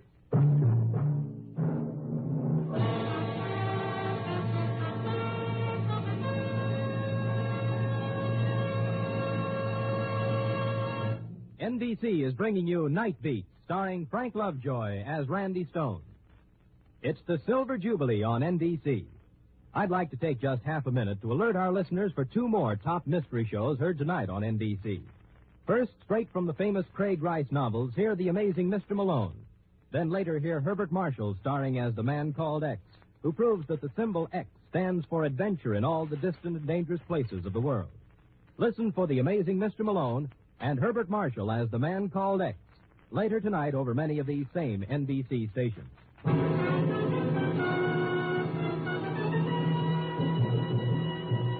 And now back to Night Beat and Randy Stone. It had started out as just another hot Chicago night, and now it had disintegrated into a first-class nightmare.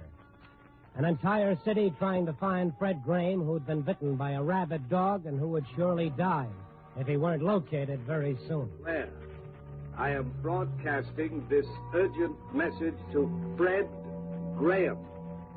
The dog that bit you 5 days ago. And all through the long hours of the night, the disc jockeys interrupted Old Soldiers Never Die and Dabba Dabba Dabba to play the captain's recorded message.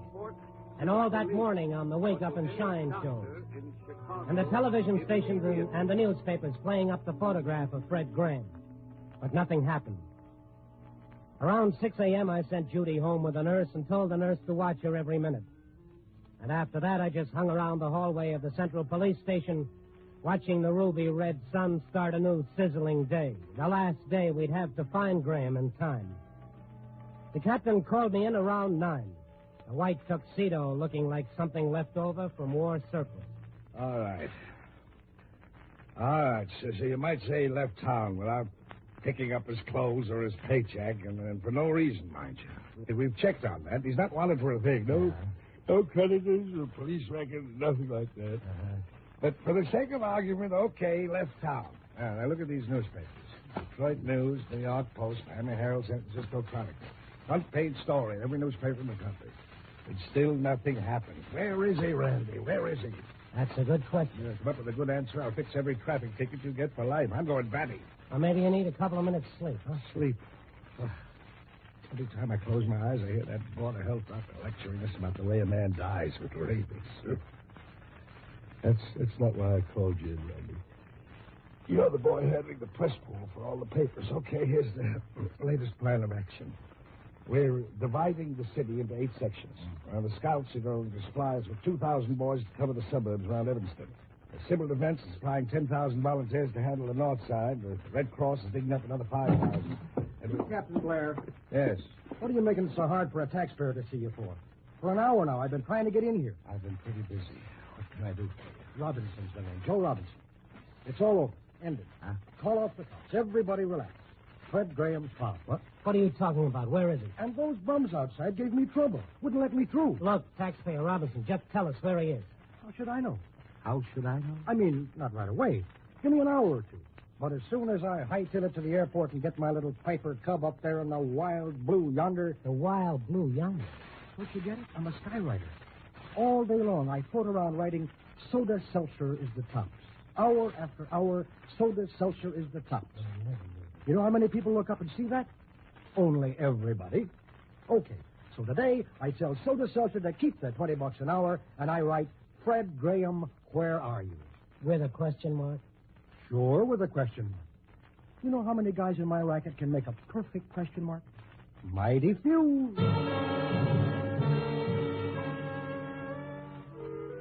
As gently as possible, we eased Joe Robinson, the flying taxpayer, out of the place. But in a cockeyed way, he was symbolic of the entire city, ready to give up $20 an hour to help find Fred Graham. Yeah, that's how it was everywhere. That morning in every church, a prayer was said for Fred Graham at early Mass. Around every newsstand, a solemn little crowd gathered, shaking their heads and taking it as a personal tragedy. Around the radio shops... This is Police Captain Blair. I am broadcasting this urgent message to Fred Graham. Tens of thousands searching through the city. Even the winos on Skid Row had been organized to search through the flop houses and basements of their area. Since midnight, not a single police officer had gone off duty. But still, Graham was nowhere to be found. Why? Where was he? In a few hours, it really wouldn't matter. Around 8 that night, I left the police station where you could have cut the gloom with a butter knife. And through the hot streets where gloom followed at my heels, and up to my office at the Star where the gloom was waiting for me. Everyone crowding around me, wanting to know the latest, and when I told them there wasn't any latest, they moved away quietly. These characters who'd covered stories of wars and famines and pestilence where millions had died needlessly. It's a crazy world. I went over to my desk to try to write the story, and then I saw the stack of telephone messages. I thumbed through them quickly, mostly from people wanting to help. But there were 8 of them that said exactly the same thing. Call SU-13689, urgent. Nothing could be very urgent after today.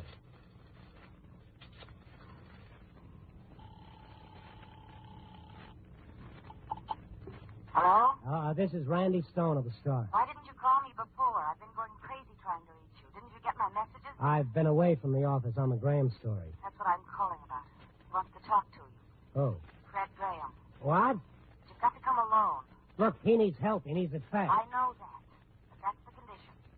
You come alone. What's the address? Alone? Yes. What's the address? 2830 Rogers Avenue, apartment C. I've got it. How does he feel? Terrible. Hurry.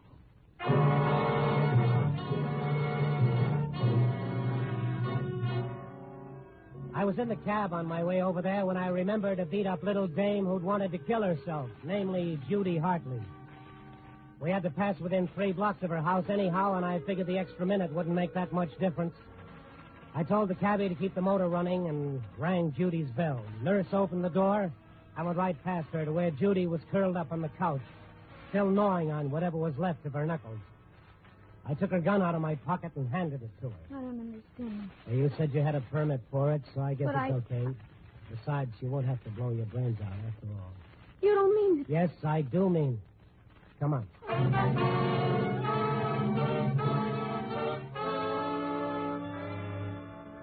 2830 Rogers Avenue was a punch-drunk apartment building leaning up against a moldy gasworks. But to Judy and me, Buckingham Palace never looked so good.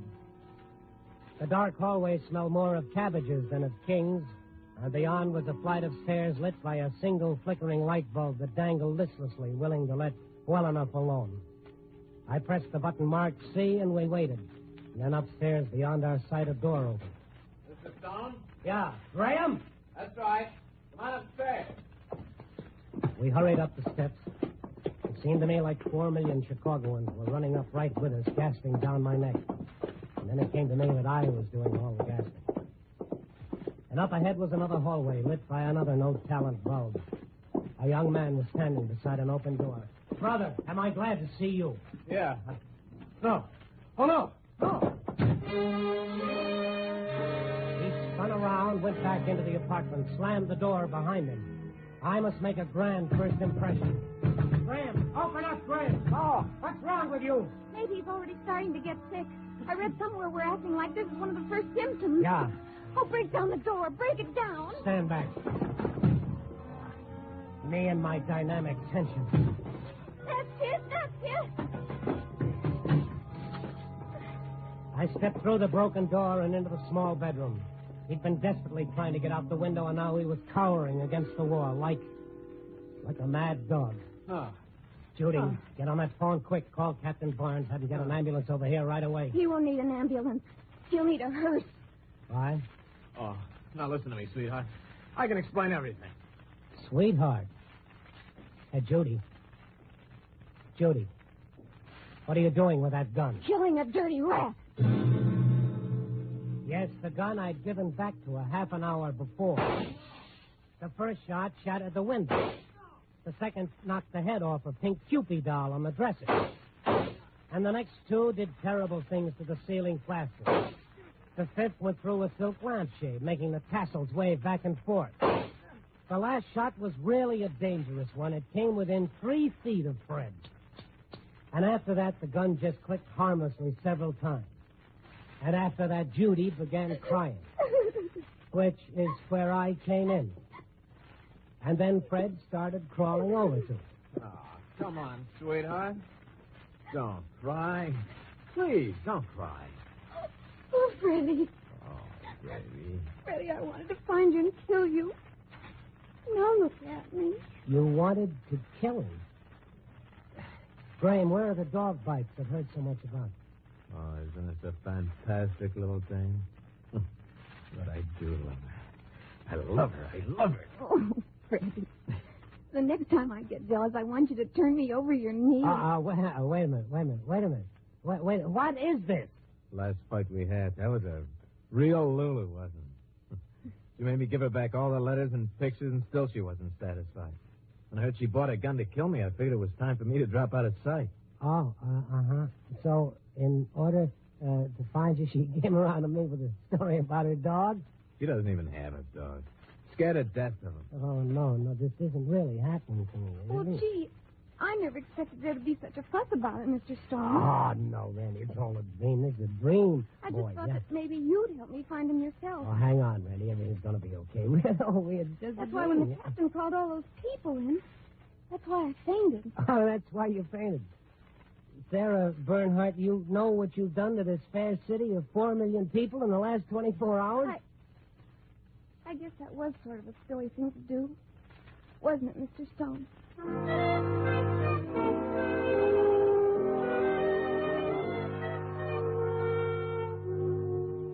Well, since there were no more bullets in the gun, I couldn't kill her.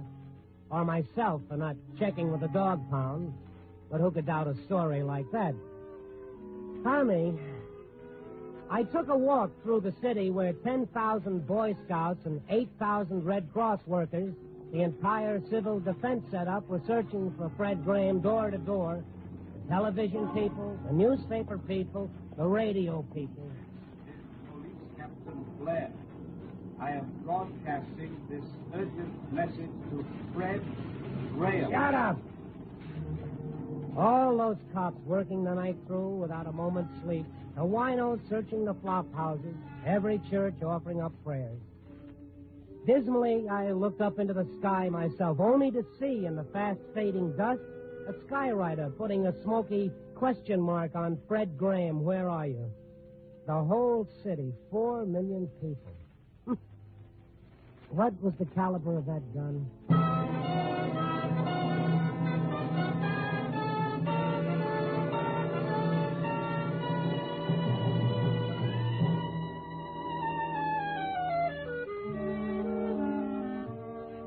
And then, gradually, I began to realize that maybe all this wasn't such a tragedy after all. Oh, sure, I was in for the razzing of my life, but just the same, maybe something wonderful had taken place without anybody realizing it. So what if the thing turned out to be a phony? There was nothing phony about the way this town of 4 million closed ranks and forgot all their petty little problems and went to work. If this was a sample of what would happen if a real test came, well, things were pretty good.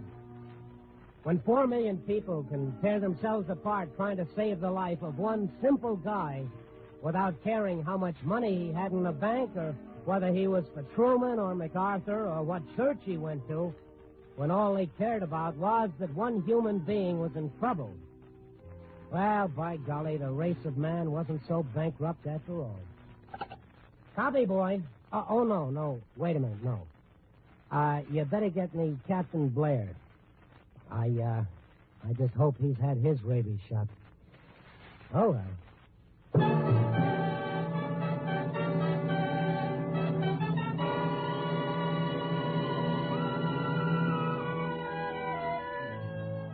Night Beat, starring Frank Lovejoy, is produced and directed by Warren Lewis. Tonight's story was written by Larry Marcus with music by Robert Armbruster. The part of the captain was played by Alan Reed. Others featured were Virginia Gregg as the landlady and Laura, Paul Frees as Fred, Joyce McCuskey as Judy, and the pilot Homer Welch. Frank Lovejoy can currently be seen co-starring with Joan Crawford and Robert Young in Warner Brothers' Goodbye, My Fancy.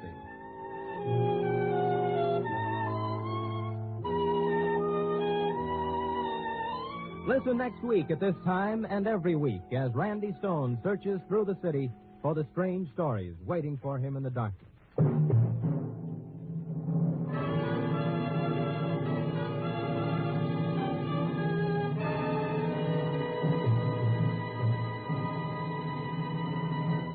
Night Beat came to you from Night Beat.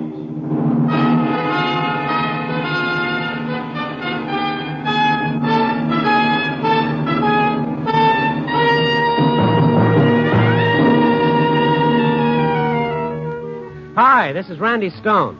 I cover the Night Beat for the Chicago Star. My stories start in many different ways.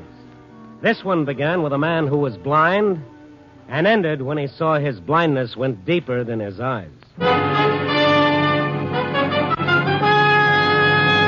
Night Beat, starring Frank Lovejoy as Randy Stone.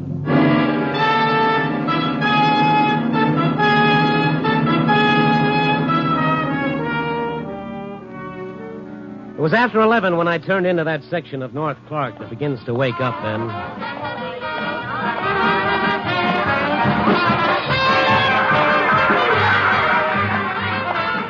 Tonight it was jumping no more than usual. It just seemed that way. I threaded my way through the visiting playboys from Keokuk and St. Louis and the whining panhandlers and the sad-eyed gals. Then I stopped for a minute to watch old Pop. There he stood as I'd seen him stand night after night before the little burlesque theater, sawing away at the same old tune and the same old battered fiddle. I walked up to him, listened for a moment, and then... Thank you, thank you. Business good tonight, Pop? Randy. Uh-huh. You never miss, do you? Not my regulars. How have you been? Oh, good, good. You? All right. Business good? Lousy. Well, still early. Midnight shows ought to bring in some tariff. Uh-huh. What's it look like tonight, Randy? I don't have to tell you, Pop. I think you can see more than I can. Yeah, that's the trouble with being blind.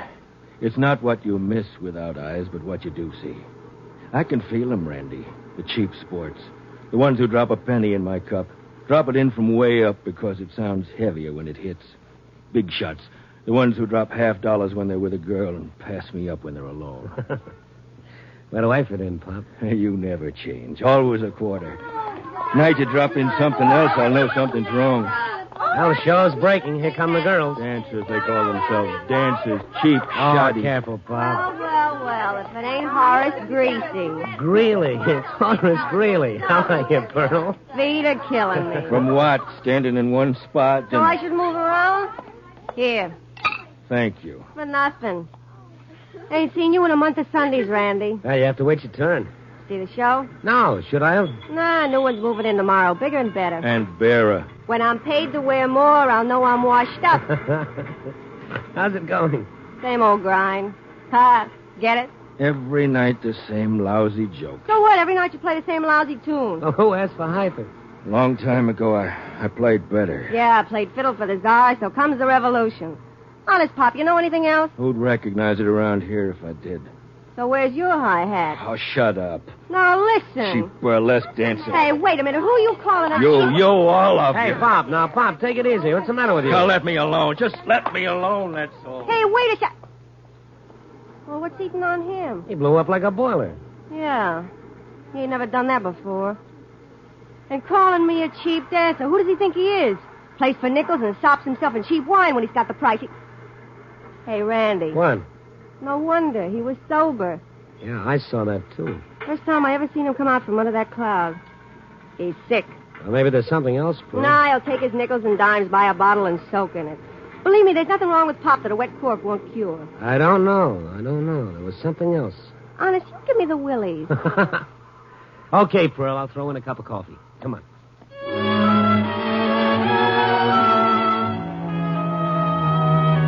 So we had coffee and we talked about Pop. No one knew where he'd come from. He just showed up one night with a battered fiddle under his arm and started playing.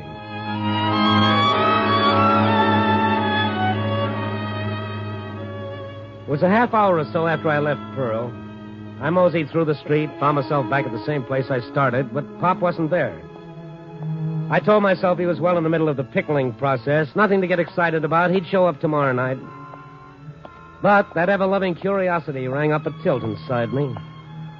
I went hunting. I didn't find Pop. But when I passed an all-night hock shop, something in the window sent me inside.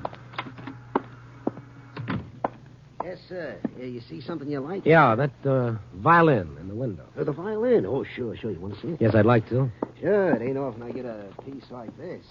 No, sir. It ain't often I get a chance to offer something like this. Horowitz himself couldn't want one any better. Yeah, I'll tell him when he gives up the piano. Huh? Yeah. Oh. Where'd you get this? From a collection. It's a fine old violin, maybe 100 years. A few scratches. How much did you give him for it? Give who? The blind man who brought it in. Yeah, how come you know where I got it? Huh? How come? I'd know this violin in 100. Now, come on. How much do you want for it? $20. 15. I paid that. Okay, 20. Give me the receipt. Just take it. Give me the money and take it. The receipt, Buster. I need it for my expense account. You a copper? Why ask that? If you ain't, why you asking all the questions? Why What's bothering you? If you got this violin legitimately, you'll sell it without all this ping pong. I got it legitimately. Okay, then. The receipt. Neither of us is getting any younger. Well, yeah, I ain't got a receipt. Oh? Why not? Look, the guy comes in. He wants to hock this fiddle. I can't give him no dough on it, not like he wants anyway. So? We make a deal of swap. For what? Look, I'm only telling you this because I don't want no trouble. But he wants a rod, a heater. You let him have a gun? Yeah, but... Was it loaded? Maybe a couple of shells in it, but... Got anything on paper? His address, maybe? No. But you let him have a gun? He was blind. I ain't going to give anybody a rod if they look like they're going out for a heist. I got a legitimate business. What could a blind guy do with a gun? Figure it out. Look, I'm trying to tell you that I'm clean. I tell you I'm clean.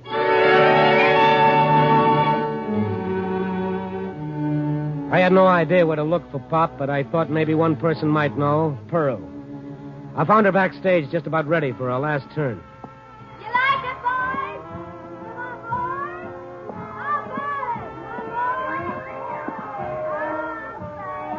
Hey, Randy, grab yourself a fan and cut in any place. Pearl, this has got to be quick. You know where Pop lives? Huh? Yeah. Hey, what's wrong? He traded his violin for a gun. What for? I'd like to know. Now, come on. You got any idea where he lives? No. But I walked a couple of blocks with him one night. He was too stiff to do it alone. Yeah? Then he turned off in some street. I didn't go no further. Feet were killing me. Which street? I never look at street signs. There was a candy store on the corner. So you know the street? I guess so. All right, then let's go. But my aunt... Forget it for now. Pop's liable to do something with that gun. Okay, I'll fix it. Don't make no difference anyhow. New show opening tomorrow. Hey, Gracie! Gracie! Yeah? Come here. Sure. Oh, pleased to meet you. You ain't. And you ain't gonna. Now listen, you gotta go on in my place. Me? Me? You've been yammering how good you are. Now's your chance, honey. I don't know nothing. It ain't education they want out there. Here, take my balloon. Blow it up a little bigger. You need it. Oh, but I can't. All you gotta do is be careful of the guy in the first box. He's got a rubber band and some bent pins. Let's go, Randy.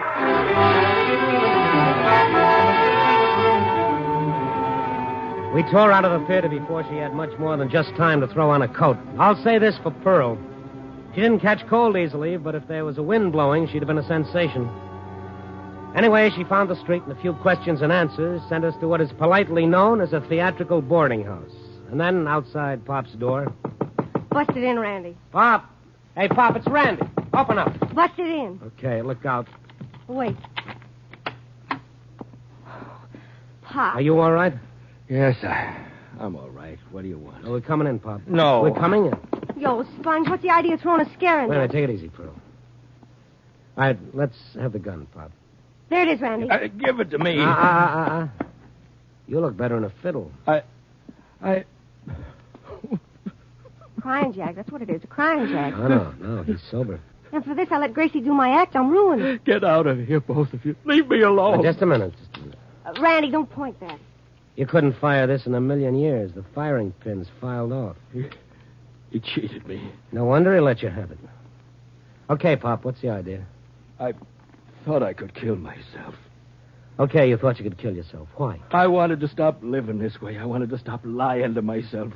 So all of a sudden you don't like the way you've been living? Shut up. Okay. I'm sorry. Pop, you want to talk about it? Well, he already did. He already said No. That's not the whole story. You know, don't you, Randy? I know there's something else. What is it? Yes, there is. There's 9 years of lies and cheating. 9 years of running away from something I want to face but can't. Tonight, I want to stop it. Stop what? Stop the whole thing from coming down. Coming down and killing me. And her.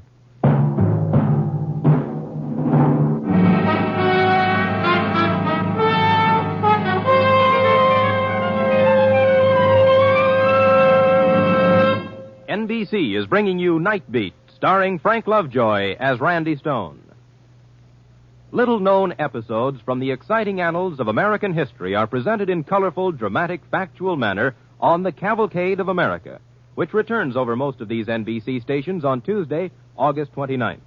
The stories presented on Cavalcade of America feature Hollywood and Broadway stars who portray the many men and women responsible for the building of our country. That's Cavalcade of America, returning Tuesday, August 29th.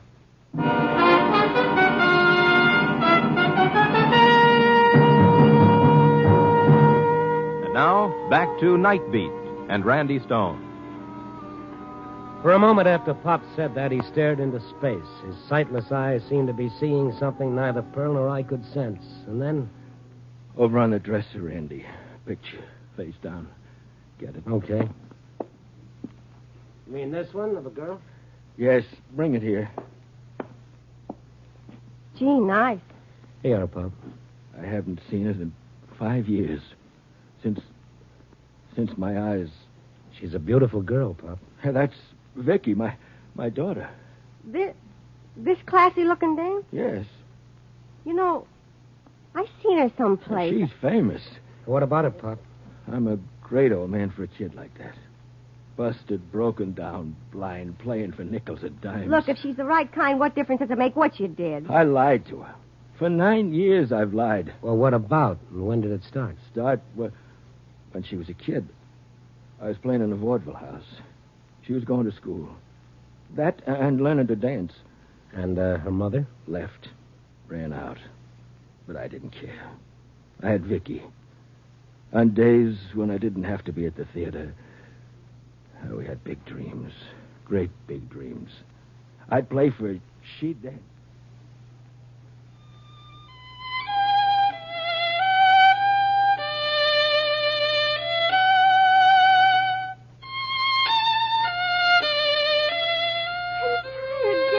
You're not allowed to get tired. Now, come on.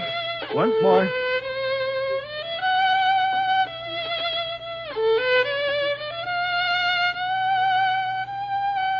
Too fast. Just right, Vicky.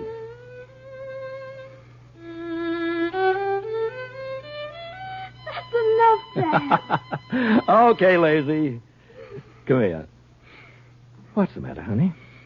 Nothing. Now, come on. Let's have it. I can't dance as good as the rest of the kids. Who said so? Me? What's your teacher say? Nothing. What do you want her to do? Hang flowers on you? Now, listen. Listen. What do we always say?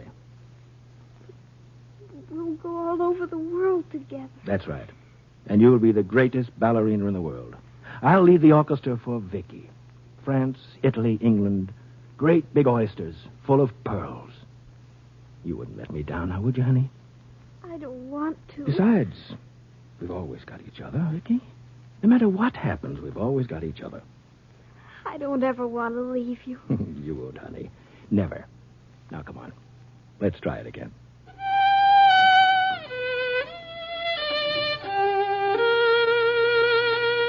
Better. Better.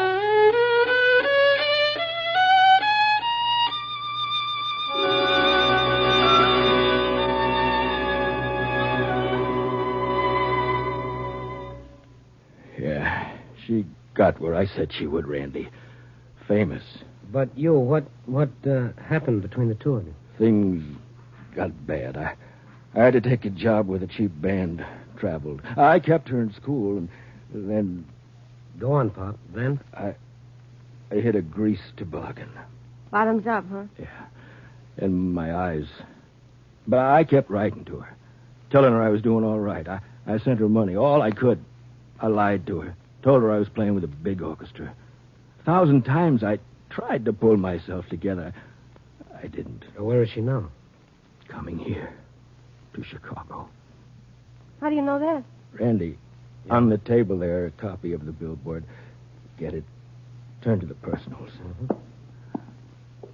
I get it every week. No matter where we were, we'd keep in touch that way. I pretended to keep moving around. I mailed in fake addresses so she wouldn't know. What's in this one, Pop? I always had somebody read the column to me, and this morning, you'll see it, Randy. Oh?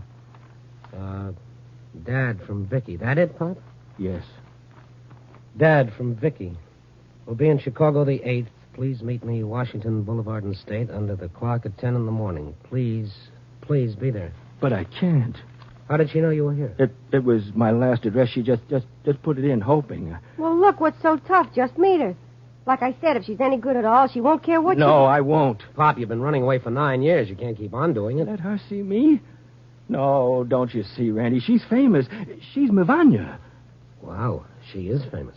And it's still 10 to 1. She's got legs like a piano. Oh, come on. Hold it, Prue. The ballet's here in Chicago, huh? Yes, I heard that their first American tour in 10 years. Randy, I want to meet her. Talk with her. Touch her face again, but I can't. Not now. Pop, you're going to meet her tomorrow. No. She'll be here for only 3 days. During that time, you'll be what she thinks you are. She doesn't have to find out anything else. I never told her I was blind. Well, is that a crime? Oh, Randy. Pop, you're going to be under the clock tomorrow morning at 10.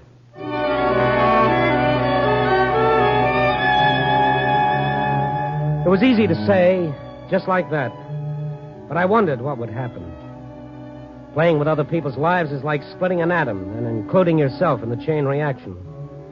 But I wanted Pop to meet Vicky. I stayed with him that night, got him into a clean press suit, made him shave and stay out of striking distance of anything that looked like a bottle. And then it was 10 in the morning.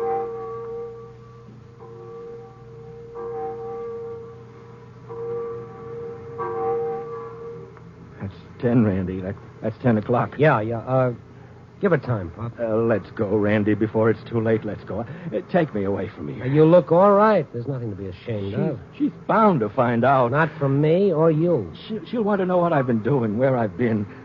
Randy, I've told so many lies. I'll have a few more on me. Do you see her? Not yet. I hope she doesn't come. I hope she does. She will. What'll I say? Randy, tell me what to say. You'll know, Pop. Nobody'll have to tell you. Now stand still. Take it easy. Help me. Help me tell one more lie. He didn't have to tell one more. Vicky didn't show up. Not at 10, not at 10:30, or not at 12 when we finally left the corner. I didn't want to leave Pop alone, so I took him to my apartment. I left him there in the lobby with the clerk keeping an eye on him while I went calling. Calling on a lady named Vanya. My press card works magic, especially backstage. I got in to see him, Vanya, all right. It is so charming, Monsieur Stone. Yes, of course, charming. I expected to meet you earlier. Oh, so? I'm glad you did not. I'm afraid I do not look my best before noon or later. Maybe that's why you didn't show up. Pardon? Show up? Hello, Vicky. You called me what? Just Vicky, for the present. I may think of something else later. I do not understand. Look, baby, I got a hunch you were there this morning. You saw him and decided not to stop. Is that it? Well, if this is a joke, Monsieur Stone, I do not appreciate it. Oh, please, let's stop the polite tennis. But you're insane. How it is tennis? He was blind. You saw that. He wasn't what you expected after all these years. Or maybe, and I'm giving you the benefit of the doubt, maybe you didn't recognize him. You will please to excuse me one moment. Igor, please come here. You would like maybe a drink? No, thank you. Look, Vicky, you can drop the Iron Curtain disguise. You see, Oh, Igor, please come in. A pleasure. Igor, this man is crazy. He's as if from a newspaper. Oh, that is very nice. And who are you? I am the ballet master. What else? We'll leave that unanswered for the time. To get back to you, Vicky. He calls me Vicky. Huh? Why? Well, that's her name. Now, look, don't give me any more of this now. Yes? Well, you're a brunette. A little gray, perhaps, but on the stage. Wait a minute. Let me get a closer look. Igor, keep him away. I will go for help. No, never mind. You're not Vicky, are you? Please, Monsieur, I am Mivanya. Ludmila Mivanya Krochenko. One of those is enough. Okay, I'm sorry. It's all a mistake. I thought you were someone else. But that is impossible. I know. I apologize again. I made a very bad mistake. Please forgive me. Oh, it is nothing. Please to come again. Sure. Invite some fawns over. We'll spend another afternoon. She wasn't Vicky, but she was Mivanya. I felt a little like the guy who opened the wrong door in a Turkish bath. I hurried back to Pop, took him up to my apartment, sat him down, and told him what had happened. I'm not lying, Randy. I'm not. I saw Vicky's picture. I saw Mivanya. At first, a guy could make a mistake, but not with a good second look. Randy, I swear to you. Come on, Pop. Give it to me straight. What's the deal? Why should I make up such a story? That's what I'd like to know. Brother, I bit. Hook, line, and sinker. I took the bait. Why'd you throw it? For the last time, Randy, I didn't lie to you. A gun with no firing pin, a fine, long story about a daughter. Great builder. I'm going, Randy. Okay, Pop, go ahead. You still think I... Excuse me, won't you? Yeah. Oh, Pearl. Oh, sure, we were there. We had a... What's that? Oh, now, look, honey, if you're... Give me that again. Now, hold on a minute. Pop! What? Pop! What? Sit down, wait a minute. I'm going. You're going to sit down and you're going to wait. Now, come on. Oh, what's the matter, Randy? Is that... No. Okay, Pearl, give me the rest. Yeah? What's the address? I got it. Now, look. I'm going to bring Pop to you. Hold on to him like a mink coat. Don't let him out of your sight, and then I'm going to go to that address.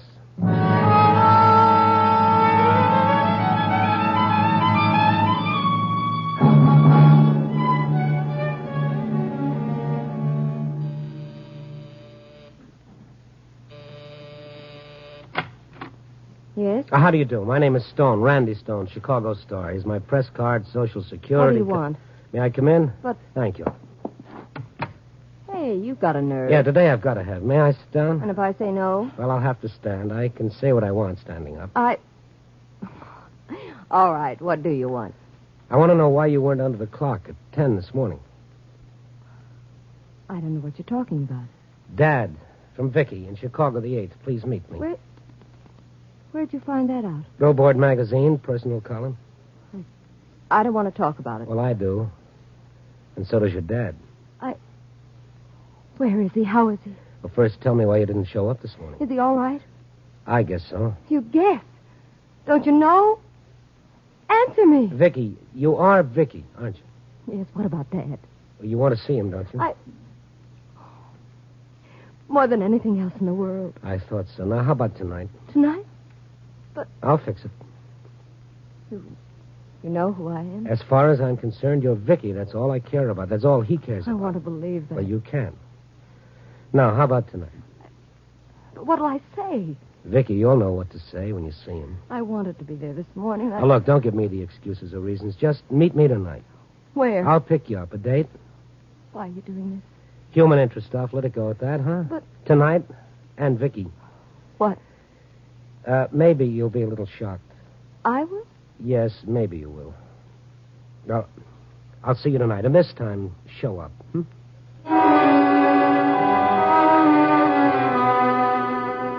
I stayed with Pop all the rest of the day. I had a story now, right up to the final paragraph. What the tag would be, I didn't know. I wouldn't know until that night. All depended on how things turned out, and I wasn't at all sure. When you play Mr. Fix-It with people's lives and emotions, you're cooking up a surprise party. Anyway, I had to try it. And so that night... Randy, what are you doing? Now, take it easy, Pop. Everything will be all right. I hope. Well, why did you bring me back here? Well, this is where you always stand, isn't it? Right in front of the burlesque theater? Yes, but I can't... Pop, you've got to trust me. Do you? I guess I have to, Randy. Okay. Here, take this. What is it? You'll know what it is.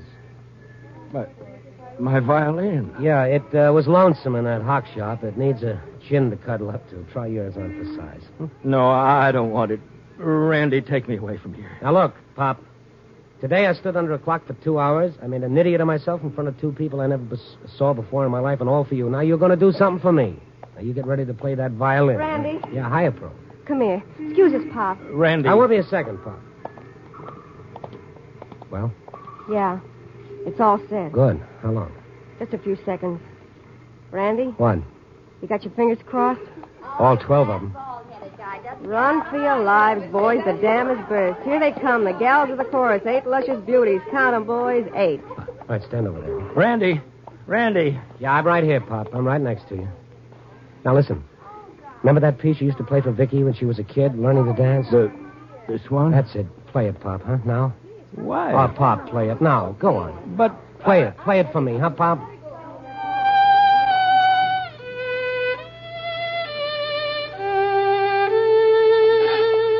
Hello there. You... Recognize the tune? Oh, no. Yeah.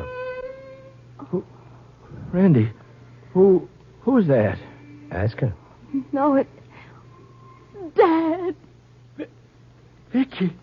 Vicky. Oh, Dad. Yes, Pop. Vicky. Here. No. Yeah. Here, Pop. She's a big star, all right, but not quite in the same line you figured. But it's still dancing. Dad, forgive me. I've been wanting to write to tell you, but I've been lying all these years. I pretended You that lied. You pretended. I was tired of lying, running away. I knew you'd find out I wasn't with the ballet when it came over here. But I'm not ashamed. I'm not dead. You're not. Why should she be, Pop? Now, how about you? Vicky, my baby. Pearl. Huh? Come on. Oh, we waited for this. We didn't wait 9 years, Pearl. Come on. Yeah. Okay. See you later, Pop. He didn't even hear you. Come on. Worked, didn't it? Could have gone haywire. Oh, I don't know. The odds were with us. Yeah. I gotta apologize to her. Hmm? What for? No muscles in those legs.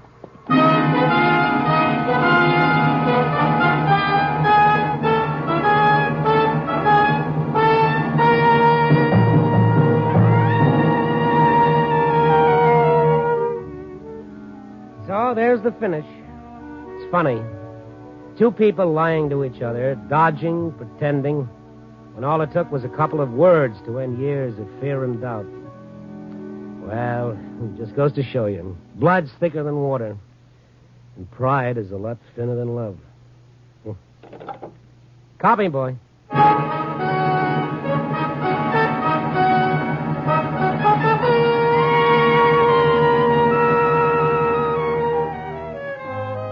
Night Beat, starring Frank Lovejoy, is produced and directed by Warren Lewis and edited by Larry Marcus. Tonight's story was written by Russell Hughes with music by Frank Worth.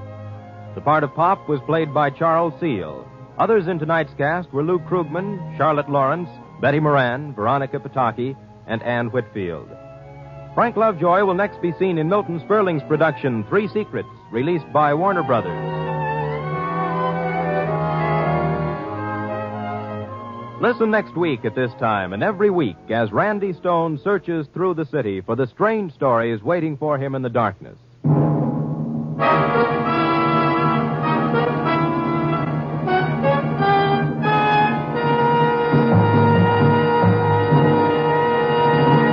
Night Beat came to you from NBC presents transcribed Frank Lovejoy in Night Beat.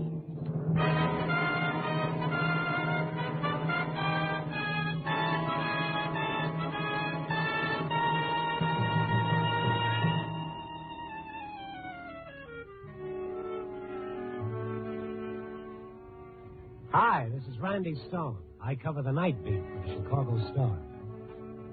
You never know when there's magic in a story. I mean the magic that takes a routine yarn and suddenly electrifies the whole country, giving the good people an emotional bath. You take the story of Jody Levering, age 5, going on 6.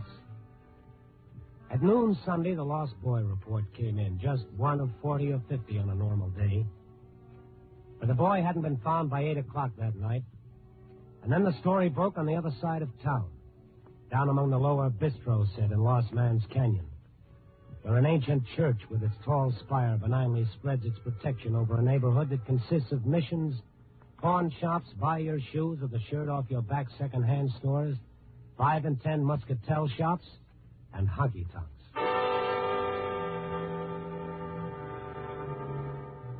Jody Levering, 5 going on 6, missing. And in the church, Father Clary was preparing for evening prayers.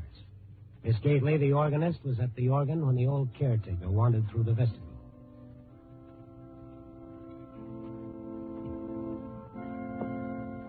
Time to ring the bell, Father? Certainly, John. Good. Here we go. My gosh. Father? Yes, John? What is it? There's something wrong up in the tower. The bell doesn't... Oh? Let me try. Well, first time I've ever had trouble with it. Guess I better go up. You be careful. Those wooden steps haven't been up in a very long time, have I? I'll get the bell fixed.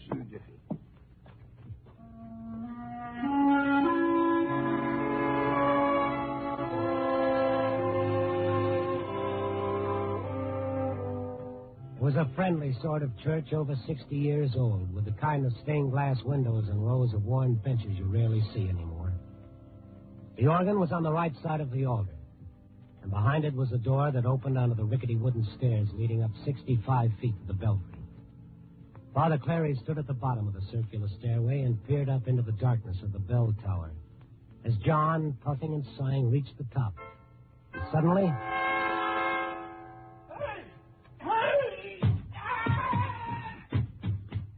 John! John!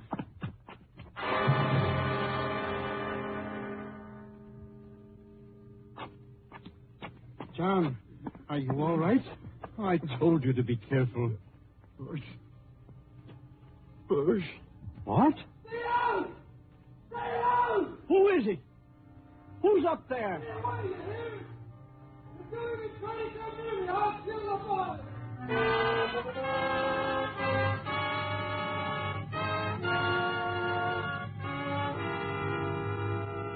That's the way it broke. Jody Levering, 5 going on 6, no longer missing. Now found in the bell tower of the Church of St. Francis. But how do you get him down? A man up there with him who didn't think twice about pushing an old man down a 65-foot stairway. The extras hit the street inside of 7 minutes. Child hostage in church tower. That was the magic.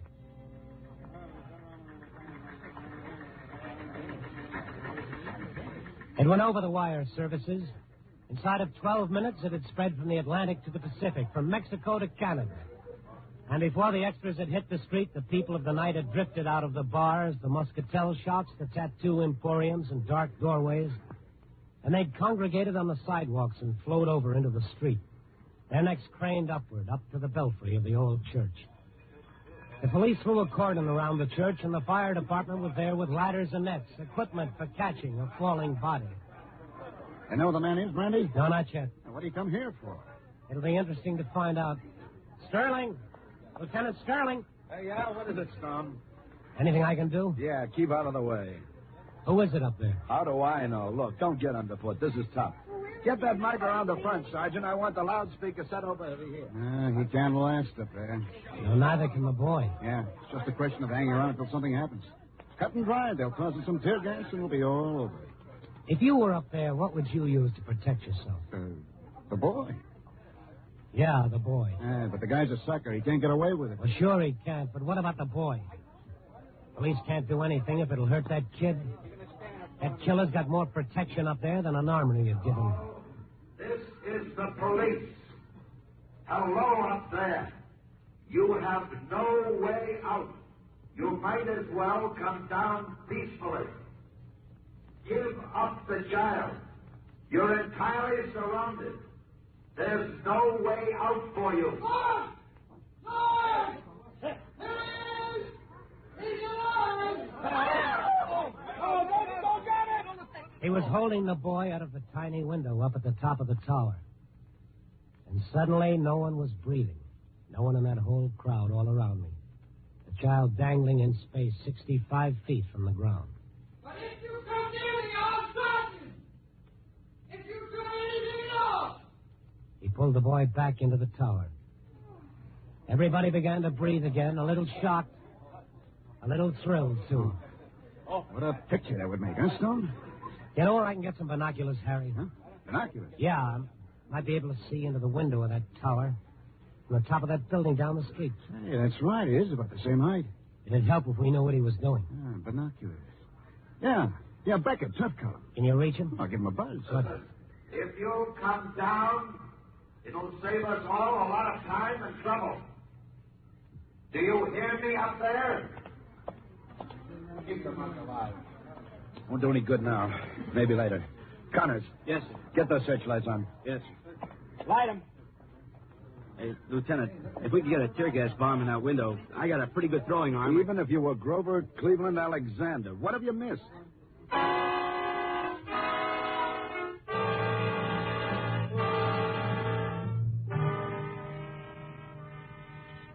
was inspirational. That magic in a story all around me, standing on the sidewalk across from the Church of St. Francis. Looking up where the cones of light speared the tiny window. And then something real came out of the crowd. The child's mother. Jody, my baby. Mrs. Levering, it'd be better if you didn't... Connors. Yes? See that she stays in my car. Have someone stay with her. Jody. Oh, where's your husband, Mrs. Levering? Jody. Your husband. Where is he? Where? Connors, take care of her. I want those lights kept up there on the My tower. husband's not here. New York, Jody! We're going to save him. Hello, Father. Mr. Stone. How's the old gentleman who was knocked down the stairs? Oh, John, his legs are broken, but he'll be all right.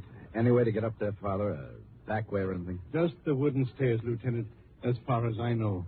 There are some musty old rooms and hallways downstairs. You know how they built the church 60 years ago. Yeah. Lieutenant, I'm going up. Going up? Where? Up the wooden stairs inside the church to the belfry. But I can't leave that child up there. I can't. It's dangerous, Father. It's dangerous not going up, Mr. Stone. But, Father... Oh, no. I'll be all right. He won't harm me.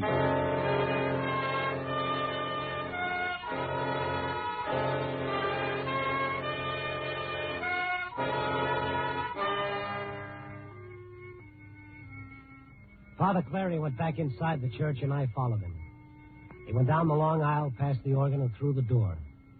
I stood and watched him start up the rickety stairs. He wouldn't let me go with him. He wouldn't let me talk him out of it.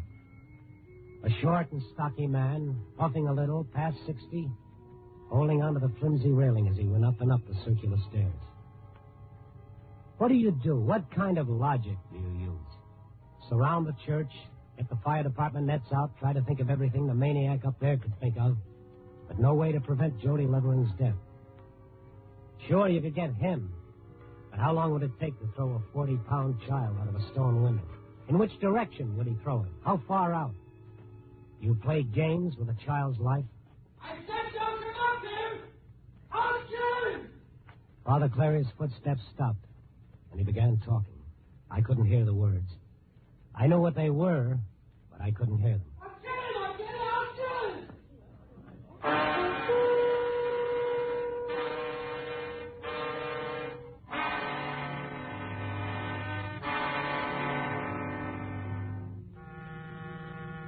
I didn't have to go outside to know what was happening. Holding him out the window, threatening to throw the child. I looked up into the blackness of the bell tower. Father Clary was coming down. And at the bottom, my reporter friend had a cameraman ready to get some pictures of Father Clary. Take it from that angle, Angie. Get a shot of Father Clary's face. Not missing any bets, huh, Harry? Oh, hello, Andy. I got those binoculars for you. Here he comes, Angie. You'll be tired. Get an angle on the face. I want his eyes. I want to see the defeat. Father! Not a picture. Get it, Angie. What do you say, Father? He wouldn't kill me. He wasn't interested in killing me. Yeah, but what did he say? Mr. Stone, what can we do? Were you able to see him, Father? Oh, it was too dark. His voice, young, old? Can I have another shot of you, Father? His voice? How can you tell? Sick? Yes, sick. His soul is sick. How about it, Father? Another picture?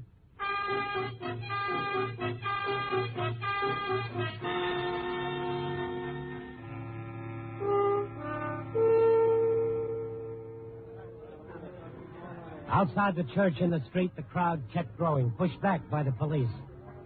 Dark faces in a dark night, their eyes roving incessantly, a little undercurrent in them. What do they think, these people? Do they think like Mrs. Levering, who can't think anything because there's the white heat of fear in her? Jody, Jody, Jody, that's all. Just a name, 5 going on 6. What do you think, you eating a sandwich, and you smoking a pipe? A pipe, that's for chess, for reading, for a gentle kind of thinking. What's in your mind, stranger? What are you thinking about puffing your pipe? And you, lady, what's on your mind? Somebody climb around the other side and come in through the window. I don't understand why they don't do. Absolutely right. I think you're all... Who stays out in the night? Who stays out and crowds the street and spills out into the gutter, rubbernecks to be in on the kill? It was easy to spot the people from the other side of town, the ones who didn't belong around this 2-bit burlesque free soup kitchen district. Their jacket and trousers matched from the other side of town. But no different from this side. Everybody the same. The same eyes shining, the same taut expectancy in their upturned faces. All right. What about it? We're going to use those binoculars? Mr. Stone. Yeah? Let's go. I'll tell the lieutenant. I'll meet you up on the roof. Okay. Randy Stone? Yeah? My name's Ralph Benton, Mr. Stone. Oh? University of Chicago. I'm taking a PhD in psychiatry. Oh, yeah. No, wait. Will you, look, this is what I'm studying. The psychology of that man up there. Oh, later on, No, son. look, from the time they're children, behavior patterns, you can tell them. Sure. I'll see you. No, wait, look, I've got to tell somebody about it. About what? This is the time when something can be done. People aroused. Can be done about what? Well, that kind of a man, Mr. Stone, the psychopath. Uh-huh. Well, who does what about it? Well, the people have to do it. They're sick.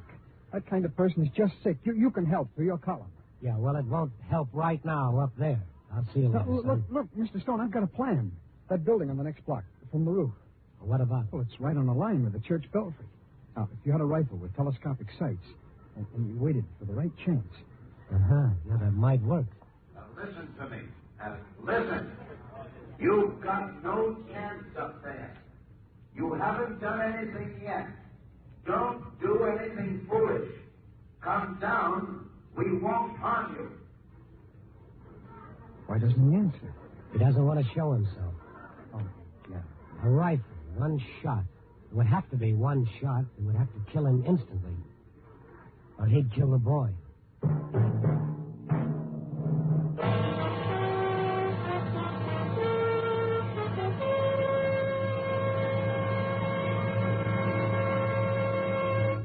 NBC is bringing you Night Beat, starring Frank Lovejoy as Randy Stone. It's the Silver Jubilee on NBC. We have three fellows we'd like you to meet. I'm speaking about Malone, Kane, and the man called X. Each is in the same business, and a dangerous business it is. Outthinking and many times outgunning national as well as international criminals. Make a listening reminder to hear The Amazing Mr. Malone and the Man Called X on Friday. And beginning Sunday, July 1st, Martin Kane, Private Eye. 3 invitations to high adventure over NBC.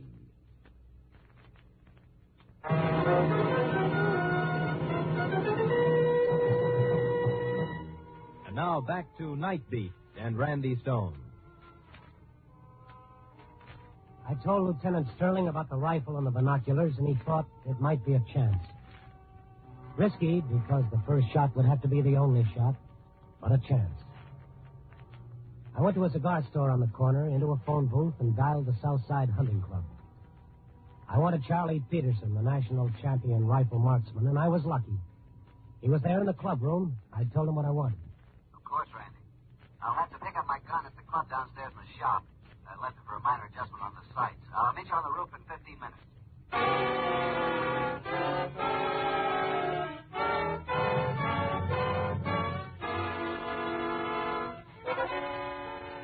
You want to know what it looked like from the top of that building down the street? There were these searchlights pinpointing the stone tower, the tiny windows at the top. No glass of frame other than the cold stone itself. And down below, the fire trucks, the police cars, the crowd of people milling around, their faces turned upward. Occasionally in the darkness, you could see the flash of a photographer's bulb. And over the whole scene, there was a restlessness, because up there was a man and a boy. And death was electric in the air. Lieutenant Sterling and Officer Connors were up on the rooftop with me, waiting for Peterson, the rifle marksman, to join us. You see anything with those binoculars, Stone? No. You can't see inside the tower. It's just a black hole. How's Peterson going to aim? I don't know. There was a way to get some light. Searchlight? Yeah, right up here on this roof. It's on a level with that belfry. Well, we can try. Connors. Yes. Let's get a searchlight up here.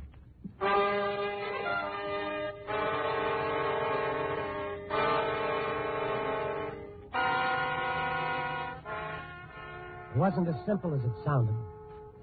The firemen worked with the police in rigging up a block and tackle. They put it on the far side of the roof so that the man in the tower couldn't see what was going on if he happened to look our way. In the middle of the preparations, Charlie Peterson arrived, and we had to explain everything to him. And it was quite a lot of explaining. Sure, I understand. You're going to flash that searchlight on the tower window, and when he sticks his head out, I shoot. That's right. You shoot once. About 200 yards. Wish I'd been able to check these sights. Wind drift past 7 miles set it off about 2 inches at 200 yards. It can't be a near miss, Peterson. If you only wound him, it'll be the end of the child. 200 yards. When are you going to set up that light?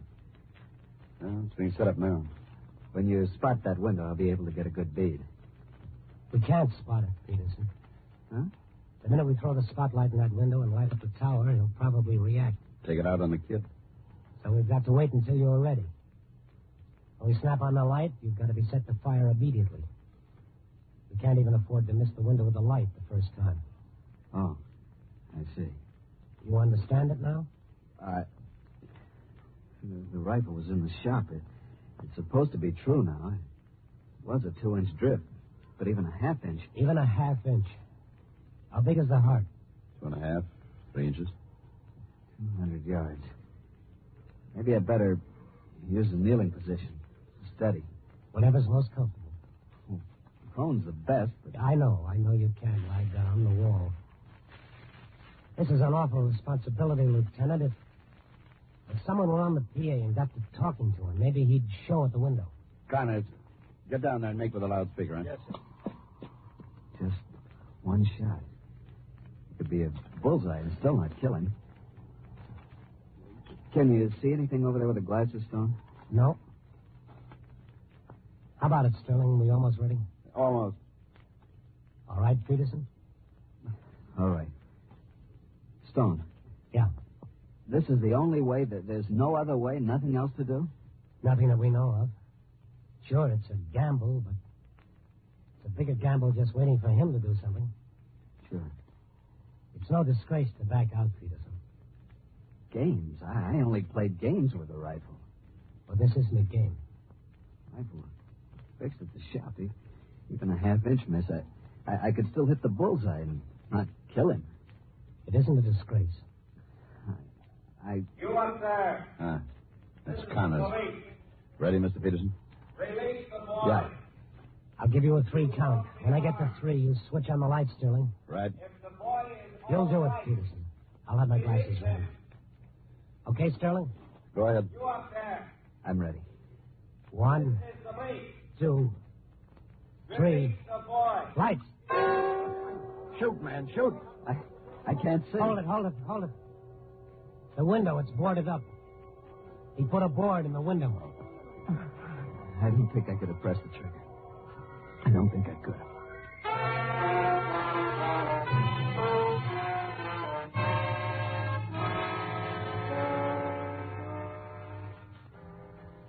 That was the end of the roof experiment. Peterson left, and Sterling and I went back down to the street. I started through the crowd, dark faces still upturned. And Sterling went back to the PA. Why don't they do something? I left Billy sitting in a booth, and I said I'd be right back, but I can't go back in. It just can't go away. Something might happen, and I turn my back on it. You haven't killed anyone. You haven't done anything really wrong yet. Calm down. Do you think You won't be hurt.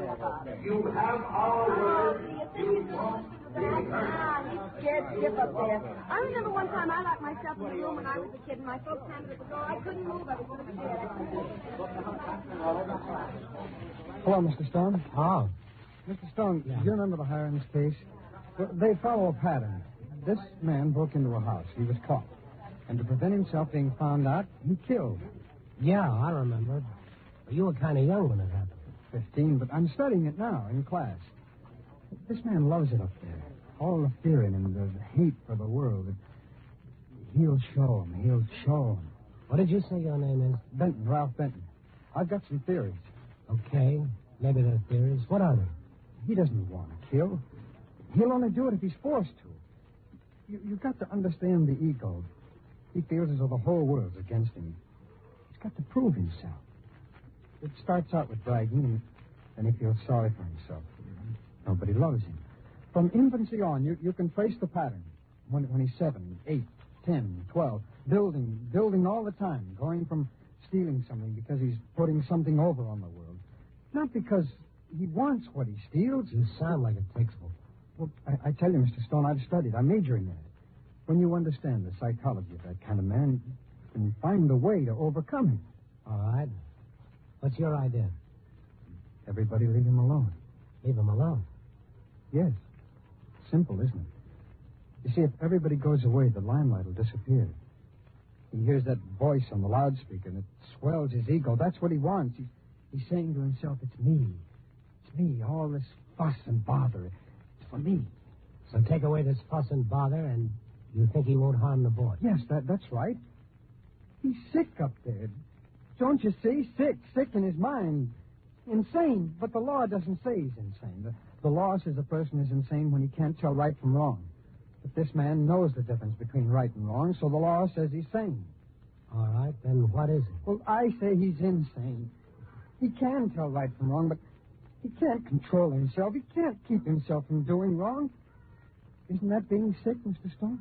But why would this man take a young boy along with him? Well, maybe the boy saw him. You mean saw him stealing? Yes, that's right. Then what? Maybe he lived around that neighborhood, and the man would be exposed as a thief. So what does he do? He wants to protect himself. He doesn't want to kill the boy, but he doesn't want the boy to tell who broke into the house. So, well, what can he do? Well, let's push through here. I want to speak to Father Cleary. Don't you see? Don't you understand? He doesn't want to kill the boy, but all these people are forcing him into it.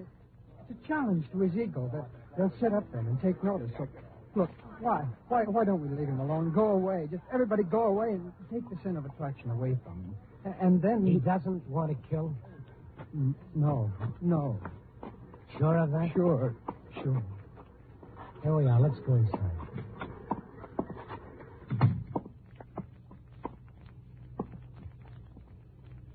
It's so quiet in here. Yeah. Hello, Father. Is there anything new, Randy? Maybe.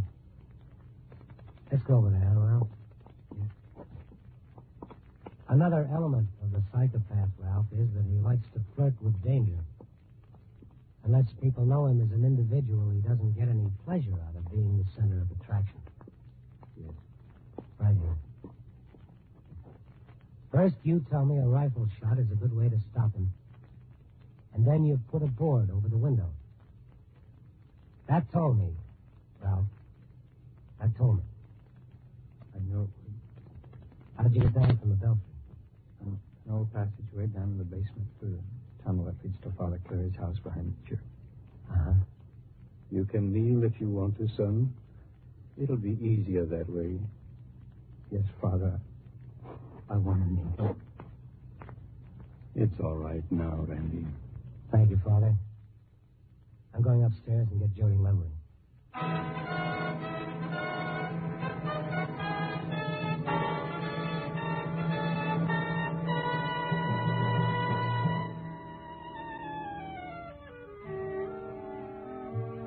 So it was sanctuary after all, wasn't it? Jody was unharmed.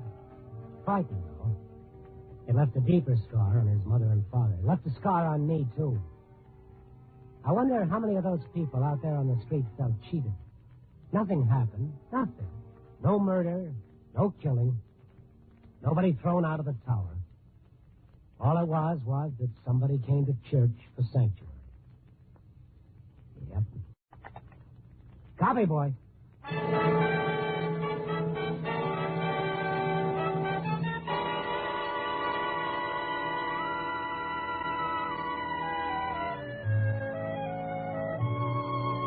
Night Beat, starring Frank Lovejoy, is produced and directed by Warren Lewis.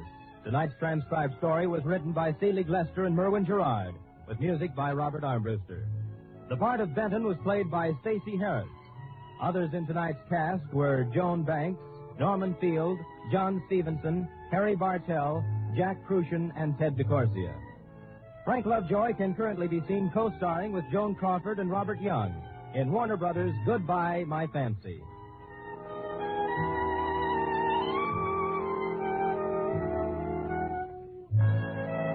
Listen next week at this time and every week as Randy Stone searches through the city for the strange stories waiting for him in the darkness.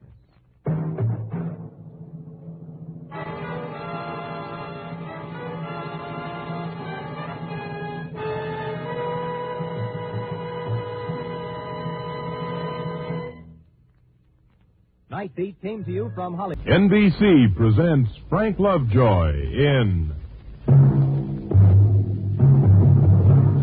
Night Beat.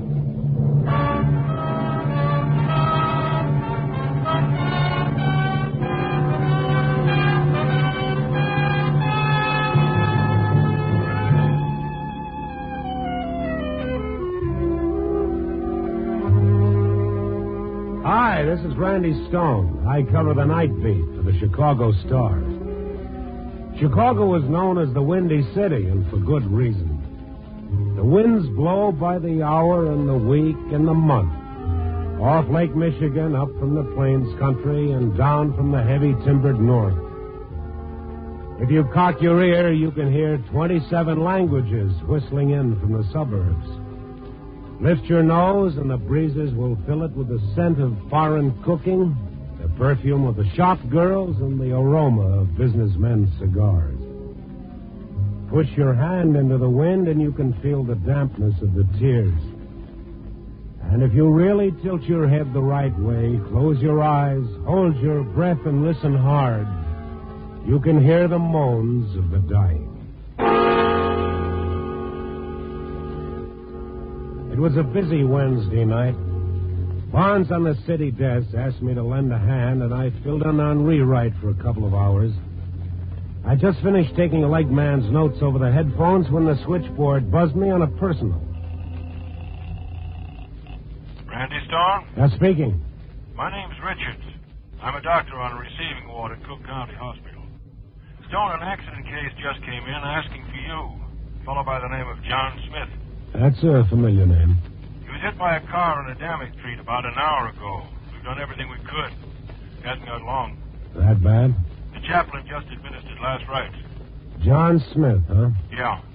Tell him I'll be right over, Doctor.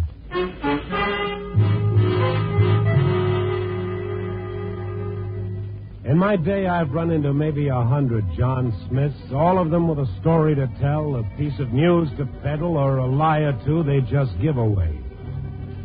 But I wondered what kind of a story this particular John Smith wanted to tell me before he died. Dr. Richards met me at the desk. We shook hands, and he walked me down to the end of the hall. Poor devil, he's really all cracked up. Well, what happened to him exactly?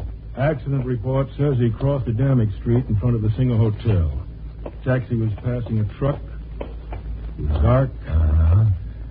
Man in good health might survive such an injury, but not this man. He's at a dangerous point of debility. Hasn't eaten properly for months. A lot of drinking. Terribly neglected. Oh, I see. Here we are. He's in there. Hello. I'm Randy Stone. Yeah, I know. You don't remember me, Randy? John Smith, I'm afraid. Bend down, Randy. Take a good look. No, it can't be. John Smith for the obituary columns, Randy. Frank Lyons. Yeah, that's right, Randy. What's left of him. You were just out of the cub ranks in my day. Frank, how did you get it? It's a long story. I'm afraid I haven't got time to tell it. Oh, what's on your mind? A guy named Felix Henderson, Randy. Ever hear of him? No. Not many people have. But he's a real story. I asked you to come here because I thought maybe you... I'll write it for you. Sure. When I got out of Northwestern, I said I was going to be the biggest newspaper man in this town. You were once. Yeah, but it didn't last. In 1940, I met Cora, my wife. She was sleek and smart, and just as ambitious as I was. Maybe it doesn't fit in with the general idea, but we got married on one condition. That we both go right to the top and stay there. It worked, too. But this one night when I met Felix Henderson, Cora and I were having contact. Give me the news, Frank. Can you stand me for another 5 years, honey? Well, that depends. Well, I just signed up for a 5-year renewal with the paper. My own time, my own stories, and my own column. I'm going to climb all over this town, and both of us will wind up right on top. Frank and Cora Lyons against the world. Yeah. Oh, darling, tell me we aren't doing it wrong, playing it this way. Winners or nothing. It is right, isn't it? Well, of course it's right. We've come this far together. What's the matter? Is the pays too much for you, kid? No, Frank. You would walk out if I failed you in any way, wouldn't you? You know it, baby. Same way you'd walk out on me if I slipped. So? Here's to no slips, honey. You know, I like being with you. And I like being with you. Mr. Lyons? Oh, yes. My name's Felix Henderson. Could we talk? I've got a story for you. Well, sure. Sit down. This is my wife. How do you do? My car is parked out front. Could we talk out there? Well, I do. Okay. Sorry, darling. Business. I'll wait here.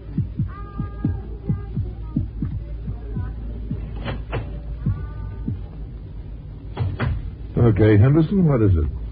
Lyons, I looked you up because they tell me you're a reporter. I always want a story, Henderson. Well, this isn't just a gift. I'm not offering you a rumor or something.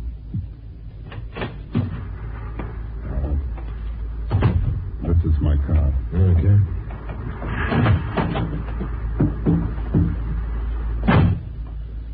Well, I'll give you just 3 minutes to interest me. It's about old Stan Callahan, the big contractor. They're going to get him on an embezzling charge. Stan Callahan on an embezzling charge? Well, you're crazy, Felix. Yeah?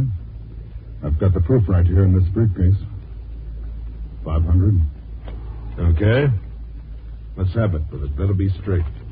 In a nutshell, it's this. Here's his bookkeeping records. It's all down here in fine print, how he did it. Oh. Can I borrow these? You cannot. You can sit here in the car and make a longhand copy of anything you want. These look like IOUs. They are.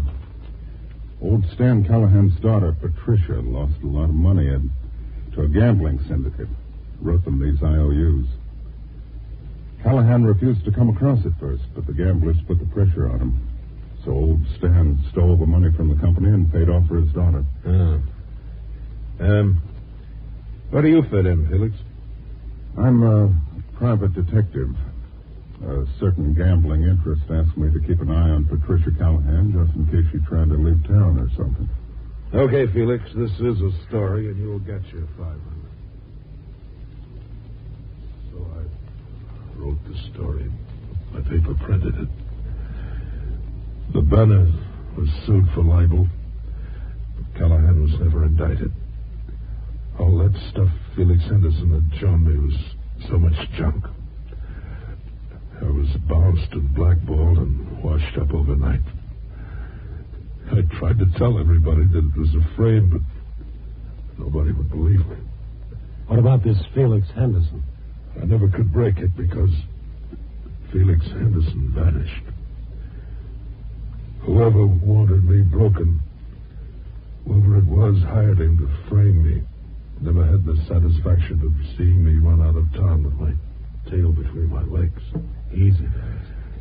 I've hung around here every day since then. Letting this happen to me. Waiting to get hold of something that'd put me up there again. And today I saw it. What? Felix Henderson. Walking down the Damick Street. I tailed him, and when he crossed to go into the Singer Hotel, I followed. Only, with my luck, here I am. A loser again. I'll go and see him for you, Frank. Thank you. Thank you, Stone. Frank, this wife of yours, would you like me to... No, forget her, Randy. She kept our agreement and divorced me a long time ago. She's with a new winner now. Henderson, that's who I want you to see. Just Henderson.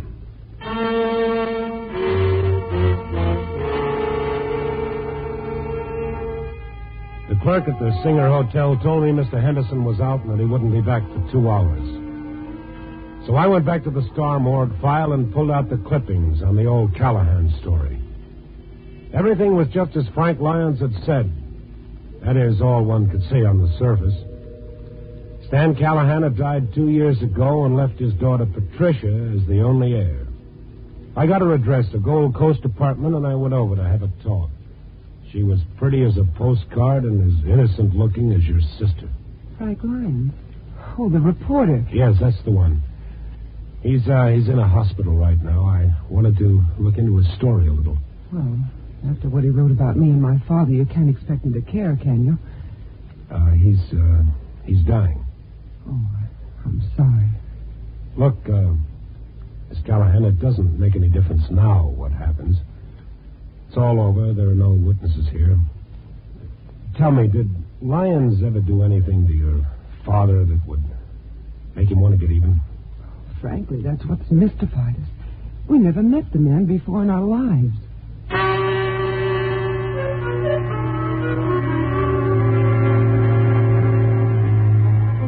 I journeyed back to the Singer Hotel to see Felix Henderson.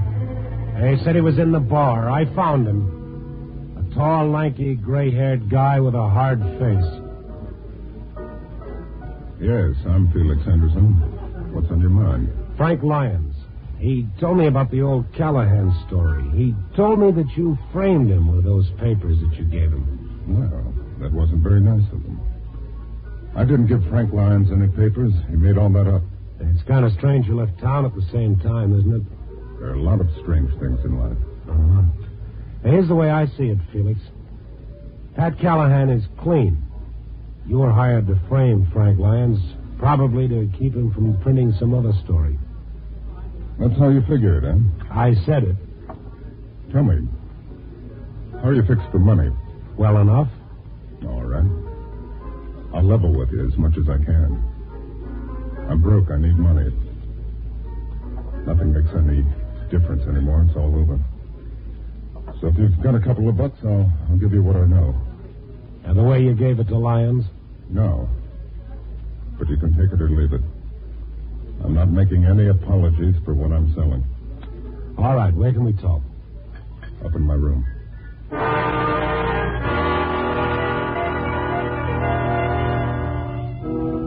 So we finished our drinks and climbed up the stairs to his room. He looked nervous and a little scared, and frankly, I didn't know what to expect. I walked behind him all the way. He unlocked the door, and we went in. I never can find that light switch. Should be on the right over here.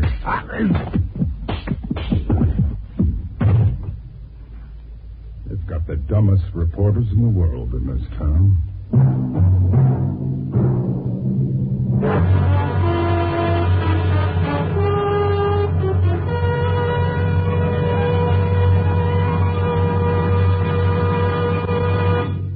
NBC is bringing you Night Beat, starring Frank Lovejoy as Randy Stone. It's the Silver Jubilee on NBC. Here's a program note. Be sure to hear the new adventure series, Martin Caine, Private Eye, featuring popular stage and screen actor Lloyd Nolan, beginning this Sunday over NBC.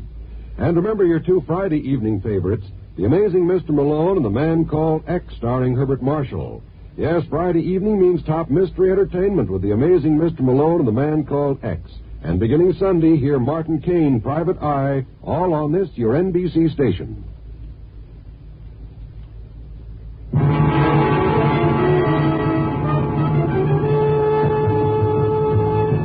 And now back to Night Beat and Randy Stone. Death is the most intense drama of all.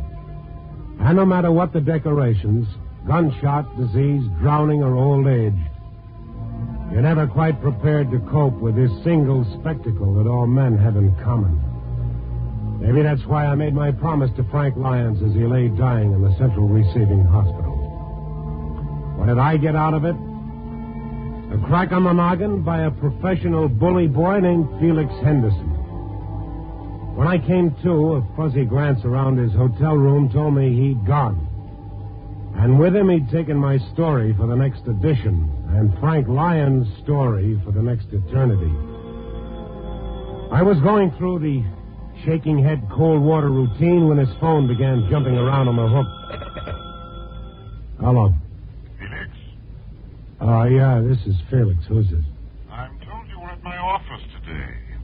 Obviously, you're in town hoping to collect more money from me. Felix, 3 years ago, I explained you were to stay away from Chicago. Well, a guy gets lonesome. You were paid quite well for your service at that time. There will be no more. I sold a story to Frank Lyons once. Maybe he'll be in the market again. I think he'd like to know some things. No doubt. But your return was for nothing. Yeah? Frank Lyons was critically injured in an accident today, and at this moment is on the brink of death. Understand me. Get out of Chicago, Felix. Get out before I have you picked up.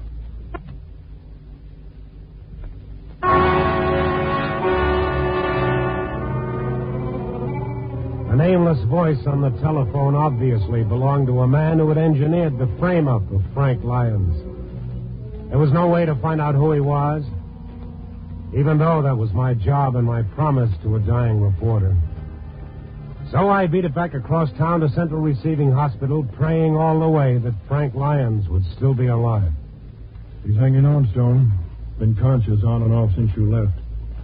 I don't know how, but he's hanging on. Can I talk to him, Doctor? Sure, why not? As far as he's gone, it doesn't matter. Come on. Thank you. Go ahead, Stone. I'll stand by. Thanks, Doc. Hi.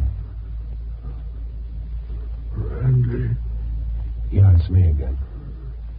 I'm like a cub, Frank. You gotta steer me a little nearer to the story. Did you talk to Henderson? Yeah, but I got nothing out of him. Randy, I'm hanging on here waiting for it. You've got to get it. I'm doing my best. Don't try to talk right now. Just listen to me. All right. Frank, what did you have on the fire then? What story was so big that somebody'd want to frame you out of the business? Frank. Frank. What's that, Stone? Is he gone? About an inch away. Has lapsed again. This time it may be for good.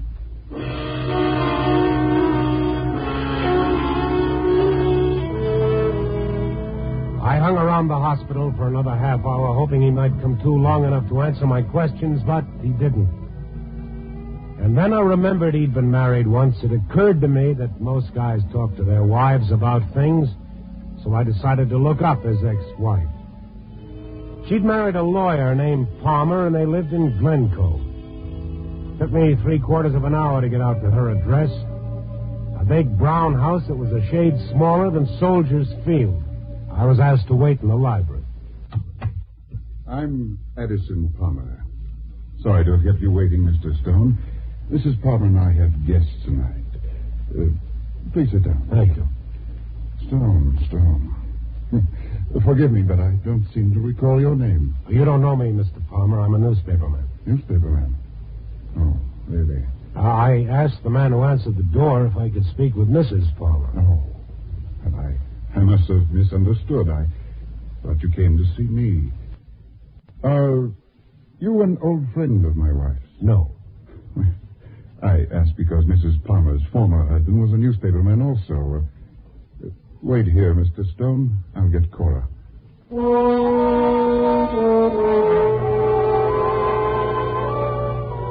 Addison Palmer went through the double doors at the far end of the room, and 3 minutes later, Mrs. Addison Palmer came in. Neat, trim, groomed, self-assured, and she was tailored for the kind of house she lived in and the kind of life she was obviously living. My husband said you came here to see me. Mr. Stone, is it? Yes, that's right. Randy Stone, reporter. I'm on a story. I thought perhaps that you might help me. Well, in what way? You were once married to a man named Frank Lyons. Yes, that's true. What exactly do you want, Mr. Stone? You're entertaining tonight. Well, Frank once had quite a reputation for getting stories that no one else was ever able to get. He stepped on a lot of toes. He incurred a lot of anger around the state. You remember any story he was working on at the time he lost his job that might have caused someone to want to ruin him or shut him up? Mr. Stone, Frank told me nothing of his stories. I seldom inquired. Oh. Well, I just thought you might have something that would help. Why don't you ask him? I hear he's still in Chicago. Oh, Frank was hit by a car today. Right now, he's dying at Central Receiving. Oh. That's too bad. Is that all you have to say? Look, we were married for 6 years. Some of them were good years and some of them were bad years. We finally parted and that was that. Do I make myself clear? Clear enough, I guess. Just what do you expect me to do, Mr. Stone? Well, just, go down to the hospital, maybe to hold him in your arms or look at him and talk to him or do anything that would make his dying like this a little easier, that's all. Very well put, Mr. Stone. I'm moved. Oh, that's great. Mrs. Palmer, I'll see you around. Wait, I am moved, Mr. Stone. From my point of view, I wouldn't mind crying for all the good days and all the good years Frank and I had together. It's just that the bad ones keep getting in the way. Both of us arranged that. We wanted more excitement, more sophistication. Cora, dear, our guests are waiting. Cora, you look miserable. It's nothing, Ed. Mr. Stone, I don't know what you've been saying, but I request that you leave my home. I was just leaving, Mr. Palmer. It's sort of cold in here. Wait a minute. What hospital did you say he was in? Central Receiving, under the name of John Smith. I'm going to see him. I hope he's still alive. Cora, what is this? Frank was hurt in an accident today. Oh, so this is the news you brought in, Mr. Stone. I've got to see him, Ed. Well, Mr. Stone, I don't believe you and I have anything further to discuss. I don't think so. Oh, what paper are you on? Chicago Star. I dislike having my evening upset. I'll do my very best to have you fired, Mr. Stone.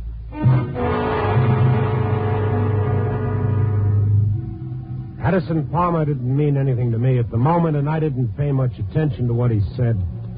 All I wanted to do was get out of there as fast as I could. I was whipped. There was nowhere to go and nothing to do. I wasn't going to be able to keep my promise to Frank Lyons after all. I was sitting in my car across the street from the Palmer, smoking a cigarette, when my first real break showed up. A tall man in a dark suit and coat climbed out of a cab, paid the driver, and headed for Palmer's front door. He didn't see me, but I saw enough of him to recognize a familiar face. It was Felix Henderson. I hurried to the phone booth of an all-night drugstore and put in a call to the paper. I got Poby in the file room. Hello. This is Stone, Poby. Oh, yes. Still working on the Frank Lyons thing? Yeah, I just got something that's got to be checked. Sure. Can you tell me who handled the Callahan libel suit? Hold on. Still got the clips on. Yeah, two attorneys. Fellows named Martin Jessup and Crane Killard. Oh. If you want to talk to them, they're part of legal firm of Granger, Jessup, Killard, and Palmer. Did you say Palmer? Yeah, sure. Anderson Palmer. Richards Creases, that one. Lives out in Glencoe in a 20-room bungalow. I know, Poby. And you ought to see who's on his guest list tonight.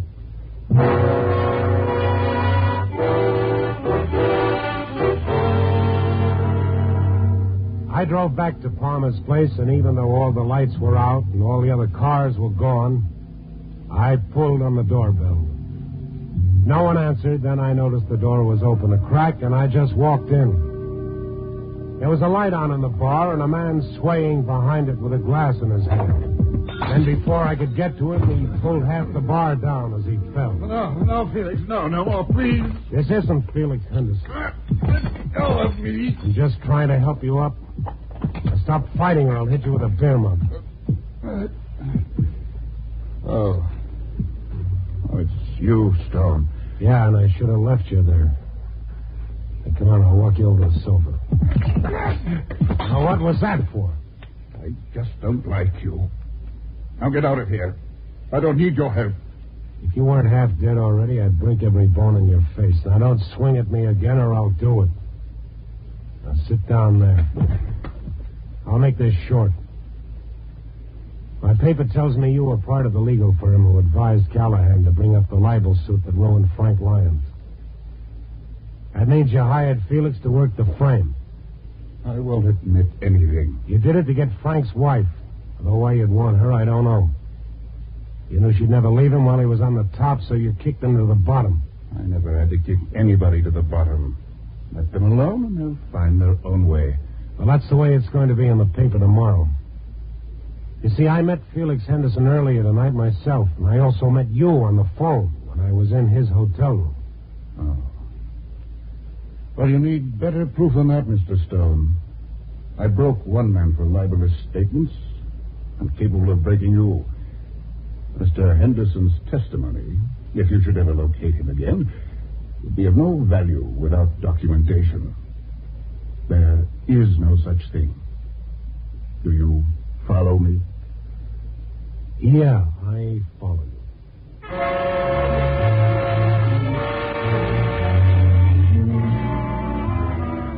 I had Frank's story, but I couldn't print it. Nobody could ever print it. So I went back to the hospital to tell Frank about it if he was still able to listen. Dr. Richards met me. What about 5 minutes ago, Stone? Sorry. Oh, I had something to tell him. If it's any comfort, he died with a smile, Stone. Yeah? His ex-wife came in and held his hand. You have anything to do with that? Oh, I talked with him. Oh, here she comes now. I'll see you later.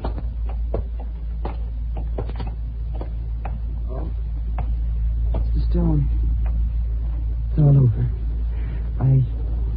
I did what you asked me. So I heard. You see, I was moved, Mr. Stone. Buy me some coffee or something, will you, please?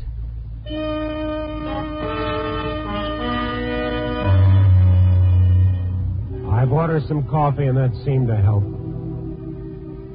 And after that, I told her what I'd found out and how I'd found it out. She listened good and hard, didn't ask any questions, and a look in her eyes didn't tell me anything either. When I finished, she sighed and made one comment. So Addison Palmer actually went to all the trouble of wrecking Frank's career so he could marry me. Yeah. Oh, don't blame poor, ridiculous Ad too much. Blame me. I wanted everything all the time. Always took, never gave. It's no way to live. Why did I do it, Mr. Stone? Can you tell me why? Well, probably because you loved yourself more than anything else in the world. That's common. Loved myself? I despised myself. I could see myself in the mirror, watch myself wrecking not only my own life, but everybody else's. Somehow I couldn't seem to stop. Uh-huh. The biggest laugh, though, is on Addison Palmer. Wanting me. That bad. It's like wanting to get smallpox. I won't argue with you. I wish I'd get hit by lightning or something. But you're not the type that attracts lightning. No, I guess not. I don't know why I talk like this in front of you. Maybe I'm just the voice of your conscience. I don't have one. I can't change myself, Mr. Stone. I am what I am. Well, thanks for the coffee. Oh, sure. As I said before, I don't know what to say to a woman like you. Don't say anything. So long, Mr. Stone. See you in the papers.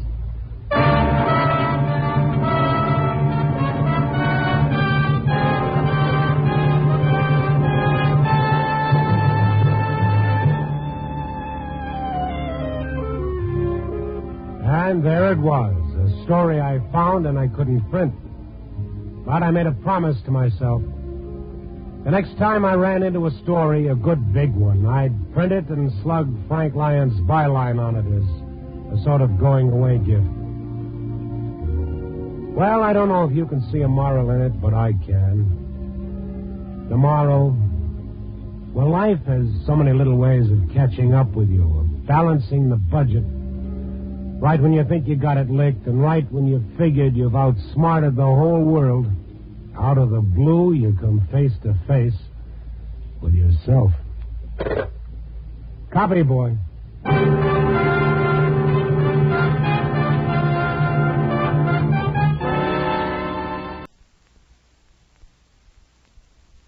NBC presents transcribed Frank Lovejoy in Night Beat.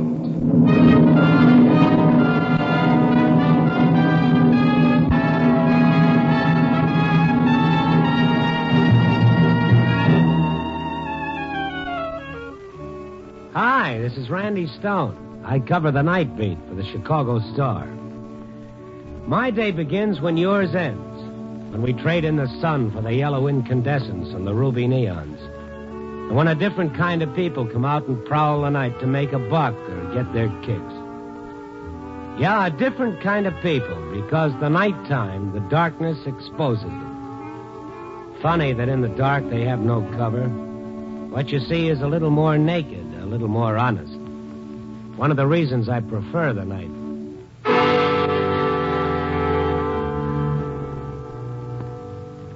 So my day began as usual about 8:30 p.m. I walked up the steps of the Star and into the city room. There were 2 telephone messages on my desk from a Corporal Bennett, and they said, please call Hines Hospital. That's the Army hospital. One stamped at 11:35 a.m. and the other at 7:40 this evening. Please call. Hello? Hello, my name is Stone.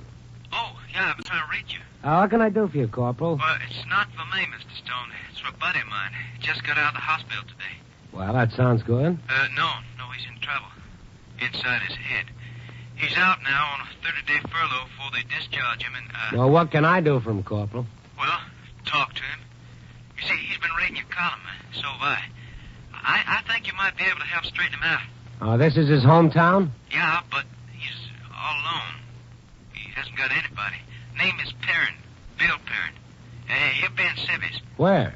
Well, I spoke to him about 15 minutes ago. He called from a bar on State Street, a hideaway club. Look, Mr. Stone, he's a buddy. I'm worried. All right, I'll check. He's all mixed up, Mr. Stone. Please go easy with him, huh? What was he in the hospital for, Corporal? Head injuries. He's lost his memory.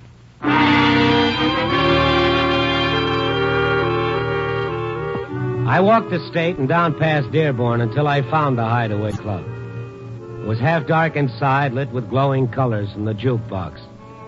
Down at the end of the bar, a young fellow leaned on his elbows, a glass of beer in front of him. About 29 or 30, well-built, lean, with a pallid face, indoors too much.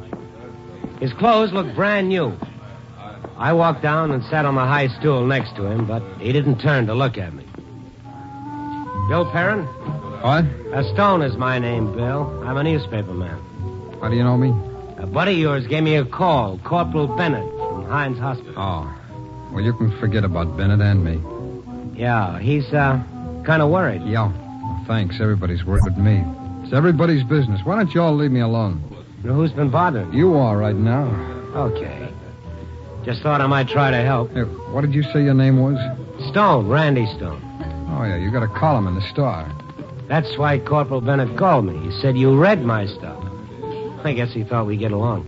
Well, I don't think so. You sound bitter. The column's not that bad. Bitter? Why should I be bitter? What have I got to be bitter about? Well, might have been kind of rough in Korea. Well, for a lot of other fellas, too. No, you got me pegged all wrong. Thanks, anyway. Well, maybe because you lost your memory. He told you? Uh-huh. Okay, so what? Well, Chicago's a big place. Maybe you feel a little lost, and maybe I can help a little. If I need any help, I'll call the Salvation Army. That's a good idea. Do that. Oh, no, hey, wait a minute, will you? I'm sorry. There is a way you can help me. Help me find my wife. You have a wife? I think so. My records show a wife. She'd never know it. You know this city. Maybe... Well, maybe... Yeah, maybe. Look, I wrote a couple of letters after I started to get back on my feet. The address on my service record. There was no answer. Well, that could be any number of reasons. Well, I never got the letters back. The allotment checks either. Well, I went to the address early this afternoon after I got out of Hines. It's a rooming house, new owner. Didn't know me or any Mrs. Perrin. He said he'd given the letters back to the mailman. Maybe they're still following me. I moved around a lot. Hospitals in Tokyo, Honolulu. Well, look, I don't know if she's alive. Well, this amnesia of yours, can't you remember anything? A lot before 6 weeks ago. Uh-huh. Her name. It's Alice. Who is she? What is she like? Does she love me? Where is she? Well, how about the Army? I didn't want them to. I didn't want them nosing around. Why not? Well, I guess I'm a little afraid. Oh, forget it, will you? Just forget it. Did you try the telephone book? Yeah, Hey, you want to see what she looks like? A picture? Yeah, it was with my things. No letters with my things, just vital statistics and this picture. Oh, pretty. Pretty? She's not pretty. I don't like pretty. Isn't a good word. There's something else there. Maybe lovely. Oh, not maybe. She is lovely. How long you been married, Bill? I wish I knew. Uh-huh. Now, what's the difference? What'll it come to anyway? How do I start my life all over again? Well, the first thing to do is find your Alice. Come on. No. I don't want to go with you. What, are you afraid? Yeah. Mm-hmm. I think maybe you need your wife, Bill. I'll see what I can do.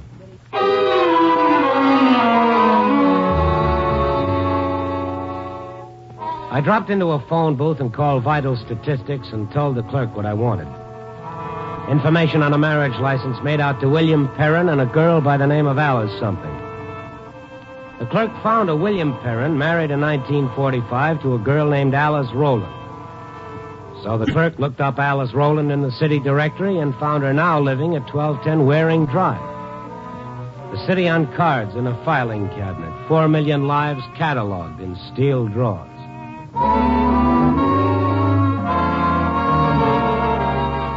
1210 Waring Drive, apartment D. I pushed the button and waited. Yes? A big guy, 6'3" at least, and 220 pounds on the hoof. He was holding a highball glass in his hand. What is it, Buster? I'm looking for Alice Rowland. Come in. Alice, for you. Just a minute, Danny. What's it about? Bill. Hmm? Alice's husband, Bill Perrin. You better beat it, Buster. What? Alice doesn't want to hear about him. Well, she'll tell me if she wants to. I'm telling you. Come on out. After I talk to Alice. Now, look, you got a highball in your hand, Danny. I've got 2 free hands. I don't need but one hand. Okay, on your way.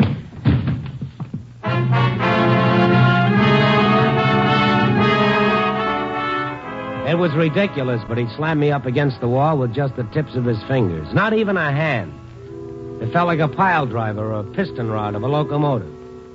He was right at home here, Danny boy. Danny, what is it? Buster's just leaving. No, she wasn't pretty. Pretty is a bad word. She was lovely. Lovely lines on her face, little puzzled, little disturbed as she looked at me. You know how just someone looking at you can hit you, like a pile driver? Well, she hit me, Alice Rowland Perrin, the soldier's wife. He didn't remember. Kind of physical, you're Danny. What do you want? It's a tiny story. What? What do you want? I'll tell it to you. Who are you? Stone is my name, Randy Stone. I aimed wrong. I should have thrown you out the door. Please, Danny. Your husband's in town. My husband. I told you, Alice. I shouldn't have let him in. Why did you drop the Perrin from your name, Alice? What do you want? It's what Bill wants. He wants his wife. Get out. Hmm? Get out. Out. See, Buster? But Bill... Bill. I hate everybody by the name of Bill. I hate them all. I don't know any Bill. Well, he doesn't know any Alice either. What? He doesn't remember. He can't, Alice. That's why he sent me. I don't care if he's dead. Do you understand, Mr. Stone? I don't care if he's dead.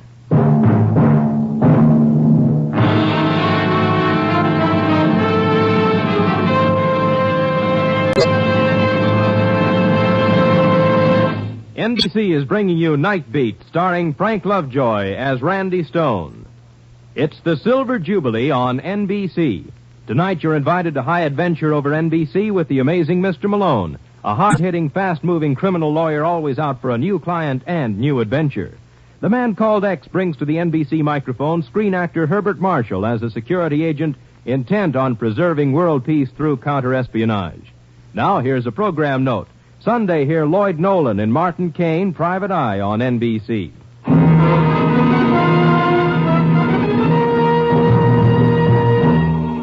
And now back to Night Beat and Randy Stone. Maybe that was the motif. Danny with a highball glass in his hand, not spilling a drop, and Alice saying, "I don't care if he's dead." Well, I did, because I'd seen this kid just back from Korea without a memory. Okay, you heard of yourself now.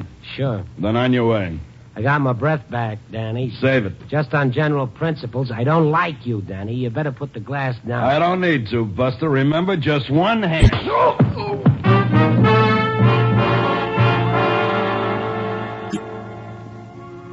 It felt good hitting him right in the middle, hitting him for Bill, and hitting him because I was angry at him, at Alice, at the whole thing. A big guy, a big target. He doubled over, and I brought one up from the floor. And I took care of the drink, too. Probably stained the nice figured rug. Don't. Don't what, Alice? Well, help me with him. The couch. He's not out. Okay, get up. Did you do that? You're soft. Just a second. I need some of that breath back in my lungs. Oh, Danny, go on home. Leave me alone. I'm not just going to walk out and let you get involved in all that again. Oh, what? You heard the lady, Danny boy. This is her apartment, isn't it? Even though you seem to know your way around. Please, stop it. Alice. Danny, I want to talk to Mr. Stone. Okay. But don't come running back to me with your troubles again. What kind of a joker is that? You sure picked the right guy. Don't try to make a comedy out of it. He's my brother. Oh. I asked him to go because I don't want any more fighting. Now you can go, too, Mr. Stone. Not interested in Bill? No. Don't even want to see him? No. He's been shot up? Well, I hope he's all right. I didn't mean what I said about him being dead, but it doesn't matter to me. Don't you understand? I wouldn't like to see anybody dead. That's why I wouldn't like to see Bill dead. How long have you been married to? Too long. Well, that must have been a dandy marriage, make you feel like this after just 6 years. All right, you know how long. I'm surprised Bill remembered. Bill didn't. I got it from your marriage license. Bill doesn't remember anything before 6 weeks ago. Oh. He doesn't remember you, Alice, but he wants to remember. Maybe because he needs Look, you. Mr. Stone, I don't want to talk about it. It's all done. It's finished. Well, not for Bill, it isn't. You know, to tell you the truth, he struck me as a nice guy. Yeah, he is. Kind of a guy who'd make a nice home. Mr. Stone, you don't know anything about him. We've been married 6 years, and it's been a miserable 6 years. Dying all the time. Dying? Why? What does a woman want? She falls in love and she marries a man who's in love with her. She wants a home, a little responsibility, friends. She wants to be able to help her husband, to build something. She doesn't want a husband who's a good-time Charlie, a nice guy, but a gambler and a drinker. I see. She doesn't want a husband who lives from payday to payday and leaves his wife alone 7 nights out of the week. She doesn't want her marriage to fall into a rut like that where she's taken for granted and her husband's softest endearment is to call her gorgeous. Hiya, gorgeous. Goodbye, gorgeous. I got a hot poker game on tonight. Don't stay up for me, gorgeous. I see. What do you think, Mr. Stone? If the chance came, don't you think she'd like to get rid of a husband like that? Maybe. Tried to save $1 a week. Put it away in the bank. I couldn't. Tried to get him away from that hole-in-the-wall rooming house we lived in. Tried to get him to buy a house, settle down. Tried to get him to stop gambling. Tried to tear him away from his cronies. Oh, yes, I tried. I never thought I could misjudge a man so badly. Oh, he's got a way about him. Well, I didn't see the way about him. I saw a guy who's been through some tough times, and he's a little bewildered and a little scared. That's a different picture than I have of him. And it's just possible I know him a little better. Oh, sure, I can't argue that. But, before you chuck him away, why don't you do him a favor? What kind of a favor? Mr. Stone, I don't want to get involved with him again. Help him get his memory back. Oh. Oh, that's the easiest thing I can do. Oh? He'll remember soon enough. Just take him to the places he used to go, the poker games, the gambling places, the bars. Will you go along? Will I? Sure. Sure, it won't take long. I'd be kind of interested myself. Where's the first stop? The Century Club, Mr. Stone. One look at the dice games, and it'll all come back to him.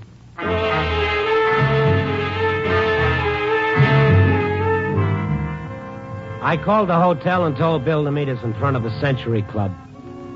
And I figured the expense account could absorb a taxi. Alice didn't say a word, but there was something aloof and frozen in her, as though she'd put her heart in cold storage and wasn't going to thaw it out for anything or anyone. The taxi pulled up in front of the nightclub.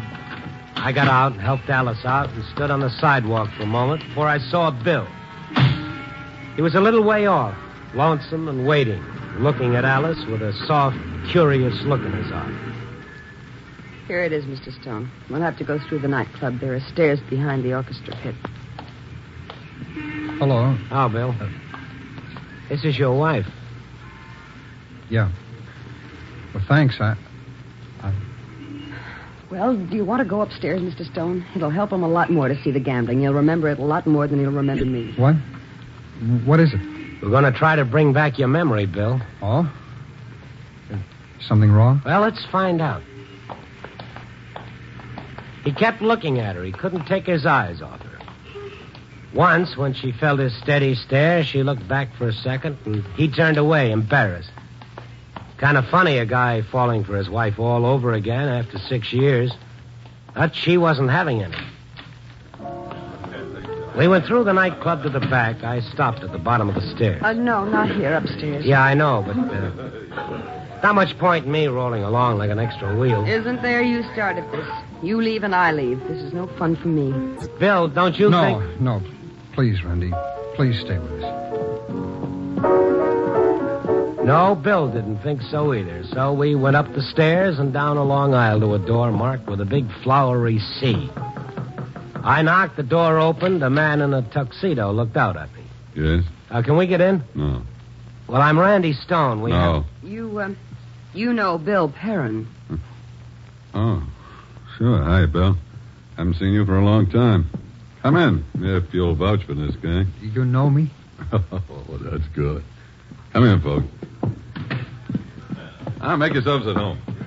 Should be familiar. It hasn't changed. Same tables, same roulette wheels, even the same smoke in the air. Well, Bill? No, I never saw this place before. I don't understand. Want to throw the dice a little? I had to work too hard for my money, Mr. Stone. Why should I throw it away? Oh, it sounds good. It sounds awfully good. Did I gamble? Is that it? Did I throw my money away? Do you remember Arlington Park? Leaving your job afternoons to go out there and bet on the horses? I was quite a guy, wasn't I? This is just one of the places. Remember a place called the Starlight Cafe? No, what is it? It was your home, away from home. The last year before you left for the Army. Well, let's have a look. Well, why? I don't want to. It'll help you remember, Bill. It's worth a try.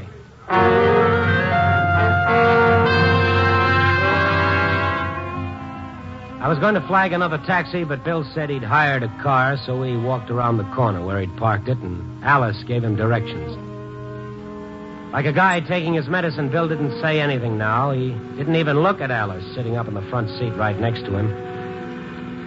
If Bill had been lonely and fumbling before, he was lost and without hope now. Now he knew he wasn't wanted.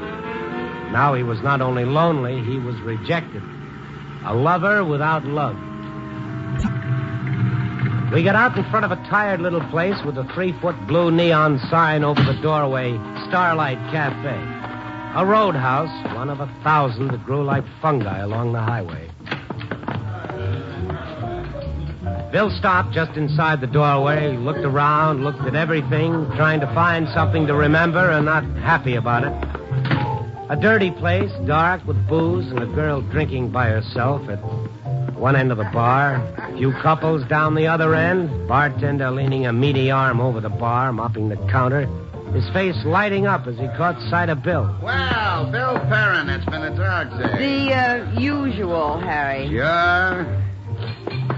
I I heard you lost out the draft board, Bill. Some of the best people win that kind of a raffle. He wasn't drafted. No? He re-enlisted.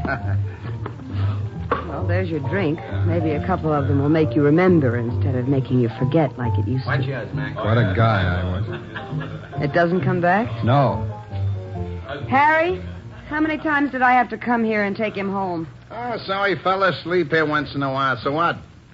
All the time we were married? Not at first. Not at all at first. Oh, you always gambled.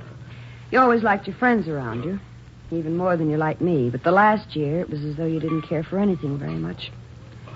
Nothing to live for. Let's get out of here. Your drink? I don't want it. Here, bartender, take it out of this. Why, sure, okay. What's wrong? Scientific experiment in time travel. The past and the present are caught up with each other.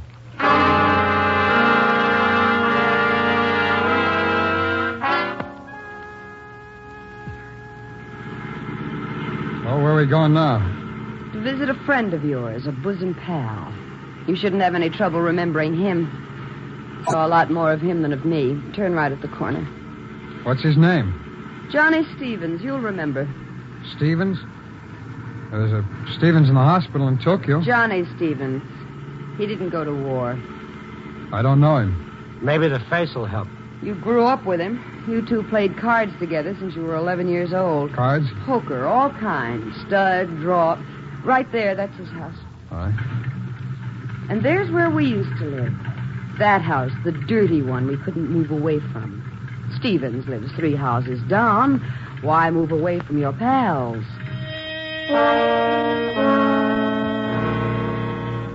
Bill killed the motor, and we got out.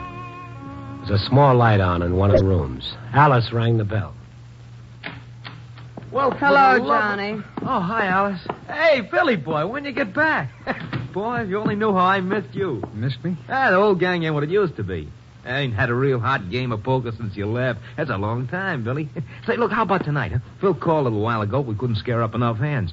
Maybe a friend here. This is Mr. Stone, Randy Stone. Oh, hi, Randy. Hi. Look, if you're a friend of Bill's, you sure play a cagey hand of stud. Bill just got out of the hospital, Johnny. Hospital? He lost his memory. We hoped seeing you might be able to help him. Wait a minute. You mean he don't remember anything? Hey, Bill, you don't remember me? No. Well, you don't remember the gang? No. I'm sorry. Yeah, I bet you remember a pair of deuces is better than a busted flush, though, huh? Come on, what about it? Let's get a game together. I'll call the guys. No, thanks. Oh, sure. Settle yourself down around a table with a stack of chips in front of you, and Teddy and Milty and... No, thanks. What's the matter? The old lady nagging again? Don't she ever learn it don't do no good? Nagging? No more nagging, Bill. Go on, play with him. You want a friendly game of poker, don't you, with your pals? Maybe I needed something more than nagging, like some shell splinters in my head to make me understand. Goodbye, Stevens. Stevens? Let's get out of here. Come on, let's get out of here. He doesn't remember you, Johnny. I don't think he wants to remember you either.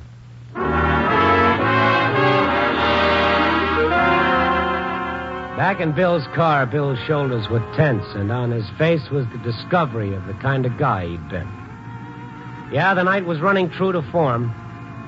You can kid yourself there's hope for a lost cause when the sun is shining, but you gotta face the facts for what they are at night. And now there was just loneliness for Bill and bitterness for Alice. Take me home, please. Can't understand it. I don't want to gamble. I don't want to drink. I don't know how I could have been like that. It's not hard to figure, Bill.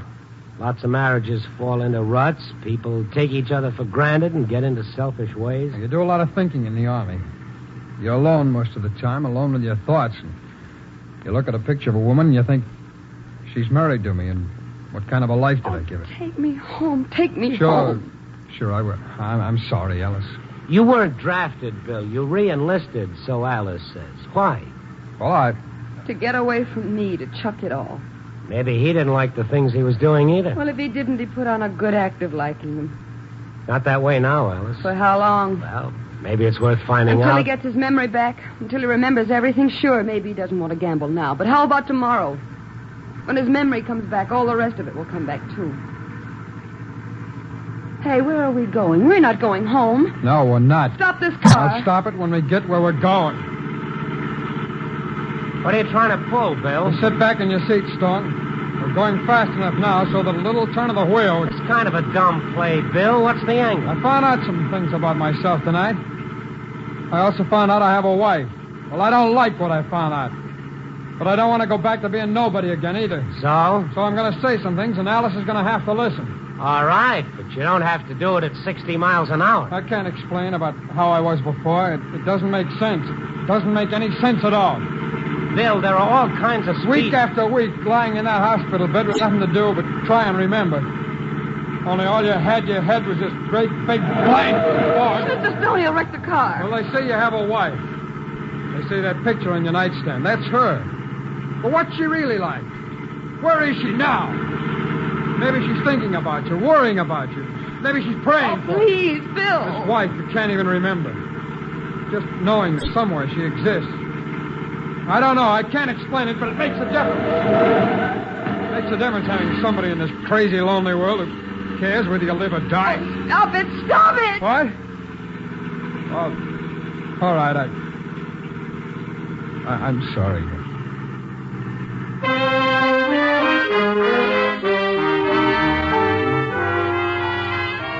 I don't know if Bill Perrin should have been let out of the hospital sooner or if he belonged there for the rest of his life. He was either awfully determined or awfully dangerous. We were hitting the outskirts of the city. Bill was driving slower now, as though he knew where he was going. Look, why don't you take me home? It's late. I've got to go to work tomorrow. Well, I said to myself on that hospital bed, now's your chance. Be smart. You've been saving every penny out of your sergeant's pay. Do something with your life. And for this wife, you can't even remember. We were driving through an area of one-family houses, middle class and nice. Bill turned a corner and put on his brakes. A neat little house with yellow lights framing the door and a big sign on the lawn, sold. Bill sat there looking out the windshield, not turning to look at us. When I got out of the hospital this afternoon, I rented this car and drove out here. I wanted to take another look at it. Another? You let that slip, Bill. It was a long time ago, this same house. I wanted to buy it so bad. I know, Alice. You drove out on a Sunday. You didn't even want to look at it. You remembered this house. You remembered everything. Alice... You don't have amnesia. All those places we went to tonight. You said I'd change back to what I was when I got my memory back. Bill. Do you still believe it? Oh, Bill.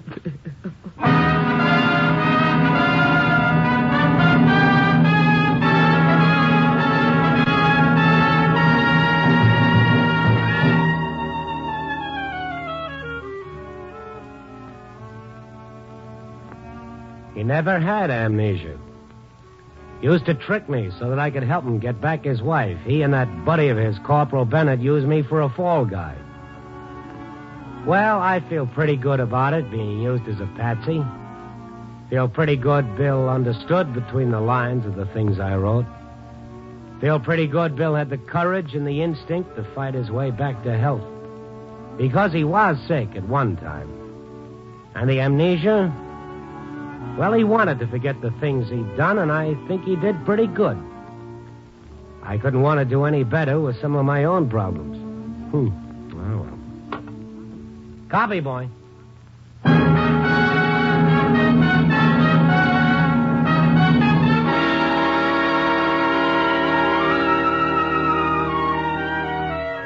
Night Beat, starring Frank Lovejoy, is produced and directed by Warren Lewis. Tonight's transcribed story was written by Merwin Gerard and Selig Lester, with music by Robert Armbruster. The part of Bill Perrin was played by Stacey Harris. Joan Banks was Alice. Others featured in tonight's cast were Ted DeCorsia, Ed Max, and Tony Barrett. Frank Lovejoy can currently be seen co-starring with Joan Crawford and Robert Young in Warner Brothers' Goodbye, My Fancy.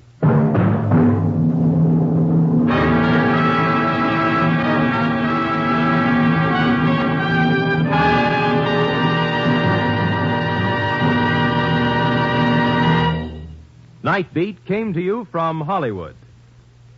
It's the Silver Jubilee on NBC.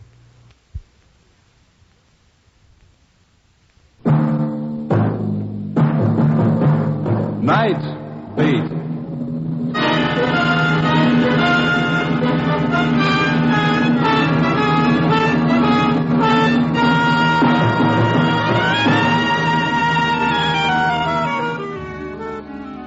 Hi, this is Randy Stone. I cover the night beat for the Chicago Star.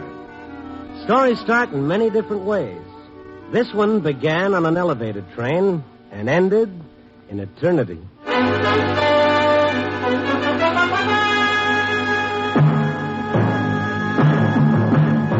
Night Beat, starring Frank Lovejoy as Randy Stone.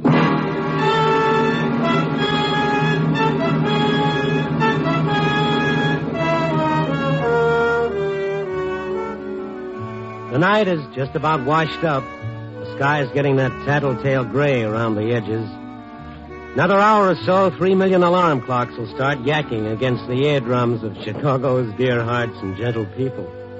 And a goodly number of said dear hearts and gentle people will stumble to the front door for their copy of the Morning Star. I'm wondering what they'll say when they read the opening sentence of the Night Beat story for today. The line that goes, "This is a love story with the happiest ending I've ever heard." I guess they'll figure spring has got me in its perfume clutches, and more than likely I'll wind up around the bologna sandwich, and that'll be that. Only if they just keep reading, maybe they'll be in for a strange kind of surprise. It started a little after 10 o'clock last night. I just boarded an elevated train and was on my way to the Loop. The train was pretty crowded, but I saw an empty seat up front, and I hurried for it. I started sitting down without looking. Anton, where have you been? I beg your pardon? Oh, I've waited so long, Anton. The girl sitting next to me. I noticed her for the first time. About 20, maybe.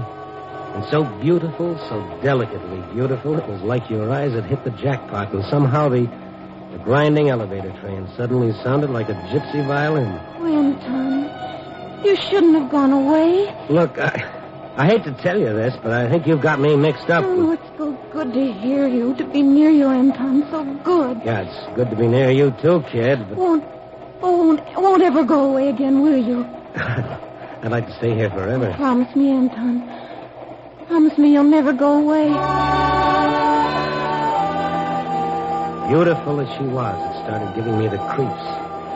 If I'd been Anton, I'd have enjoyed it immensely, but being as how I was two other guys, I didn't see it. And also, there was something about her eyes, a disturbing brightness.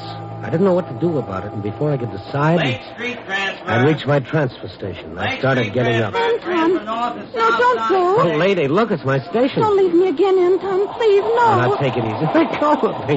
What's wrong with you? This is my station. Anton, I can't let you leave me again. I won't. Well, you'll just have to, kiddo. Now let go. My slave, huh?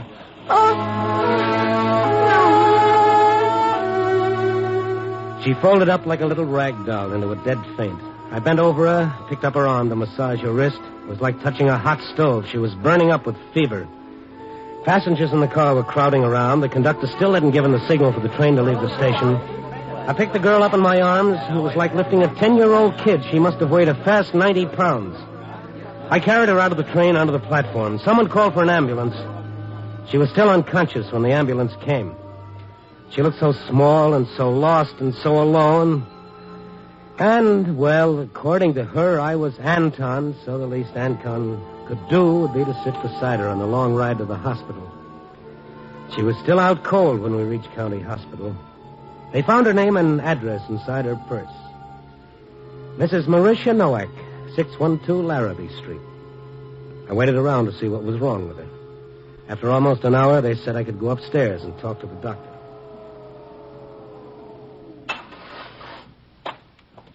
Mr. Stone? Oh, yes. Doctor, I wanted to see you about that girl I brought in, Marisha Nowak. Yes. A relative of yours? Oh, no. I just met her tonight. No. I'm afraid we've got to contact some relative right away. Nothing you can do for her, huh? Do for her? Poor kid's been sick for years and waits till she's dying before she comes to a hospital. Well, it takes money to go to a hospital, Doc. Not here. Why didn't she come here? What's wrong with these people? Are they proud or stupid? 3 years ago, maybe we could have done something for her, but now... Well, yeah. I don't know, Mr. Stone. I don't know. It's completely frustrating. You study medicine, what good does it do? Sometimes life doesn't seem to make any sense. Since when is it supposed to make sense? I sound like this is my first patient. Not very professional, I'm afraid. But don't worry about it. It's human. Now, this girl keeps talking about her husband, Anton. Well, she was talking that way when I met her. Yes, he's supposed to take her away someplace, to Mexico, she says, where it's warm and she'll get well. What do they expect? Miracles? Oh, sure, miracles. Maybe Mexico was going to be her miracle. Do you have any idea how to contact her husband? But doesn't the girl know where he is? Doesn't seem to, even when she's not delirious. Got an address from her purse, a place over on Larrabee Street, north of Chicago Avenue. Yes, I know that neighborhood. Furnished rooms with kitchen privileges. Bring your own mousetraps. Lovely. No phone listing. I was thinking of calling the police. Yeah. Trouble is, there's so little time. Well, how much time? I don't know. Could happen 5 minutes from now. 5 hours. Well, I'll tell you what. I'll drop by her address and see what I can find out. Doctor, she's conscious again. Rational. Oh. She wants to talk to you. All right, nurse. Care to see her, Mr. Stone? Yeah. The doc turned and walked into the room, and I followed him. That's a nice, promising beginning for a love story with a happy ending, Only when we got inside Marisha Nowak's room, the joke was on me.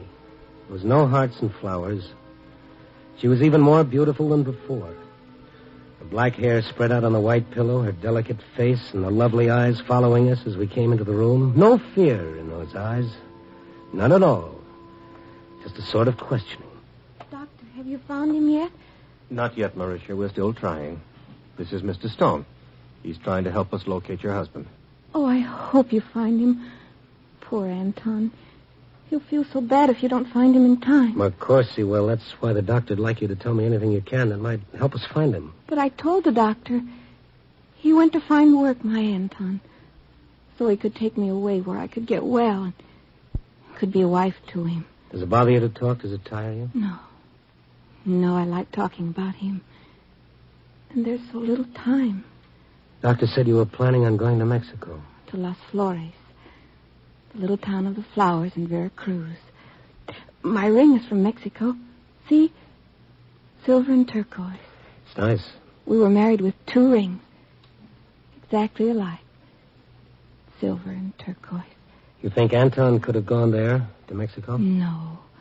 No, he'd never have gone there without me. The little town of the flowers. Like we planned on our honeymoon. Just like it said in the travel folder. With thousands of blossoms on the water. Perfuming the air.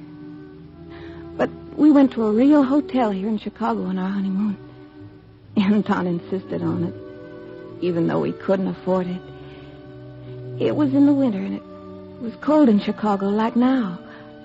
Icicles hung from the trees, breaking the branches. But in the room it was warm. And we had each other.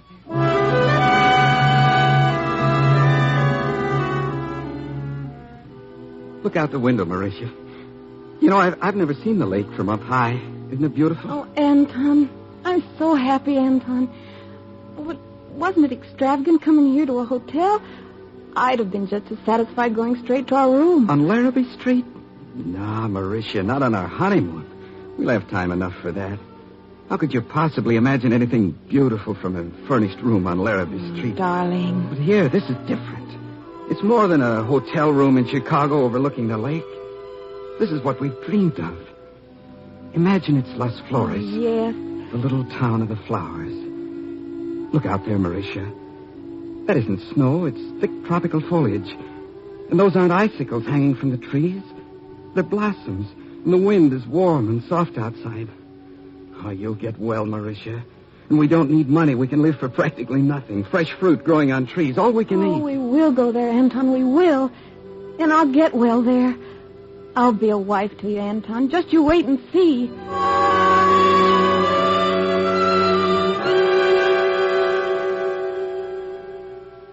But we didn't go to Mexico. And then Anton went away. And you haven't heard from him since? No. But I don't blame him. Why should a man stay with a wife who's sick? Oh, no. You said yourself he went away to earn money for your trip. Yes. Yes, that's it. But now if I could only see him once more. Just once. To tell him not to feel badly. To be happy for what we had. if I could only tell him not to feel sorry. Because it was the same as if we really had been us, Flores. Well, you better rest now. I'll try to find him.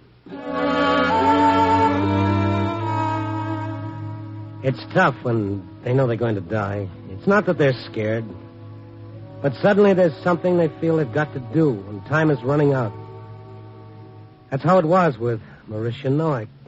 She had to find her Anton to tell him it was okay about a little town in Mexico that neither one of them had ever seen or ever would see. How do you find a guy like that, and what was I doing looking for him? Oh, well. I took a cab back to the Loop. I picked up my car and drove over to the Larrabee Street address. It was a rooming house, all right, and the poorest-looking one on the block. I rang the bell and I waited. A middle-aged woman came to the door. What is it? Are you the manager? If you're looking for a room, I got no vacancy. Oh, no, I don't want a room. You have someone living here by the name of Noack? Yes, but she ain't home. She ain't been here all day. I know that. She's in the hospital.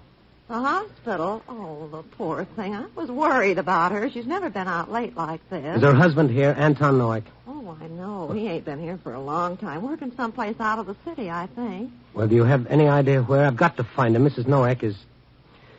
Well, they don't expect her to live. He's got to be notified. Oh, no. Oh, that poor little girl. For such a long time she's been sick. Come on in, please. Maybe there's something in here written down. Or maybe Mr. Noack's brother would know. His brother? Where does he live? Well, now, I don't know exactly. He's the one that's been sending Mrs. Noack money to live on while her husband's been away.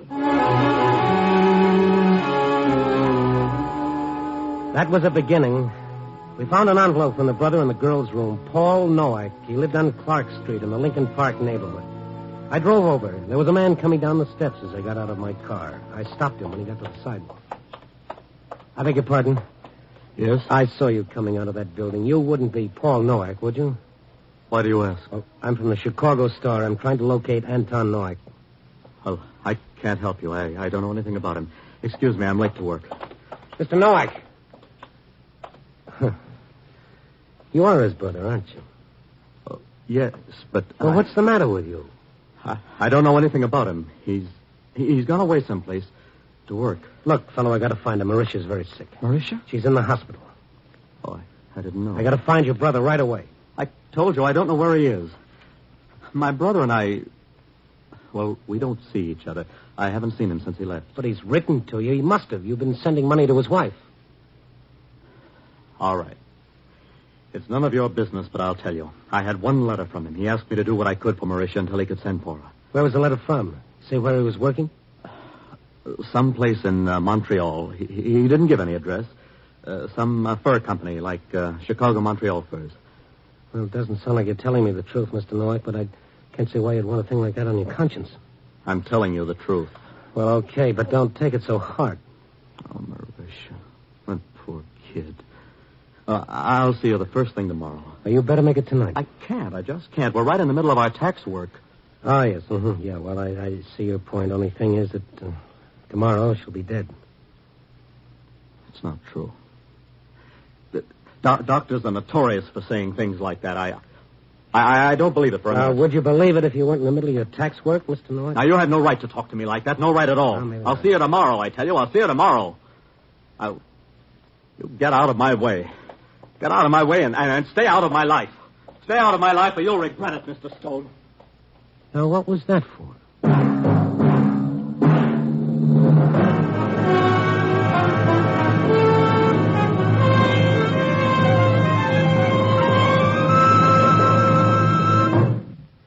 NBC is presenting Night Beat, starring Frank Lovejoy as Randy Stone.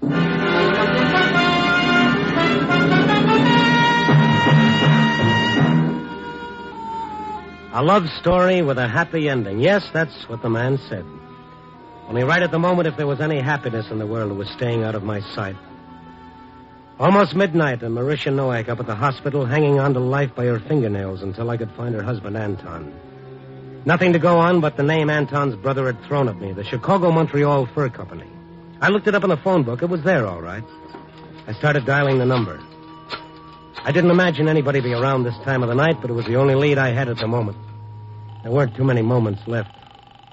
All I could think about was what the doctor had said. Maybe she's got 5 hours. 5 hours. No, nobody's going to answer. Hello? Hello. This is a reporter on the Chicago Star. There's nobody here. All gone home. Look, I'm trying to locate a man who's working for your company. There's nobody here. I'm cleaning woman. Call tomorrow. No, wait, please. Listen, I don't have any time. This is very important. Can you tell me how I can locate the manager of your company? Manager gone home at 5 o'clock. This is the cleaning woman. Oh, yes, I understand that, but can you please tell me the manager's number? I've got to telephone him now. Oh, just a minute. I waited. Seemed like forever while she went for the number. Hello? Yeah, were you able to find it? George Swanson. Lakeview 42311. Lakeview 42311. Thank you very much. Tell him I didn't give out the number, only because it's an emergency. Yes, all right. I'll tell him. Thank you. Goodbye.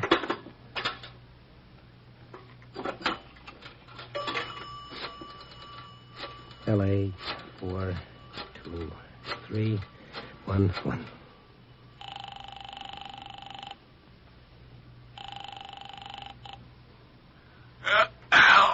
Hello, Mr. Swanson. Yes? I'm sorry to trouble you, Mr. Swanson, but it's very important. My name is Stone. I'm a reporter on the Star. I'm trying to locate a man who works for your company, an Anton Nowak. We have no one by that name working for us. What was that name? Anton Nowak. Never have had since I've been with the company. Of course, we're an old firm. May have been away back. Oh, no. This would have been in the last year or so. No, sorry. Would you have any way of knowing if he worked at your Montreal branch? We have no Montreal branch. Isn't your company the Chicago-Montreal Fur Company? Yeah, that's right, but we haven't had a branch in Montreal for years. That used to be our headquarters when the company first started, but we're strictly a Chicago firm now. Oh, I see. Well, thank you very much. I'm sorry to trouble you. No, not at all. If it's going to be printed in the papers, don't forget to mention our name. No, I won't. Goodbye, Mr. Swanson. Something was beginning to smell, and it wasn't just the west wind out of the stockyards. I checked the vital statistics on deaths. No Anton Nowak since 44. Checked the police records for amnesia cases. In the Central Bonding Company files, Paul Nowak was listed as a night auditor with the Great Lakes Bank Reserve over on State Street. I drove around to State Street and rang the night bell of the Great Lakes Reserve. The watchman wouldn't let me in, but in a couple of minutes, Nowak came out of the building alone. His face was white as he came toward me. Why did you come here? Well, your brother doesn't work for the Chicago-Montreal Fur Company. I thought you'd want to know. No, I don't want to know. I don't want to know anything about him. Your own brother? You had no right to come here. No right. Do you hear? This is my work. Well, sure, but I didn't think you'd mind. After all, you've got nothing to hide. Of course I have nothing to hide. They know me here. I'm respected. I have a position of trust. You had no right to come here and make trouble for me. It's taken me years to get where I am. All right, now, just take it easy. Nobody's interested in making trouble for you. But I am interested in finding Anton Nowak, and whether you like it or not, that's what I intend to do. Well, then find him. Find him, only stay away from me. Stay away from my work. I can't help you. I told you that. Now stay away from me. I didn't have time to twist his arm. As a last resort, I headed across town to police headquarters, Bureau of Missing Persons, of my old friend, Sergeant Adams. No, Randy, no. He's never been listed as a missing person. Somebody would have had to report him, his wife or a brother, for us to have a record on him. Yes, Adams, I know that, but the guy is missing. You say you checked the death records. That's right. How about hospital records? Well, there's nothing to go on and not enough time, Adams. I tell you, I gotta find the fellow tonight, tomorrow, the latest. Yeah. Date of disappearance, May 10th, 1948. Did you check the arrest records for that date? Nothing under Nowak. How about John Doe's? John Doe's? No, I never thought of that. Yeah, well, come on. It won't take much time. Never can tell. Just might be something. Usually you find something on these John Doe's after you had them a while. FBI prints, pictures, or else they just break down and tell us who they are. Of course, if they're just John Doe drunks, just a matter of sobering them up. Right in here, Randy. Hi, Mac. Hello, Adams. Arrest records, 48, May 10th. Okay. You better make it May 11th, too. You the guy that phoned earlier? Yes, I phoned. Nothing under those names you asked about. Yeah, Mac, we want to have a look at the John Doe's. Here you are. Yeah. May 10th. A's, B's, C's, D. Day. Dalton, Denver, Dill, Doe. John Doe, drunk. John Doe, drunk. John Doe, drunk. Must have been kind of drunk out there. Here's one, John Doe, armed robbery. Let me see the file on this one, Mac. 192701. Right. You think there'd be any information in the file? You never can tell, Randy. Personal property slip sometimes has information you can use. Here you are. 192701. John Doe, age 23, hair dark, eyes brown, height 5'10", 3/4, no identifying scars. Well, that age is right. It could be Noack. What'd he do? Hold up. Captured by the victim. Must have been new at the game. Let's look at what else you got, huh? Yeah, we'll have a look at the personal property list, stuff he had on him when he was booked. Brown suit, white shirt, blue striped tie, no hat, white handkerchief. What is this under jewelry? One only, hand ring, Indian. Silver and turquoise. What else? Cash, 8 cents. Identification? No. That's about all. Oh, here's a note. I guess he was trying to get away. One only, travel folder on Mexico. I'd found him. Anton Noack was John Doe, arrested for robbery May 10th, 1948, convicted and sentenced to Joliet for 2 to 5 years, still under the name of John Doe. It was beginning to fit together, sure. He didn't want her to know. That's why he hadn't written. That was the reason for the lie about the job in Montreal. He was afraid it would hurt her. And the prison record, that's why his brother wouldn't tell where he was. Afraid that somehow Anton's crime would reflect on his own bank job. I jumped into my car and headed out Ogden Avenue towards Joliet, over 30 miles away. It was the middle of the night. I had no idea what I could do when I got there. All I knew was I had to get there fast. Maybe he'd been released. Maybe I could talk the warden into letting him out with me under guard. Maybe I could put a call through to the hospital. He could at least talk to her on the phone. I didn't know. When I got to Joliet, the place was lit up like Soldiers Field. The guard took me inside to the warden. He was dressed. He seemed to have been expecting me. Now, you're a little late, Stone. Doesn't anybody go to bed around here? The rest of the boys have been and gone. Rest of what boys? The other papers. You mean they got here ahead of me? Oh, why, of course. The break happened a couple of hours ago. A break? I thought there was something funny about all those lights and everybody being up at this time of the night. Isn't that why you're here? No, I came up to see a fellow. What happened? One of the men suddenly decided he wanted out. Grabbed a gun away from a guard and started blasting away. Had to shoot him to stop him. Not an organized break? No, he was alone. Can't understand it. Model prisoner. Coming up for parole in a month. And tonight he just blows up. Poor fellow. His name wouldn't be John Doe, would it? One of many. How did you know? Well, he might be the fellow I was coming up to see. Chicago number 192701. Yeah. So that's a shame. He's in a hospital cell down the hall. I see him? He's pretty bad off. I'd like to see him if you don't mind, Warden. Come on. Thank you. Funny about these John Does. Did you know him? No, I don't. I think I know his wife. Usually something pretty decent about them. Trying to protect their families mostly. Can't hardly blame them either. Oh, hello, Warden. Doctor, this is Mr. Stone. Mm-hmm. One of the Chicago papers. All right if we go in and talk to him for a minute? Well, I'm afraid it won't make much difference, Warden. Go ahead, Stone. Thank you. Hello, fella. Hi. I don't want to bother you, but I came up here tonight looking for a fellow named Anton Noack. My name's John Doe. Yeah, this Anton Noack, I never met him, but from what I hear, he's quite a guy. I wouldn't know. I had it from a girl named Marisha, his wife, I believe. She loved him quite a lot. By the way, that ring you were wearing, where'd you get that? I stole it. Really? Why would anyone steal a cheap little bit of silver and turquoise? I happen to like it. Uh-huh. I saw one like that on a girl once. It was a wedding ring.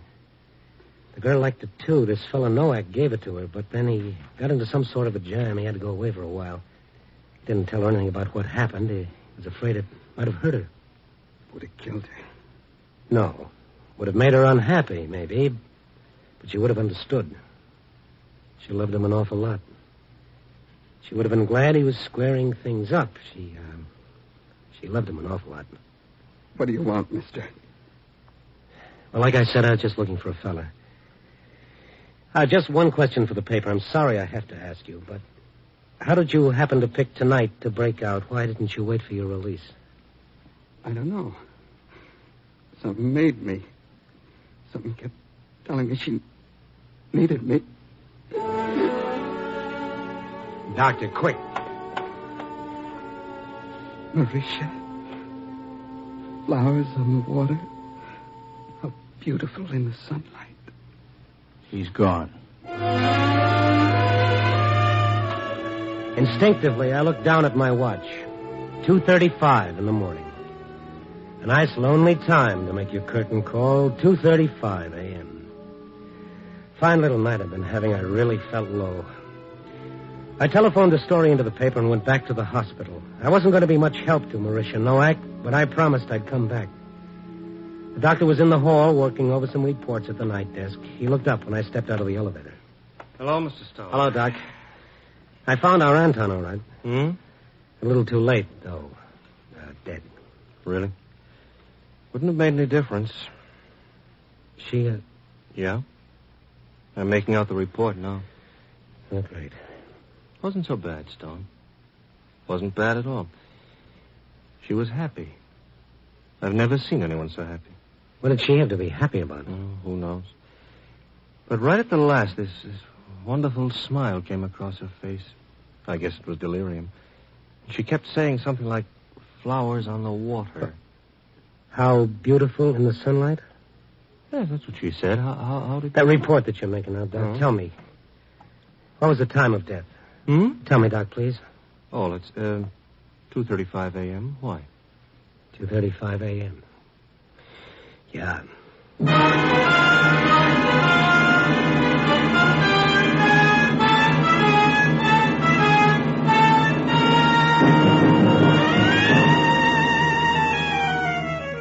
So here I sit, watching the dawn creeping up on Chicago, tapping out 30 to my story for the night. A love story, no less. A very pessimistic fellow once wrote, when two people really love each other, there can never be a happy ending. Well, it could be.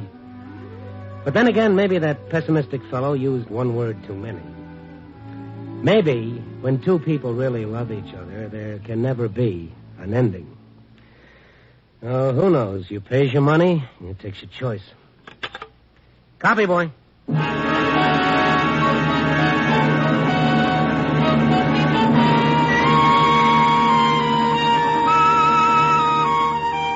Night Beat, a new dramatic series, stars Frank Lovejoy as Randy Stone. Night Beat is edited by Larry Marcus and directed by Warren Lewis. Music is by Frank Worth. Others in tonight's cast were Joyce McCluskey, Vic Perrin, Jack Edwards, Jerry Harsner, Rena Craig, Larry Dobkin, and Charles Seal. Frank Lovejoy will next be seen in Milton Sperling's production Rock Bottom, released by Warner Brothers. Listen next week at this same time and every week as Randy Stone searches through the city for the strange stories waiting for him in the darkness. The stories that come out of the shadows to find their way into Night Beat.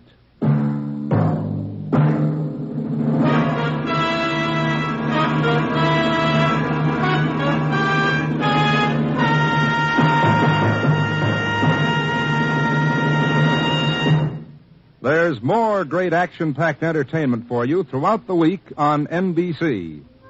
Other mystery adventure programs include such popular shows as Dragnet, High Adventure, and Night Beat.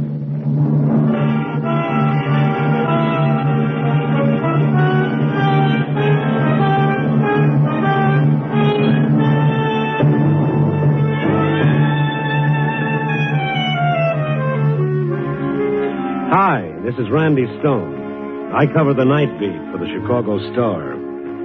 The stories I run into start in a million different ways. This one began with a gun in my face and ended with the number 13.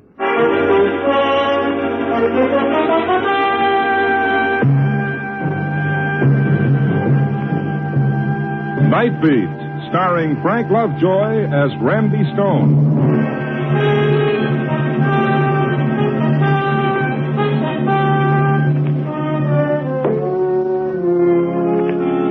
It's night again in Chicago, and that's when I start out looking for a story that'll make you say, it takes all kinds to make a world. Yeah, it sure does. One by one I passed them. That girl over there with her hair held tightly in place by a scarf. Each carefully marceled wave a hopeful assurance that she'll end up looking like somebody in a movie magazine. Or that beaten old man picking a crumbled, soiled newspaper out of a rubbish can. Why does he want a paper? He knows tomorrow will be the same for him no matter what happens in France or England or just around the corner. So tonight, I found myself in a quiet section of the residential district. I wondered what was behind the lighted squares of glass and what went on. Who were those people and what were their problems? I kept going and I walked into...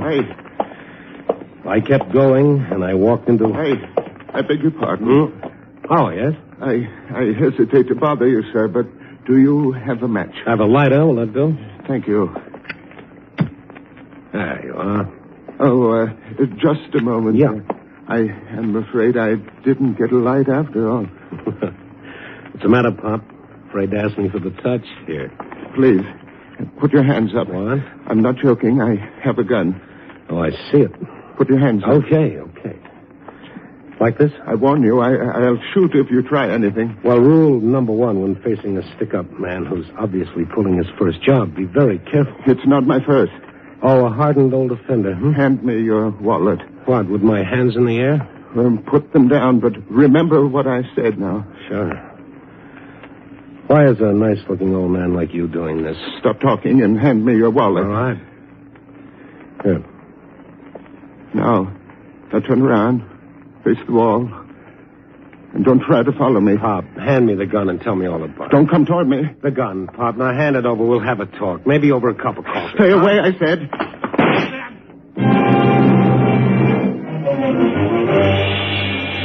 I should have had better sense.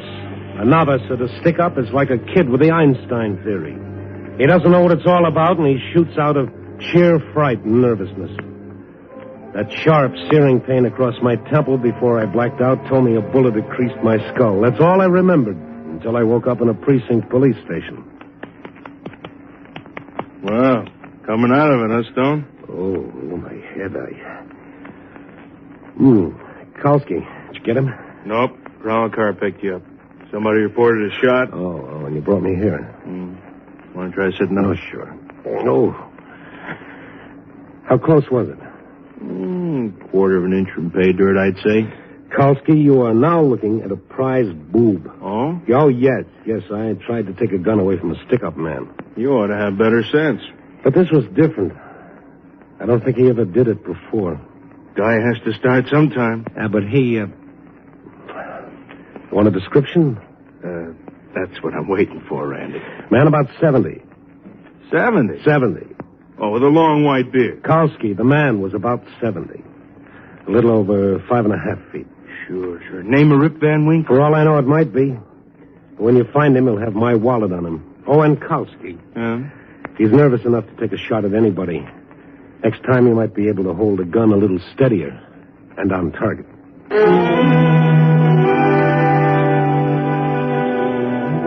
So, 10 minutes later, I left the precinct station. Kalski put out a call for the little old man who made like Jesse James. I went back to my desk at the Star. Maybe I had a story. I wanted to wait until the police picked up the old man because whatever made him turn bandit was a story. An hour passed, and I was just about getting ready to give up.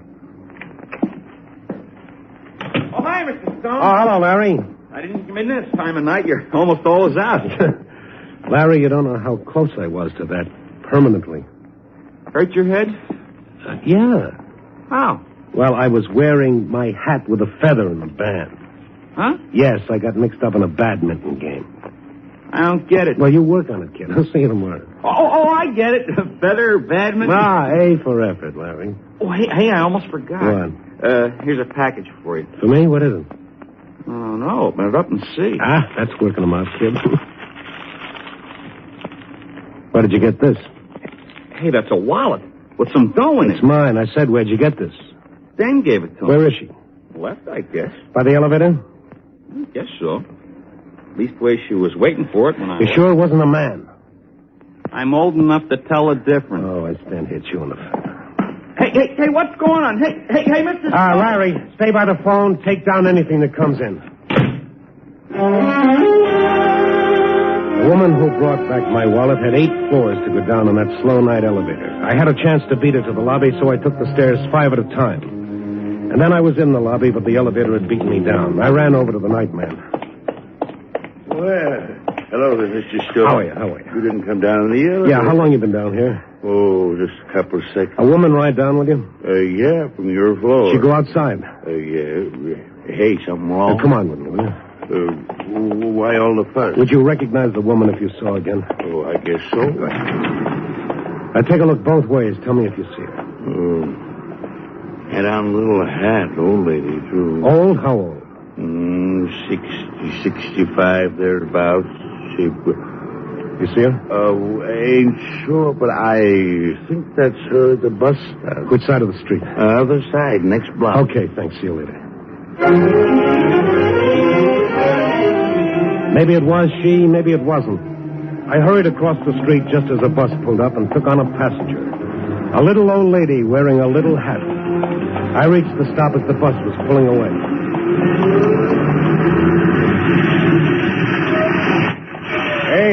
Hey, you always stick your head in front of buses like that, Buster? Yeah, I get results and rides that way. Yeah. There were other vacant seats in the bus, but the one I wanted was next to a little old lady. A little old lady whose eyes were red, as though she'd been having a real good old-fashioned cry. She didn't even notice me sit down on the seat beside her. For a moment, I just sat and watched her frail, blue-veined hands pulling on a wet handkerchief and sobbing. There's something wrong, lady. No, I'm all right. Thanks for returning my wallet.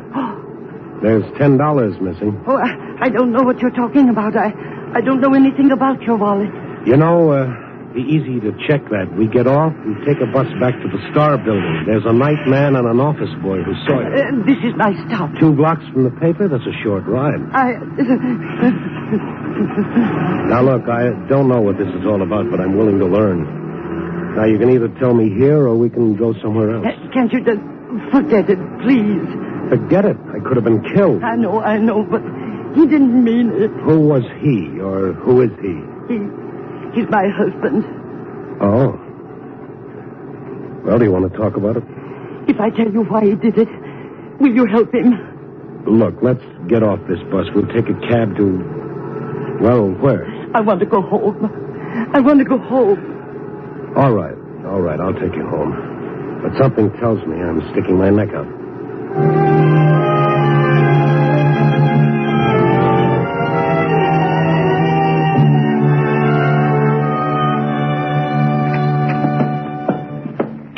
Will you sit down, Mr. Stone? No, not right away.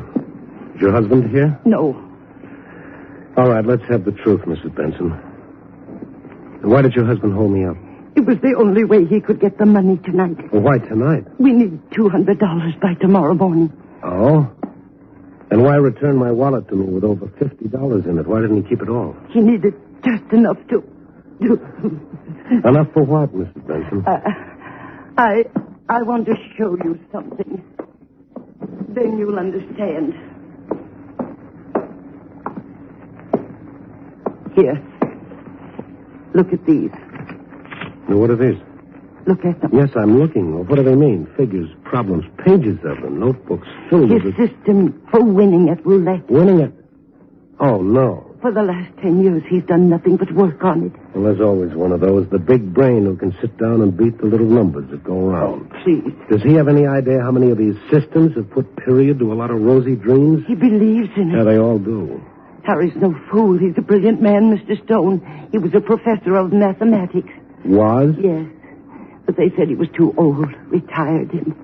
No other jobs? Nobody wanted a mathematician or a man almost 70. Yeah, but this gambling, he should know better. The odds are never with the player, only with the house. At first it was just a hobby. He liked to work out the odds, and then when things got desperate... Yes, and now? We have the same. And tonight he's going to play his big system, Where? I don't know. I told you, I don't know. Did he take the gun? No, he left it here. Well, that's one good thing anyway. What will you do now? I don't know. And the police? They're looking for him already. Oh, get to him first, Mr. Stone. Why? He won't let himself be arrested like a thief. That's the last thing he said. He wouldn't let the police arrest him.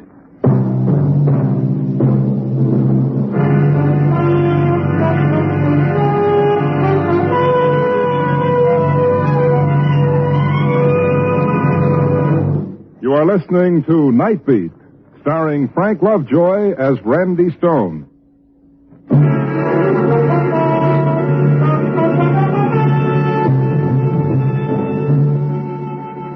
So there I had it, a little old ex-professor of mathematics with another system for beating an unbeatable game. There's something in each of us that makes every individual believe he's different. The I can do better philosophy is human. If it weren't, we wouldn't have the Brooklyn Bridge, the Better Mousetrap, or the fellow who blinks his eyes in bewilderment and says, I thought I had it all figured out. Okay, I decided to go after Professor Benson. I headed for a spot where I thought I might pick up some information. What's in your mind, Stone? They said you wanted to see me. Yeah, just for a minute, Cully. Okay, what? How's the game going? Win a little, I lose a little. You want in? No, not tonight. Tell the truth, Cully, I'm looking for a bigger layout. Blue chips here are 500. How big can you get? Oh, some. But this is a private poker party. Yeah, I wouldn't want news of it to get around. Oh, don't worry, Cully. I did you a favor. Now remember, give me a break in your paper. Okay, what do you want? I want to know where there's a roulette layout. Don't know? You get around. Some, but I don't talk about it. Just this once, Cully. Why? I'm looking for somebody who might be playing. Why? I gotta find him. Why? Oh, Cully, you're repeating yourself. Anything else? Maybe I'd do you a favor. This? No. Besides, I don't think there's a wheel in town. I think there is. Okay, you think. Now, so long, Steve. All right. Oh, before you go... Yeah. If I were you, I'd make this the last stop. You ask funny questions, and you might not get such funny answers. It was the same in the other three places. And after hitting each one, I checked with the police, but Professor Benson seemed to have got himself swallowed up somewhere in the 1,000 square miles of Chicago. And then I was on my way again, trying to remember all the likely places until... Hi. Mind if I walk with you? Now, what if I did? Oh, I'd walk anyway. I need exercise. My doctor says so. Hey, you got a doctor? Oh, yeah. What's your problem? Oh, not much you couldn't clean up, Stone. Oh, you know me. Sure, everybody knows Randy Stone. You're real famous, like. You're getting even more famous tonight. What's the answer to that? You've been around a few places. And that's illegal? No, but it's silly. Okay, so I'm silly. So long. Glad to meet you. Hey, not so fast, Stone. We got to talk. On what subject? Money. That suit you? All right. Get rid of it. What have you got to say? Look, Stone, everybody wants peace and quiet. The whole world's in a mix-up because one guy don't agree with the other guy, right? Oh, my. Another big thinker with brass knuckles. Yeah. Now, like I say, everybody wants peace and quiet. But there's a lot of guys have to make a living in a funny way. Why don't you get to the point? Sure. Now, take you, for instance, for example, huh? Your boss says, Stone, go out and see how many gambling joints are buzzing. So you, being a nice, hard worker, you go out... Nobody sent me out for that. Okay, so nobody sends. But somebody sends me. So what about it? Nothing. Only everybody likes to see everybody else happy. Maybe this could do it for you. How much is that? $1,000. I'm stirring up a lot of muddy water, huh? Yeah. You've been at 3-4 places. And to the cops. Not for what you think. I ain't paid to think, only to carry out orders. This is one. Want the dough? Listen, I'm only looking... Yeah. Looking for somebody.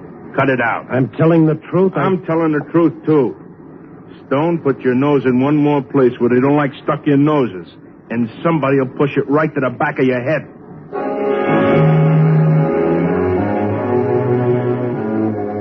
Sometime, somewhere, somebody said there's nothing like a quiet fireside, complete with pipe and slippers. But can you make a career out of it?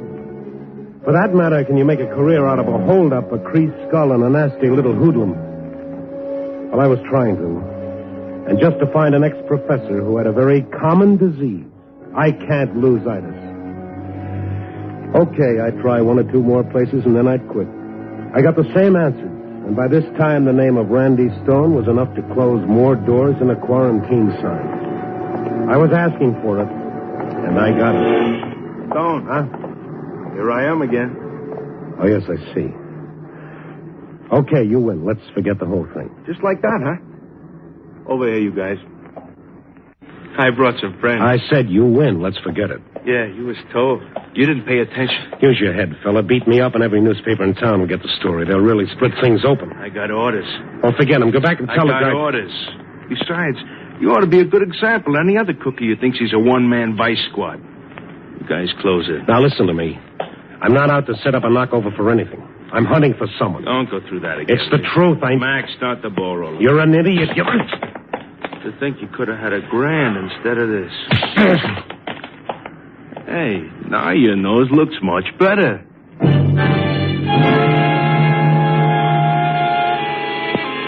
A professional working over is done with finesse. It's meant to stop just short of murder, but leave a nasty memory. When I came to, I was propped against a building in the alley, and the world at that moment was a bad place. And I was mad, and my anger was for the little professor with his system. Now I really wanted to find him and turn him over to the police. But I couldn't find him the way I'd started out. No one would talk. No one except perhaps one person. One of those strange, pathetic creatures known as a stoolie. I cleaned myself up at the nearest washroom, grabbed a cab, and went to see him at a dirty, shabby rooming house. He was there. Look, Randy, you got yourself worked over already. What do you want from me, huh? Just a little information, Gus. Yeah, I know. Nobody comes to me except for that. Someday I'm going to buy a chicken farm and get out of this business. Yeah, now listen, you know everything that goes on in this town, within limitations. Yeah, I know plenty. But not everything. Well, most of it. I want you to find out something for me. Yeah? There's a roulette wheel somewhere. I don't know nothing. Oh, come on, Gus, come on. Randy, sir, help me. Hope to kiss a pig. Nothing. Don't be afraid, Gus. I'm not starting a cleanup. I just want to find something. I know from nothing. For $50? Huh? $50. It ain't good, Randy. I done a lot of favors for the cops. They shoot square with me. They kind of see I don't get hurt, but you... This isn't a crusade. I want to find someone. You leveling, Randy? I'm leveling. Well, if you ain't, if anything happens, both of us could end up real bad in the red. I do a nice business. All right, just between you and me, Gus. Now, how about it? $75? Okay, 75. Now? I haven't got it on me. You know I'm good for it. Then send it to me, not bring it personally. All right. I'll send it to you. Uh-huh. Now, who do you want to find?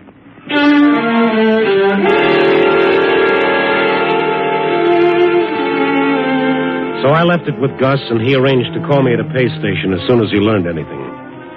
I waited in front of the phone for an hour, and then an hour and a half. And all the while I wondered what was happening with Professor Benson. The thing was building up in my mind. It'd be ironic if his system worked with my money. What would I do? What could I do? Whose money would it be? Then the call came through in the booth. Hello? Randy? Oh, yeah, Gus. Yeah, I got what you want, but you gotta promise no knockover. No, I told you that. Okay. There's a little guy like you told me about. He's playing the wheel. Where? Remember the old Dixie Club? Yeah. Okay, there's a layout in the back. Everything from Pharaoh to one-armed bandits. All fancy. And he's there? Yeah. And Randy. What? You better get there quick. Why? What's the matter? This guy's hotter than a $2 pistol, and the boys running the joint are getting cross with him. All right. I'll see you. Now, hold it, What? will you? You gotta know how to get in. Yeah, that might be handy. How do I do it? Well, when you get to the door, just say, the name is McReady, see? Yeah. McReady.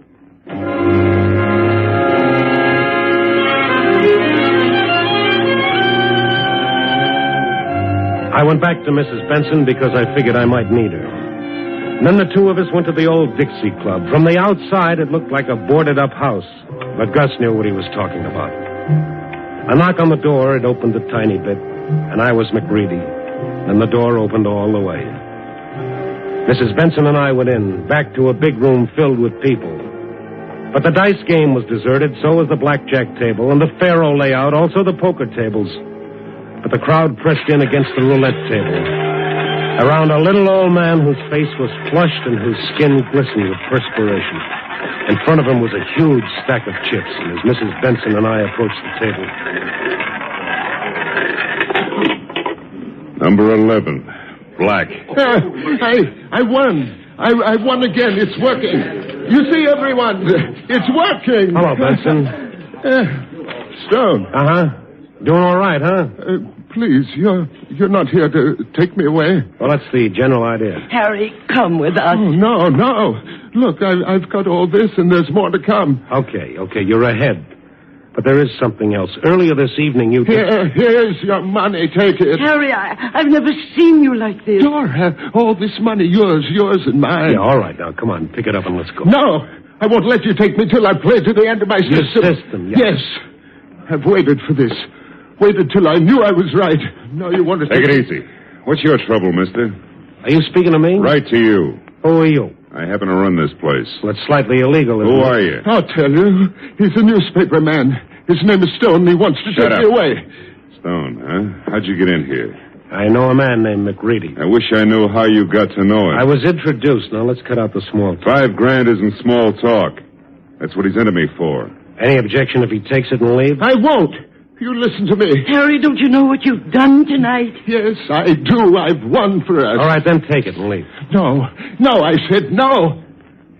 For 40 years, I gave everything I had to other people. What did they give me? A gold watch and a wonderful speech. But Dora and I couldn't eat the speech. Maybe if you spent over half your life in trying to... Harry. All right, well, what do we do now? It's up to him. He's playing a closed table. If he wants to go on, all right. I do. That answer you, Stone? And what'll happen? What do you mean by that? Figure it out. I see. You know what could happen, don't you, Stone? Sure, I've met a few muscle boys already tonight. Could get worse. Okay. All right, Benson, it's your funeral. You've got $5,000 in front of you now. You can take it and leave, or you can play. Suit yourself. I'm going to play. No, Harry, no. I've got 2 more numbers, Dora, 2 more. Okay, place your bet, Benson. Yes. 27, red. $1,000. Will you take that much? I'll cover it. Go ahead. Harry, for the last time, don't. No matter what we say, he'll do it. Let him go. 27, red. All right, spin it. Sure. And be careful. Yeah, I'll be careful. Please spin the wheel. Harry. What's the matter? Nothing. Go on, spin it. Sure.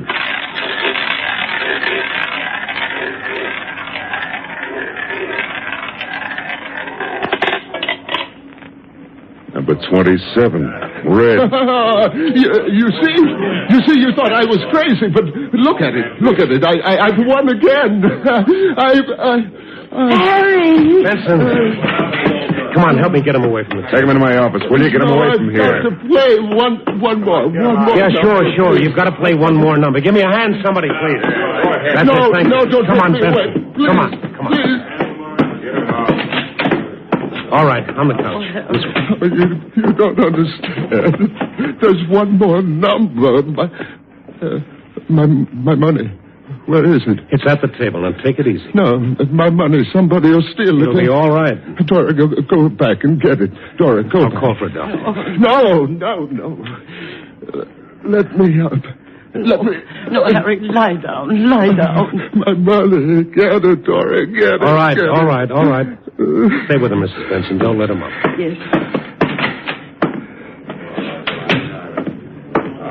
Well? How much does he have coming? Including the last spend, $41,000. Can you cover? I'll cover. All right, cash these. Wait a minute. Maybe he wants to play some more. He's finished playing. Cash these. Okay. Eddie, get $41,000 in the safe and... No! Leave it there! What? Leave it there! What are you talking about? He wants to play it. Oh, he's crazy. Let me talk to him. No, he won't listen. He wants to play it. To the end. He made me promise I would. What? Well, do you want to? I promised. All of it? Yes. Can you cover that much? Not at 35 to 1. 20 cents on the dollar, take it or leave it. Take it and I'll spin. Leave it and I'll close the wheel now. I'll play it. Oh, for the love of heaven, Mrs. Benson, there's $41,000 here. Do you realize you can lose? He said I couldn't. I bet he's got... I promised I'd play it on number 21. Oh, let me talk to him. Let me... No, I made a promise. Play it. 41,000 on number 21 red. Is that what you want? Yes. All right. A fair spin. A fair spin. And the last one. Go ahead, please. Go ahead. All right. 21 red.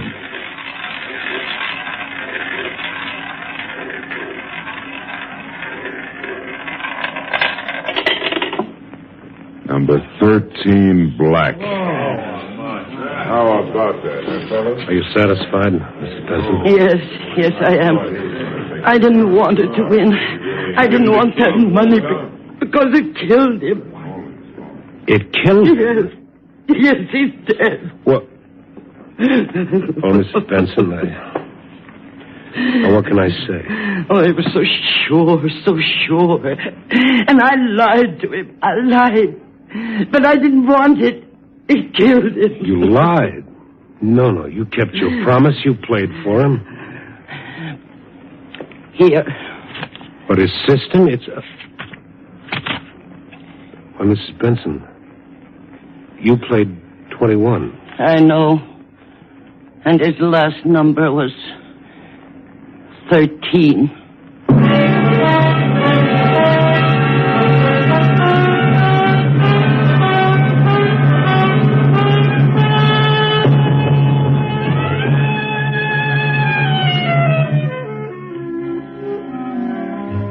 Well, here I sit, back in the office, wondering, watching the lights go out and the dingy gray of dawn creeping through the streets. And somewhere out there is an old woman, a lonely old woman who could have had almost $50,000, but at the loss of something that no amount of money could buy back for her. The man who quit while he was ahead. Yep. Where there's a winner, there's a loser. That's the way it's been, and that's the way it'll always be. Oh, well. Copy, boy.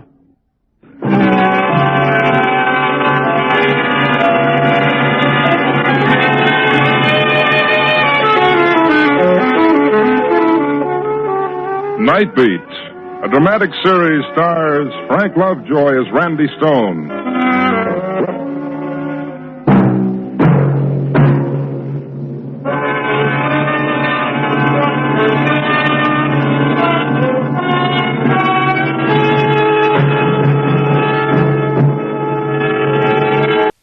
It's time now for another hard-hitting adventure with Frank Lovejoy as Randy Stone on Night Beat. But first, a reminder. Tomorrow evening, join Brian Donlevy as he takes you on another dangerous assignment. Sunday, Douglas Fairbanks brings you authentic action stories based on activities of your government security agents. This new series is The Silent Men, and you'll enjoy the pulse-quickening adventures which the silent men bring to the NBC microphone. Then Monday night, Herbert Marshall assumes that mysterious identity of the man called X. And for photos of your favorite NBC stars, buy the current NBC Silver Jubilee issue of Radio TV Mirror magazine. And now it's Night Beat on NBC. NBC presents transcribed Frank Lovejoy in Night Beat.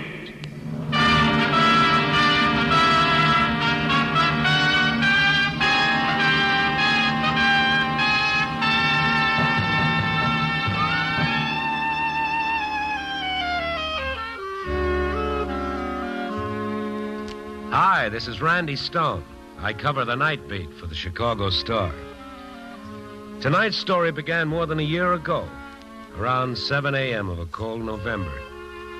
The city room was a wilderness of empty desks. There was a chill in the air. The radiators were knocking, but the heat wasn't coming in. Dawn dribbled down the main aisle like dirty dishwater. My desk lamp shone dismally on a cup of stale coffee and a chocolate donut, one bite missing. I was trying to finish my column and go home, but it was just One of those days, the words wouldn't come. And I just sat there looking at the typewriter keys, hating them one and all from A through shift lock to ditto marks. And the drunk smiled sadly. Oh, nuts. That must be him, all right, Jenny. I suppose so. I pictured a better-looking man.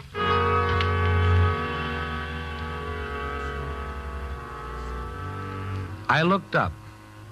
The old guy was as twisted and gnarled as an old shillelagh. If you can picture a shillelagh in a seedy mail-order suit. The old gal was dressed in shapeless black crepe. Looked like something left over from a rather unsuccessful funeral. Yeah. You go right on with your chores. Mr. Crothers and I'll just stand around and gawk. Yeah, you do that. Looks a lot easier than seeding an acre of barley, huh, Mr. Crothers? Yeah, but watch them fingers go. Like a bunch of beavers. Oh, beavers. Look. You are Randy Stone, who covers the night beat? Mm-hmm. And you two, I presume, are the Livingstons. The Carruthers. Jenny and S.B. Carruthers of Burroughs Junction, Illinois. Well, I'm pleased to meet you. You know, I bet you we've got every last column you ever wrote, Mr. Stone, pasted in our Chicago scrapbook. Hmm? Yeah, along with Irv Kupsonet's column. And the writings of that dear Mr. O'Brien before that sweet soul passed on. All you people who write about Chicago. Ah. And now we're really here ourselves. Oh, it's like a dream come true. 55 years we waited. Well, it doesn't seem that long, does it? Well, it's been fine seeing you. Now, if you'll excuse me. Yes, sir. Jen and I met at the Columbian Exposition back in 1895. That's why we have such a warm spot in our heart for Chicago. She worked in a cigar factory up in East Chicago. That's what attracted me. Had nicotine on her fingers. Figured she must be one of them bad girls you're always hearing about and never lucky enough to meet. Now, Mr. Crothers, you stop that. Oh, that fair was quite an extravaganza. Of course, you heard about Little Egypt, Mr. Stone. Oh, sure. Oh, no, you stop that this minute, Mr. Crothers. Oh, she had it, Mr. Stone. That little lady had it. Will you listen to this dried-up old man? If that just doesn't... Look, I'm sorry, but I've got to finish my work. Is there something you wanted? No. Well, not exactly, that is. Not exactly. Uh-huh. We come off the train at 5:07 this morning and walked around a piece. All seems too strange, though. You know, the only place still standing is the hotel where Jen and I spent our honeymoon. But what a ruin that is today. And you registered there? No. That's it. That's what we want to talk to you about. Where's your luggage? Didn't bring any with us. Oh, I see. I know Jenny's pretty hungry and tired. Now, you're the ones hungry and tired. But I just couldn't go into any place and, well... Oh, yeah, sure, I understand. Only the flattery about the column and the just folks talk, that wasn't necessary. Here. This 5-spot help? Stand up. Hmm? Stand up or I'll smash you right where you are. V.J. Carruthers, you stop that. You tell him to stand up. All the blood's rushing to your head and that vein is standing out. Now you turn right around and start walking for those stairs. What is this? Mr. Carruthers, you hear me? I just want him to... Start walking. Oh. I'll be right with you. Oh, we didn't come here to beg, Mr. Stone. You coming, Jen? Be right with you, Mr. Joe Lewis. Well, it's not begging if you're hungry. We came here to see you. Well, because even if you never knew us, we've been reading about you for so long, we felt like you were an old friend. We just came by Come on, Jen. Yes, all right. Now, wait a minute. Oh, now, look. Stop. Will you stop? You just leave us alone. Now, Mr. Carruthers. Look, I'm tired and I'm irritable. I'm having trouble with my story. Jen and me, we never took a dime we didn't work hard for. I'm sorry. Mr. Carruthers' pride. It's the talk of the whole county. I can see it would be. Only when you mention not eating and having no luggage... Hey, look in this purse of mine. Now, stop that. I want him to look into it. Does this look like we need your $5? 2,000 in traveler's checks is all. Now, Mr. Carruthers, I don't like that, not one tiny bit. Well, I wanted to show him. That's just plain boasting. I just won't stand for it. But, Jen... You just better also tell him that it's the last red cent we have in the whole world, plus all the money from next year's crop advanced by the bank, plus $500 from a second mortgage on the property. Still don't need his $5. I told you, I'm sorry. Well, all right then. Now, what are you going to do with all that money? We're going to make a dream come true. A dream? We only had about $12 between us when we got married. Less than 5, you boaster. Well, whatever. Let me tell him, will you? Well, just keep the facts straight. Ever since then, we always dreamed of coming back in style. If it couldn't be with the red carpet and all the trimmings... You just listen to that man. Now, it's true, and you know it. How many hours we spent just talking about what we do. Well... Only every time we got a few dollars ahead, well, something happened. Yes, if it wasn't the floods, it was the drought, and if it wasn't a dust storm... It was another baby on the way. Mr. Carruthers. Well, now we decided we're going to make that dream come true no matter what. Only we're a couple of old hayseeds, and we need help. You know, right clothes, the right hotel, the right restaurants. And you want my advice? We did until you got so generous with $5. We still do, Mr. Stone. Well, I'll be very happy to help you. Well, thank you. Jen and me, we just got to have the best time of our whole lives.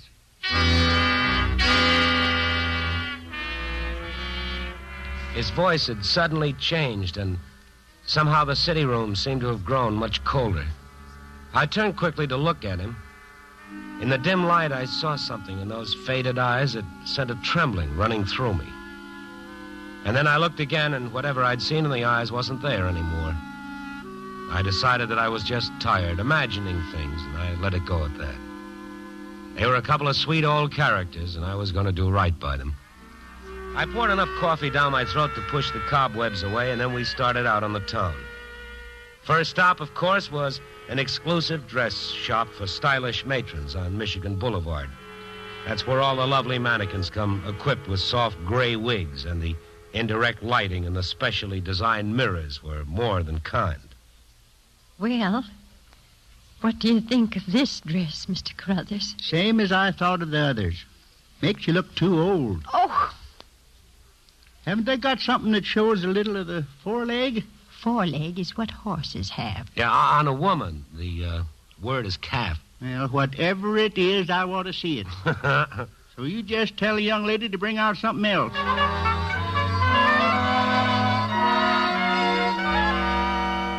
Well, break it to me gently. How do I look? Real nice, Mr. Carruthers. I feel like a fish. Let me peek in this mirror.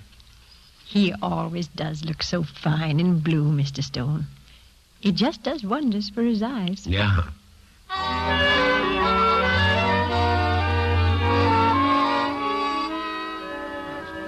Well, it's a mighty fine hotel, and I'm glad that Mr. Carruthers is registering.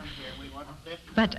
Yeah, I know how you feel. $38 a day. It makes me a little weak in the knees. No, it's not that. I want us to have the very best of everything. It's not that at all. It's just...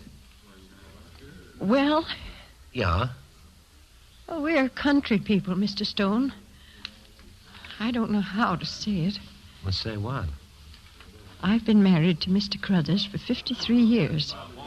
And in all that time, we've never slept apart. And I don't intend that we should start now. What? I've heard about these big city hotels with their twin beds. You got nothing to worry about, honey. Not in the bridal suite.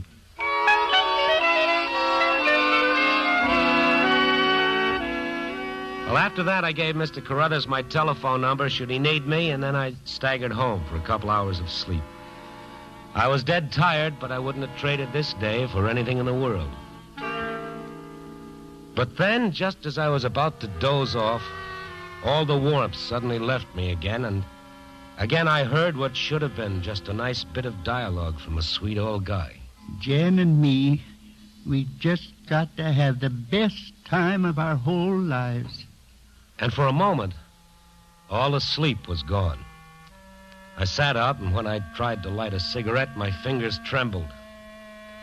And I didn't know why.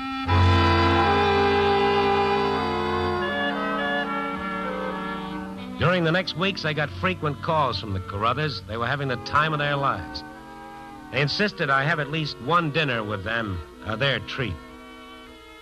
We ate at the pump room, where the prices can give you indigestion, but never, never the food.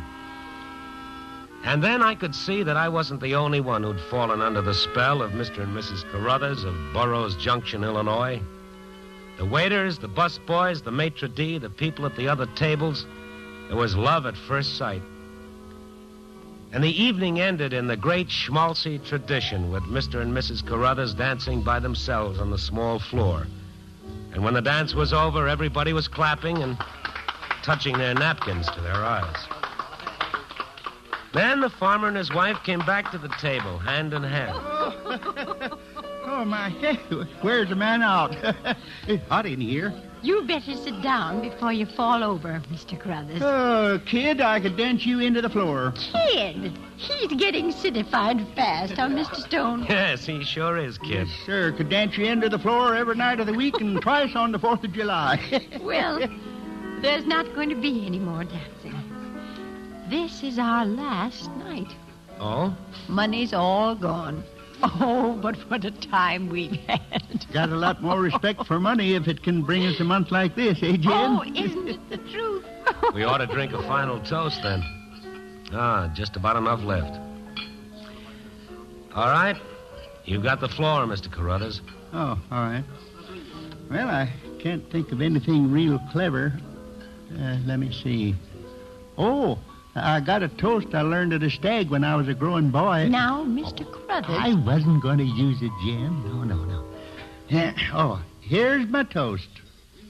For every moment of our life together, I thank you, my dear.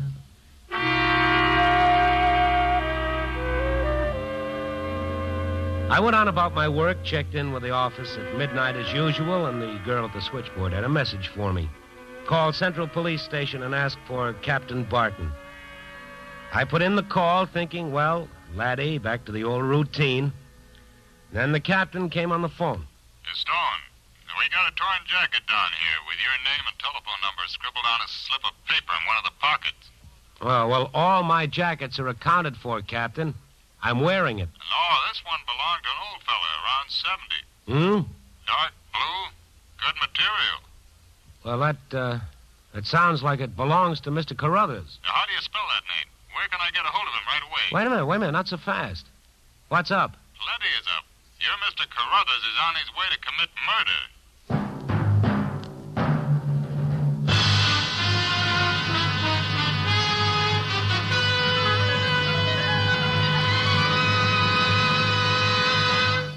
NBC is bringing you Night Beat, starring Frank Lovejoy as Randy Stone. Before we begin Act 2 of tonight's exciting adventure with Randy Stone, we'd like to pause and salute station WKBH in La Crosse, Wisconsin. Today, station WKBH celebrates the completion of 25 years of broadcasting to the residents of Wisconsin, Iowa, and Minnesota. From the entire staff of Night Beat, sincere congratulations to you, WKBH, on your silver anniversary. And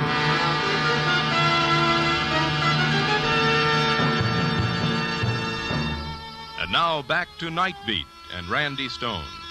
Captain Barton sat on the edge of his desk while I examined the jacket. And across from him was a mournful-looking man with a fresh bandage plastered to his forehead. Barton stood up.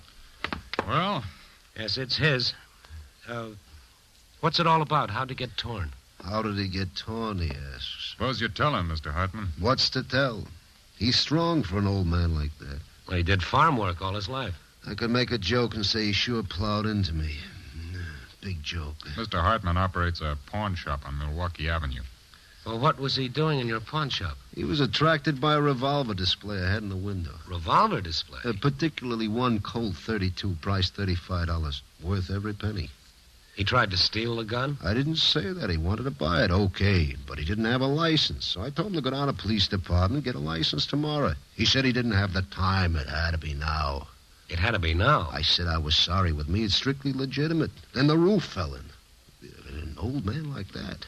That sure doesn't sound like the fellow I know. He took the gun and started running for the door. Well, I grabbed him by the sleeve of his jacket here, and whammo, he smacks the gun into my puss. Well, I hang on to the coat. It splits right down the middle, and he keeps running. That isn't the only item on your Mr. Carruthers tonight, Stone. What do you mean? This statement here didn't add up until Mr. Hartman came in. You listen to this. A telephone report from the Ajax Drugstore, 1947 Wabash Avenue. Ernest J. Gorman, manager. The statement follows. At about 8:40 p.m. tonight, Gorman waited on an elderly man dressed in a dark blue suit. The man told Gorman he wished to purchase some poison. Poison? The man claimed he wanted poison to destroy rats, but Gorman's suspicions were aroused by the man's insistence on knowing the reaction of such poisons on the human body. The old guy's a real doozy. The man offered Gorman $100. That's what he offered me, only I turned him down cold. I've been in business since 1900. Yeah. Go on, Captain. $100 for a few capsules of poison. When Gorman refused, the man exclaimed, "I won't let her suffer. I'll find some way," and disappeared before Gorman could stop him. Oh, brother. So he doesn't need the poison. He has my $35 gun. Hey, where are you going? The phone. Operator, get me the Ambassador East Hotel. Fast, please. I don't know the number. It's an emergency. Is that where they're staying? Yes, you better get over there quick. I'll get on this intercom. Harry, have a car out in front right away. We'll be right. Oh, hello. I want to speak to Mr. Carruthers, room 1217. Yes, hurry, please. What's that? When? I see. Okay, thank you. You can cancel that car, Captain. Huh? Mr. and Mrs. Carruthers checked out of the hotel 3 hours ago. Left no forwarding address.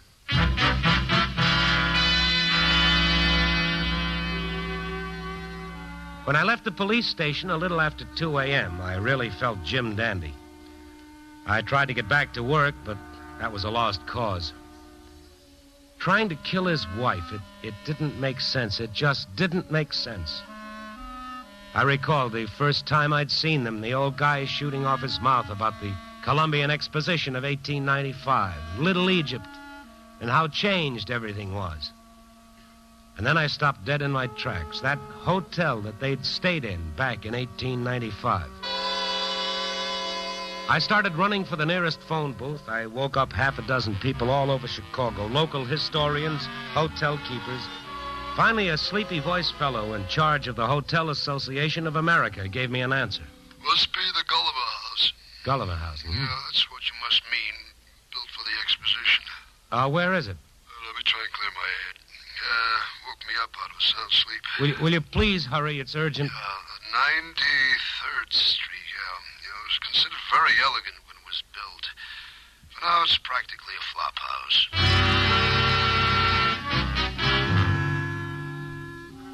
No, there wasn't much left of the Gulliver House early grandeur. The marble floors were cracked and stained, and the oversized chandeliers were filled with cobwebs and burned-out bulbs that nobody bothered to replace. And a flock of beat-up leather chairs, an open elevator in the corner like a birdcage waiting for a lost canary. Nobody around but a bearded guy snoozing on a couch. I went to the desk. The night clerk was in an alcove making a pot of coffee on a little gas plate. I banged the bell. I'll be right with you. An old couple named Carruthers checked in here tonight. Carruthers? Uh-huh. Oh, yes, a couple of hours ago. Room 412. Just let me finish measuring out this coffee now. Take your time. I got all night. Hey, where are you going? No, you wait till I call him. Don't you take that elevator.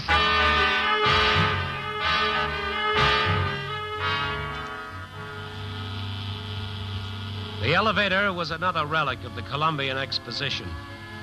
And for the sake of the older generation, I only hope Little Egypt had just half the vibrations. It seemed to move in all directions except up.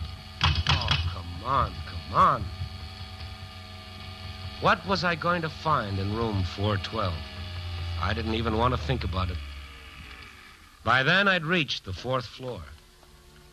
And through the iron grillwork, I saw Mr. Carruthers standing in a faded bathrobe and holding a Colt revolver that would have looked much better in the hock shop window. Well, open the door and come on out. What have you done to Jenny? The clerk called up and told me you were on your way. That open door down the hall, that's your room? Stay right where you are, Mr. Stone. That must be the manager ringing for the elevator. What have you done to your wife? Keep your voice down. Folks sleeping. Tell me.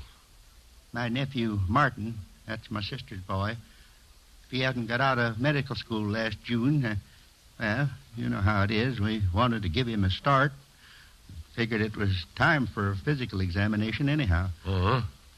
I guess I ain't been to a doctor since maybe 1927 when I tore a ligament in my back. And Jenny, well, almost as long.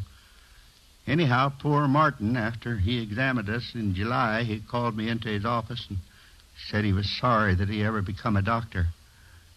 Nice boy. He sure hated to tell me that Jenny had to die. Die? One of them incurable things. Too late to do anything about it. No pain yet. Another couple of months for that.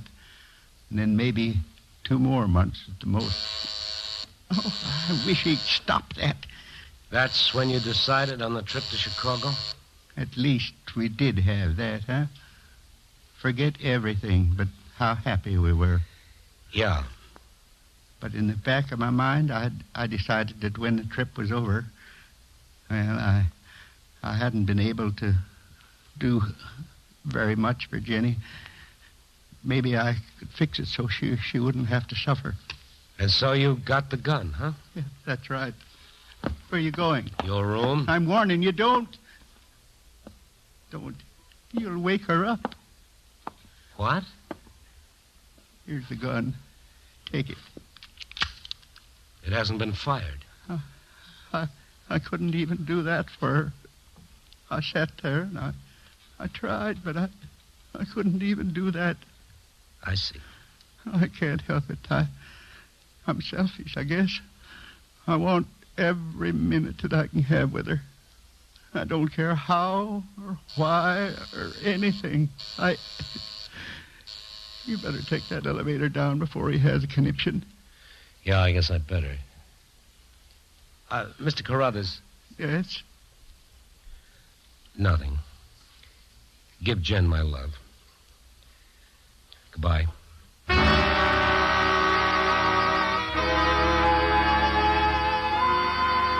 More than a year passed. I didn't forget the Carruthers, but I don't know. Life keeps piling up in front of you, and my memory of them kept being pushed farther and farther into the darkness. But early this evening, all the lights went on again. Fast. The paper sent me up to the Capitol at Springfield to cover a political story. I was driving back to Chicago the same day. Around 5 p.m., I saw that I was getting low on gas and I'd better fill up at the next town. And then I was passing the highway sign of the next town. Elevation nil, population even more so. But I forgot all about that when I saw the name of the place. Burroughs Junction.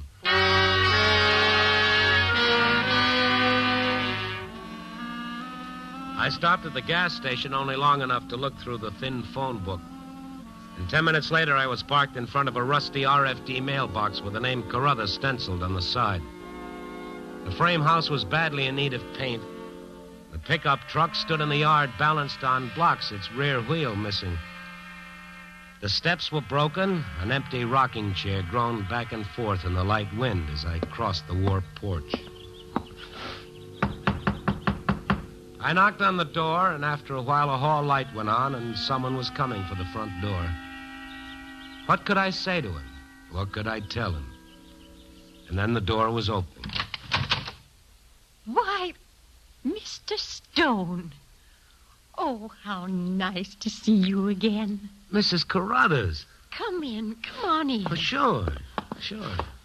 Well, it's not much like the bridal suite at the Ambassador East now, is it, Mr. Stone? Let me look at you. Oh, you look fine. Well, I feel all right for an old lady. Oh, man, do I feel relieved. I thought that... Huh? Well, a young doctor, I guess he's entitled to one mistake, especially this kind, huh? Oh, I see. Mr. Carruthers told you. Yeah. Well, my nephew and I, we played a trick on the mister. Huh? I guess it's hard for you to understand about taking that trip to Chicago. It just grew out of all proportions. I mean, it became, I guess the word is obsession. Is that the word? Yeah. Well, as time went on and all our plans for the trip fell through again and again, well, in Mr. Crothers' mind, not taking the trip became like a sign of his defeat. Just listen to me talking like one of those psychiatrists or whatever they call them. Well, you're talking fine. But for him, it was the one thing that made our life together incomplete. Like he'd failed me. Of course, that sure wasn't so. I had the most wonderful life with him that any woman... But men think different than women about what's important and what's not. Yeah. And if he'd known the real truth, he'd never have taken that trip. All he'd think about was providing for me. He was that way. He sure was. He passed on 6 months ago. 6 months this October. What? My nephew and I, that was the trick, Mr. Stone. You see, it was Mr. Carruthers who had the sickness.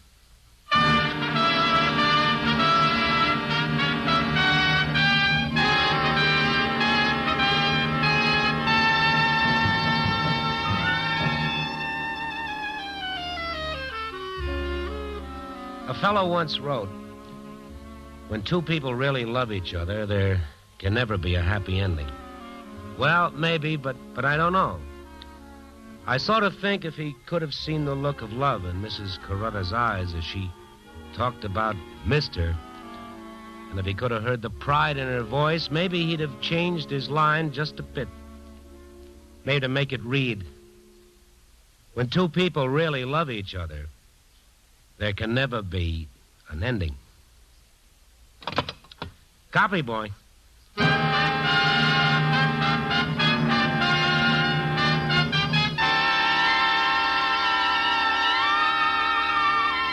Night Beat, starring Frank Lovejoy, is produced and directed by Warren Lewis.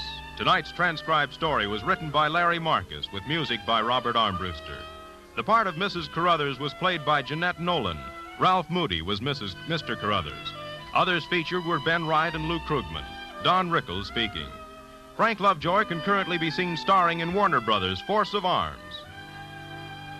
Listen next week at this time and every week as Randy Stone searches through the city for the strange stories waiting for him in the darkness.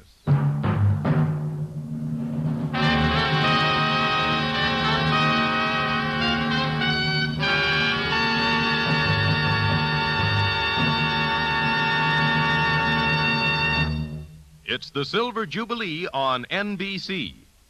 Tomorrow morning, be sure to hear the premiere broadcast of the Somerset Maugham Theater.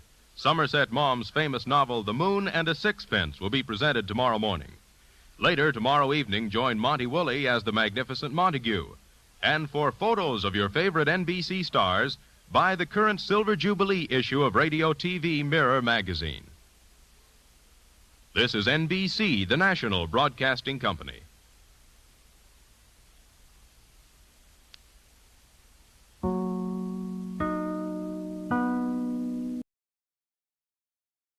Now, screen actor Frank Lovejoy comes to the NBC microphone as reporter Randy Stone on Night Beat.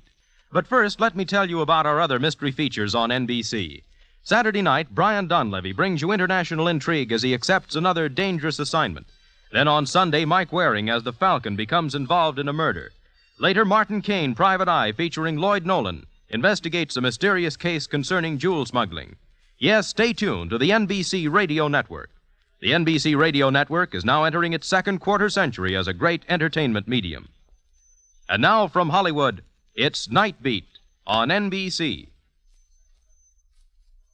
NBC presents transcribed Frank Lovejoy in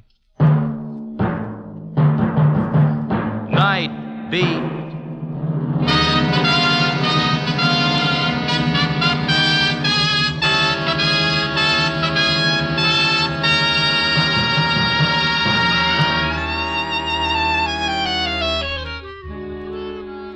Hi, this is Randy Stone. I cover the night beat for the Chicago Star.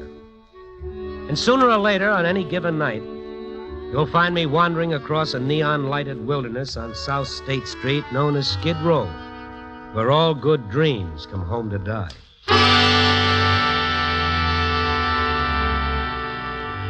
That night, the moment I reached the street, I knew that something was decidedly different. Up ahead was Rescue Mission, a shabby little store with a crudely crayon sign offering salvation and vegetable soup to one and all. Tonight, Rescue Mission had a lineup of lost souls half a block long. I went over to see what the excitement was all about, but a bearded old gent in gym shoes and an army overcoat held together by safety pins barred my path. Don't get rambunctious, buddy boy. Stand in line like a good soldier. Yeah, well, I just want to get through Stand in line, or I warn you, I'll wake up. You'll what? And you'll be gone. Huh? Kindly remember you're just an insignificant figment of my magnificent dream. Oh. That old wives' tale about pinching yourself, and if you feel pain, then you're awake. Yeah? There's nothing to it. Observe, figment of my imagination, I pinch myself. Ouch! The pain is fearful, and still I dream that the rescue mission on Skid Row is serving filet mignon.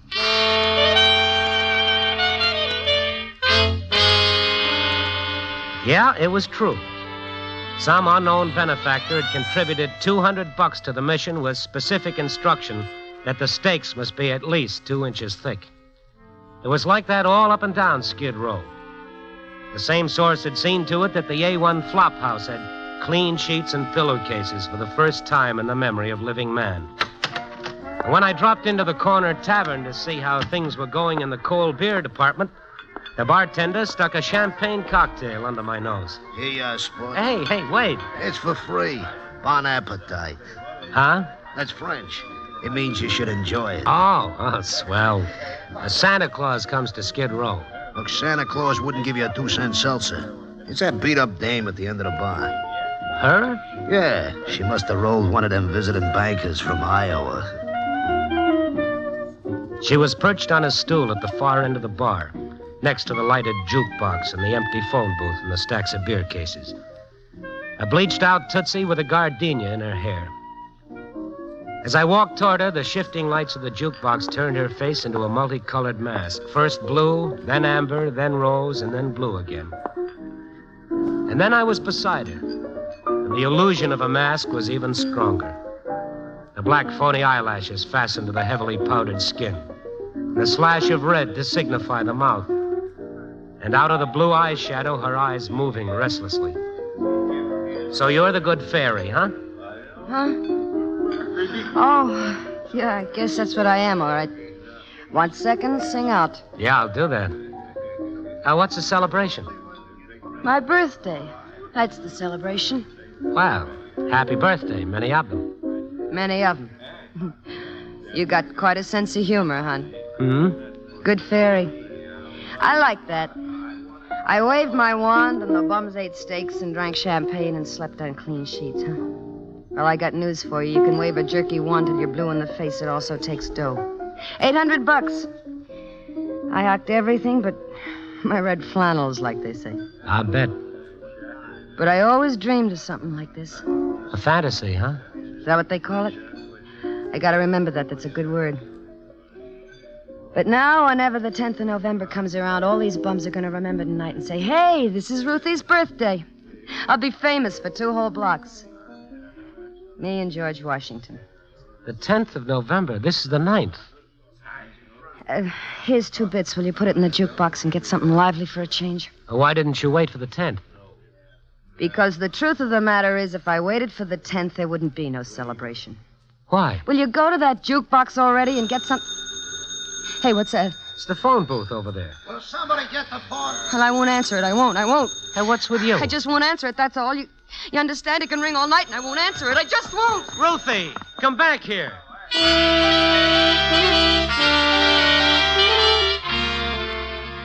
I looked back at the bar and saw that in her terror, the dame had forgotten her purse. I opened it to see if I could find any identification. And the card in her wallet said Ruth Martin and an address in St. Louis. I also found a hotel key with the name Royal Hotel, Chicago, Illinois, stamped on the leather holder.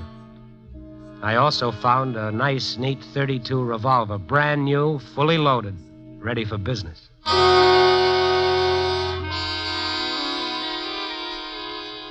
They called this hotel the Royal for the same reasons they call a fat man tiny.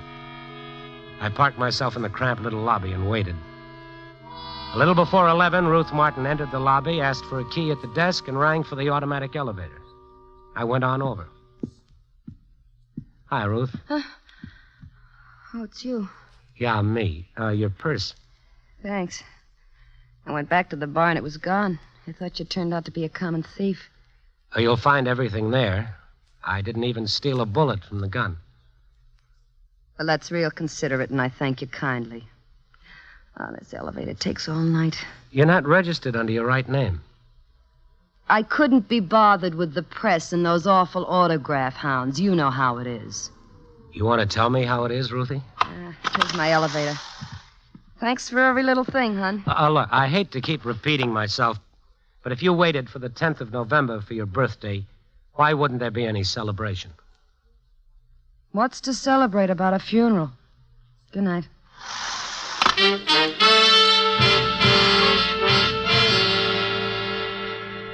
I took the stairs behind the elevator. The second-floor hallway was a dark, narrow passage with a raw electric light casting a faint glow over the double rows of sealed doors.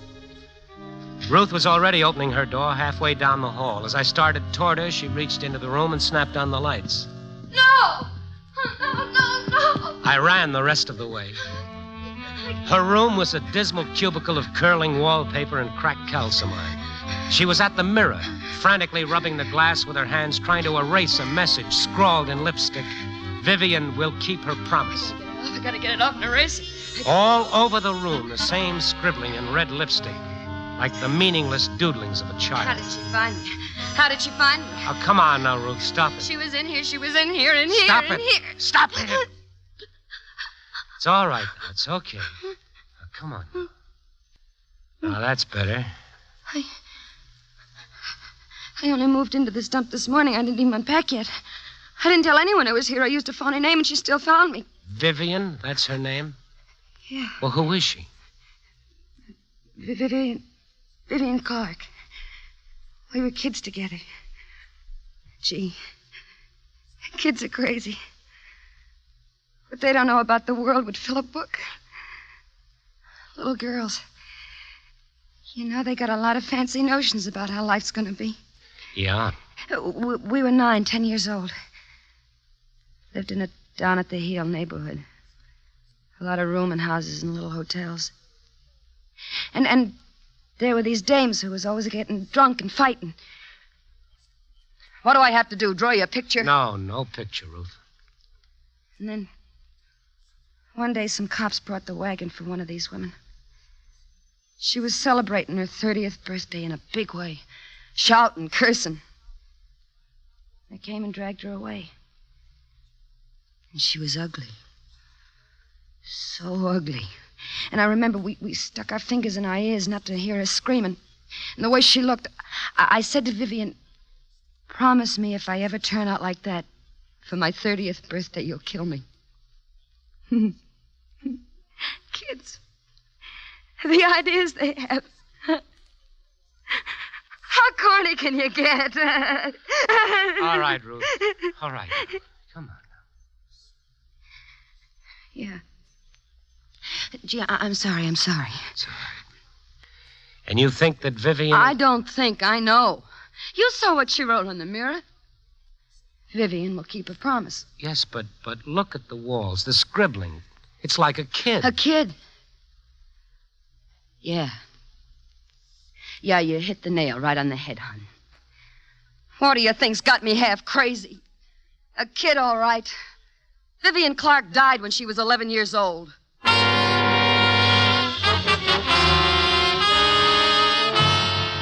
That was a small statement that called for coffee, strong and black.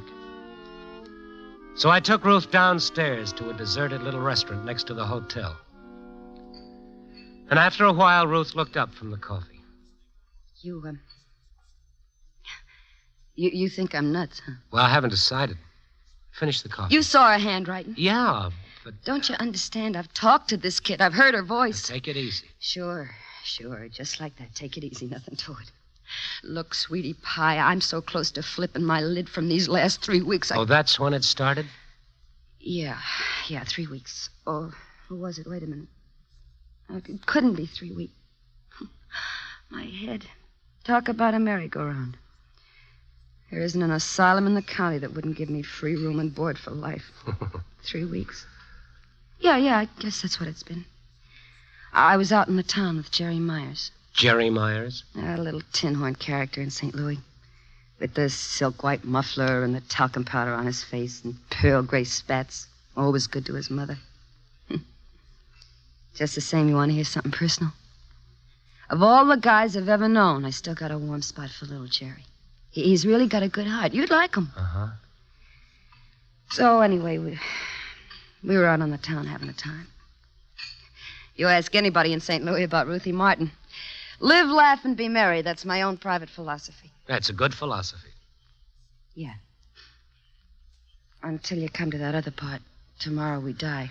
Now, Ruth, knock off with that. Oh, gee. I was never like this before. You were telling me about 3 weeks ago. Oh, yeah, that night, that first night. Boy, did I get stinking that night. Me and Jerry. Sweet little guy.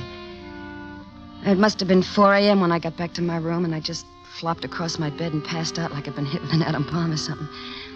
Anyway, I don't know if an hour passed, or a minute, or even a second. But all of a sudden, I knew the phone was ringing. I didn't want to wake up, but it kept ringing, and I knew if I didn't answer, it'd ring